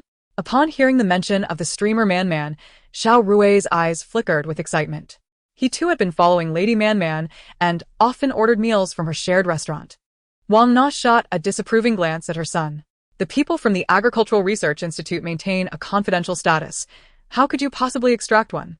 It is no wonder the Emperor seems indifferent towards a son. Her son is indeed not as clever or capable as Qin Zhou. Xiao Rui's expression darkened, and he chose not to respond. Observing her son's demeanor, Wang Na softened her tone. Well, your father may not be entirely aligned with Qin Zhou. It's merely that in recent years, the four major conglomerates have been pressing him relentlessly. Let us set this matter aside for now. No matter how glorious Qin Zhou may appear, as long as he retains the surname Qin, he poses no threat to your position. Prepare yourself. Hasten to marry Jiao and have a child.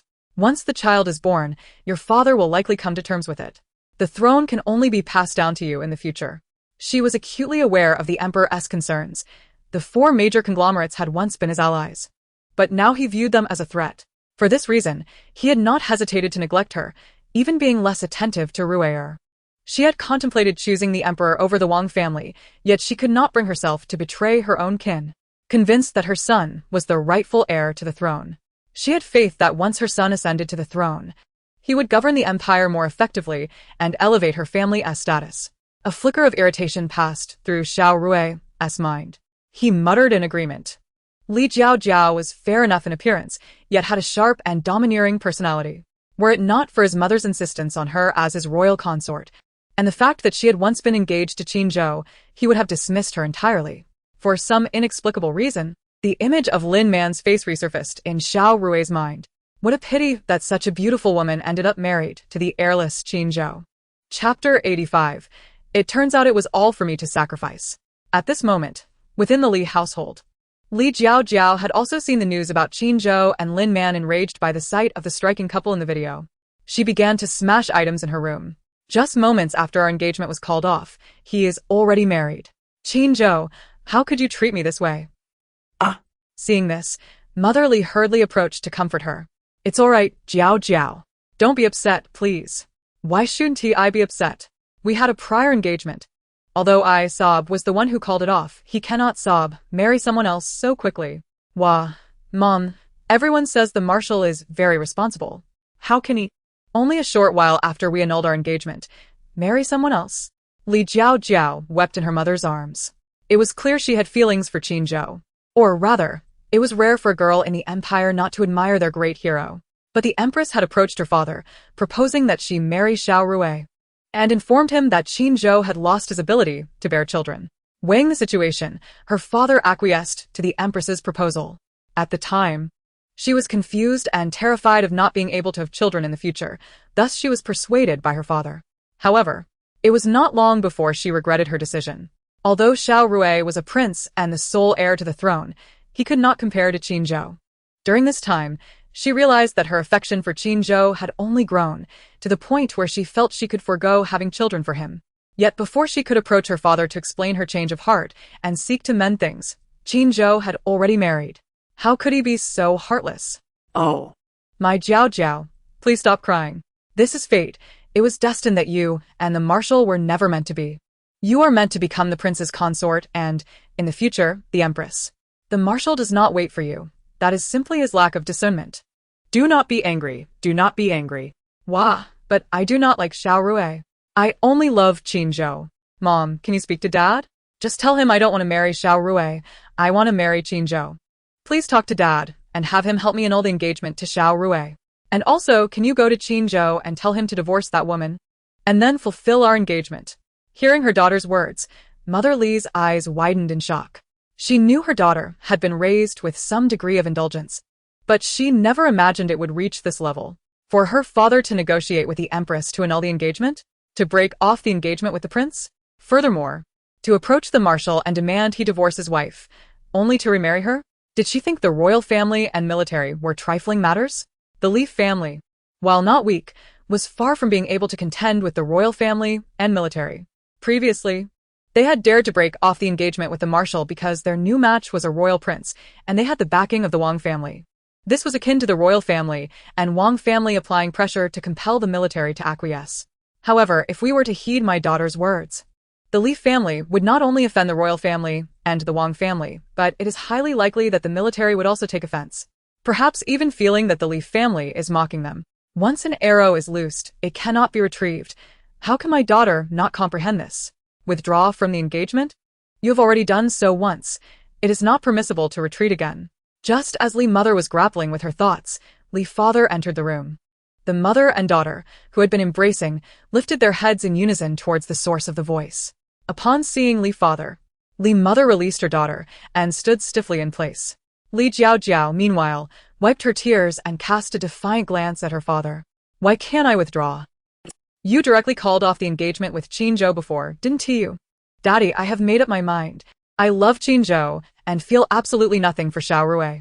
As long as I can marry Qin Zhou, even if I can't have children in this lifetime, I want to regret it. Father, please help me. I am your only daughter. Don't you want me to be happy? Li Jiao aprua kalifata.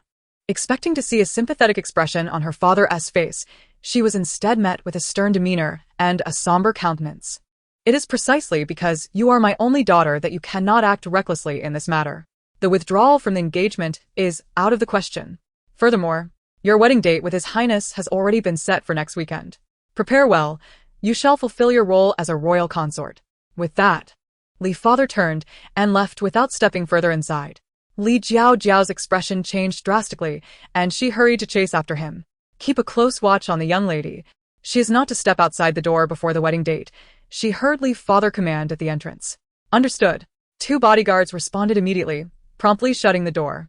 By the time Li Jiao reached the door, it had already been closed, leaving her to knock desperately. Wanjun, please talk some sense into her. As the eldest daughter of the Li family, having enjoyed a lifetime of privileges, it is time for her to shoulder her responsibilities, Li father remarked, ignoring his daughter's cries as he turned away. Inside, Li mother wore a complex expression. She approached to comfort her daughter, embracing Li Jiao tightly. Mom. Why is Dad being so cruel to me? Please help me. I don't want to marry Xiao Rui. Li Jiao sobbed, her makeup in disarray. Mother felt a pang of heartache and reached out to wipe away her daughter's tears, then dabbed at her own eyes. Jiao Jiao, please stop crying. Don't blame your father. He is right this time. You have been the Li family's eldest daughter for nearly 20 years. Enjoying all the resources and honors of the family, it is indeed time for you to contribute to the family's legacy. Your father is marrying you to His Highness, not only for your future as a potential queen but also to forge a union between the Li family and the royal family. The emperor's tolerance towards the four major financial conglomerates is waning, and the Wang family is his kin, while the Zhao family is related to the Wang family. Their positions are not easily compromised. Only our Li family and the Qian family find themselves in the most precarious situation. Your father has seized this opportunity to arrange your engagement with His Highness. Please be obedient, all right? Mother reasoned with her daughter. However, Li Jiao's complexion turned pale in response. How can you say this is for my benefit? It is merely a sacrifice I must make. Mother attempted to explain further, but Li Jiao abruptly pushed her out of the room. Standing outside the door, Mother sighed, feeling helpless as she departed. The following day, after a night of brewing tensions, a plethora of scandalous rumors about Lin Man began circulating on the Star Network. Alongside portrayals of Lin Yao's kindness and her pleas for justice, Fang Qing, upon encountering some absurd stories, found herself both infuriated and amused. When Lin Man and Qin Zhou were having breakfast, she informed Lin Man of the situation. Chapter 86, The Turnaround. Young madam, Lin Chun has been quite active overnight. The negative news about you has spread on the Star Network. Shall we commence our counterattack? Fang Qing's eyes sparkled with determination. Lin Man's lips curled into a smile. That does align with his character. What has been the reaction from the netizens? Are there many who are cursing me? She inquired. Fang Qing's expression turned grave. Those who are cursing you include quite a few hired by Lin Chen. However, there are also many who, unaware of the truth, are joining in the condemnation. Nonetheless, a considerable number have expressed anticipation for your response alongside the military, believing in the Marshal's judgment and your character. Lin Man glanced at Qin Zhou, her smile returning. It seems the title of Marshal's wife carries a certain credibility. Let us arrange the counterattack. This time, we will decisively suppress Lin Yao and Lin Chen. As she spoke, Lin Man's expression grew icy. Fang Qing's lips curved upwards. Understood, she replied, retreating to execute the plan. Half an hour later, after a night of hard work, Lin Chen, having perused some comments on the Star Network, was grinning widely, exposing his gums. Lin Man, you useless wretch. You tried to frame Yao and thought you could oppose our Lin family. Let us see how you continue to play the role of the Marshal's wife. Lin Chen, filled with triumph, closed his hollow screen, ready to catch up on some sleep. Suddenly, the door was forcefully burst open. Several uniformed police officers stormed in, swiftly restraining him and placing handcuffs on him. Lin Chen, you are under arrest for defaming the family of a military leader and inciting public opinion. You are being taken into custody in accordance with the law. Lin Chen's eyes widened. I didn't tea. Everything I said was the truth. Let me go. Dad, Mom. He panicked, looking towards the door as Lin Ruhai and Tang Shuemei arrived. Upon seeing her son being arrested, Tang Shuemei's body went weak. And had it not been for Lin Ruhai's support, she would have collapsed. Shuemei. Lin Ruhai exclaimed, feeling faint himself. He had warned his son just yesterday not to act recklessly. Turning, he found that his son had landed himself in such a grave predicament. Dad, save me. I am innocent. It must be Lin Man seeking revenge on me. You were sent by Lin Man, right? What benefits did she offer you to come after our Lin family? Lin Chen, flustered and furious, began to speak without thinking. The police showed no leniency, their voices cold and unyielding. Mr. Lin, defaming public officials is also a crime. Regarding your accusations, please provide corresponding evidence at the police station. Otherwise, we reserve the right to pursue further action. Additionally, please cooperate with our enforcement. Should you continue to resist arrest, we will charge you with obstruction. Lin Chen's face turned pale, fear gripping him. No, officers, we will cooperate with the investigation, Lin Ruhai urged the police. Lin Chen, don't act impulsively. Just go with the police. I will arrange for a lawyer to come for you later, Lin Ruhai instructed his son. Finally, Lin Chen ceased his resistance, instructing Lin Ruhai to hasten the lawyer's arrival before being led away by the police. Meanwhile, Lin Man issued another statement on the Star Network, declaring that the negative news about her circulating the previous day was false and that Lin Chen was the perpetrator of the slander. She revealed that his intent was to defame her in order to rescue Lin Yao. Lin Man further exposed the inappropriate relationship existing between Lin Chen and Lin Yao, which exceeded that of mere siblings, providing evidence of Lin Chen hiring online trolls to slander her, along with her police report. The military promptly forwarded Lin Man's statement.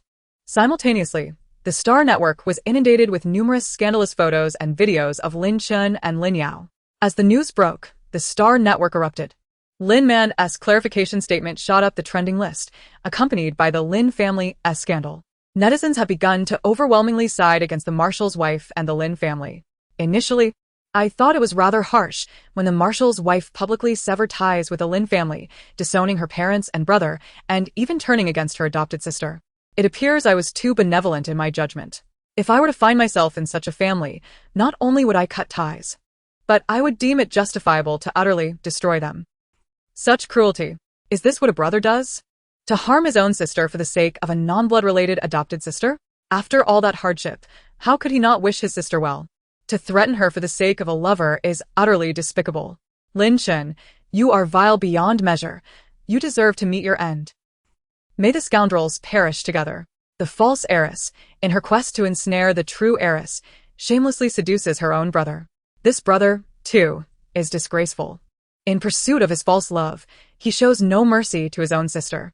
How can a man sink so low? Even after the false heiress marries, he continues his sordid entanglements. Does he not fear disease? I have witnessed the most revolting news of the year. If Lin Yao and Lin Chen do not receive the punishment they deserve, I shall be too nauseated to consume any nourishment for a week. This comment garnered a multitude of likes. My heart aches for the Marshal's wife. With such relatives, it would be better to have none at all. I support the Marshal's wife in severing ties with the Lin family. The Marshal's wife was never raised by the Lin family. Perhaps it is fortunate she was not, lest she have turned out like them. I feel sympathy for Master Yan, he of the Yan family. It is said that the Yan family had long arranged a marriage with the Lin family. Logically, he should have wed the true heiress, yet he chose the false one. And a false one so morally bankrupt at that. By the way, I heard that Lin Yao's continued entanglement with Lin Chen is because the Yan family wishes for her to conceive quickly. If she were to truly become pregnant, I wonder if the Yan family would still acknowledge her. Yan he is blind to the truth, forsaking the virtuous and beautiful Marshal's wife for a wretched woman. Yet, perhaps it is for the best. If he had seen clearly, the Marshal's wife would have suffered. After all, our Marshal far surpasses Yan he in both beauty and virtue. The Lin family must be regretting their choices, having sacrificed their biological daughter for the sake of an adopted one. That adopted daughter has even ruined their son. Those who favor an adopted daughter over their biological child are not worthy of sympathy. I applaud the Marshal's wife for escaping such a family. A surge of likes followed this comment. Fang Qing, witnessing the positive reception of the comments, beamed with delight. The Marshal's wife's counterattack was indeed effective. In the palace, Queen Wang Na also took note of the news. Initially, she harbored a sense of schadenfreude, but upon seeing the public sentiment, she inwardly cursed the Lin family for their ineptitude. Qin Zhou clearly saw the Lin family's shortcomings and thus decided to sever ties with them. Wank na materd, humph. They have in-laws yet do not utilize them. He is only fit to remain on the front lines, battling the insect horde. With a flicker of disdain, Wang Na dismissed the matter from her mind. With her son's upcoming wedding, which concerned the union between the Wang and Li families, she could not afford any missteps. Chapter 87, Divorce. Meanwhile, in the Yan family, upon learning the news, Yan father was so enraged he fell ill. Yan mother video called, summoning her son home. Immediately laying into him. Look at the woman you insisted on marrying. She seduces her own brother, schemes against the true Lin heiress, and even attempts to muddle our Yan lineage. Here, how could you be so foolish? You've been completely played. Your sister has been harmed to the point of incarceration. And now your father is sick from the rage. Our family has become the laughingstock of the empire. Yan he hung his head, unable to utter a word. Since yesterday, he has been re-evaluating his understanding of Lin Yao. The Lin Yao he once knew was gentle and kind, the ideal choice for a wife. However, the Lin Yao he has encountered over the past few days is envious, malicious, licentious, and even base. He desperately wants to question the veracity of the information he has received. Yet, the videos and photos are indisputably authentic, ironclad facts that cannot be refuted. He must accept that his wife has deceived him, and indeed, he has been a fool. Yen mother placed a hand over her chest. You must find a lawyer immediately and divorce Lin Yao, she commanded sternly. The Yen family has already been dragged down by Lin Yao. They cannot afford to be further entangled. Her daughter, influenced by Lin Yao, had bullied the marshal's wife. This incident, which could have been minor, escalated when the police refused to grant bail due to the marshal's wife's status. They must quickly distance themselves from Lin Yao and the Lin family if they hope for any leniency from the marshal's wife. As for that wretched Lin Yao, she deserves to languish in prison, preferably for life. Upon hearing the word divorce, Yen He looked up at his mother. How can you still hold on to that wretched girl? Even at this point, Yen mother was so furious she appeared about to faint. Mother! Yen He rushed to support her, but was pushed away. Do not touch me. Yen He, if you are still my son, you will divorce Lin Yao at once. Otherwise, you may leave the Yen family. As if your father and I never had you. Yen mother was so enraged her bangs were askew.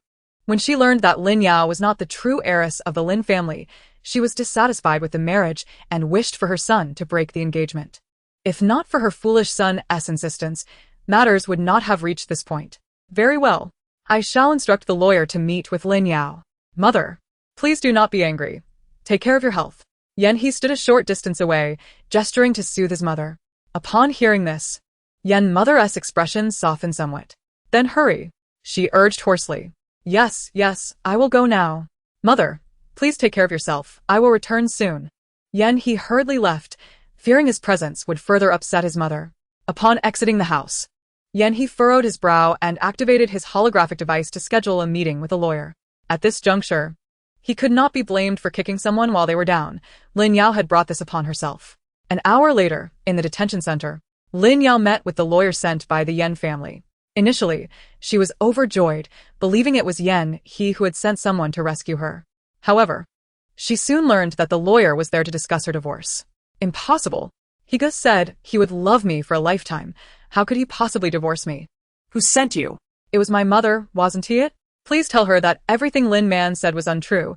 It was all slander against me. Higa, my brother, and my parents will come to rescue me. Lin Yao exclaimed excitedly.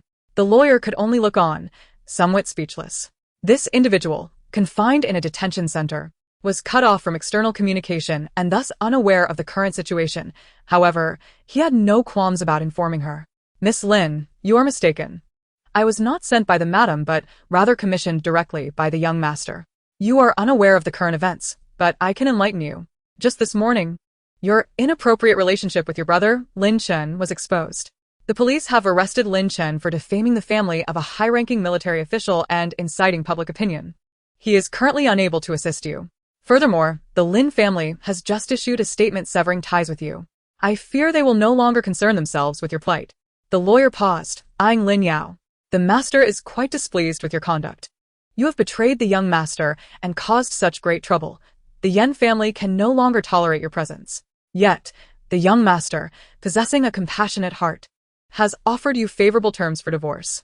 Should you sign this divorce agreement, the Yen family is willing to provide you with a substantial sum of money and assist you in hiring a lawyer to mitigate your sentence as much as possible.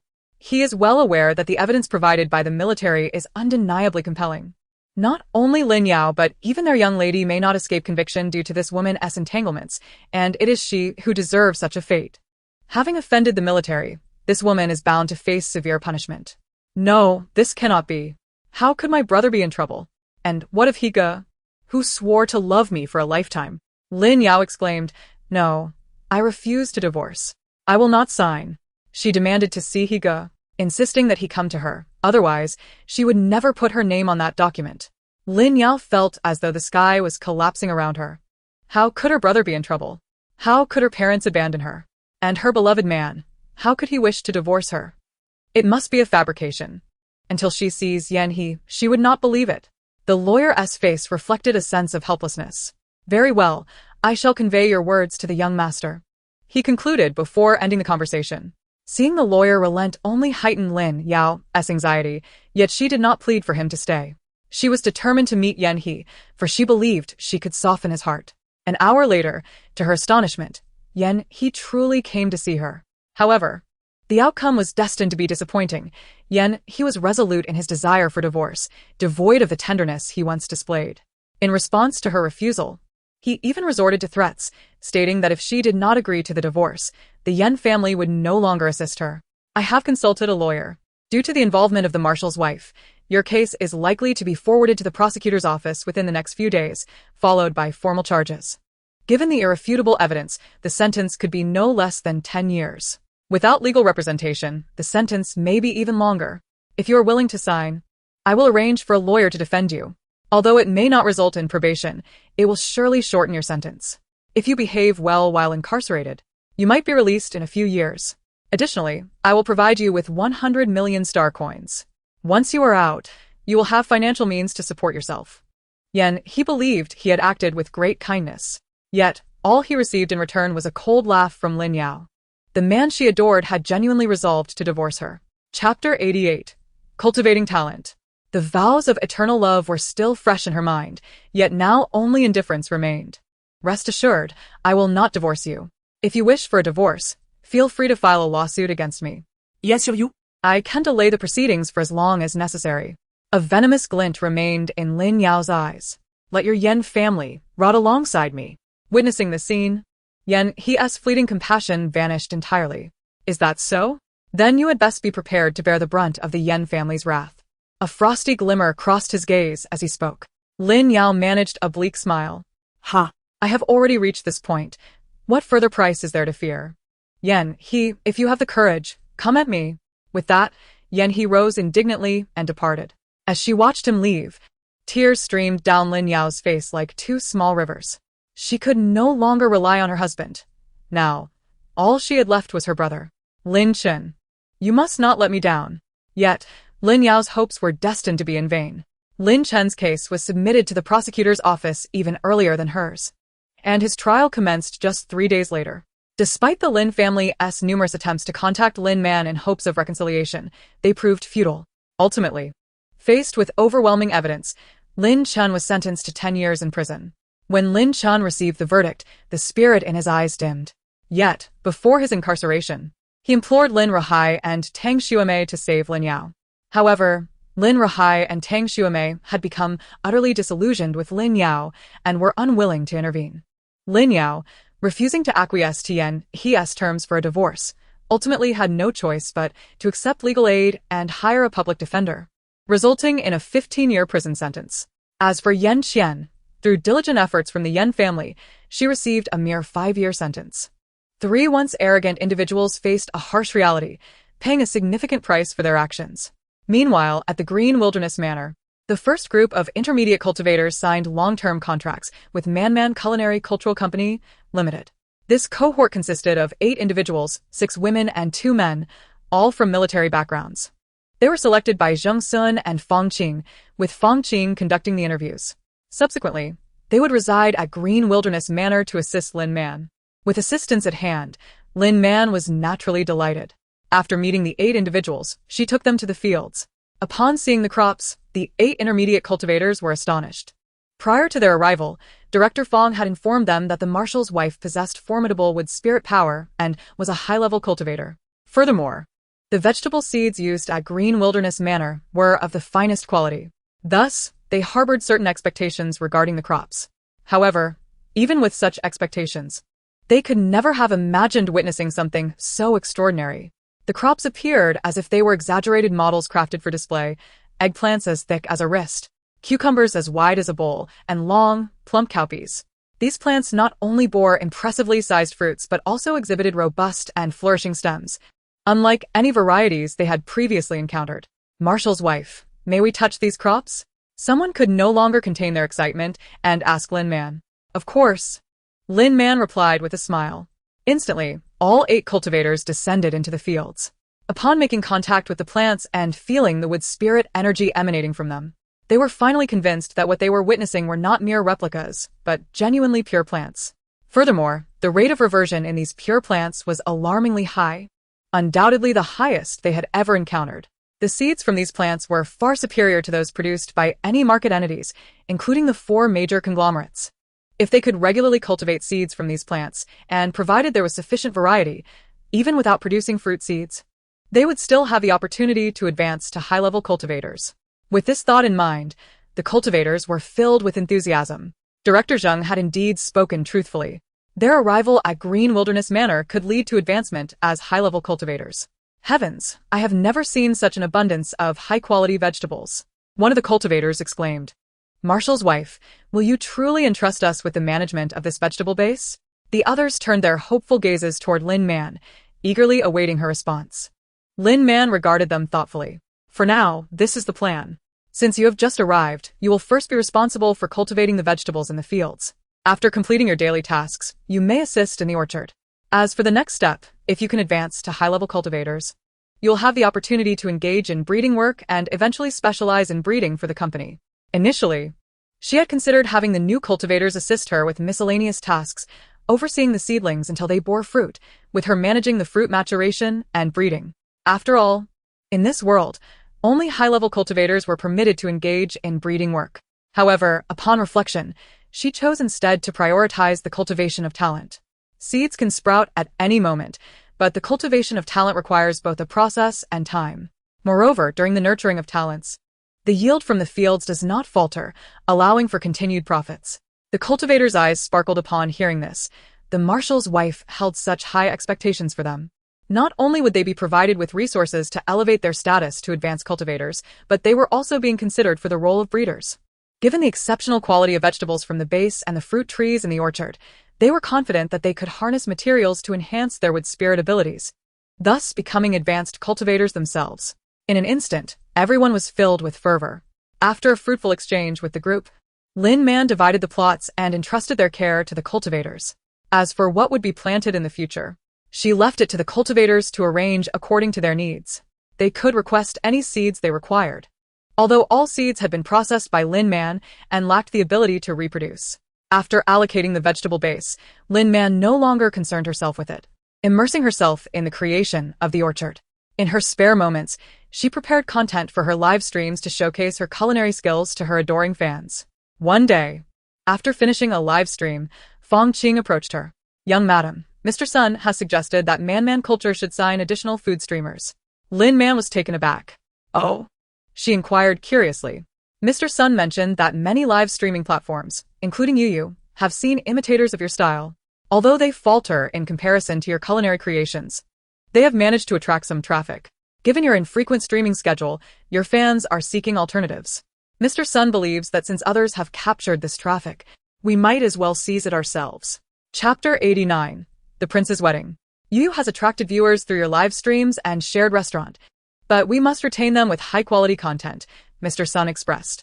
He hoped to develop the food streaming segment of Yuyu, ensuring that those attracted would remain engaged. Meanwhile, the kitchen was primarily managed by Sister Wu, alongside two newly hired chefs. Although the menu was extensive, it lacked comprehensiveness. The shared restaurant's capacity was steadily increasing, and Mr. Sun also suggested that our company streamers could be integrated into the shared restaurant, enhancing the menu and reducing your direct involvement. Fong Qing smiled. Mr. Sun assumes that the dishes in the shared restaurant are still uploaded by you personally. Lin Man pondered for a moment. I have no objections to transferring the management of the live restaurant to the company. However, can the company cultivate a qualified batch of food streamers in a short time? It would undoubtedly be better for Man Food Culture Company to operate the shared restaurant than for a few individuals to manage it haphazardly. Yet, finding reliable food streamers is no easy task. Absolutely no problem. Fong Qing's eyes sparkled with confidence, her demeanor exuding assurance. I already have a plan for the selection of streamers.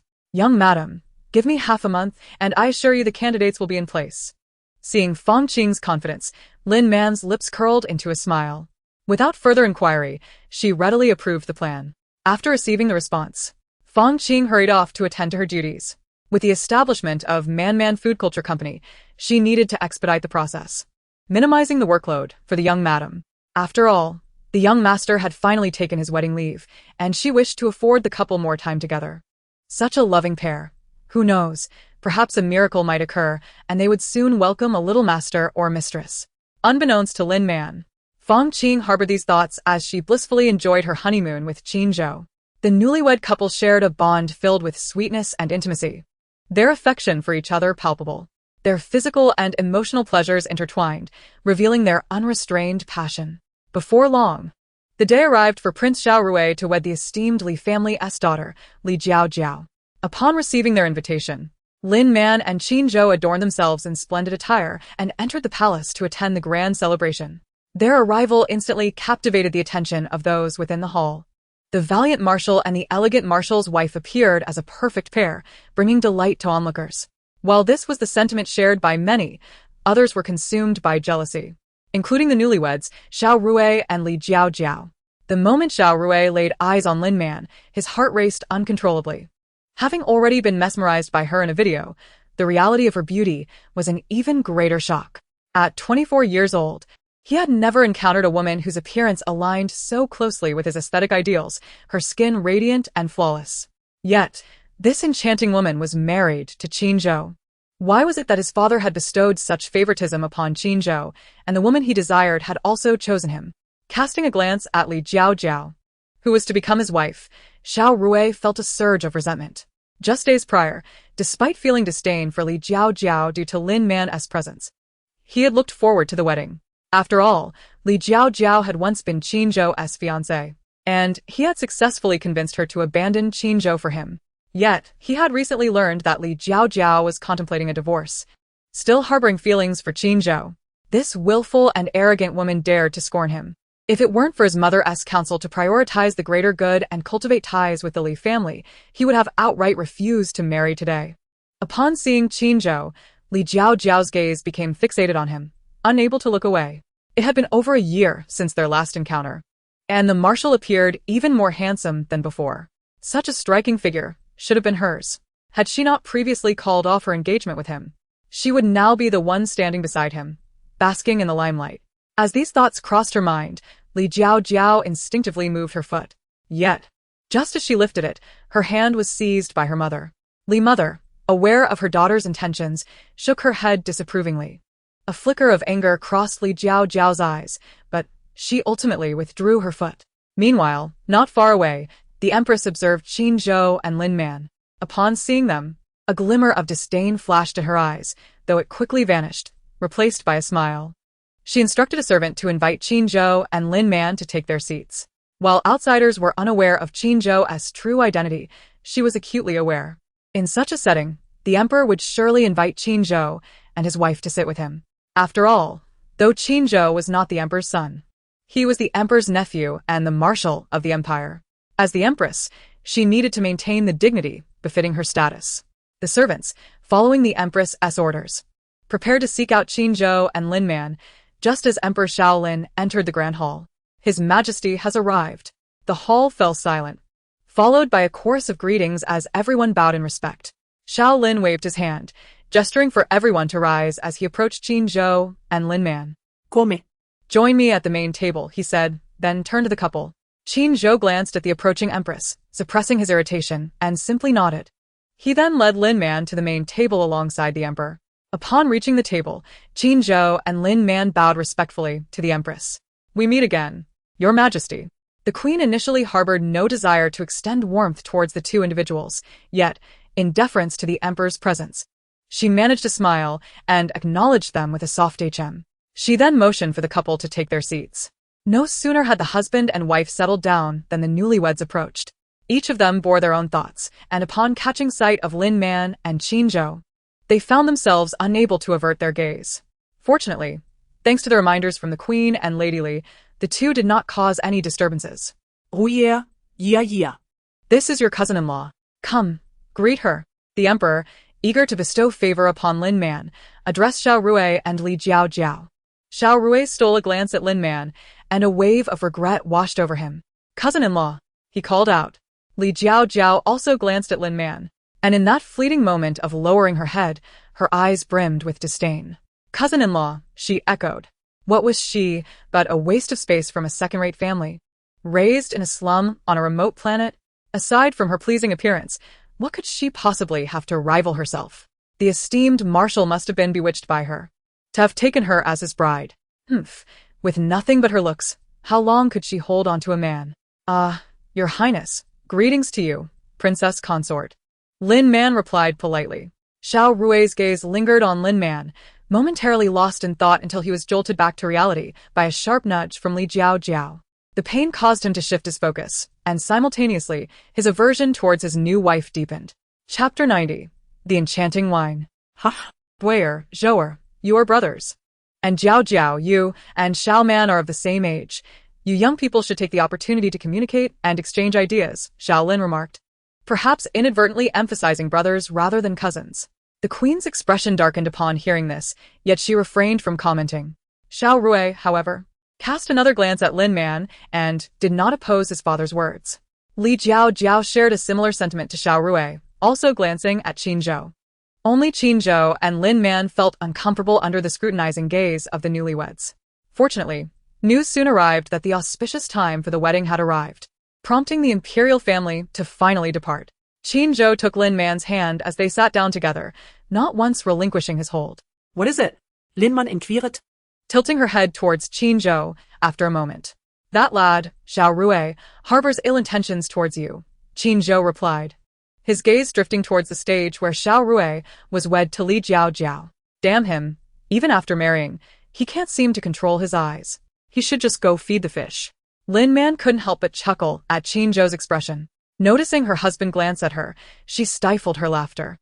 Do not be upset, Li Jiao Jiao has been eyeing you as well, she remarked. Qin Zhou's expression stiffened momentarily. Her gaze is her business. I only have eyes for you, he continued, a hint of disdain crossing his features at the thought of Li Jiao Jiao. Though engaged to her since childhood and having had some interactions, he had never taken a liking to that headstrong young lady. When the Li family had proposed an annulment, he felt a mix of embarrassment and anger, but more than anything, a sense of relief. In retrospect, he truly owed thanks to the queen and Xiao Rui, otherwise, he might never have encountered his beloved wife. Hearing Qin Zhou's candid declaration, Lin Man felt her previous discontent dissipate. Well spoken, her gaze is her affair. And in my heart, there is only you, Lin Man replied, tightening her grip on Qin Zhou's hand. In truth, she doubted Xiao Rui had any genuine interest in her. Considering it was their first meeting, his curiosity likely stemmed purely from her being Qin Zhou's wife, or perhaps from the thrill of coveting what belonged to another. Given that his current bride, Li Jiao Jiao, had once been Qin Zhou's fiancée.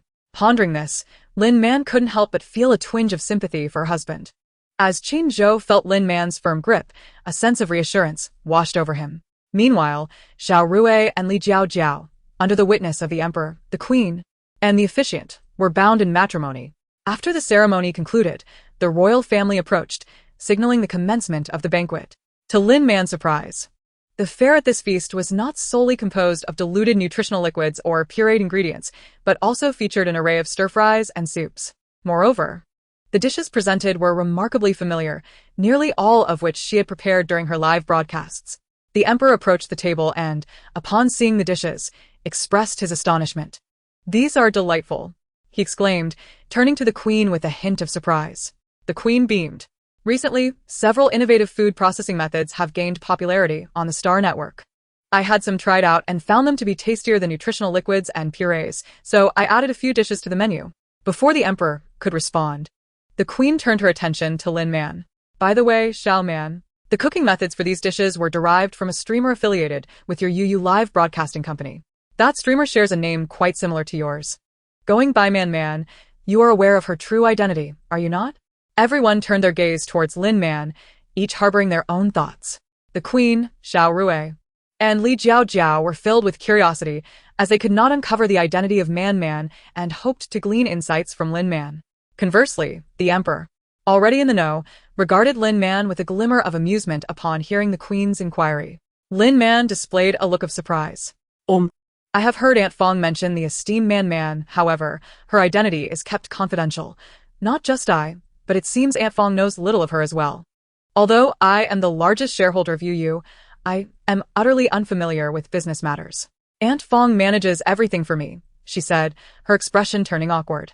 Please believe me, I truly am just a useless pawn, merely a figurehead endorsed by Qin Zhou and the military. Upon hearing this, a fleeting disappointment crossed the queen's face, and she inwardly thought, just as I suspected. Meanwhile, Li Jiao Jiao's eyes flashed with disdain, silently declaring, indeed, just a useless pawn. Yet, Xiao Rui regarded Lin Man with admiration, appreciating her authenticity and candor.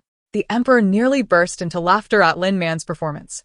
Enough. Since the esteemed man streams while masked, she clearly wishes to keep her identity concealed. Queen, since you are also her fan, why not respect her wishes? The queen cast a glance at the emperor but refrained from responding.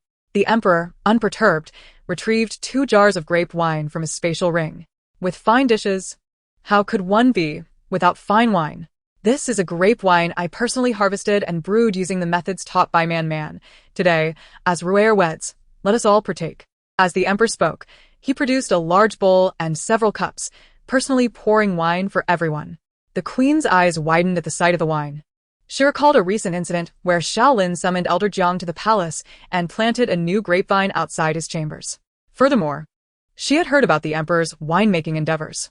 Initially, she thought it was just a fleeting whim, but to her astonishment, he had indeed managed to produce wine. Recalling the taste of wine, the queen could not help but swallow hard, her curiosity about the wine overshadowing her previous inquiries. Ultimately, the wine unsurprisingly captivated the palates of the royal family, and the genuine wine, unlike mere aromas and flavors, could intoxicate. This was particularly true for the queen, Xiao Rui, and Li Jiao, who had never partaken in alcohol before. Li Jiao was the first to succumb to the effects of the wine, gazing at Qin Zhou with a dazed expression, nearly losing composure. Fortunately, the queen, upon sensing something amiss, refrained from overindulgence and promptly summoned someone to escort Li Jiao away. Once Li Jiao departed, the queen also dismissed her son, under the pretext of sending him to care for his wife, while in truth, she feared he would succumb to intoxication and lose composure. Unfulfilled, Xiao Rui left reluctantly, cursing Li Jiao in his heart dozens of times along the way. After their departure, the queen, unable to resist, poured herself another glass of wine and reluctantly set the cup down. Though the wine was delightful, it possessed a certain intoxicating quality. In such a setting, it would be unwise to indulge excessively. However, savoring it leisurely at another time would be quite enjoyable. Your Majesty, possessing such exquisite libations is a privilege you ought not to hoard. Do share 2 jars with me, the slightly tipsy queen declared, her spirits lifted, as she spoke with less reservation to the emperor. Chapter 91. The Physical Restaurant Plan. The emperor regarded the queen with some surprise at her request. Ahem. 2 jars may be excessive. I shall part with 1 jar instead. Perhaps in a few days, he replied. The wine he had brought forth was crafted from grapes his eldest daughter-in-law had cultivated to encourage fertility. The grapes from her efforts were significantly larger and of superior quality compared to those nurtured by the agricultural scientists. He had only a handful of the finest wine, and should he share some with the queen, it would be from the harvest of the agricultural researchers. You are rather stingy, Your Majesty. The queen chided with a playful glance. The emperor felt a rush of emotion. Casting a glance at his eldest son and daughter-in-law, he thought, the queen is likely inebriated. Ahem. The queen has worked hard organizing the wedding banquet today. You may escort her back to her chambers, he instructed his attendants. Immediately, servants approached to assist the queen. With her son and daughter-in-law gone, the queen lost interest in lingering with the emperor and his company, departing obediently. As soon as the queen exited, the atmosphere at the table lightened considerably. The emperor noticed the gaze of his daughter-in-law and smiled. After selecting a morsel of food, he relaxed. The dishes before him were certainly more palatable than porridge, yet they could not compare to the ethereal experience of shared meals. At this thought, the emperor couldn't help but cast an envious glance at his eldest son. Qin Zhou pretended not to notice. Lin Man, however, was amused, her lips curling into a smile. The emperor, feeling somewhat regretful for having spoken so freely, noted the silence of his son and daughter-in-law, wishing they would extend another invitation to him to visit the Green Wild Manor. Naturally, Qin Zhou had no such intent, but Lin Man was not intentionally neglectful. The vegetable base and orchard at Green Wild Manor had already commenced operations, with an abundance of exceptional crops. To avoid complications, it would be inappropriate to allow outsiders entry. Should Your Majesty truly enjoy the offerings from our shared restaurant and wish for an authentic, prolonged experience, it may soon be attainable, Lin Man proposed. The emperor's face brightened. How so? He inquired eagerly. Our Man Culinary Culture Company, Limited, is preparing to establish a gourmet restaurant in the capital. Aunt Fong has mentioned that the location has been selected, and we could commence operations within a fortnight at the earliest. The restaurant will offer not only dine-in services but also takeout, with options for pre-ordering. Should Your Majesty require anything, you may place orders from the restaurant then. The notion of opening a physical restaurant had been broached by Aunt Fong some time ago. According to her, the affluent residents of the capital would not hesitate to spend tens or even hundreds of thousands of star coins for a meal, provided the flavors and benefits were exceptional. Well, that seems a bit exaggerated, she thought. However, given the increasing success of the shared restaurant and the burgeoning funds in their company account, she felt it prudent to allow Aunt Fong to explore this venture. If it succeeded, the company would reap substantial profits. If not, they could simply close the establishment. After all, the fruits and vegetables produced at Green Wild Manor could be sold to the military, which offered a lucrative price, ensuring profit for her regardless. Upon hearing this, the Emperor's eyes sparkled with excitement. What a splendid idea, he exclaimed, slightly agitated. He then inquired about further details of the restaurant. When he learned that a meal at Lin Man's establishment could cost tens of thousands or even hundreds of thousands of star coins, the Emperor's expression faltered. Is it truly that expensive? He asked, his visage slightly stiffening. Lin Man's expression also momentarily froze. It is somewhat costly. However, Aunt Fong assures that the dishes not only possess exquisite flavors, but also significantly reduce radiation pollution levels and, with prolonged consumption, can enhance fertility metrics. Such value is indeed justified. In truth, she considered the efficacy of the restaurant's offerings regarding radiation reduction and fertility enhancement to be not as pronounced. After all, the ingredients utilized at the restaurant would solely be cultivated by the manor's own agronomists.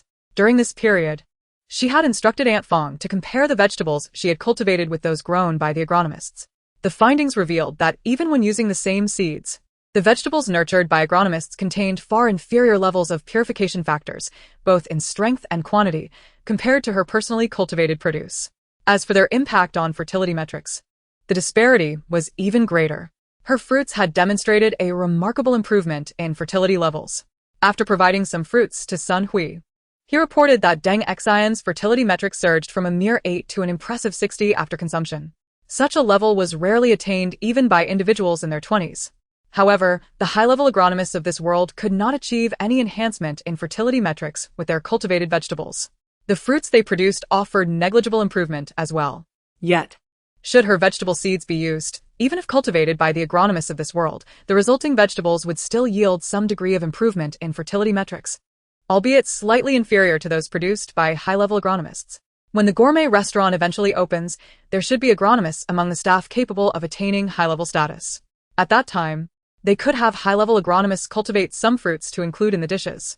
The fruits provided by the restaurant could then surpass those available in the market in their efficacy for enhancing fertility.